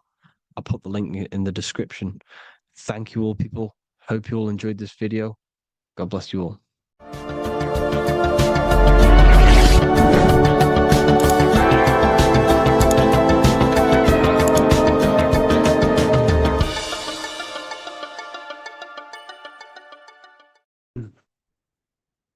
The third eye, or the all-seeing eye. This is an important video because there's a lot of misunderstanding when it comes to the third eye. People tend to think that the third eye is the pineal gland. The pineal gland is not the third eye. It is the radio receiver for our eye. It's not the third eye, it's the first. It's the eye where everything begins. So the pineal gland acts as a radio antenna or a radio receiver because the pineal gland has crystals on it. And crystals are used in your phone, they're used in radios because they pick up and transmit frequency. So the pineal gland is the radio receiver for the higher consciousness, for the thoughts, for the commands that come from within. Before you move your body, it begins mentally in the eye. Before you say something, before you kick a football, it all begins in the eye. What happens above happens below. What you think, you manifest into the body. Whatever you think, your body reacts. You see, this eye is the universal cosmic intelligence, the higher consciousness, which is controlling the physical body. Like I said, you have the Buddhic, mental, astral, etheric plane. This is a page from the brand new Book of Wisdom, Volume 2. You have the Buddhic plane, the nothingness. Then you have the mental plane, infinite potential. This is the I, the singular consciousness. This is the infinite potential within you. The I is where the thoughts are. This is the mental plane. And it is this I which experiencing everything. It's the I behind the body. It's the I behind the thoughts. Yes, the mental plane is the plane of thoughts, but you are the I experiencing the thoughts. You are the I behind the thoughts, behind the emotion, behind the words. Deep, deep down within your being, there is the all-seeing eye, which the body obeys. Everything that I says, the body does. This is the eye in between the two pillars, or in between the sun and the moon in the Masonic artwork. Sun, masculine, left brain. Moon, feminine, right brain. The all-seeing eye in the middle, consciousness, the I, the order, the intelligence, the infinite potential within you, the creative force within you that can create the good and the bad, the left and the right. So you are either creating negative or good. You're even doing good, which is God, or evil, or the devil, which is do evil. You have this creative ability within you, which is God, the consciousness, and you have the choice to do the devil or the God. So the third eye is the human mind. It's the mind. It's the infinite awareness, infinite potential within you. And when you see it in the triangle, it represents the ethereal plane. This is the ethereal, the triangle. This is the eternal. This is the material. Because the physical plane is the box. It's the square. That's why we say think outside of the box. Because you got to think outside of the box to awaken your divinity. You see, humans have been given the tools to awaken to their true divinity. No other animal on this planet, or whatever you think it is, on the earth, has the ability to have self-awareness. Humans have been given the tools to understand the very, very complex things and understand who we are, what we are, and what the universe truly is on a higher level, not just physical. We have the ability to access planes beyond the physical world, which is unlike any other animal. This is why the humans are gods. So when you see the pyramid with the capstone on top, it's cut off, it's separate from the rest of the pyramid. This is the consciousness that is looking through the ether into the material plane. It's like I discussed down here with these planes. This is the I, the mental plane. Your consciousness, your I, is looking through the ether. It materialized through the ether into the physical plane, and you are now the I looking into the material realm. And when you come here, you lose that divinity, but you have to awaken.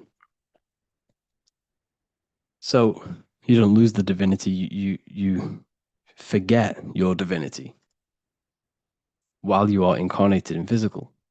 So when you see the triangle with the I in it, this represents the I looking through the ether. It's materialized, but it also represents, when you see it's illuminated like this and it's separate, because this is separate from the physical plane. The consciousness within you, the thought within you, that intelligence within you, that voice is separate from this physical world. And everything above manifests below. Everything what happens in this realm of consciousness, of thought, manifests into the physical plane. It's separate. So you see the illumination. This represents the awakened self, because the mind is the third eye. So when you have a closed third eye, this just means that your mind has not experienced things other than physical. When you expand your mind, expand your consciousness from having an out-of-body experience or a mystical experience where you had experienced a higher plane of consciousness or a higher level of consciousness, this is now an open third eye, which is an opened mind. It's nothing separate. So when people say, working and opening the third eye by imagination and stuff like that, you're working on your mind.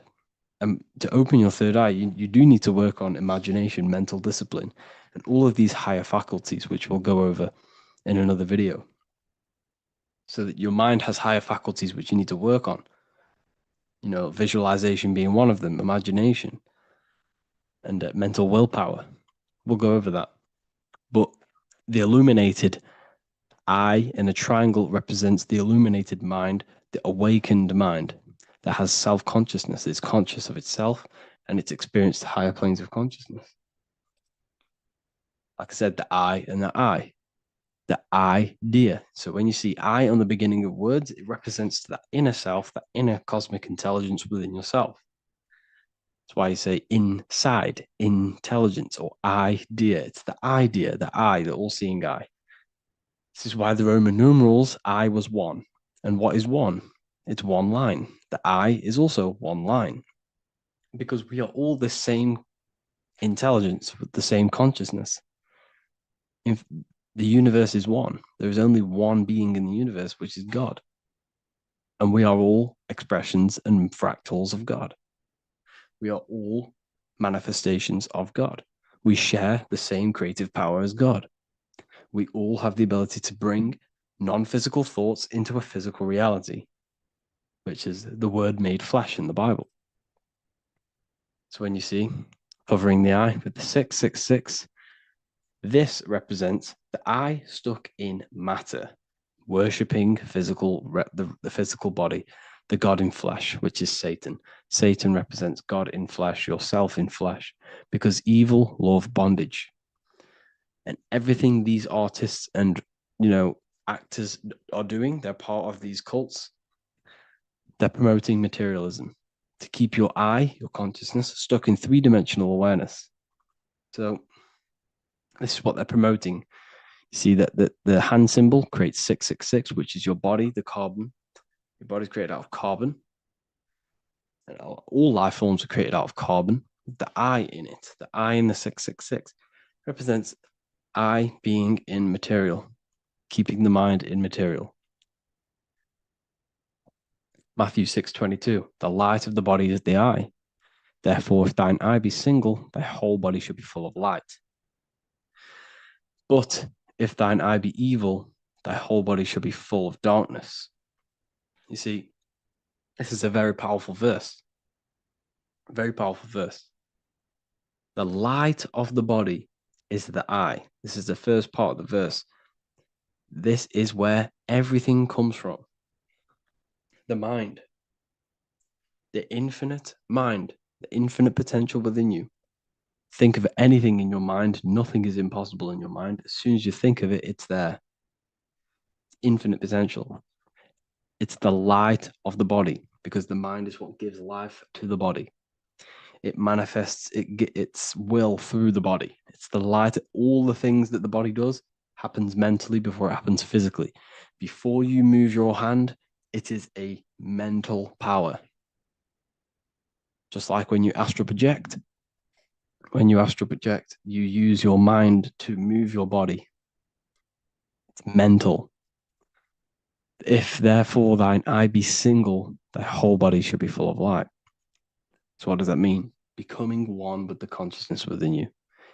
The single eye. Instead of being divided between the left and the right, the masculine and the feminine, instead of being divided between the higher and lower self, when you combine all the aspects of yourself to be balanced and connect with the true self, that's when the whole body should be full of light, which is the good, the enlightenment. But if the eye be evil, which means what? Because your eye, your consciousness, your mind has the ability to create positive or negative, devil or the god. And when you think negative, what happens? Darkness goes through the body. Every thought has an effect on the body. What you think goes through the body. For example, become erect. What do? You think of being erect, and it happens, the body becomes erect. What happens in the mind happens in the body. So if your eye is evil, if you are thinking negative, if you feel negative, you're going to produce negative. Your body will be full of darkness. And this is what the all-seeing eye is. It represents you, your consciousness within you that can create anything in this physical world. So yeah, if you have any questions, make sure to contact me, and I will get it created for the university. Thank you all for joining, and see you in the next one. So this is known as the bag of the gods. This symbolism is widely known, but no one knows what it truly symbolizes. We see this in ancient Sumerian artwork. We see this in the Mayans' artwork. We always see this bag with the gods. What does this actually represent? Okay, so the bag itself represents carrying.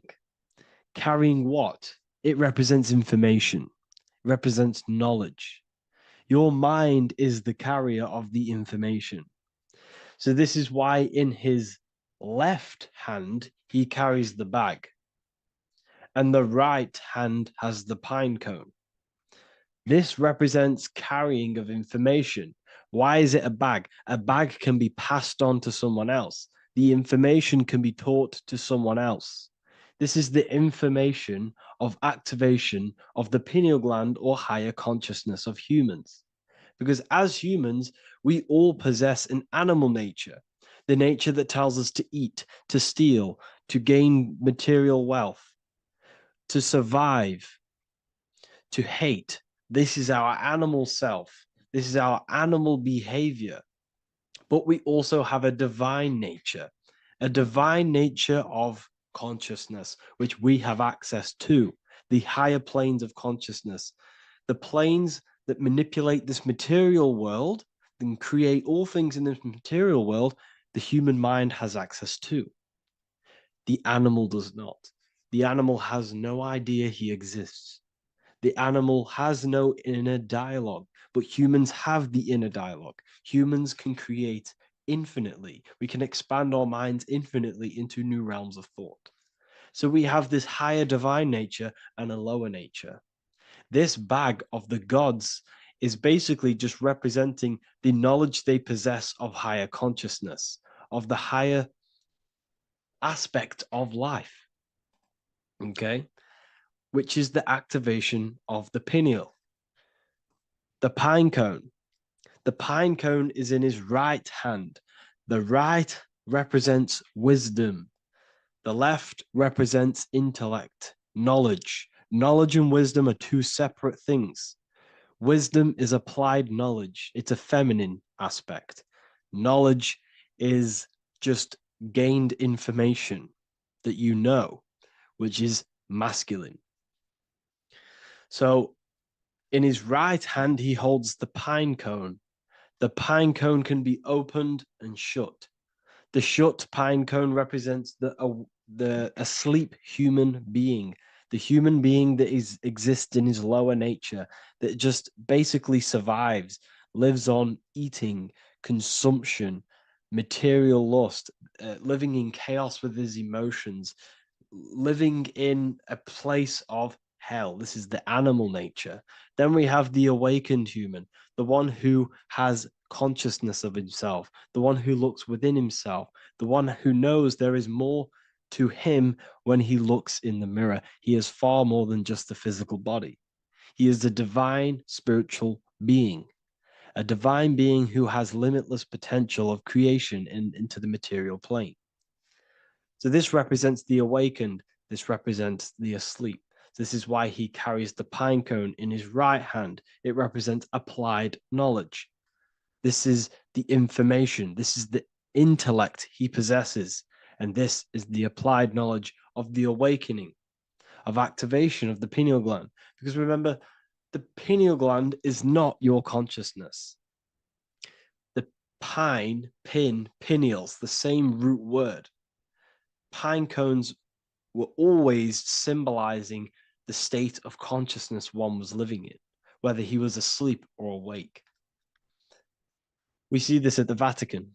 We see the pine cone over the two pillars. This is the two pillars of Freemasonry, and the dome. This is the Royal Arch of Freemasonry. This represents your head. This is the two pillars, the two hemispheres, and the pine cone in the middle, which is the pineal gland. What is the pineal gland?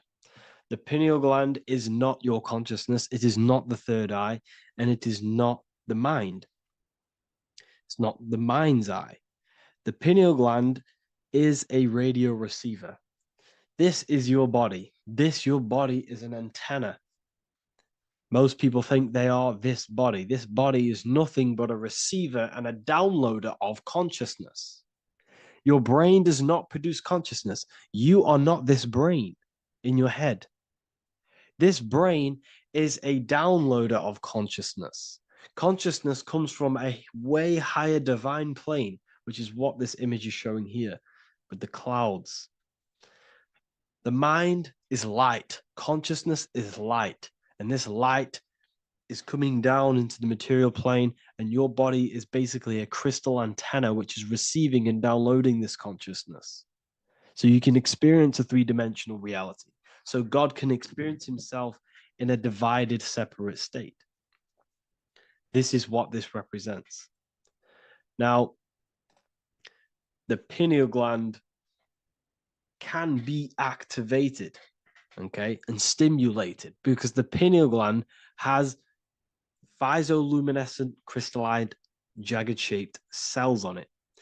And obviously, these are crystals. Crystals are on your pineal gland. And what do crystals do? Radios use crystals. Your phone uses crystals. They tell you that crystals are woo-woo and pseudoscience because they don't want you to know the power of crystals. Your body is basically a giant crystal. Your pineal gland is a radio receiver for your consciousness. So if they can ruin your pineal gland and damage it, this will damage your connection to the divine, to your true self, to consciousness, to God, whatever you want to call it, the source. There is all one source consciousness, and we're all collectively connected to it. And this is our connection. This is our antenna. So what a radio does, a radio has an antenna, and the frequencies are all around us because all the radios are playing in your ear right now.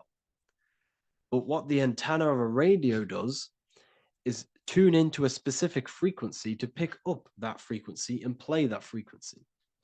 It's the same with your consciousness. You're all a fraction of God's consciousness. So that is essentially what we are looking at here. We're seeing knowledge, intellect in the left hand, and applied knowledge, activation of waking up to higher consciousness, to the higher human form. Because we can reach beyond our physical form. We can turn our animal self into a divine being, into one of these so-called gods. These gods are nothing but human beings. The Anunnaki were not gods. They didn't come from the sky. These are normal, regular human beings who activated their higher consciousness. This is what we have here. This represents spirit. Birds represent spirit. So, do we have any questions? I'll take some questions now. That was just a short lecture on what that symbol truly means. Okay. So, if we have any questions, feel free to go ahead and ask some questions. Anything that you don't understand, anything that you want to know. Okay.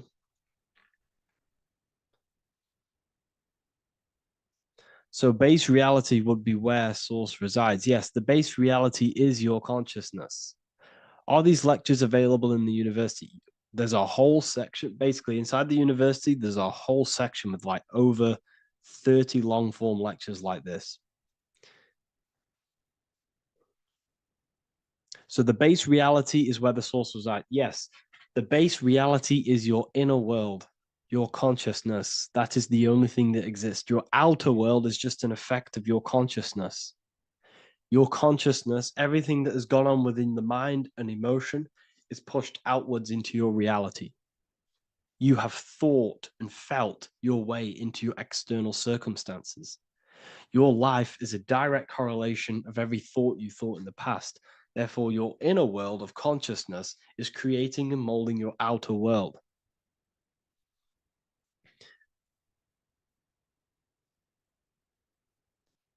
The best way to keep connection consistent, the best way to keep your connection to the divine or the higher planes of consciousness is through meditation and through imagination. Imagination is the fourth dimension. It is the astral plane. That screen that you have in your mind is not a physical screen. That is the divine plane of the astral. And this is essentially where all objects of this material world comes from. The phone that you are holding, the laptop you're watching this on, whatever you're doing, every single object you see in your room that you are in right now began inside of the plane of imagination. This is not a physical plane. This is a metaphysical plane that you have access to. And you have the ability to bring down this plane into physical form. That's what we call manifestation. That's what the ancients called magic. This is what we now call in science metaphysics. It's all the same thing. So yes, you all have access to the divine planes. Unlike animals, this is why humans are so advanced.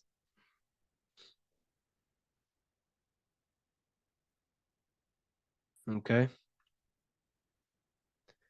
Is the pineal able to constantly activated, or is it just a temporary experience? I don't fully understand that question, unfortunately. Maybe you could word it in a different way. The real meditations on the university, legit, y'all, yes. In order to connect to consciousness, you need to sit in meditation and turn off your feelings, and the feeling of unity will come. Do I understand correctly? Yes, that is correct. So when you sit in silence and in stillness, I highlight the word stillness because stillness, when you are still, no information from your nervous system is being decoded by the brain. So when your body is still and does not move, your nervous system starts to relax and comes to a balanced state. Your brain starts to relax, it comes to a balanced state. The left and the right brain stop working, the nervous system stops working. Then, once the body, the material body is shut down, you then have access to consciousness. You can't access consciousness if the body's in such a busy state. If electricity is being fired every 2 seconds, your whole body's electrical. When you move your foot, that's electricity being fired from the brain to the foot instantly through the nervous system. Your brain, your whole body is a technological machine. So you must shut down the technological machine to access the divine that exists beyond the technological machine. Do you understand that? Did we create ourselves from the higher plane? When you say yes, you created yourself. You manifested yourself in this material form for a reason in this specific time and place. Wisdom books, are these available inside the university? Yes, they are. So anyone who joins the university, they all gain 50% off the store. So you can get anything you want inside the store for 50% off. Plus, you get the Book of Wisdom Volume 1 PDF for free. You get the Human Health Guide. Plus, you get all of the library books. There's a load of different books on occultism, symbolism, esotericism. Do you need to place your attention somewhere specific during meditation? You can do. Okay, you can do. So if you struggle, when you first start to meditate and you struggle to turn off the thoughts, think of the back of the brain, the back of your head. Don't think of it, place your attention on it. Okay, so when you place your attention on the back of the brain, this now shuts off thought because the back of the brain doesn't have any activation to do with thought. The front brain does, the neocortex. That's all to do with activation of thinking. So place your attention on either the back of the brain or your breath. What's more important, creating yourself or finding yourself? It's balance of both. So in order for you to create fully, you must have awareness of self and awareness of thought and control over the mental dialogue, the inner voice inside of you. Okay? When you control that inner voice, that is when you gain power. That inner voice is what brings commands into physical reality. Before you kick a football, there is a change in consciousness. There's a decision made in consciousness before the body takes the action. Therefore, every physical manifestation is a change of inner consciousness before it's a physical reality. You can have the reality you want through consciousness before physically having it. That's the secret to creating. But you must believe it like you know the sun is going to rise in the morning. That's how much you should know that you have that reality in consciousness through feeling and thought and imagination. And that's how you can truly create in your reality. Shrooms help with consciousness or ego.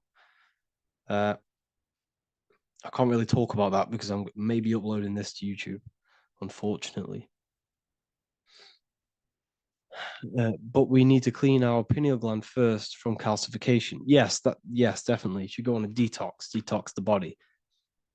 Because you can't really connect with consciousness if your body is in such a dirty state.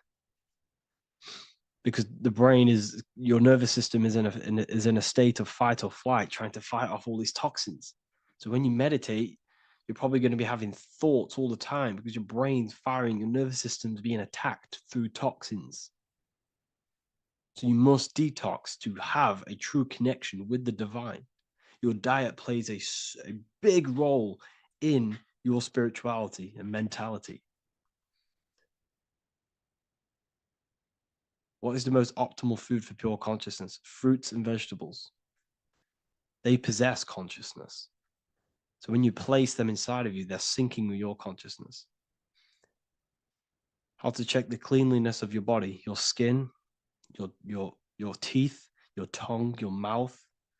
If your skin has spots, different colors on it, you're not clean because your skin is a reflection of your inner organs. Coffee's not the best for you. Coffee gives you fake energy. Okay. So what coffee does, that buzz you get off coffee is actually the toxic effect of the chemicals reacting with your body. If I'm inside the university and wanted to buy your book, you said it would be 50% off because we are your student. Is that automatic or we need to have a code? You will have a code. Yes, I'm going to releasing a code for all the students after this. Caffeine equals neurotoxin. Yes, it fries your brain. It fries your nervous system. It fries your dopamine receptors. Will the Q&A last week about money symbolism be posted? Oh, I didn't post that. That's my bad. I totally forgot. I will post that after this. Thank you for reminding me. how to detox the body. The best way to detox the body is going through a week cleanse of fruit. So only consume fruit, sea moss, and cayenne pepper, and lots of freshly pressed juice. Do that for a week or 2 weeks, depending on how you feel, and then start to fast. You will lose weight, but you're not losing weight. You're losing impurities. It's good to do this every couple months, to just go on a raw fruit diet, cleanse the body, push everything out, and then start to fast while consuming sea moss and having lots of freshly squeezed juices. What is an alternative for coffee? Something with high energy levels. Okay, we're not taught the most simplest thing about the human body. It is an electromagnetic machine. It's electrical. It runs off electricity. The only energy you need is electricity, and that is found in fruits, vegetables. If you want energy, drink pure, fresh, pressed juice. That will give you more energy, more electricity than coffee.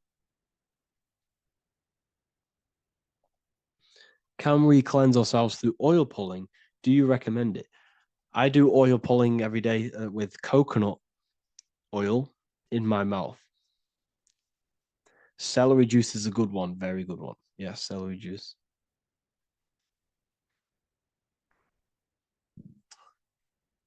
Any more questions? What kind of music do you listen to when lifting? For me, rap, hip hop push me work harder, but I know it's terrible for my subconscious. Yes, very. At least you're aware of it. You should be definitely try and stay away from the hip hop music. Try and stay away from anything that's talking about anything negative, because it's all programming your subconscious. And your belief system is your reality, people. Your belief system is your reality. Okay? So look after your subconscious. That's what's controlling your actions. 90% of your actions on a daily basis are controlled through your subconscious beliefs. Okay? I listen to a lot of Pastel Ghost. I listen to a lot of let me get my playlist up. It's all like background music for TikTok. Do you know what I mean? Like Pastel Ghost. That's mainly what I listen to. That sort of music. I don't know what it's kind of called. I don't know what that genre is called. Does anyone know what that genre is actually called? Because there's not much words in it. The reason I listen to it is because there's not much words in it. And, it helps the subconscious. And I just love that music.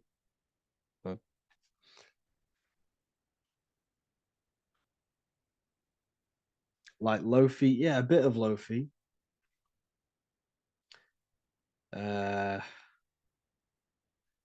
Most people won't even know this type of music.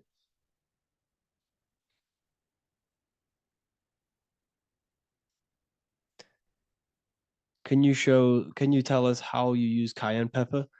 So I mix it with freshly squeezed orange juice every morning. So the first thing I have, empty stomach, I have a teaspoon of cayenne pepper, mix it in and just down it every morning. And sometimes at night.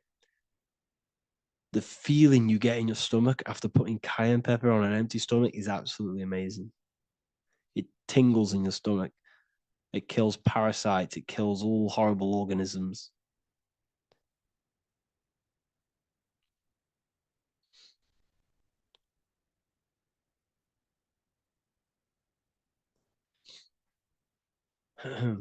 Mix it with hot water. Yes, hot water and key lime water. That I bet that's powerful. If you mixed warm water with key lime with cayenne pepper in first thing in the morning, I can imagine how powerful that is. I've never done that, but I'm going to try that. Do you use sea salt? I don't know what to think about sea salt, to be honest. I try and stay away from it. I don't know whether it's good, don't know whether it's bad. I'm kind of mixed on it. Mixed information. I've heard people have benefits. I've heard other people say stay away from it. So I don't know. I just stay away from it. I'm not too sure on it.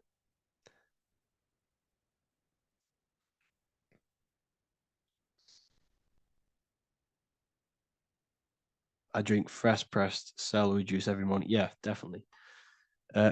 Is there any chance we could like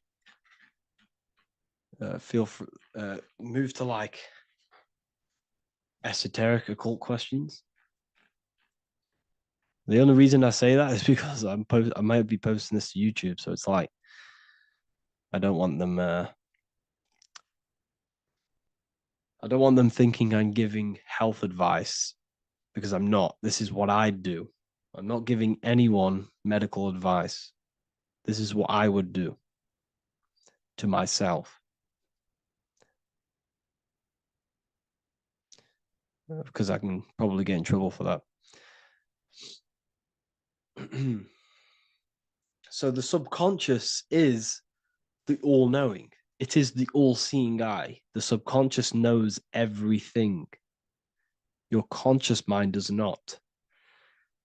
Your subconscious knows every single cell in your body. Your subconscious is making your heart beat. It's talking to your heart. It's talking to every organ, every cell in your body is being connected and spoken to by your subconscious mind. It is the all-knowing. The subconscious has access to the astral plane, imagination, the fourth dimension. It has access to the mental plane, thoughts. It has access to the ethereal plane, energy. And has access to your physical body. It's the door. It's the portal. The subconscious is the portal to the divine. You must go through the subconscious in order to access the divine.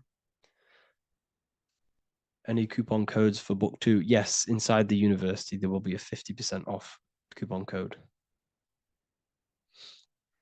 Speaking of ancient civilizations, why did they use symbols to give us true knowledge? This is a very, very good question. Very good question indeed. The reason they use symbols is because symbols are their keys.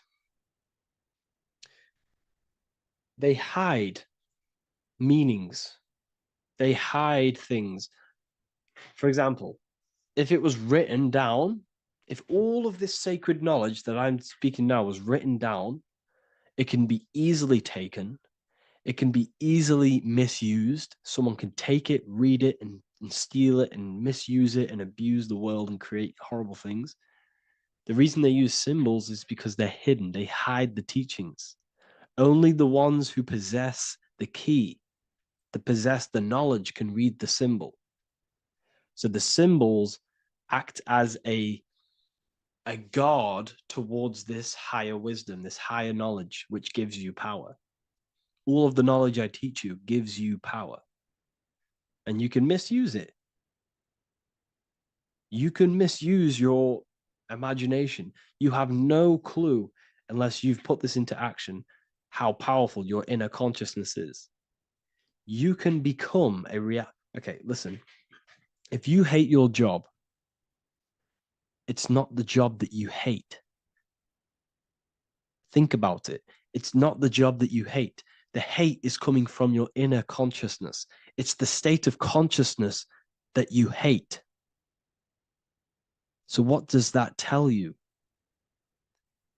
You can change that inner consciousness to another reality, the feeling of another reality. You can become that consciousness within before you actually externally have it. And by becoming and knowing that reality, that's what produces effect on shaping your outer world. When you really, truly know that reality inside of you, of being free, of being wealthy, of having abundance, your outer world has no other choice but to rearrange itself to your new inner state of consciousness. That's what magic is. It's manipulating your inner state of consciousness. It's convincing yourself that you already have it, not believing it, knowing it. Okay? Knowing is different than believing. Believing is a lie. You should know thyself. Okay? So we can say that human overpopulation is intentional. There is no human overpopulation. We're all cramped in these cities. We're all cramped into one little place. We're not supposed to live like that. We're not supposed to live so cramped. This is why there's so many weirdos out in public. So many weird people doing weird things.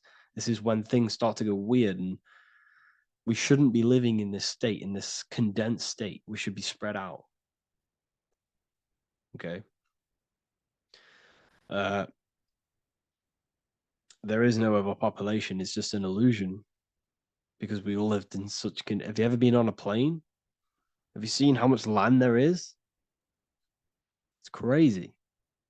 There's no overpopulation. And how many people do they say there's in the world? There's not that many people in the world that they say. I think it's like 8 billion. I think they say there's 8 billion people. There's not 8 billion people. There's probably more like 2 billion. And the reason I say that is because I have a friend who only has like 300K followers. So that's a lot of followers, okay? And he gets recognized everywhere he goes. And he's into all this stuff. And he says, listen, the population is definitely not 8 billion or whatever they say. I think it's like a couple billion. It's probably more like a billion. How to properly manifest intentions. Thought, emotion, and imagination are the key. You must know that you have that reality. Don't believe it. Become that reality within your consciousness. All day long, as much as possible. Feel it. Imagine it. Say it. And have zero doubt. How to have zero doubt. You can't, well, okay, so the doubt, that little voice that will seep into your mind saying, you can't do that.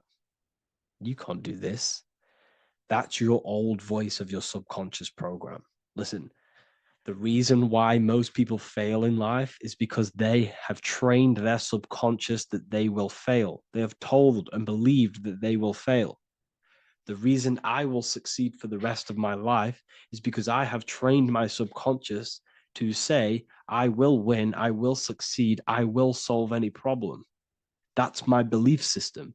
And if my belief system is that, then my external reality, my conscious mind will seek a way to fulfill that belief. It will seek to control and create that belief in my external world. It will seek to solve any problem. I've trained my subconscious mind to know that I already have the reality, to know that I'm abundant, to know that I have everything that I already need. Therefore, if any problem comes, I can sort it straight away. But most people have a different belief. It's not your fault. We've been kind of manipulated and told this, that they will fail, that they can't do anything, that it's too hard. And that basically casts a spell on the conscious mind, where your conscious mind is just like, no, I can't do that, because of this subconscious belief that you hold. So you must reprogram your subconscious that you can do it, that you will solve any problem, and that you are abundant. That's the reason why successful people succeed. It's because they have a complete different mind state, a complete different belief system in their subconscious.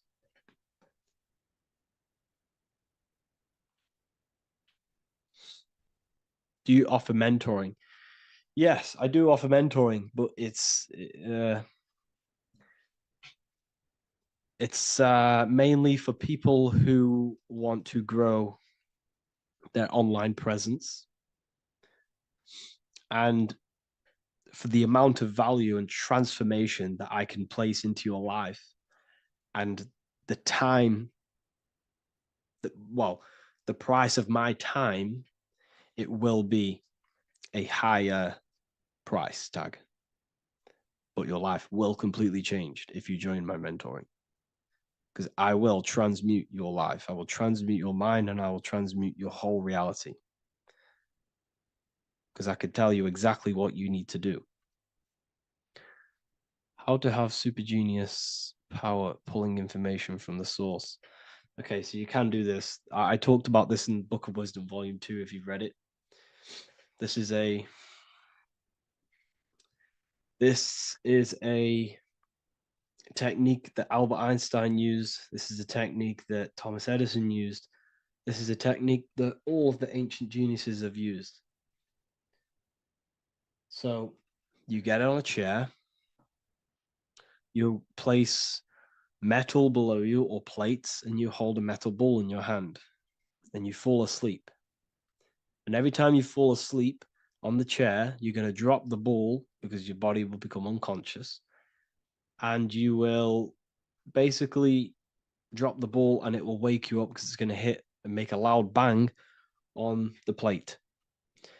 And every time you go to sleep, basically what this is actually doing is shifting your consciousness from conscious into the subconscious. So from physical into the astral. Your consciousness is shifting between these two planes. And as you do this, you can bring down great ideas from these higher planes. So when you fall asleep, have an intention. And when you fall asleep, you'll drop the ball. And when you wake back up, you'll have an idea and you just got to write it down.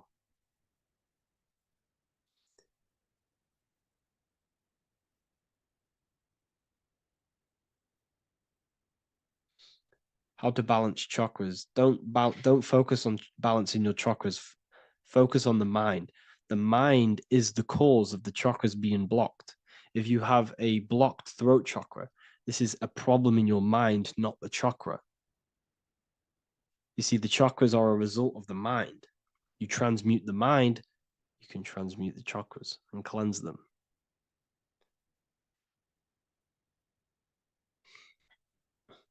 So was Jesus a real man that walked? Okay, so I'm going to tell you something. Like, some of the things that I say in my reels, they are to catch attention. So if I say the first thing on the reel, Jesus never existed, straight away, you see that, it's going to trigger you. It's going to trigger Christians. It's going to trigger people. So yes, I do say things to catch attention. The reason I do that is because I have to in order to catch attention.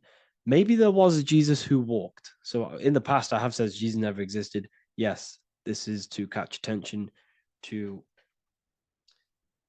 boost the reels, views, and comments and stuff like that. Maybe there was a man who was called Jesus and walked the earth. But listen, he was not the Son of God. You are all the Son of God. Jesus represents an archetype. He represents morals. He represents a way of living that you should embody in your life, not to worship. We shouldn't be worshiping this man. We should be embodying his qualities into our lives so we can become Christ consciousness, so we can live in harmony with our mind, emotions, body, and spirit. Okay? He was not the Son of God. You are all the Son of God. We are all God experiencing himself in a three-dimensional divided form. God is oneness, and he created a divided world so he can experience himself. Why do you quote from the Freemasons oft times? I don't recall me looking at Freemason quotes and quote them. I just simply, when I post a quote, I literally just, whatever comes to my head, I just whack it into Telegram or Twitter. Are dreams tied to your subconscious, and how do you understand them? Okay. Dreams and astral projection are two different things. Astral projection is your soul leaving this plane into the collective consciousness, into the collective mind, the collective astral plane. But dreams are basically the astral plane, but it's your personal astral plane in your personal subconscious. So when you dream, you're entering your own consciousness, you're entering your own subconscious. Every character, every event that happens to you, everything that is said to you, everything that happens to you in your dream is yourself pushed outwards, and you're basically experiencing your own mind. If something scary comes up in your dream, this is your belief, this is something in the back of your mind materializing and coming to you and showing itself to you. So in order to understand your dreams, it's basically suppressed emotions, suppressed thoughts, all lingering in your subconscious materialized. Okay. A few months ago, I'd have concurrent dreams of getting in a car crash that lasted for months. Then one day, out of nowhere, I got into a really bad accident, and that low-key bugged me out. I didn't know if my mind was trying to warn me or what. You can explain that. Okay. If you are having dreams about having a car crash, this is a belief. Okay, so let me tell you something. Let's say you're a drug dealer, okay? And you live in fear every single day of the police coming to you. This dealer every day is worried, he's scared, and he lives in fear of the police getting him. He was believing it. This fear, this emotion he was feeling on a regular basis, repetition, and the emotion is basically impressing your subconscious. It's impressed his subconscious that deeply that he now believes it. It's now become a belief. So one day the dealer gets caught and he goes to prison. Let me tell you something. He placed himself there because he created a program, a belief in his subconscious of the police. And his external reality is now in a prison cell. But that prison cell is just an external manifestation of the prison cell of fear he installed in his subconscious mind. The four walls he's now trapped in is just basically an externalization of his own belief system that he created through consciousness, through the subconscious. If you embedded your belief that you will be in a car crash, you will be in a car crash. He placed himself there. He materialized that reality through the thought, through the emotion, through the belief. He put himself there. You see? So if you were having dreams, this was maybe, it could have been anything. You could have watched a program when you were a child about a car crash and that maybe scared you, or you saw a car crash when you were very young and that scared you and that impressed your subconscious. Then you had a dream about it. Then you started to believe it. And then one day, bang, it happens. That's the power of the subconscious mind. It holds control over you.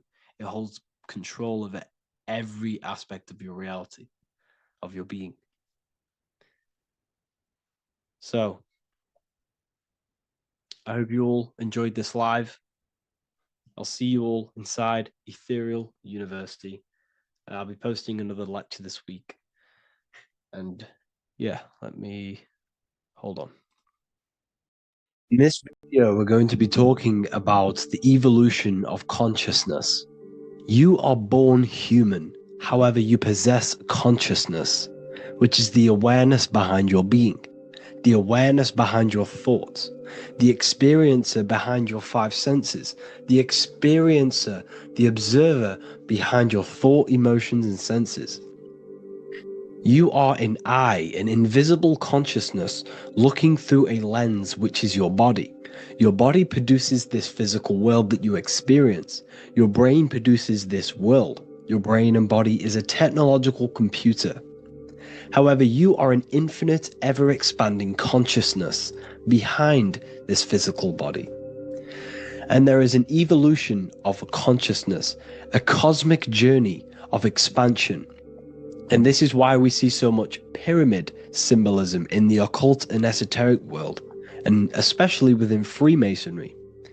Because the pyramid represents climbing, an evolution, a raising state of consciousness, a journey. Steps symbolize a journey upwards. This is the raising and the evolution of consciousness, our inner world. The transmutation of our inner selves, of our souls and consciousness and our minds. So when we see this pyramid, we're seeing a evolution, a way up to source consciousness.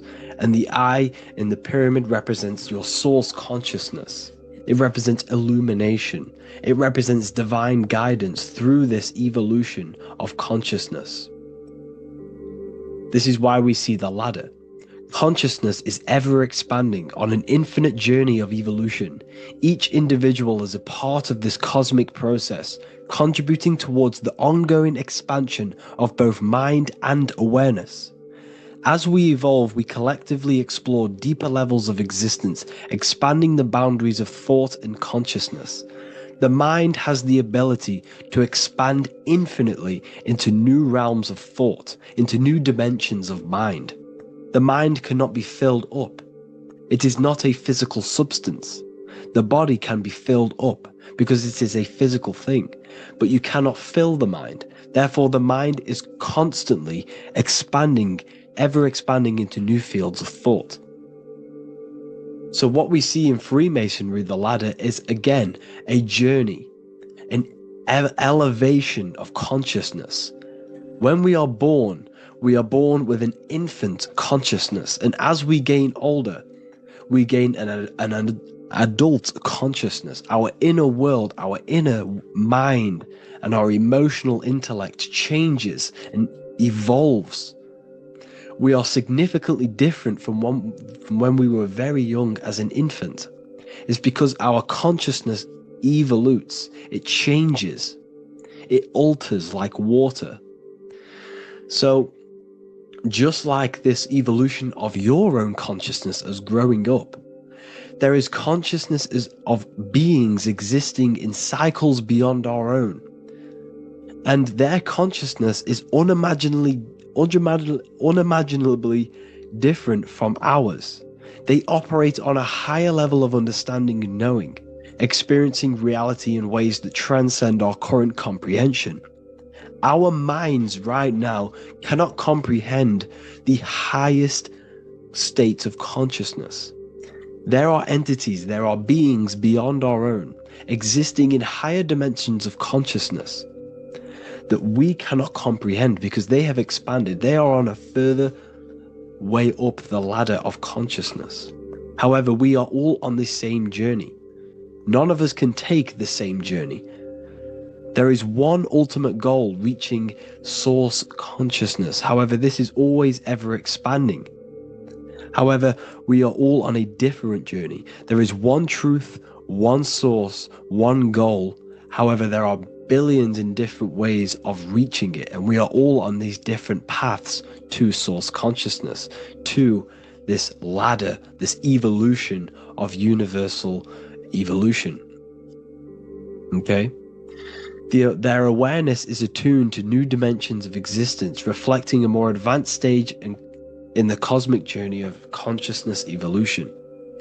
So when you take DMT, you are shot into these higher realms of consciousness where you meet these beings who look similar to these images. They are not speaking to you physically. They don't speak to you three-dimensionally through vibration and words. They speak to you mentally. If you have done DMT, then you know this. And if you have met these beings, then you know this. You might have even met some of these types of beings on mushrooms or any psychedelic drugs. Because ultimately, when you take these mind-altering substances, it's altering your consciousness. It's merging your consciousness with the spirit of that substance. And you are essentially attuning your mind to higher dimensions of consciousness. That's why we say we're getting high when we take these substances. Therefore, when you meet these beings on DMT, you are essentially meeting beings who are attuned to higher dimensions of consciousness, and they speak to you mentally. They speak to you telepathically through thought, because the universe is mental. Everything exists within the mind. The way you are now, your physical existence, is a state of mind. Mind, thought creates matter. Spirit and matter are two opposing ways of thinking. If we have a very spiritual mind, we have an expanded mind, we are a spiritual person through the mind. However, if we have a very low state of consciousness where we think about food, sex, lust, and all physical things, then we have a physical consciousness. Matter and spirit are two opposing forces, two ways of thinking. The mind attunes itself to different levels of understanding in different dimensions. So, essentially, this is what we're looking at. The body is a vessel for the fluidic, formless consciousness, a temple that houses the essence of our awareness. While the five senses are limited to perceiving only the physical plane, the mind transcends these limitations, capable of perceiving the full scope of reality. It is through the mind that we access deeper truths beyond the material, tapping into boundless nature of existence. Physical existence is a thin band, a thin layer of reality. It's like 0.001% of reality. And your five senses are only tuned into this layer of reality. But the five senses are, by design, only allowed to perceive physicality. But the mind has the power to expand beyond this physical five sense state. The mind has the power to expand and evolute. It is a conscious decision whether you want to take this path or not. You can stay in a three-dimensional way of thinking, or you can expand your consciousness from within. It's not an external journey. There is no God going to save you. You must save yourself. Therefore, behind every single one of these eyes is the same source consciousness. However, we are all different cells in a different journey. The organs in your body, the cells in your body are all alive. They all possess same consciousness, universal consciousness. However, we are all on a different journey of evolution. As above, so below. As the baby is in the mother's womb, when the baby becomes conscious, there is a world outside of its mother. What does it do? It presses and seeks a way out to be born in the other world outside of its mother. It is the same with your consciousness, your mind. When your mind becomes aware that there is realities beyond the immediate surroundings, it seeks a way out. And this is exactly what I'm doing to you now. I am now expanding your mind and telling you there is other ways of reality. There is other dimensions of consciousness which you can access through inner transmutation, through different ways of thinking, spiritualism, and meditating and connecting with yourself and detaching from external things. We can upgrade our consciousness. Your body is a womb. Why Jesus says you must be born again to see the kingdom of God, because you are born physically and then you must be born again spiritually, awakening your inner consciousness. So like I said, as the baby is in the womb, it's the same principle. As above, so below. You were a baby, you were in your mother's womb, and you figured out there is a world outside of your mother, so you seek to way out your mother to be born in another world. It's the same now. You must do this now. This is your spiritual evolution. This is the evolution of consciousness. It's ever expanding. When you die, this is a transition. You must learn to not fear death. This is another part of your spiritual journey. You must master death. Therefore, like I said before, the mind has limitless capacity to expand into new realms of thought, continuously exploring uncharted ideas and concepts without boundaries. The mind can ever expand. It can never be filled. It can never ever know everything. There is infinite fields of knowledge, infinite fields of thought. Your current state is just one stage on an infinite pathway. You won't remain human forever. The human experience is a crucial phase where we learn to balance polarities, master the fundamental laws of the cosmos. It is a period of growth and transformation, preparing us for the next stages in our cosmic evolution. The goal is to strive for perfection, yet the true perfection is unattainable. It's like a tunnel. and there is a light at the end of the tunnel.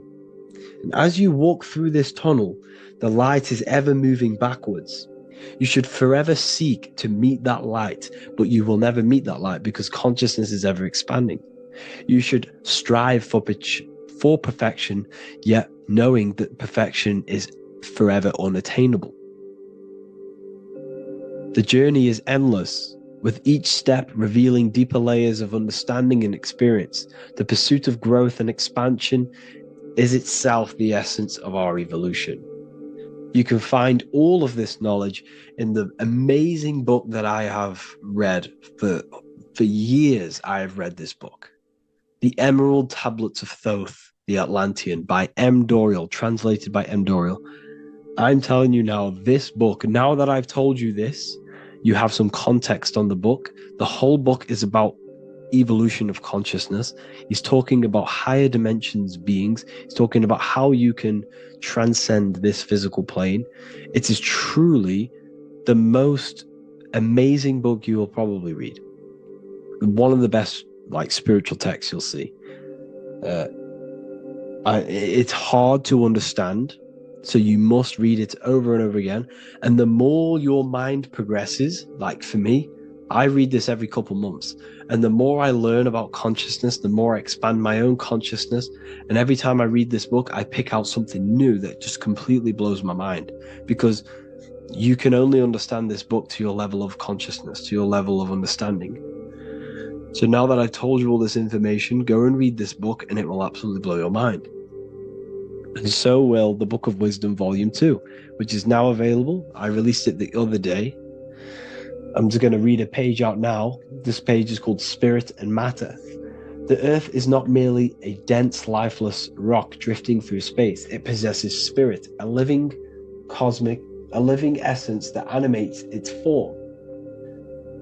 But what do we mean by spirit? Spirit in esoteric terms refers to the energy, the life force, animating the principles infused in matter.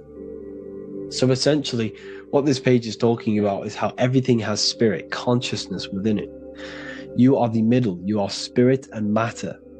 You have the ability to expand your mind to the God self and raise above our animal instinct, our material self, and know the divine and expand. Animals cannot do this. Animals are not self-aware. Humans possess self-awareness. We can observe our consciousness. We can say, why do I exist? We can look in the mirror and know that we need growth. And this is what Anunnaki means. Anu means above. Anu was the supreme god of the sky, which is a metaphor. He represents spirit above, heaven. Anu came down to earth and married Ki, the goddess of the earth, which represents matter. It's a myth, it's an allegory. Anu married Ki and gave birth to the Anunnaki. Spirit came down and infused with matter and gave birth to the human, which is you. You are spirit infused in matter, Anu and Ki, Anunnaki. You are the Anunnaki. And this is just one of the teachings in my book. Honestly, this book is absolutely amazing. If you truly, truly want to expand your consciousness, give this book a read. And obviously, if you're inside the university, I give you this book for free. A paperback version. If you join the university, follow the steps inside of the general chat. You'll be able to download this book. Sorry, not download it. Order a paperback for free. All you have to do is pay for the shipping. You'll also gain amazing knowledge inside of my library, where your mind will just be overblown with the amount of esoteric books. There's over 45 rare occult books, plus you get a PDF of the Volume 1 and Human Health Guide. You get reoccurring updates where I expand on symbolism, occultism, where you will just feel absolutely amazing once you understand esotericism in yourself. You'll also learn how to create the dream reality that you want with the Manifestation Mastery course, where I teach you how your consciousness creates reality. You'll have a real lectures where I post lectures on symbolism, occultism, esotericism. There's a conscious community and live calls and Q&A where you can ask me questions and I'll answer your questions. I just want to say thank you to everyone who has joined the university. Thank you for even liking and watching this video. Any support I just appreciate every single one of you. Please, if you can, leave a comment and a like on this video and let me know any videos you want me to make in the future. And I will start uploading a lot more to the YouTube. So yeah, thank you all for tuning in today. Have an amazing day.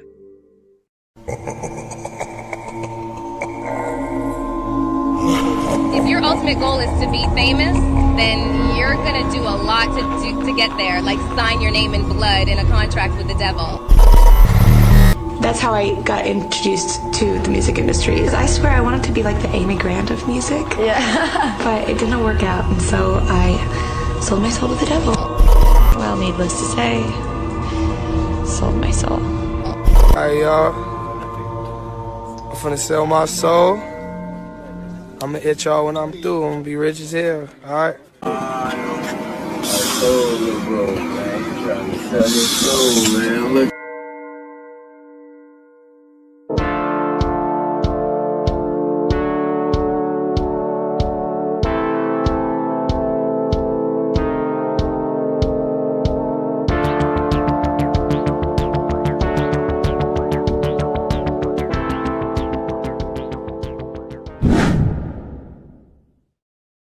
So what exactly is selling your soul?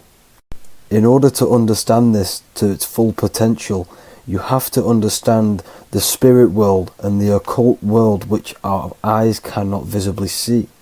The physical world we see is nothing but an illusion and a product of the higher planes of existence. For example, you can see someone's physical body, but you can't see the complex structure of the consciousness and the thinking behind that being. With that being said, there are forces and entities not attached to physical bodies, which they exist on the astral and etheric plane behind the physical plane. Now there are numerous videos and music with artists talking about this. For example, I sold my soul to the devil and the price was cheap. Why do you still do it? Why are you still out here? Well, it goes back to the destiny thing. You know, I made a bargain with it, you know, a long time ago, and I'm holding up my end. What was your bargain?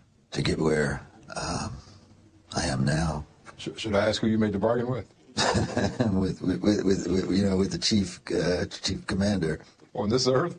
And on this earth, and then in a world we can't see. And then in a world we can't see. so selling your soul is cutting a deal with an astral plane entity in exchange for wealth and fame on this physical plane. This is classed as black magic because you are bending reality against your intuition. Now, making deals with entities beyond the physical plane, you always have to give something in exchange. When it comes with demonic entities, it always involves some sort of sacrifice, bloodshed, or humiliation. Now, there are countless of rappers who someone close to them have died just before their career takes off to the next level.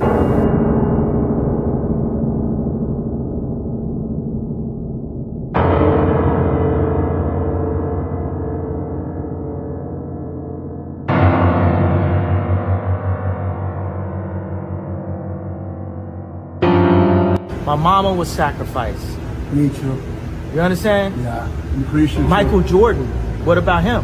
His daddy, right? Bill Cosby, his son, right? Dr. Dre, his son. You know, out in Hollywood, a lot of people come up missing. So these rappers and celebrities do have to do sacrifice rituals in order to take their career to the next level. Top flight, I've been growing up. It's a ritual. So the occult side of this reality is heavily connected with the music industry and the elites.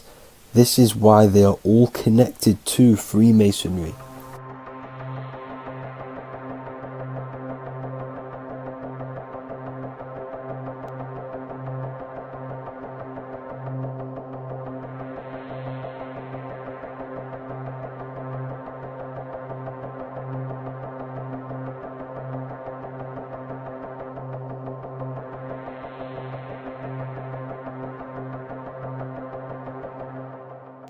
Now this is why the music industry is one of the most important industries for the elites to stay in control and keeping the masses on low states of consciousness. Frequency is one of the most powerful things in reality because it's the only thing which can enter your soul and body without consent. The frequency on Spotify and all major platforms are all tuned to 440 Hz, which was set by the Rockefellers. 440 Hz turns off the whole right side of your brain, and the right side of your brain is to do with critical thinking, imagination, and your intuition. Music has the ability to influence your intent, your emotions, your thoughts, and your actions just by frequency itself. By controlling the music the celebrities put out and the things they talk about, they're actually molding society because of the celebrities' huge amount of influence over the younger generation and cultures within society. This is why the music industry is mainly talking about sex, guns, violence, and hating other people. These are all very low vibrational acts and things to do, which destroys humanity and societies, keeping us all conquered and divided in order for them to stay in power. Music can actually reprogram your subconscious mind, and it is a form of MK Ultra, which is mind control. It's in my brain. Do you know that? It's living rent free. I can't get it out. You did that. Yeah, it's hypnosis. Yeah, it's hypnosis.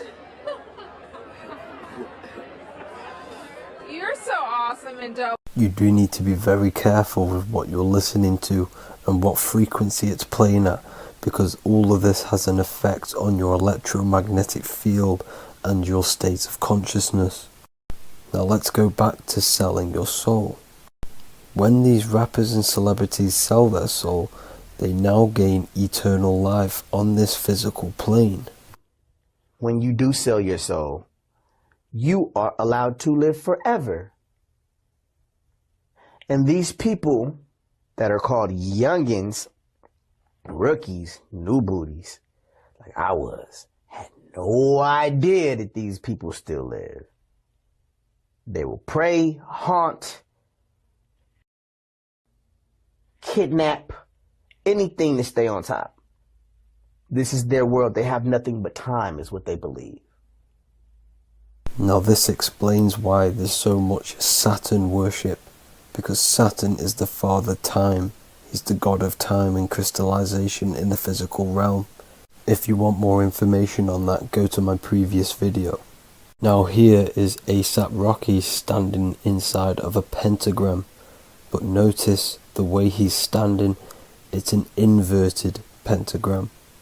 The pentagram is associated with magic, however, the upright pentagram is the 5 elements with spirit on the top. It's either called spirit or ether.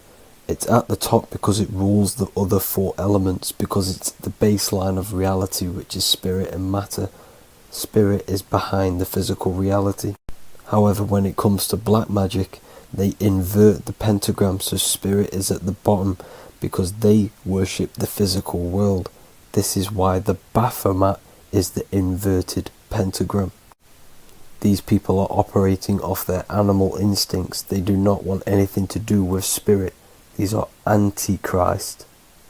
All of these celebrities know full well the effect what they're doing on the rest of the world. They have sold themselves out, and the elites use them as puppets to push this new world order and mold society in the way they want it. This is why all the celebrities are linked to Freemasonry, because in Freemasonry you have to take the oath of silence, where you can't speak on anything that they learn inside of Freemasonry. This is the symbol of silence.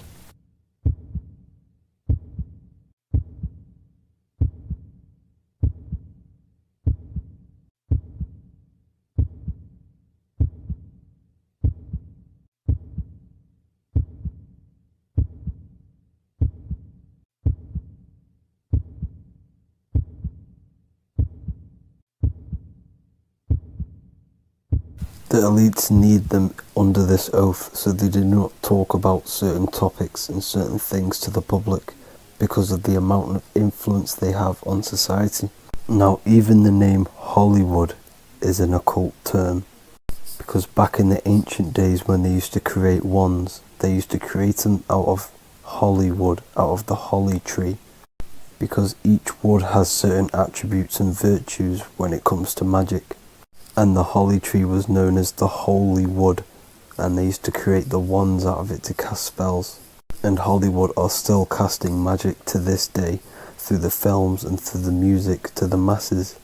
That's it for this video, people. Hope you enjoyed. Please like and comment and subscribe. Peace and much love.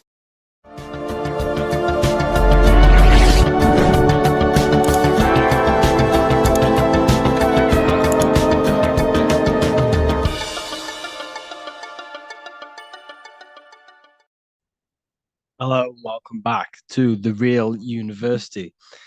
Today we're going to be talking about hidden spells within the language, English language. This is why we call it spelling. A lot of people are already aware of this. However, I'm going to go over some words that have double meaning, meanings to them, behind them, which trick your subconscious mind. So the word grammar comes from the word grimoire, which is also known as the book of spells or a magic book on how to create magical objects like wands, amulets, how to perform magic spells, charms, and summoning and invoking supernatural entities such as spirits, which are on the other side of this physical reality. So what you must understand is what you say in this physical world is also happening in the astral world as well. So your words are spells. They cast spells into the spirit plane. They cast spells into your mind. They cast vibrational frequency into your cells in the water. Water holds a lot of energy. So we're going to be going all over this. The subconscious mind takes everything as truth. Everything you say is truth to your subconscious.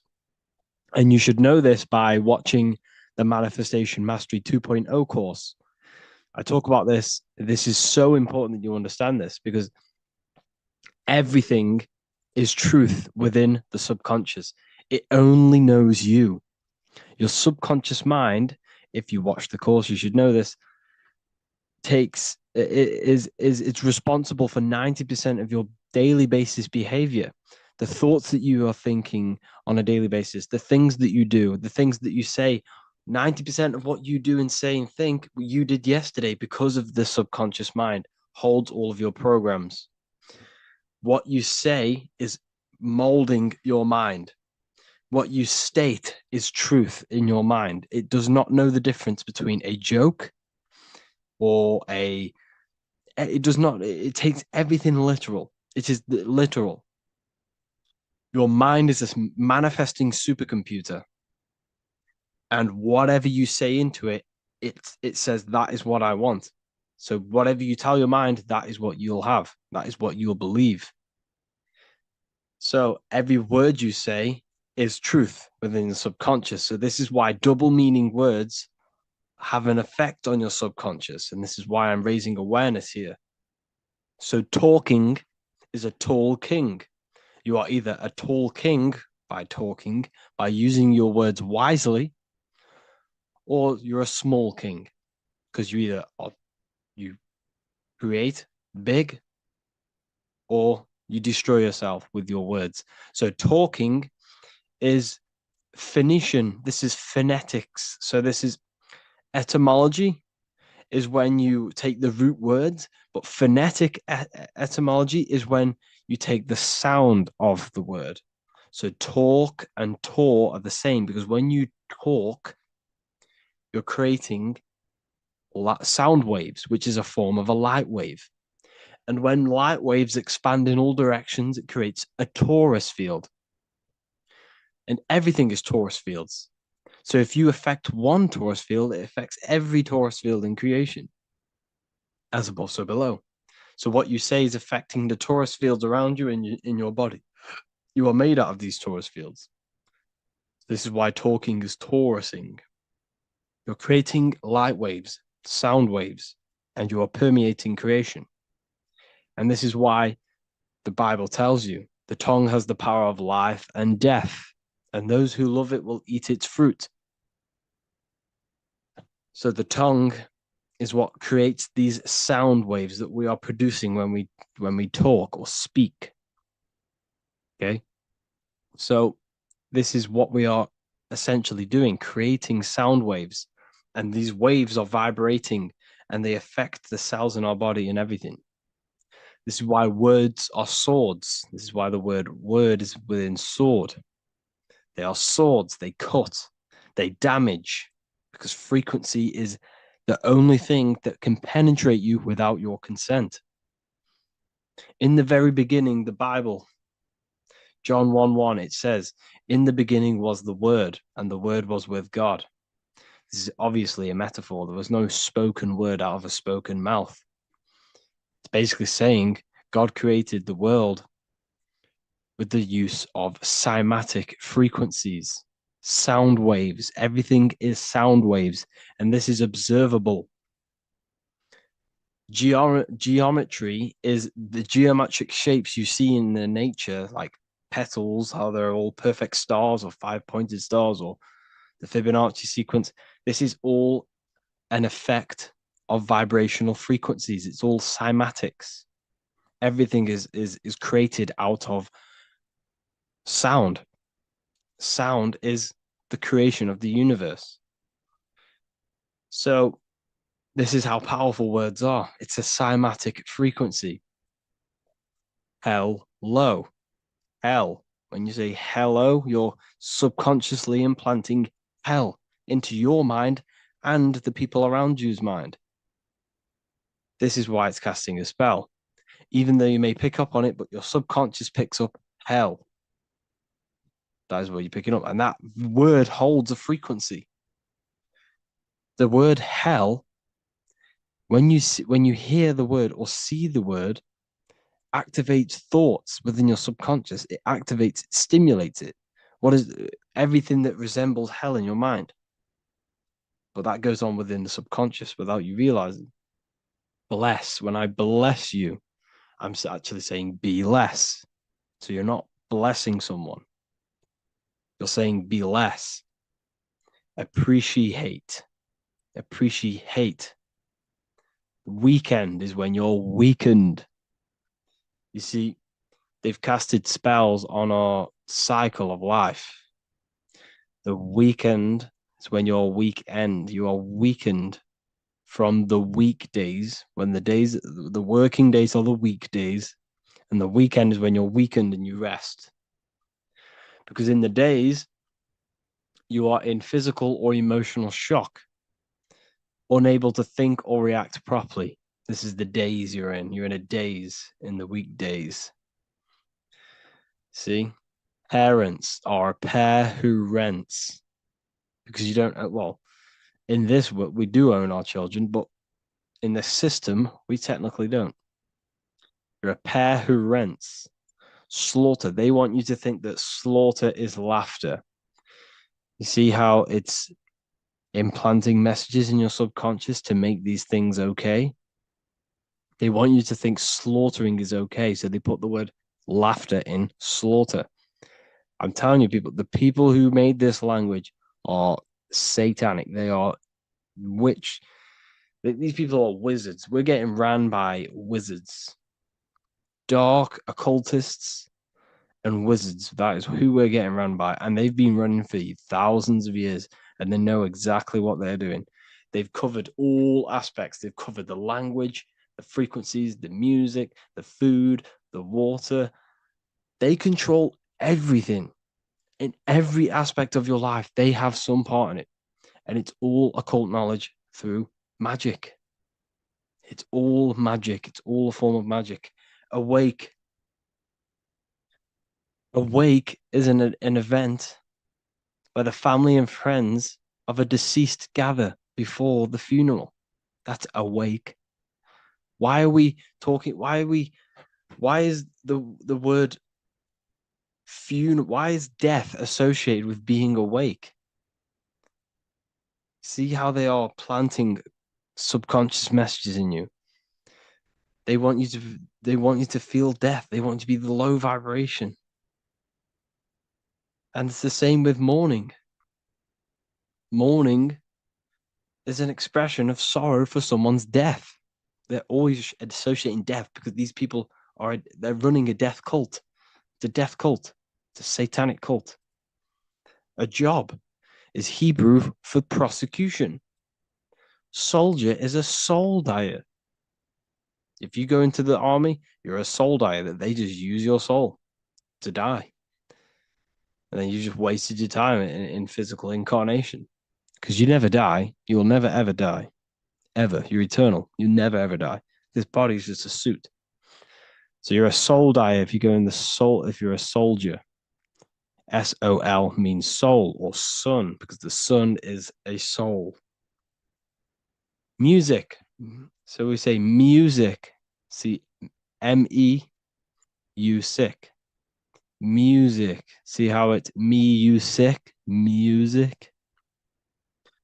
Me, you sick, because music is frequency, and frequency penetrates your body without your consent.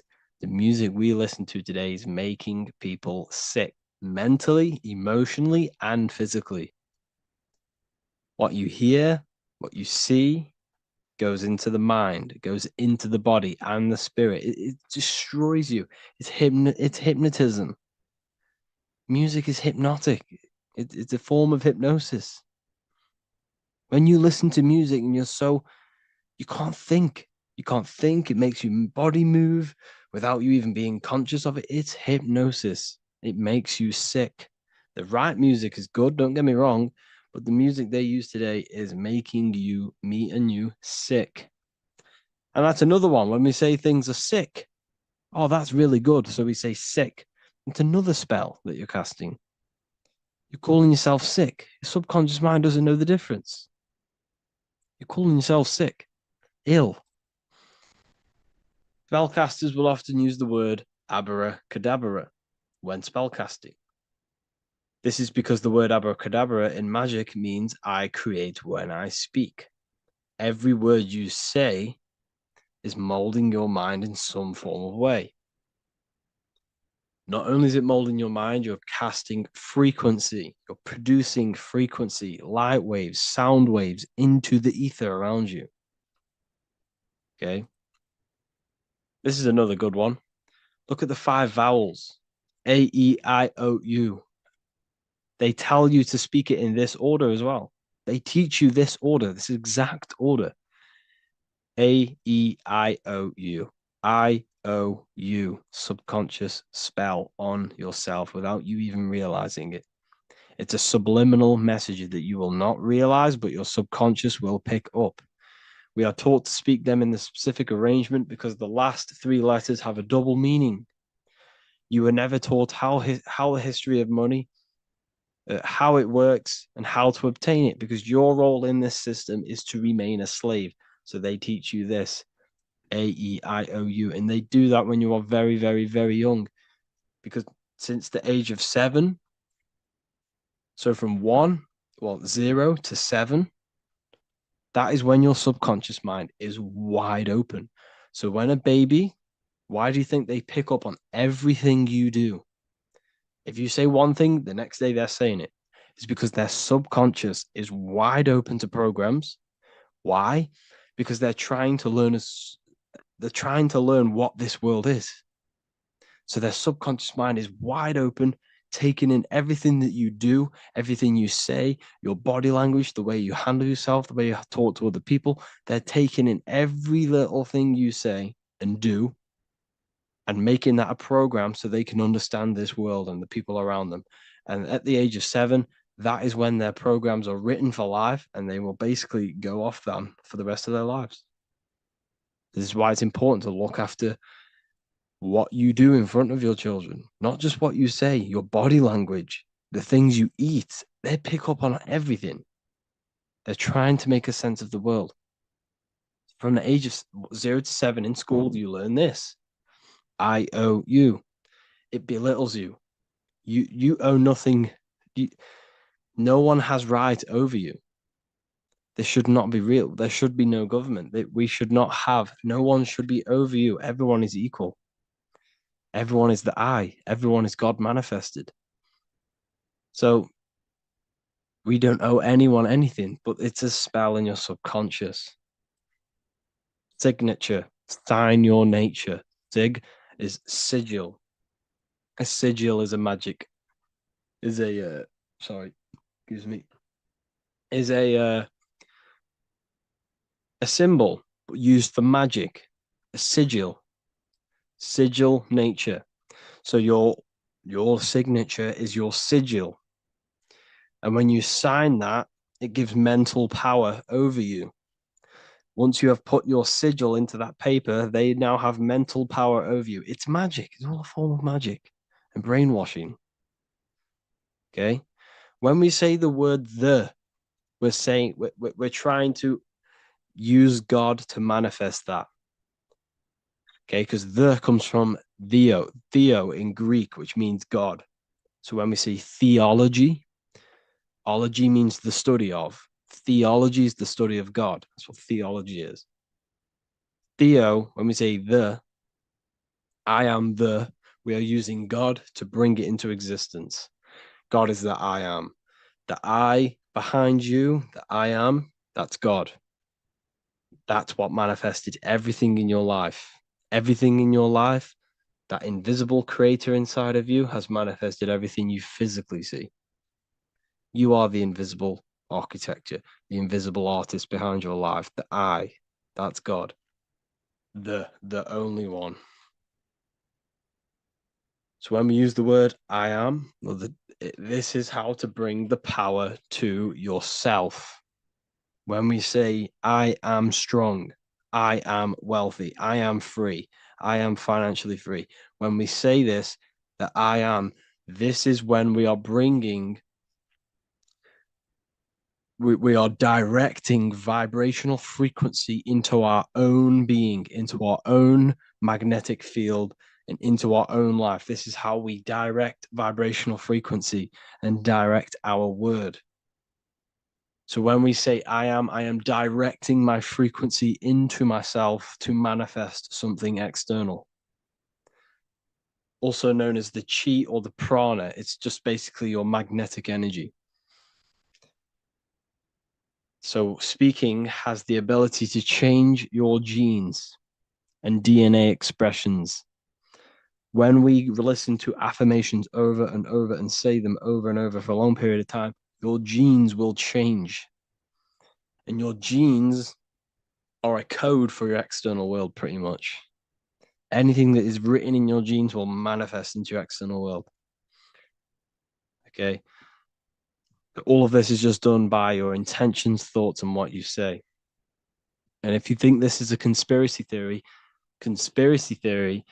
was a term invented by the CIA to discredit, confuse, ridicule, and disqualify any alternative information that contradicted the mainstream narrative.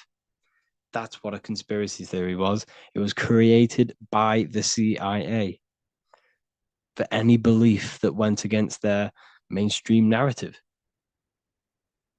Hollywood, the biggest spell casting scheme cult in the world. Hollywood. I'm going to make a whole lecture on this. Hollywood is Holywood, which comes from a holly tree, which the ancient Phoenicians and magicians used to take the Hollywood, the holy wood. It was called Holywood because it was the best wood to make wands out of and cast spells. That's why they get their name. And what is the films? All the films, all the music that comes out of Hollywood, it's all a form of magic, subconscious spells to fill your mind with ideology, fill your mind with this narrative. That's what they're doing through the movies and the music. Anyways, I hope you like this lecture. Thank you all for joining the Real University. I hope you're all learning a lot here. And looking forward to making some more awareness for you and more knowledge. Have an amazing day, people.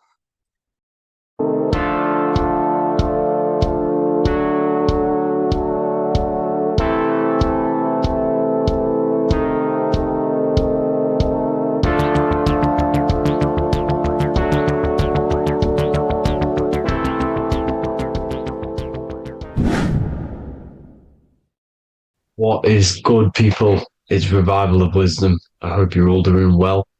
And this video is how to raise your holy oil or your kundalini. Let's get straight into this. So this is a monthly cycle. Every month, when the moon is in your zodiac sign, this oil is released. Now, the moon is in control of monthly cycles. For women, it's the menstrual cycle, and as well, this holy oil cycle. The moon changes sign every 2.5 days and passes through the zodiac signs in 27 days. So the moon tells the day, the sun tells the time, the stars tell the month. This reality is a massive clock, if you like to say. It's a cycle. Okay. The moon controls the night, emotions, water, fluids, and the mind. Okay. So this oil is produced in the claustrum. It's produced in the claustrum, which is here, right? This is where you get Santa Claus from. Now, the claustrum is at the center of the brain, and it is next to the pineal gland and the pituitary gland. Once it starts in the claustrum, this is the holy present. This is the present that Santa gives to us, Santa Claus. And it goes to the pituitary gland and the pineal gland. And what's connected to the pituitary gland and the pineal gland is the Ida and the Pingala. The Pingala is the pineal gland's nerve, which is the honey, which is the positive charge, electric. And the pituitary is the Ida nerve, which is the magnetic charge. This is the milk, the land flowing with milk and honey. This is the brain, the heaven, okay? And it travels down the spine using these two nerves, these electromagnetic charge. And this is what the ancients symbolized with the two serpents wrapped around the spinal cord, the Ida and the Pingala. And this travels down to the sacrum or the solar plexus. Okay.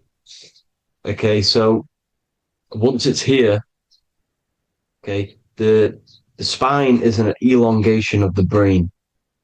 So the spine is pretty much the brain. It's an extension of it. And it's kind of a microcosm of how we descended from heaven to physical reality, to physical matter, which is our consciousness has done. Our consciousness has descended from heaven into physical matter. And this is a microcosm of it. Okay. So once we're in the sacrum bone, this holy oil, like I've just explained, this holy oil starts in the Santa Claustrum, goes down the chimney to the sacrum. This is the sacrum, the solar plexus, and drops the present off at the sacrum. Now, once we're at the sacrum, we need to raise our vibration to take this oil back up the spine. Okay.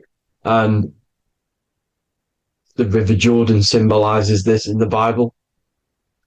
King Herod wants to kill Jesus in Nazareth, which is here, this is the River Jordan, is Nazareth. He goes to be born in Bethlehem and then goes back up to Nazareth to Joseph and Mary. Joseph and Mary, the pineal gland and the pituitary gland. The Bible is huge symbolism. It's all metaphors for this sacred process which goes on inside of your body. You are the Temple of Solomon. You are the Holy Land. The Holy Land is your brain. Once this oil is at the sacrum, you need to raise your vibration in order to take it back up. Once this oil has gone back up to the pineal gland, it activates the crystals which are wrapped around your pineal gland. Your pineal gland is this tiny little beam here. This is the claustrum. This is the pineal gland. And it's wrapped in crystals. And when this oil travels back up the spine by raising your vibration, back to the upper room where Jesus met the 12 disciples, or the 12 cranial nerves in the brain. And it activates and it turns on this pineal gland. And once it's turned on, it illuminates all the cells and the nerves in your brain and turns them all on and activates the higher God man, the God consciousness, Christ consciousness. And it regenerates the whole body. This is the secret to regeneration. It regenerates all the cells in the body. And this is how the ancients lived for thousands and thousands of years, as talked about in ancient texts. They lived for hundreds and thousands of years because they knew this secret. And this fluid, this brain fluid, the secretion, or the Christos in Greek, which means gold, because this is the alchemical process from turning lead to gold. Your body is the alchemical furnace. Now, the ancients knew about this center of the brain because they symboled it. This is the eye of Ra, and it's the brain, and this is what's wrapped around our consciousness. Our consciousness isn't wrapped around the brain. The brain is built around the consciousness. We are the consciousness. You don't have a soul. You are the soul. Okay. Now, the head, heaven, hell, heel at the bottom of your foot. That's hell. Head is heaven and hell. Simple. Now, the pineal gland produces DMT, which is dimethyltryptamine, which is known as the spirit molecule. So, let's move on. Now, when this oil travels up, back, the spine, the chimney, it crucifies at the top, which is called the vagus nerve. So when it reaches here, the optic thalamus, it crosses and crucifies once it's raised back up. And this is why Jesus dies at 33. He was crucified at 33. Because you have 33 vertebrae on the back of the spine. And then it's crucified by the cross of the vagus nerve. When this oil crosses the vagus nerve, this is the crucifixion at 33. And it symbolizes the death of the physical consciousness. You then become spirit. You then become God consciousness, activating the Kundalini, regenerating the body and the mind. Okay. The Garden of Eden. You are the Garden of Eden. The land of milk and honey is upstairs. The pituitary, which is the milk, the pineal gland, which is the honey, which is DMT. It even says this in the Bible. As he brought us into the place, and he has given us this land, a land flowing with milk and honey, which is also symbolized as the sun and the moon. The Bible also says, the light of the body is the eye, not the eyes, the eye. If therefore thine eye be single, thy whole body shall be full of light. This is the activation of the pineal gland by raising this oil back up to the pineal gland, to the center of the brain. Neither shall they say, see that here, or see there, for behold, the kingdom of God is within you. So he's saying, don't look out there. Nothing is out there. It's all inside of you. Everything's inside of you. You're the universe. Now, how to raise this oil back up to the pineal gland? Every month, like I said. The moon controls the cycle. The moon controls monthly cycles. When the moon is going into your zodiac sign every month, this oil goes down the spine and you must raise your frequency to get it back up. You must retain your seed. This is the most important. Your fluid, your secret, your holy fluid, your life force. You can't let that go. That life force is the reason you're alive. This holy oil is the reason you're alive because it feeds all of the systems in your body. It feeds all the systems in your body. You have to retain your seed, alkaline diet, positive thinking and meditation. Okay? When you retain your seed, you will live longer. The moment you release it, you're killing yourself. You're killing a piece of yourself every time you release your seed. Every single time. You're killing a part of yourself. Okay. Now, this could be why this could be the illumination, the single eye on the Illuminati's symbol, the Freemasonic symbol, the illuminated eye, the triangle, which could symbolize the body, mind, and spirit, but the eye illuminated. Now, in the Bible, it talks about the two trees, the tree of knowledge and the tree of life. The tree of knowledge is the tree of good and evil, which is the most important system in your body, which is the nervous system. The nervous system, the most important. The tree of good and evil, and the tree of life, which is the cardiovascular system. Now, this oil, when it's released every month, feeds these two systems, and these two systems feed everything. Now, it's important you understand that. Okay? The ancients knew all of this knowledge. The Bible's telling you this knowledge. But it's in a metaphorical way. You have to understand the context behind it so you can read it properly. Now, eating of the tree of life, which is when it talks about in the Bible, eating from the tree of life is actually symbolizing a bad diet, ejaculation, because you're eating from these two systems. You're killing yourself with a bad diet. You're killing yourself with an ejaculation. Okay?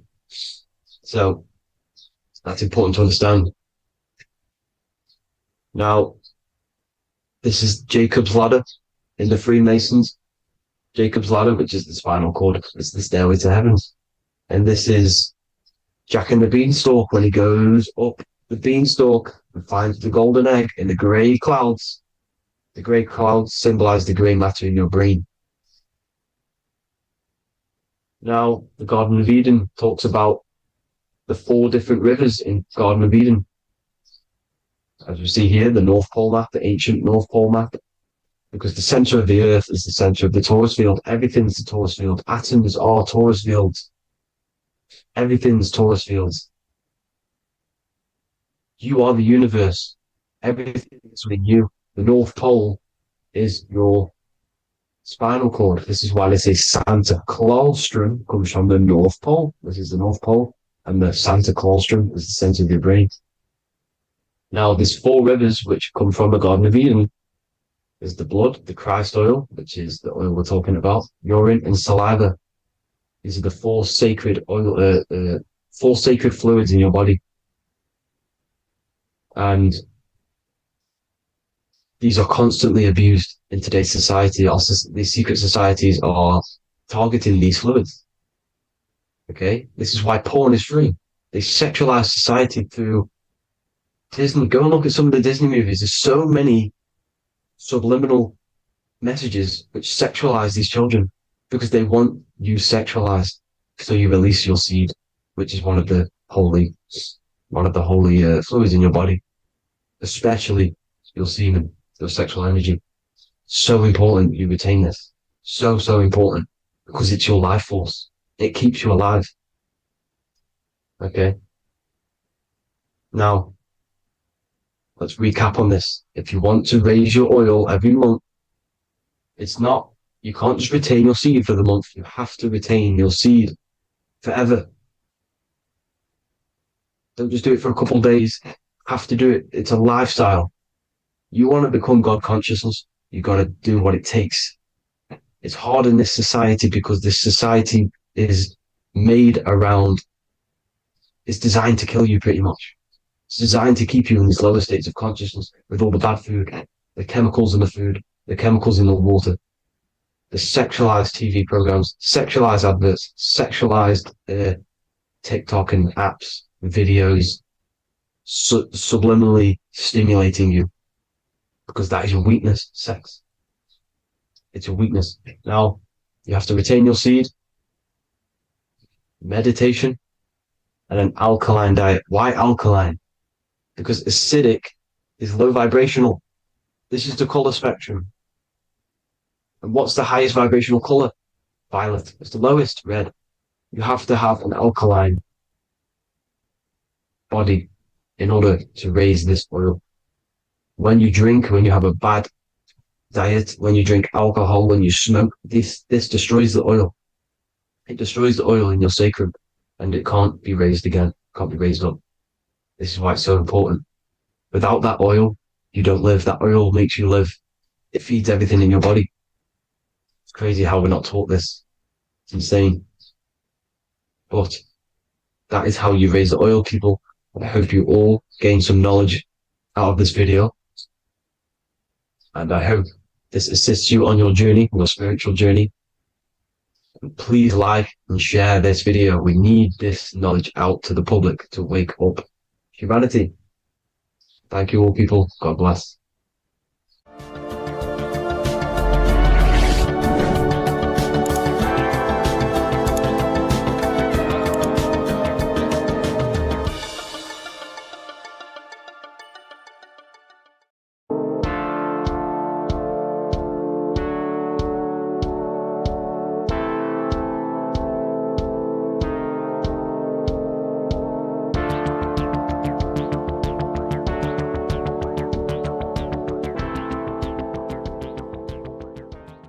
Welcome back everyone to another video.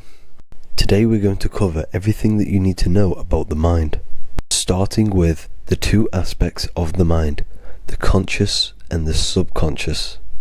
The male aspect of your mind is the conscious. This is the 10% of your mind. The conscious part of your mind is only aware of everything around you, your vision, your sight, your smell, your taste, your hearing, and your current state of emotion and thought. Every thought that you consciously think about has an emotion directly attached to it. That emotion is then impressed onto the subconscious part of the mind. The subconscious part of the mind is the female aspect of your mind. It is also a whopping 90% of your mind. Subconscious mind is controlling all of the subconscious processes which happen within your body. For example, your subconscious mind is controlling your heartbeat, your digestion of food, and all of the things that you do not have to tell the body to do. It is the hidden part of our mind which is controlling all of the hidden things. The subconscious mind is like a recording supercomputer. Everything that you have experienced in your life is all recorded and stored within the subconscious mind. One of the most important things about your subconscious mind is that it stores your mental programs.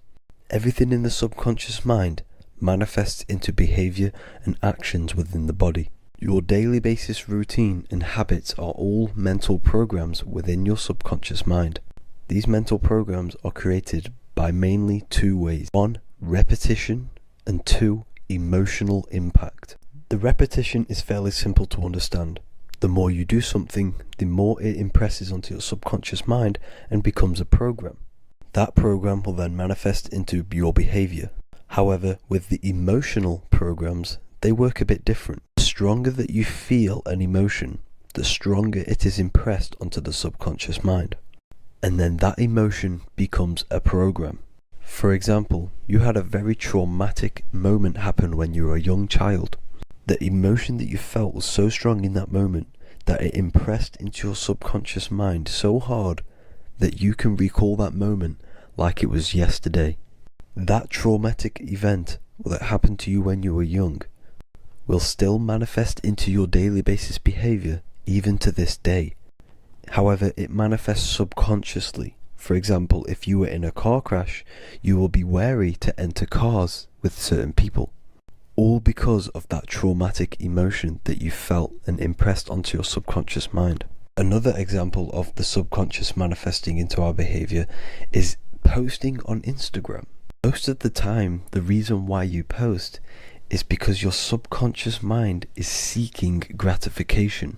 So before you actually do something, question yourself and find out the root cause of why you are doing this. Another thing that you need to understand about the subconscious mind is that it takes everything you say and hear literally. So for example, if you go and say, "You are an idiot" to someone, your subconscious mind will only pick up the word idiot. It only knows yourself. It doesn't know anyone else. You are casting a spell on yourself just by saying that to someone else. This is why the golden rule is to treat others like you'd like to be treated.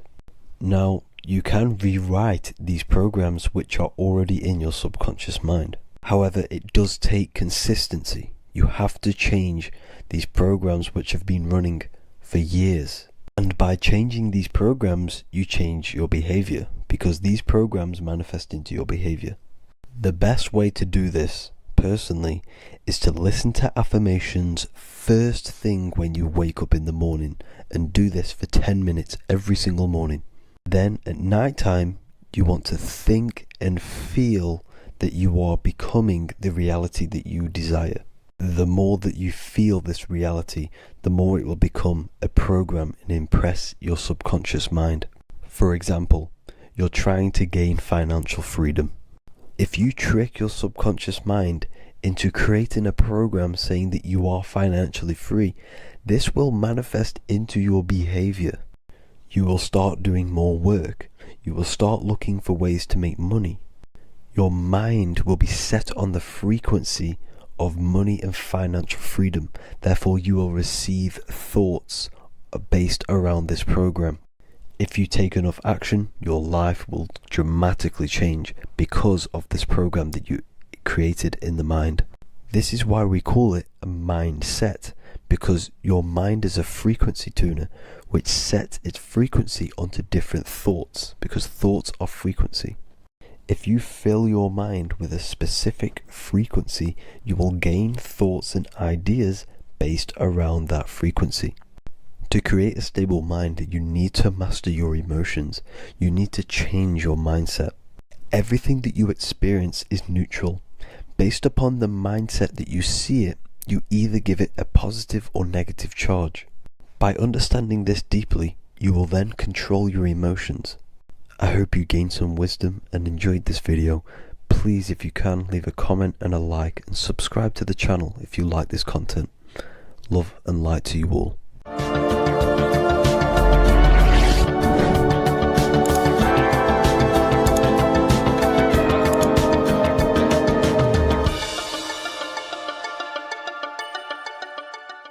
Welcome to Revival of Wisdom.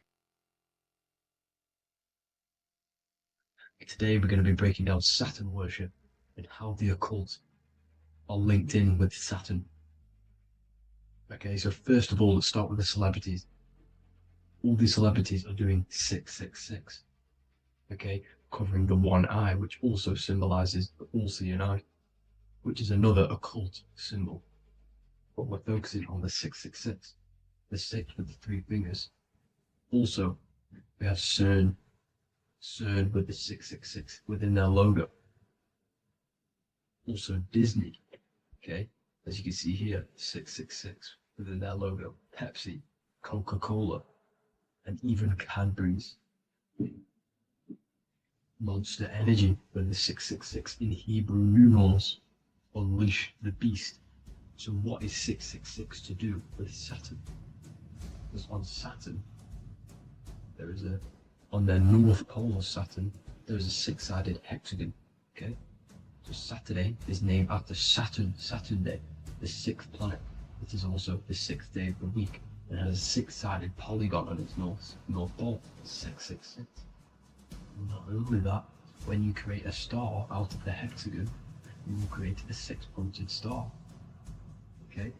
With 6 triangles within the star, and a 6-sided hexagon, which all adds up to 666.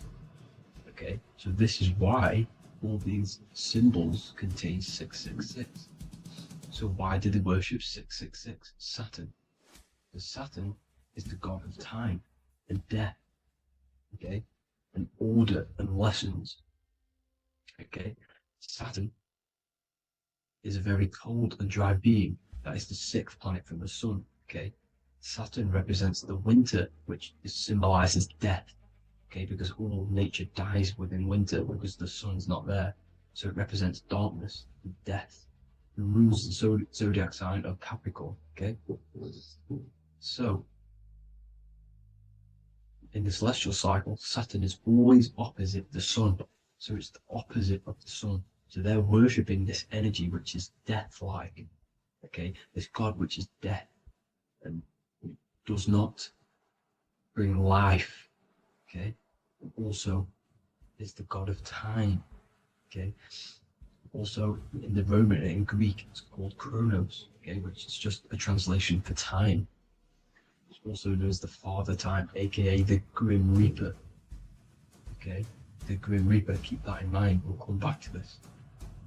Here are some more logos with Saturn, okay, NAG, Internet, Wi-Fi, okay, all these occult logos all worship Saturn.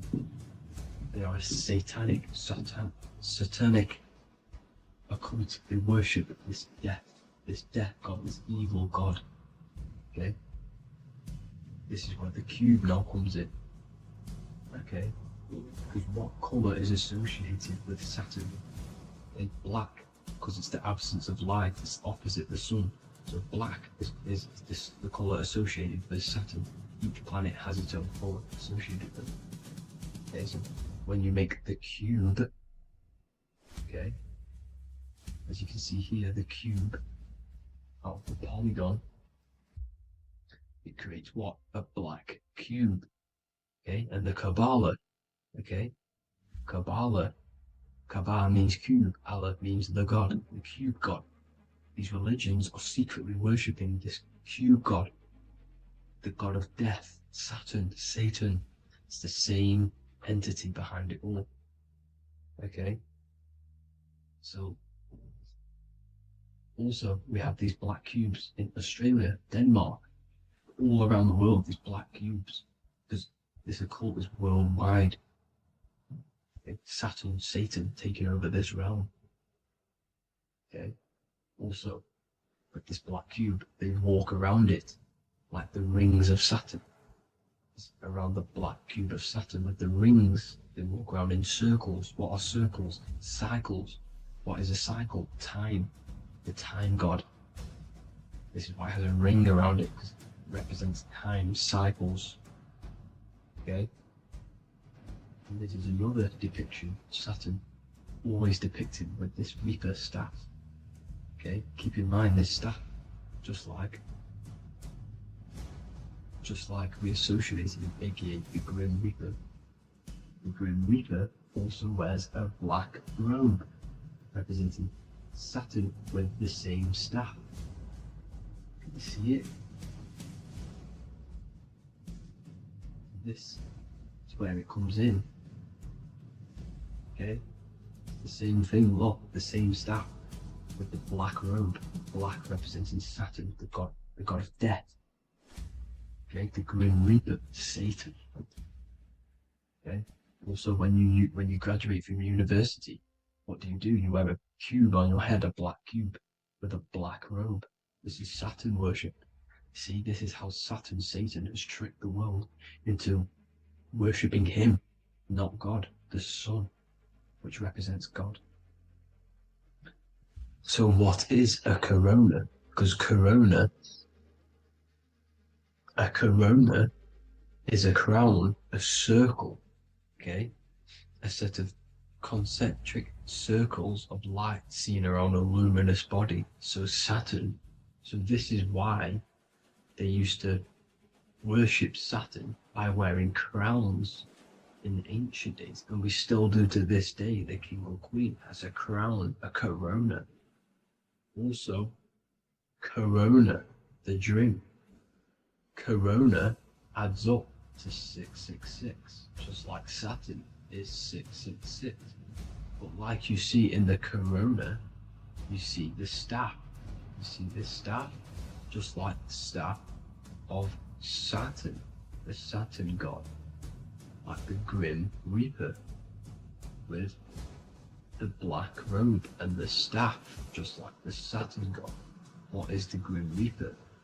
It's a killer. It represents death, just like Saturn, the god of death and time. So all these occults and secret societies all worship the 666 god, which is Saturn, Satan. All of our energy is being put into Saturn. Okay, and Saturn, Satan, is harnessing all of this energy. So gradually, this is what the mark of the beast is. Like it says in the Bible, the mark of the beast, or the name of the beast. Here is wisdom, let it know that You have to understand and count the number of the beast, for it is 6. It is the number 6 of a man, and is 6. 600, 6, 666. So this is what the mark of the beast is. They are going to eventually put green chips, just like Neuralink, which is what Elon Musk is pushing. Okay, so this chip is the mark of the beast, and it's going to be implanted to our hands or brains. Okay, and they will manipulate our consciousness, and it will manipulate our DNA, and it will directly connect us to AI, and AI is linked in with Satan, as the demons and the people who rule this world are in love with AI. They want to connect humans to AI, and this will control our consciousness completely and give all of our energy back to Satan, this deity that they all worship. Just like when you get married, you wear a wedding ring, the rings of Saturn, over the finger, which represents the sun. So you're basically seeing Saturn over the sun. The sun is the son of God. It represents the sun, represents God. So you are putting Saturn over the sun. So thank you guys all for tuning in. I'm going to leave you guys here. Please leave a like, comment some topics that you want me to talk about. And please subscribe for more amazing content. God bless.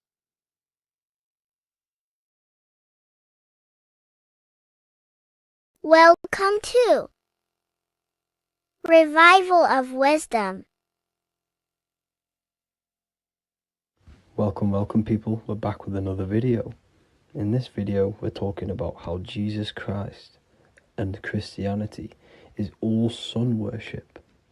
The Holy Bible of Christianity is not meant to be taken literal for history. It is a story and has lots of metaphors. Starting with the symbol of the cross of Jesus. This cross originates from this ancient cross of the sun. This symbol has been used for thousands of years, way before Jesus was a thing, in Europe, America, Asia, and all around the world. In fact, this symbol is still being used by Christians today, not knowing it represents the sun. This is a 4,500-year-old artifact, a golden plate with an equal-armed cross found in England. The gold to symbolize the sun, and the equal-armed cross for the 4 equal seasons of the year. So this is why in the Bible you have Matthew, Mark, Luke, and John, symbolizing the yearly cycle of the sun and the 4 equal seasons. Also in the Bible, Jesus is referred to as the light of the world. So yes, Jesus represents the sun. He is a metaphor for the sun.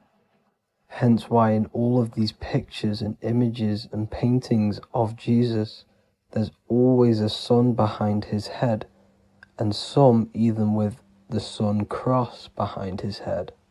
Jesus also has 12 disciples, which represent the 12 zodiac signs and the 12 months of the year. This is the Last Supper by Leonardo da Vinci. As you can see, the sun, being Jesus, is in the center, because the sun is in the center of the zodiac signs. There are 4 groups which symbolize the 4 equal seasons. Each group contains 3 people symbolizing the 3 months and the 3 zodiac signs in that season. There is only 1 female in the painting, which is Virgin Mary, who symbolizes Virgo, the astrological sign. So yes, Jesus symbolizes the sun with his 12 zodiac signs and 4 gospels for the 4 seasons of the year. However, there is another phenomenon. The 25th of December is known as the birth of Jesus Christ, which is known as Christmas today. Jesus symbolizing the sun and is born on December 25th This is the day the sun moves 1 degree northward, bringing back the warmth, the growth of crops, the life and light back to the northern hemisphere. Everything is springing back to life, as we call it, spring.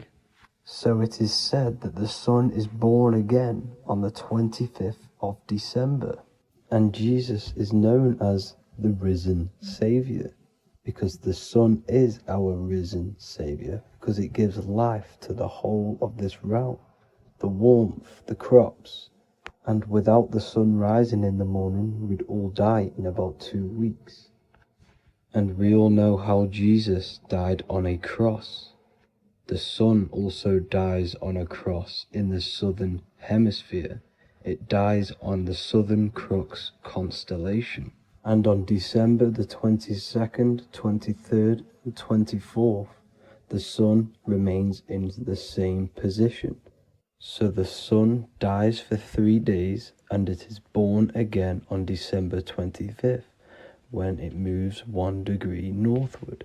And this is when the sun is born again, or resurrected, just like Jesus. Constellation Virgo is prominent in the spring sky in the northern hemisphere. So therefore, the sun is born a virgin, Virgo. And as you see in this image, you see Virgin Mary holding the sun. Us as humans do not own the sun. So therefore God owns the sun. So yes, the sun is the Son of God, and this is what Jesus is symbolizing. And just how Jesus sacrifices himself for humanity, that's what the sun does. The sun gives out all of its energy so we can live. There are many other Bible verses which represent Jesus as the sun. Now in Matthew 8:23-27, his disciples are in a boat and there is a massive storm. Jesus is asleep, meaning the sun has not arose. And the disciples say, "Save us, Lord, we are perishing." Quote, "Then he rose and rebuked the winds and the sea, and there was a great calm." End quote. Now this is a metaphor for the sun rising and calming the storm, because in the ocean, when the sun is down, that's when there are great storms. The worship of celestial bodies go back thousands of years, and it's called astrotheology, and it can pretty much be traced back to all ancient civilizations. Now going back to the ancient Egyptians, the god Horus, the god of war, and he symbolized the sun in the morning. Ancients used to say that he walked over the sky in 12 steps. Yes, this could symbolize the 12 zodiac signs. It also symbolizes the 12 hours of daylight. So we have 12 hours of Horus, but now they've rearranged the word to hours. Horus and hours. And when the sun rises, Horus rises, we say horizon, which is Horus is rising. That's the etymology of horizon. Another Egyptian god called Amun-Ra was known as the god of all creation. He was the first god of them all. Amun was also a sun god. Therefore, after every Christian's prayer, they say Amen, sending their prayer through the sun to God. So this all goes back to the worshipping of the sun. Sun worship was around way before the Romans. However, in the Roman times, their sun god was called Mithra. Mithraism was the main religion before Christianity came into play. Mithra was the son of God. He died on a cross, and he was dead for 3 days and resurrected, just like Jesus. So the Catholic Church was not made in heaven. It was made by the Roman Empire. They mixed all the sun religions of Judaism, Mithraism, and other Arabic religions, and combined it into one. So Caesar, the Roman emperor, could gain his own religion. So yes, Christianity was a political move to gain more control over the masses, because it was a worldwide government at this point in time. So here is a Sumerian helmet with the rising sun symbol. And then the Romans also used this rising sun symbol on their armor. So sun worship has been going on for thousands of years, and it still goes on today. However, with all the programming and the low IQs, today we do not get the full interpretation of the Bible and these stories from the past. And Christians and other religions are all brainwashed to not question their religion and not realize their true origins and where they come from. I do advise you all to do your own research and come to your own conclusions. However, I'm just pointing out the facts and connecting dots for you all to see. That's it for this video, guys and girls. Thank you all for tapping in. God bless.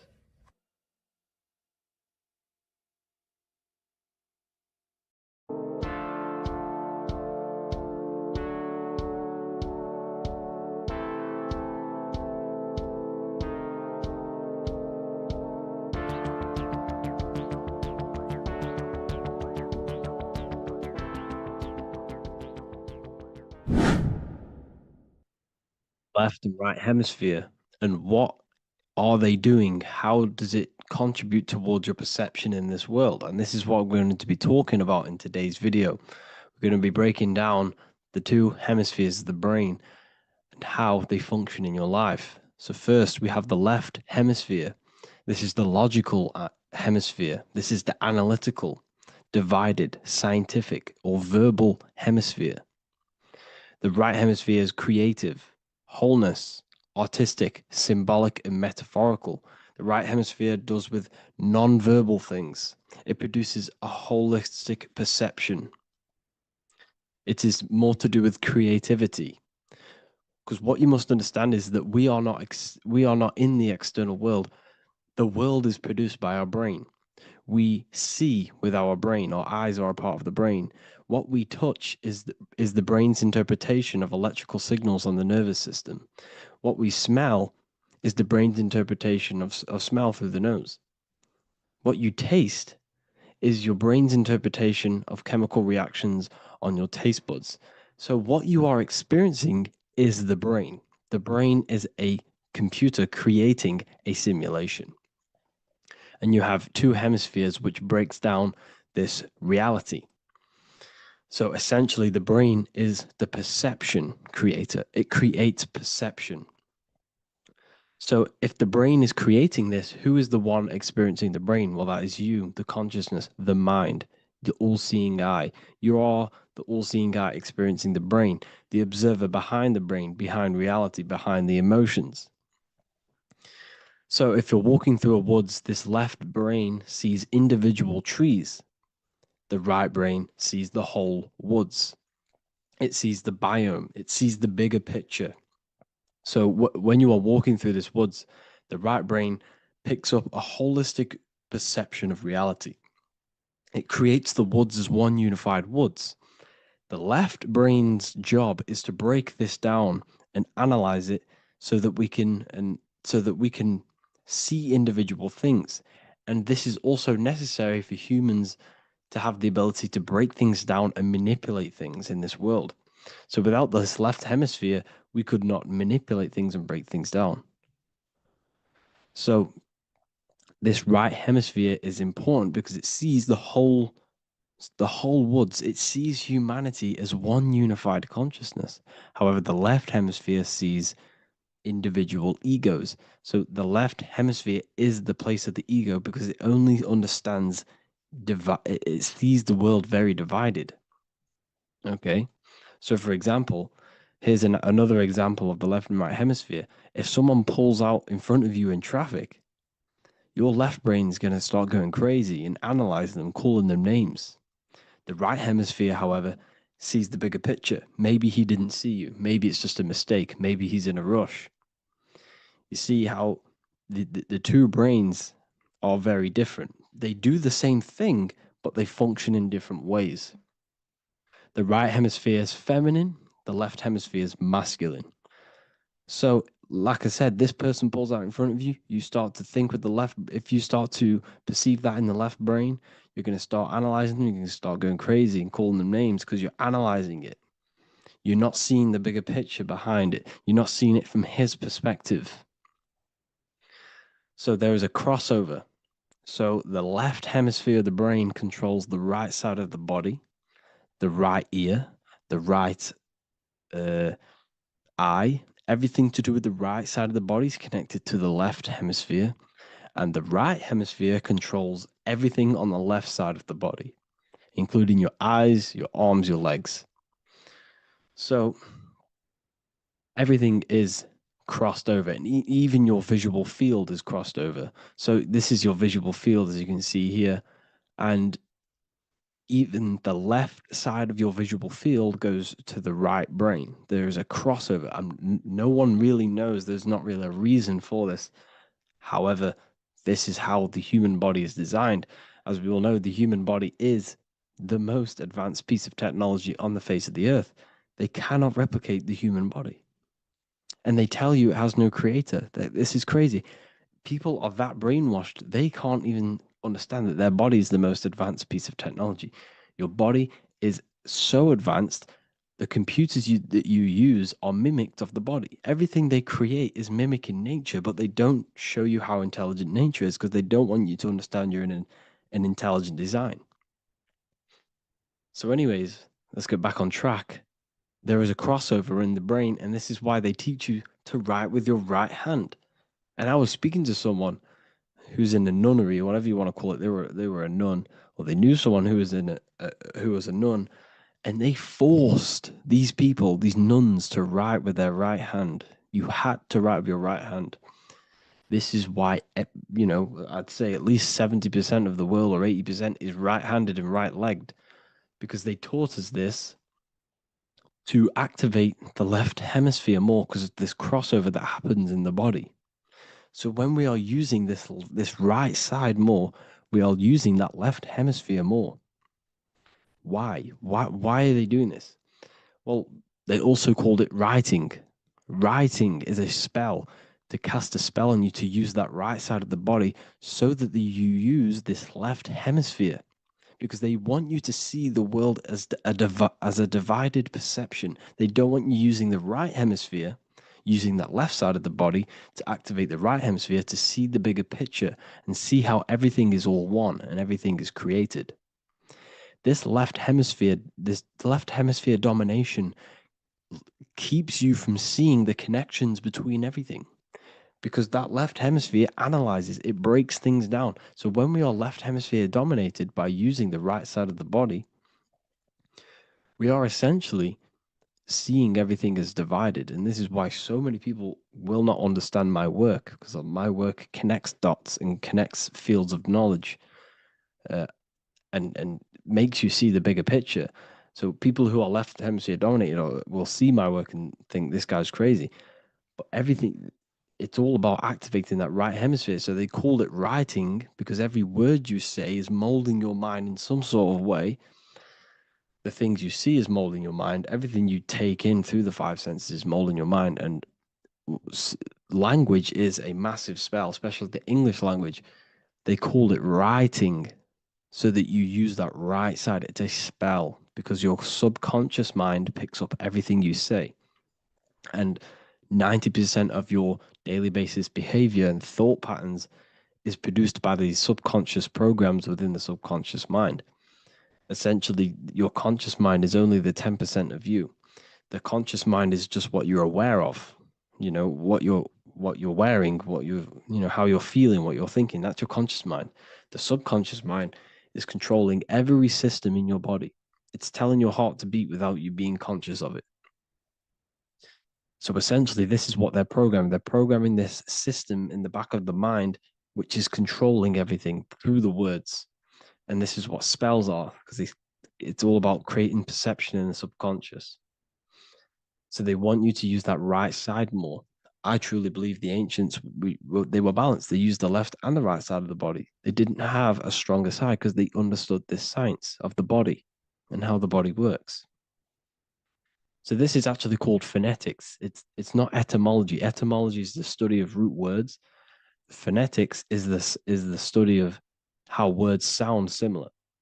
The way words are spoken. So phonetics, phone, is why we call them a phone. Because you speak into a phone. So this is write and writing, to use that right side to activate the left hemisphere more. So your hands are a manifestation of your brain. The left hand is the right brain, the right hand is the left brain. And as a child, we were always taught that when you place your hands together like this is the size of your brain, which is true because your hands are a part of your brain. They're an extension of your brain. Every part of your body other than your brain is an extension of the brain. Everything's working and feeding back information to the brain because you're experiencing the brain. So another trick that you can do, or another exercise, is looking in the mirror and closing one eye at a time. If you close your right eye, if you take your top off, for example, you'll analyze your body if you close your right eye because you're using that left hemisphere. Sorry, other way around. If you look at yourself through your right eye, you'll use that left hemisphere, which will analyze yourself. You'll see individual body parts. If you close the right eye and use the left eye, you'll see your body as a whole. You won't really analyze it. This is how you can analyze yourself using these two hemispheres. So this whole system is created to keep you thinking logically and to restrict you from creating and restrict you from understanding symbolism, allegories, metaphors, and teamwork. They want you stuck in a logical way of thinking and a logical way of seeing the world. This is why when you go to school, you are told exactly what to do. You're told to think this way and no other way. You're told to do orders, do this. It's a very left-brained system because if we all started to open up this right hemisphere, we'd all see, wow, everything is all one. Everything's all connected. And this is what my work is doing. I'm showing you everything is one. The physical world is an illusion of duality, but everything comes from the one source, the one mind. The universe is a giant mind. I am mind, you express mind. We all possess mind. Behind the physical body is the same mind consciousness. And we are all expressions and fractals of this infinite consciousness called mind. And this is what they don't want us to figure out, is that we are all just one consciousness expressed. It's an infinite consciousness. It's even in the squirrel, it's in the dog. All of these different animals, they're just different bodies, but behind the bodies is the same consciousness, which is mind. That's what the pineal gland is. The pineal gland is not the mind, and it's not the third eye. The third eye is your mind. If you have a closed third eye, it just means you have a closed mind. If you have an open third eye, it just means your mind has expanded from beyond physical things through astral projection and mystical experiences. This is how you gain an open third eye. It's just an open mind. A mind that has astral travel, that has explored the realities within the mind. So everything they do is to keep us in a divided state. Divide and conquer, right? That's their motto. All to keep you thinking how everything is divided. Everything they've done is division. Postcodes, countries, everything is divided. Like football teams and all this stuff. It's also a natural process when you grow up, because as you grow up, your brain is constantly analyzing the world. So this is sort of a natural process of how you become more left hemisphere dominated, because your brain is always analyzing. And unless something awakens you, you can awaken that right hemisphere where you can start to see the bigger picture. Even the music, it's all tuned to 440 hertz, shuts down the right hemisphere of the brain. 440 hertz, Spotify, Apple Music, the radio, every time you turn on the radio, it's tuned to 440 hertz. This was specifically tuned. It never used to be tuned to this. It was in the 1950s. It was changed. The standard music tuning was changed to 440 hertz because it shuts down that right hemisphere of the brain. They don't want you thinking, seeing the world in this way and perceiving things as one. And I'm going to show you. It tells you this in the Bible. Cast the net onto the right-hand side of the boat and you will find the fish. What was Jesus saying? This is, you see, people read the Bible and they don't understand it. If the Bible is not talking about you, then it has no meaning. The Bible, everything you read in the Bible is about you and how it can better your life. It occurs to you. So if Jesus says, cast the net onto the right hand side of the boat, this is an allegory. The boat is your body. Cast the net. It's the awareness, the perception onto the right hemisphere of the brain, and you will find the fish. What's fish? What do fish do? They swim deep in the ocean. It represents the knowledge, deep knowledge. Cast the net onto the right-hand side of the boat and you will find fish. You will find the wisdom. You'll gain understanding when you cast that your awareness into that right hemisphere. You will see that I am you and you are me. We are all one consciousness. You will see everything. You'll see that the trees are the same patterns as the nerves in your body. You'll see everything is connected. Everything is a fractal of the one infinite consciousness. And how many fish did they catch? 153. That adds up to 9. This is now numerology. The Bible's filled with numerology. Adds up to 9. What's 9? Human consciousness. It represents consciousness. You're in the womb for 9 months. Feminine, feminine. It's all about consciousness. And then Revelation 14. And I looked, and behold, the Lamb standing on Mount Zion. That's the spines, the mountain. With him, 144,000. 144 adds up to 9. It represents consciousness on top of the spine. You see? And he had his name the name of his Father written on the forehead. What's the Father? The higher mind, the higher consciousness within you. Where is that? In the forehead, the pineal gland. The pineal gland is the radio receiver for the higher consciousness. Because every body part of the body has consciousness. Your heart has consciousness. Your gut has consciousness. You are thinking with these different consciousnesses. You think with the gut. You think with your penis. You are thinking with all these consciousness. And it's about raising your consciousness to the higher consciousness, which is the Father, the mind in the head. Don't think with the lower parts of the body, because that is your animal nature. Think with the higher parts of the body. It's all representing consciousness.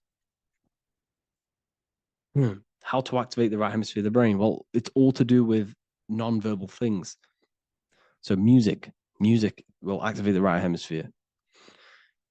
Make sure it's tuned to the right frequency though. 432 hertz, 528 hertz. Any frequency that adds up to 3, 6, or 9 is good for you. Meditation, turning off the thoughts, and you raise yourself to the higher brain.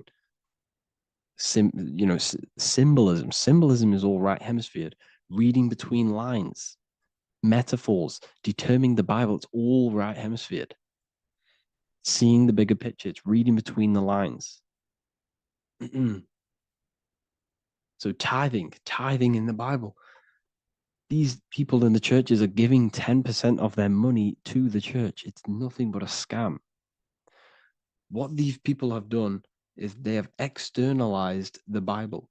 They have taken the Bible and literalized it so that they can make a business out of it. So what they're doing is 1/10 of the produce of what it says in the Bible, 1/10 of the produce of the land, whether grain or fruit, is the Lord's and is holy. So what's that saying? The 10th of, it's basically saying give the 10% to the Lord, to God. What does that mean? Well, what's the land and the fruit? This represents physical things, the physical things that you have. The 10th of the physical things that you have. What's that? That's your ego. All the physical things that you have is all to do with your ego. That's the lower self. The ego, what is the ego? It's the mind's perception of the physical self. You had no ego when you were a child. Okay, when you were a child, you had no ego. As you grew older, you created the ego. But the ego is the full self. It's the echo. Ego, echo. It's the echo of the full self. So it's saying, give the ego over. Take away the animal self. In that left hemisphere, that's all to do with the left hemisphere. That left hemisphere sees the ego. It sees individuality. It's divided. So it's saying, give that 10%. Give that 10% of you over to the right hemisphere. the 90%. The 90% of you is in that right hemisphere, the higher self.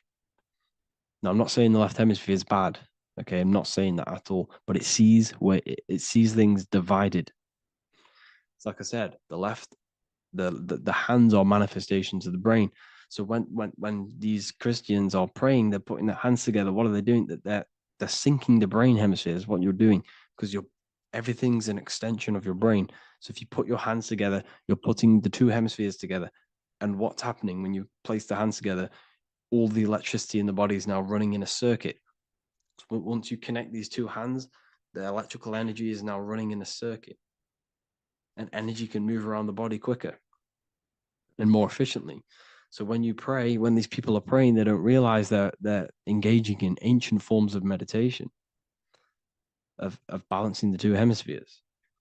So now we're talking about balancing the hemispheres, not the right hemisphere. This is what Israel is. Look at the symbol for Israel, the up triangle and the downward triangle. What's that? The up triangle represents male. The downward triangle represents female. Okay? This is talking about the brains. Israel is Ra. Isis, which is female, the Egyptian god. Ra, El. El means God. Electricity. That's the force of the physical world. It's the force that runs this world, electricity. It's the force of God. El, consciousness. It means God. Is Ra, El.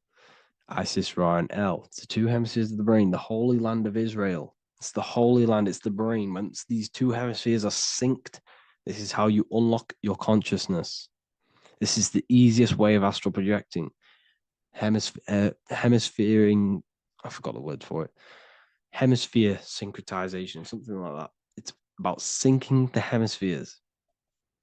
This is how you unlock your consciousness. Once the brain is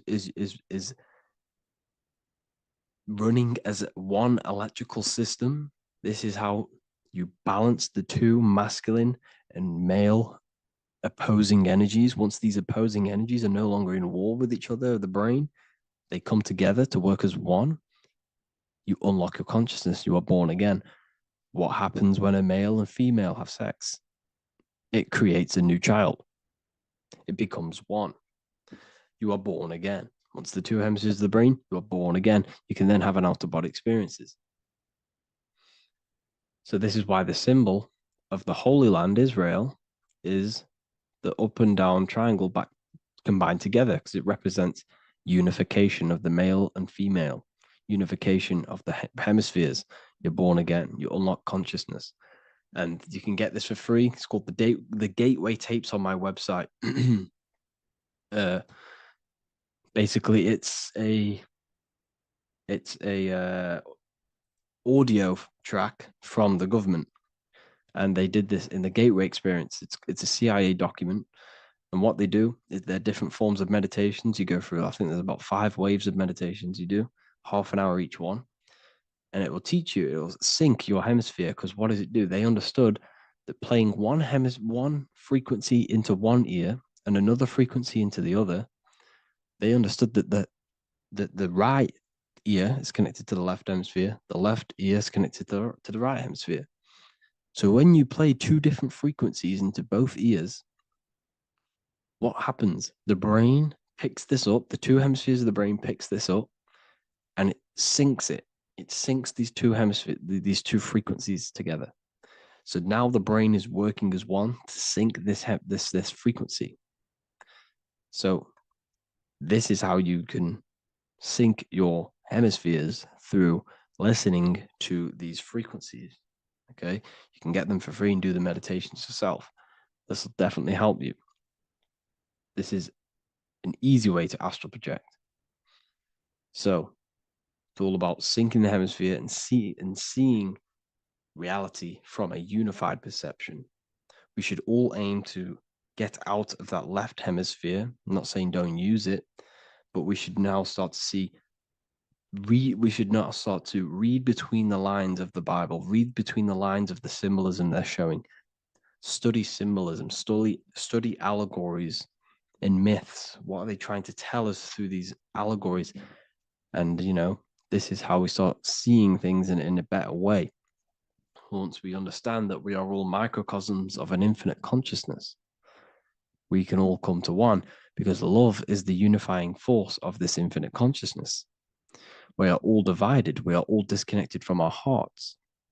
Once we all connect with our hearts and see that everything is one, we can all start to love and come together as one, because love is the unifying force of consciousness. So if you haven't already seen, I now have launched the Ethereal University. I will be doing lectures like this one, but even better, deeper, and even releasing knowledge that I can't talk about online as they are censored.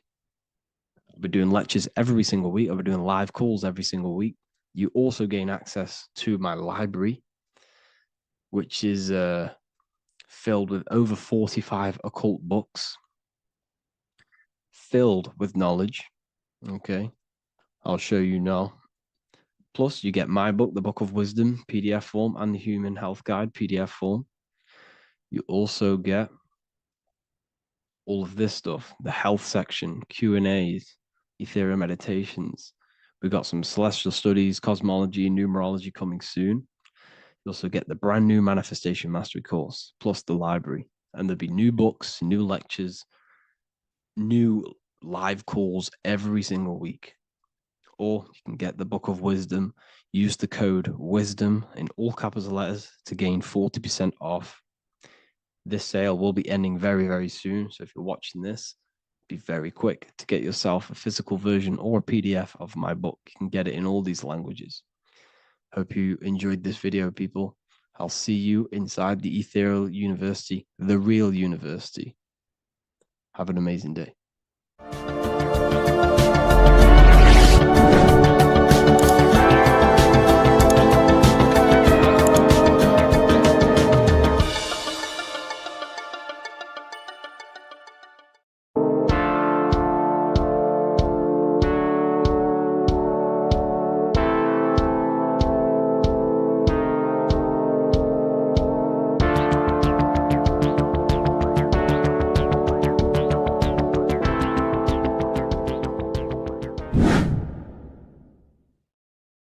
What's good, people? We're back with another video. This is going to just be a quick video. Manifestation, magic, bending reality. So let's jump straight into this. So you have a conscious and a subconscious part of your mind. The conscious is what you're conscious of, what you're actually doing, where you can choose or not.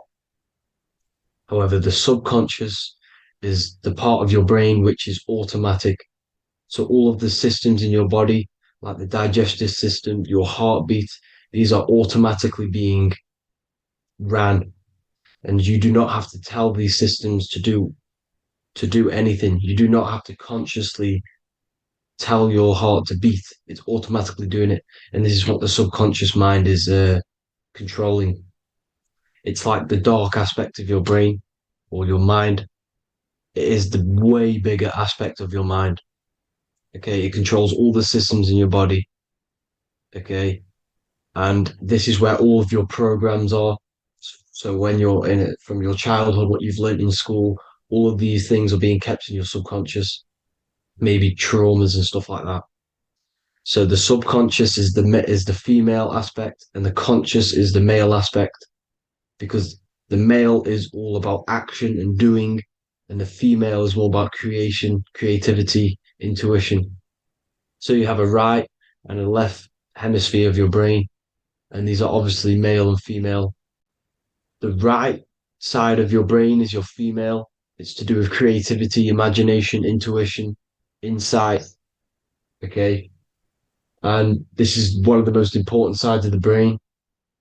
This side of the brain is the most attacked by the elites, whatever you want to call them.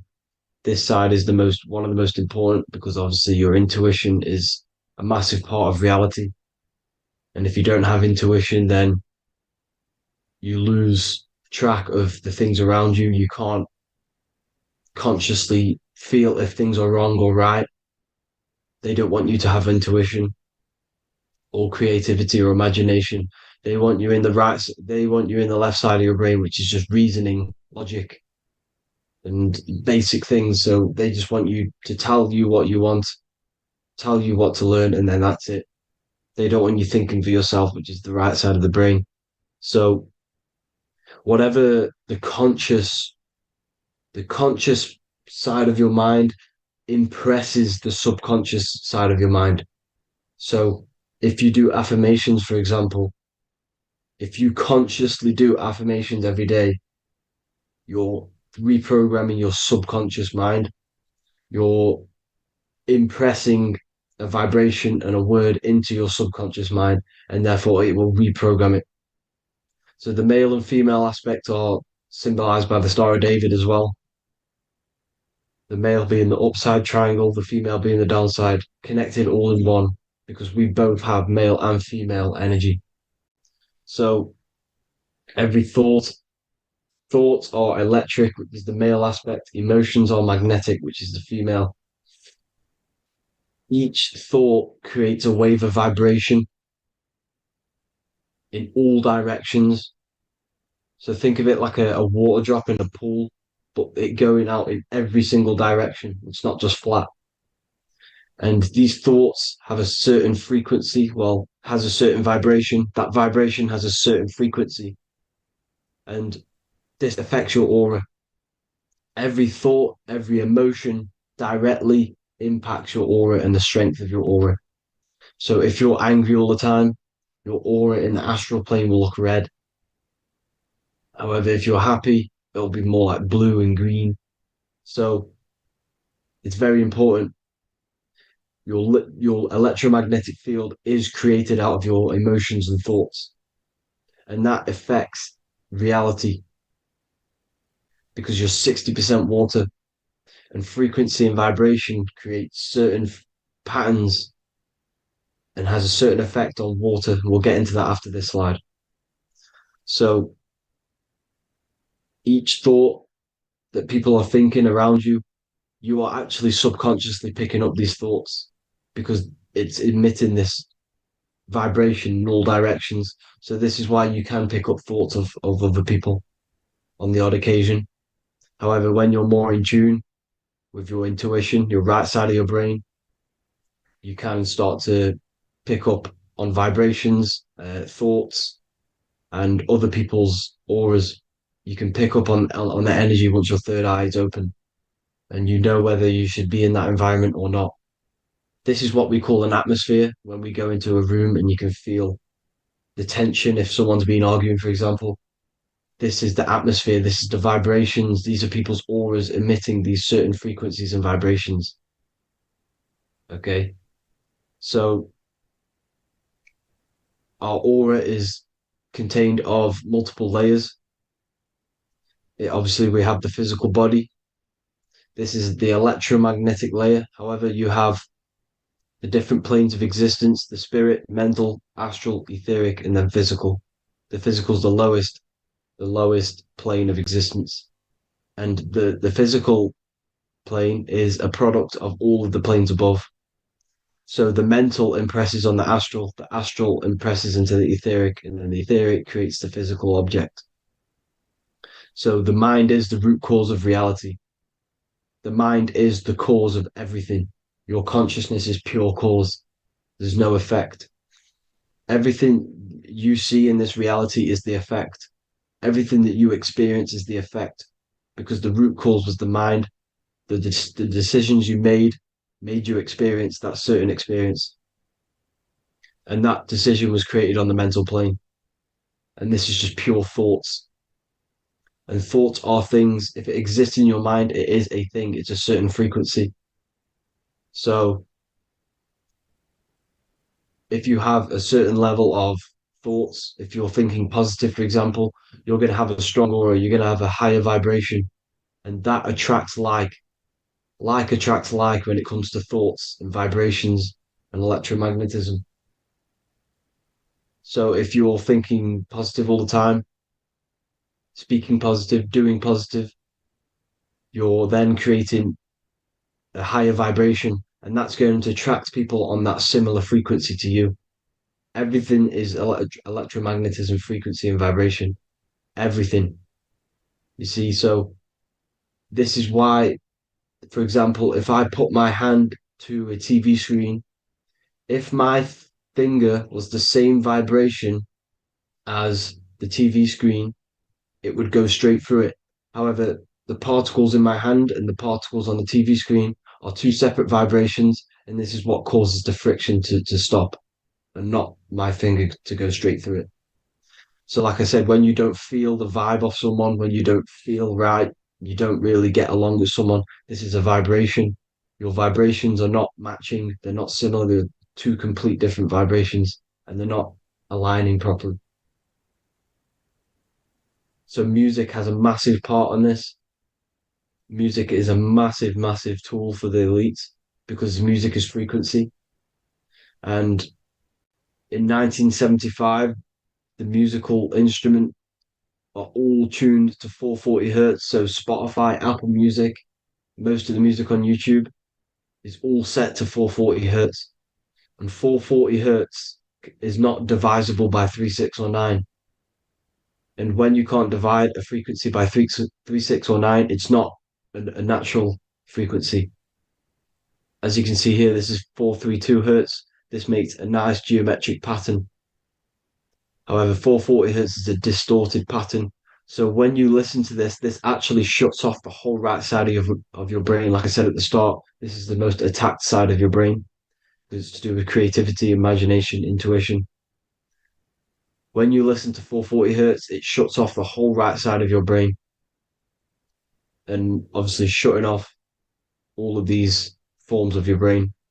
Music is very, very powerful tool for the elites because it's the only thing which can enter your soul or your ears without consent, your body without consent. Everything else has to be through consent. You choose whether to eat something, you choose whether to drink something, but frequency, you're going to hear it no matter what. This is why it's so powerful. And music influences the body in many different ways. It's the most powerful imitator of everything. It directly affects all listeners.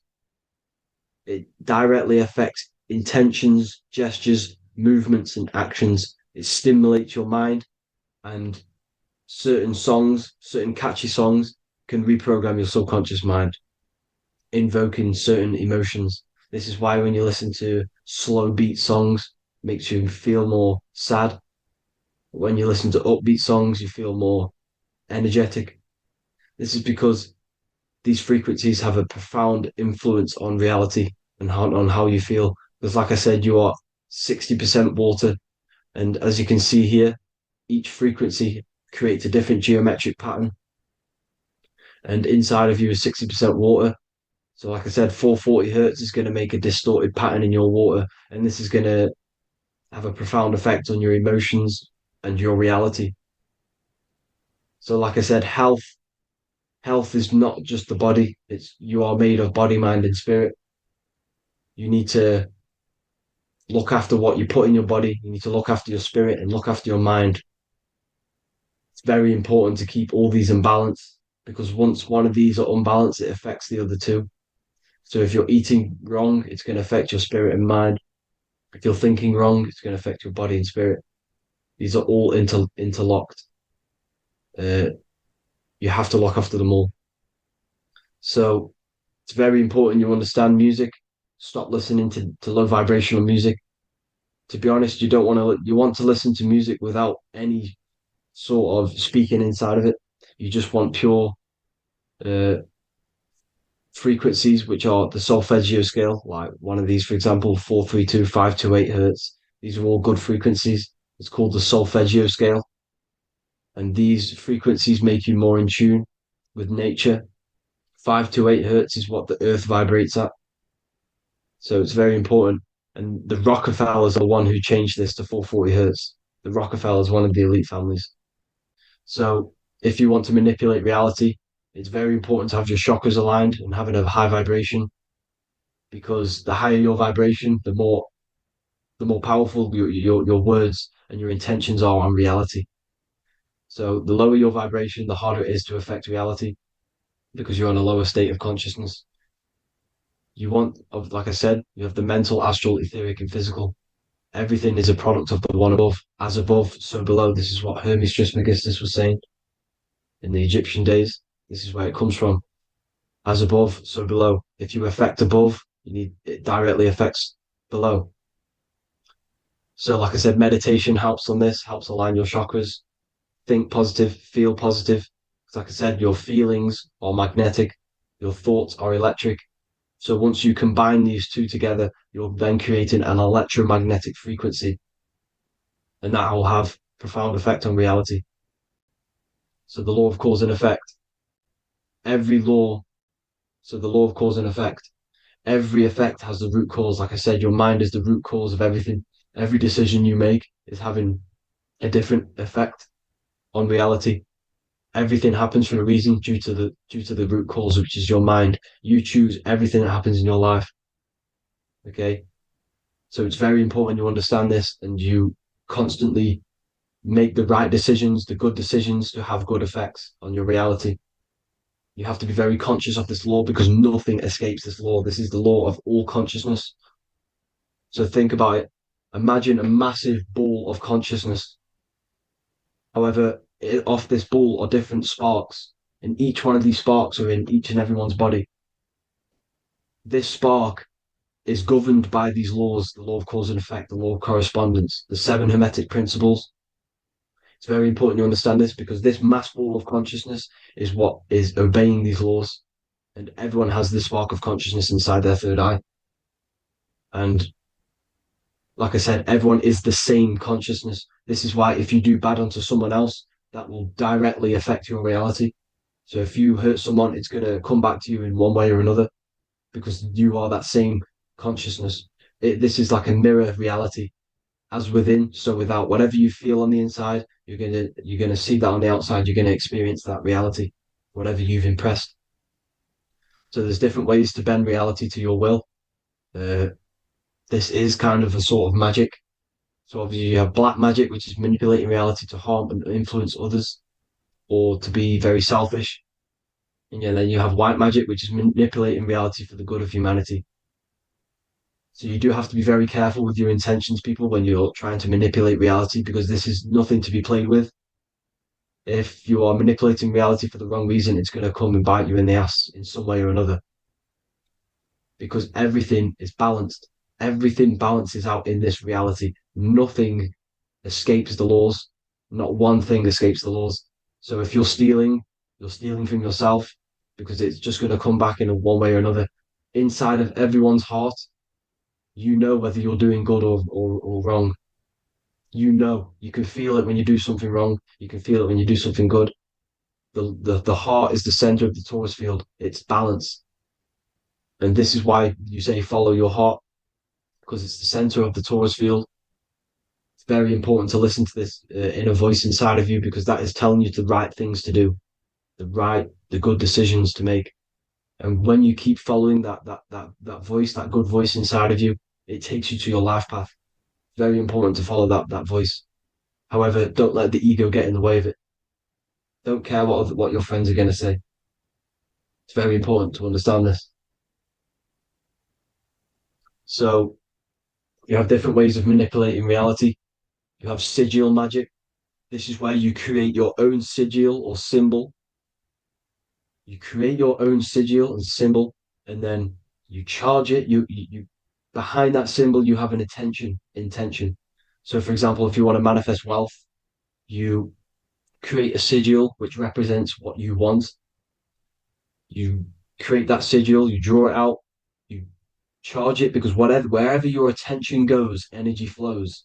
So whatever your attention is, you're sending energy that way. So what you do with your eyes and your hands, you place attention on the sigil. Imagine that it's glowing. Imagine that you're sending energy to the sigil. And then you burn the piece of paper once you've done this. And then after this, you meditate on that symbol. You constantly think about that symbol, because that symbol is the frequency, is the thing that you want to manifest. So that's one way. Or you can just meditate on your reality. So imagine yourself having already what you have This is what they call a mindset. You must set your mind to the frequency what you want to manifest. Okay. So if you want to manifest wealth, for example, imagine yourself being wealthy. What would it feel like? What would you be doing? Imagine a scene in your mind. Constantly do this, and you're putting out that frequency. Like I said, you must think because the thoughts are electric, and then you must feel, which is magnetic. Together, this creates an electromagnetic frequency, and this is how you attract things to you. You will attract the certain people to come in your life to bend reality to your will. Okay. Or you've got mirror magic. Stare yourself in the mirror, because a mirror reflects light, it also reflects energy. So you've got to be very careful with what you say to a mirror.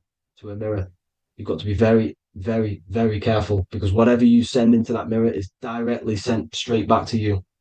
So if you're thinking negative, you're sending negative energy back straight to you, and that's going to have an effect on your reality.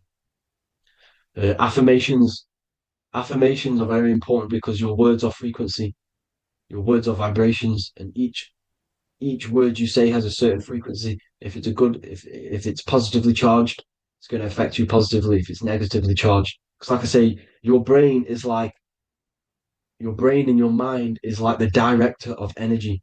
That's what your brain is, and it directs energy into certain things. You can either positively charge it or negatively charge it, and this brain is creating your reality constantly. It's manifesting your reality constantly in the present moment. So this is what the government knows. The government know your mind is the root cause of reality. This is why they call themselves a government. Government. The New World Order is not being manifested by them. They are controlling the information. They are controlling your perception of this reality. And they know the mind is the root cause of reality. Therefore, if they control your perception of reality and your information, what you believe, you're going to manifest that information, that perception. So we, the people as a collective consciousness, are the ones manifesting this new world order. You see, so this isn't black magic. They're actually tricking us into manifesting their own their plans, this new world order. You see, this is how smart these people are. They know how to get around the laws of reality. They know how to bend reality to their will without facing the consequences. They're getting humanity to do it. You see, there is a collective consciousness. As like I said, we all have that same spark of consciousness, right? So as a collective consciousness, we are on a very low vibration at the moment. However, we are waking up rapidly. There are more and more people waking up at the moment, and light always chases away the shadow. Light is a lot more powerful than darkness, you see. So one person waking up has a massive effect than one person being asleep. It has a profound effect. Because like I say, the light always chases away the darkness. It's more powerful. The light is always more powerful. High vibrations are more powerful than lower. So that's it for this, people. I hope you all enjoyed. This is a short, quick video. God bless you all.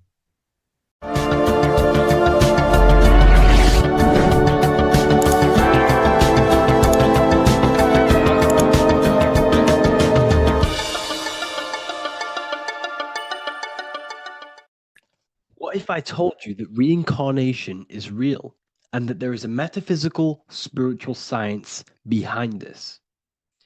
Most people leave this world just as lost when they entered it.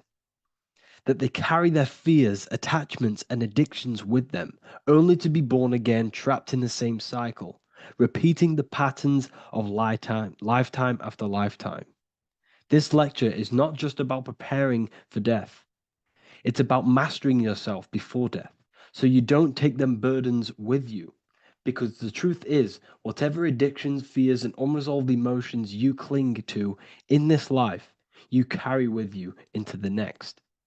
Unless you break free now.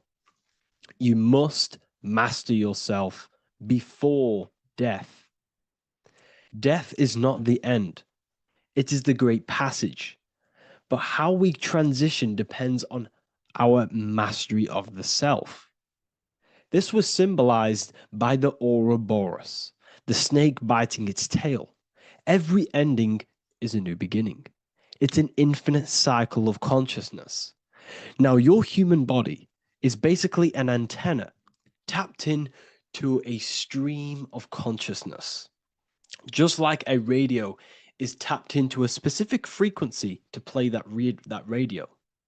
Your body is basically an antenna, a crystal picking up the consciousness of God. You are on an ever-ending journey, a journey of learning and expansion of the mind into new fields of thought. This was symbolized as the Ouroboros. When you die, it is a new beginning. It's a transitioning, not an ending. Everything is eternal in this universe as consciousness is formless and constantly transforms into new forms of life. Let's break down the word death. Death contains the word ether. Now, the ether can be found in the word heart or earth. Ether. Everything in this plane comes from the etheric plane. The etheric plane is the barrier between the physical plane and the spiritual plane, the astral plane. The astral plane is the screen that you have in your mind that allows you to imagine a red apple, for example. This is the imaginative plane where thought forms start to take form. Everything begins as a thought, then the thought form becomes an imagination, then energy, then physical. Everything in the physical plane is a shadow of thought, all objects manifested as thought. You came from the astral. You came from the stars. This is why we say reach for the stars. Or this is why you say you are a star. Cis star, miss star, fraud star, stir is star. And when you become famous, you become a superstar and you gain a star on the Hollywood floor. You are a star. The ether. The ether is the infinite energy source which all things come out of and return back to. This is the cycle of life and death, summer and winter, day and night, sleep and awake. The ether is the infinite energy source which all things come from and will return back to. Okay, sorry about that little error. The ether is the boundless source of energy from which all things emerge, to which all things return to. We can see this in the cycle of the sun. The sun does this wave of creation. It rises and it falls. We have the day and the night. The daytime represents our conscious mind when we are alert. The nighttime represents our subconscious mind when we are inside the spiritual realms. The nighttime is spirit, the daytime is matter, spirit and matter. Awake and asleep, conscious and subconscious. We see this in the yearly cycle. Summer is life, winter is death. Spring is the morning, summer is midday, autumn is evening, winter is the night. Everything is a macro and a micro cycle of being born out of the ether and returning back from life and death. Life and death is manifested within the cycles of the sun and everything outside of you, as within, so without. This is why we say sleep is the cousin of death. The macrocosm is death, the microcosm is sleep. Every time you go to sleep, you are essentially it's a miniature death. You're entering into spirit and then returning back into matter in the morning when the sun rises. Everything is a reflection of the macrocosm cycles. Preparation for death. The first thing we must do in order to prepare for death, for life after death, in order to stop being reincarnated in this cycle of materialism, in order to progress as a soul, because remember, you are a soul in a body. Just like the sun gives power and life to the earth, your soul gives power and life to your body. When you say I, you're referring to the soul. And your soul can be stuck underneath layers of false identifications. Who you believe yourself to be is merely a collection of subconscious programs running within your mind. Now that's very deep. That is very, very deep. Who you think you are is a part of your thinking mind. Your name, your job, your reputation, your family, your friends, These things are not you. They're all aspects of the thinking mind. What happens if you meditate and you turn off the mind? Then all these things do not exist. You're left with the pure soul, the pure awareness, the pure observation. If you turn off the thinking mind, you're no longer your body. You're no longer your reputation. You're no longer your friends. You're no longer your job and your labels. You are the soul. That's the true you, the observation of the mind, not the thinking mind. The ego is the echo. It's an echo of your true self.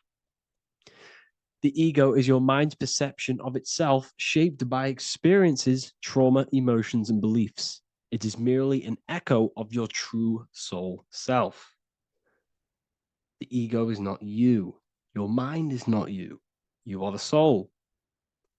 And this is the true self that we must express within our life and we must connect with before we die. Because when we die under the echo, under these false layers of the emotions, the traumas, the experiences, the addictions, the emotional attachments, when we die underneath all of this, when we don't know our true self, the soul is still hidden. The true you is hidden underneath these layers of false identification. We must remove these layers of false identifications. We must remove them. We must destroy the echo. Remember the ego, you never had an ego when you were a child. When you were a child, you were pure. You didn't, you didn't show off things. When you were a child, you were pure. You expressed yourself freely with you didn't hide anything. You didn't hide any aspect of yourself. You didn't suppress any aspect of yourself to fit in as a child, as a baby. Because the ego was not here when you came here. The ego grows with experience. The ego is a false perception of yourself while being incarnated in this material world. It's your mind's perception of itself and it's created through your experience. Remember, you are unconditioned consciousness, and your experiences, thoughts, traumas, emotions, and beliefs have conditioned your consciousness into believing you're only a physical body, but you are the soul. We have to remove these layers. How do we remove these layers? Like I said, the best thing, meditation. Meditation. There is a great meditation that you can do every single morning and every single nighttime. You can sit there and repeat over and over before you meditate. You can repeat that you are not this, you are not that, you are not this. You can label them one by one. Start with, I am not my body, I am not my job, I am not my name, and then detach from absolutely everything until you are left with nothingness. And when you start to meditate, detach from everything. Nothing matters. I am here right now.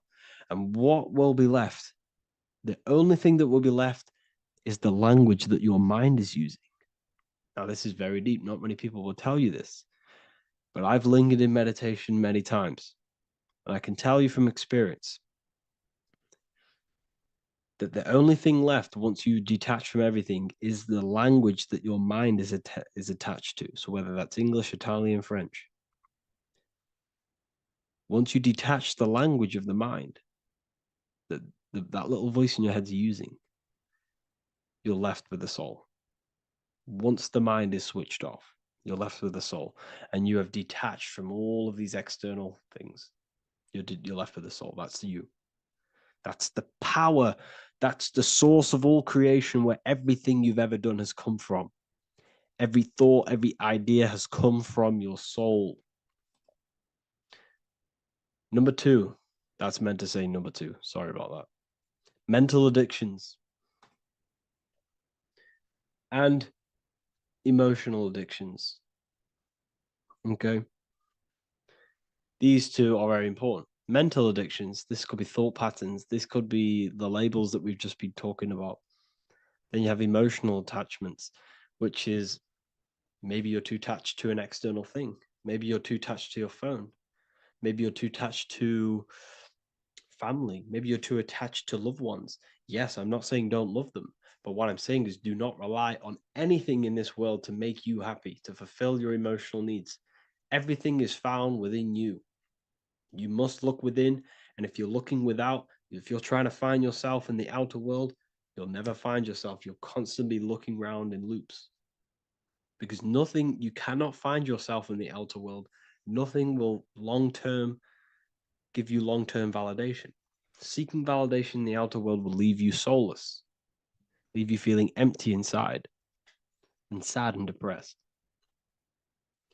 You have to find yourself within. You have to detach from everything you are relying on to give you emotional stableness. You have to detach from all. Yes, love your children. Yes, love these people, but do not rely on them. Because everything in this world is temporary. Do not conform to this world. The Bible tells you this. Everything in modern society nurtures the body, but neglects the soul. They keep you addicted to as many things as possible. Smoking, you have to detach. Drugs, you have to detach. Alcohol, detach. You cannot rely on anything. This is why this path is very, very difficult to walk. But I'm showing you the way. These are the things you must do before death. You have to detach from absolutely everything. If you die and your mind and soul is still addicted to these worldly things, then guess what? You're going to reincarnate. You're going to reincarnate because your mind is still thinking about these material earthly things. And if you are operating in that vibration, you're going to project that vibration and come back here. You have to detach. You have to master the soul and master the mind. Like I said, the matrix is designed to keep you addicted to as many things as possible. Your phone, food, smoking, drugs, alcohol, clubbing, all of these things. Everything in society is made to trap your soul and reincarnate in this world. That's why it's very, very, very difficult to walk this path. Very difficult. Matrix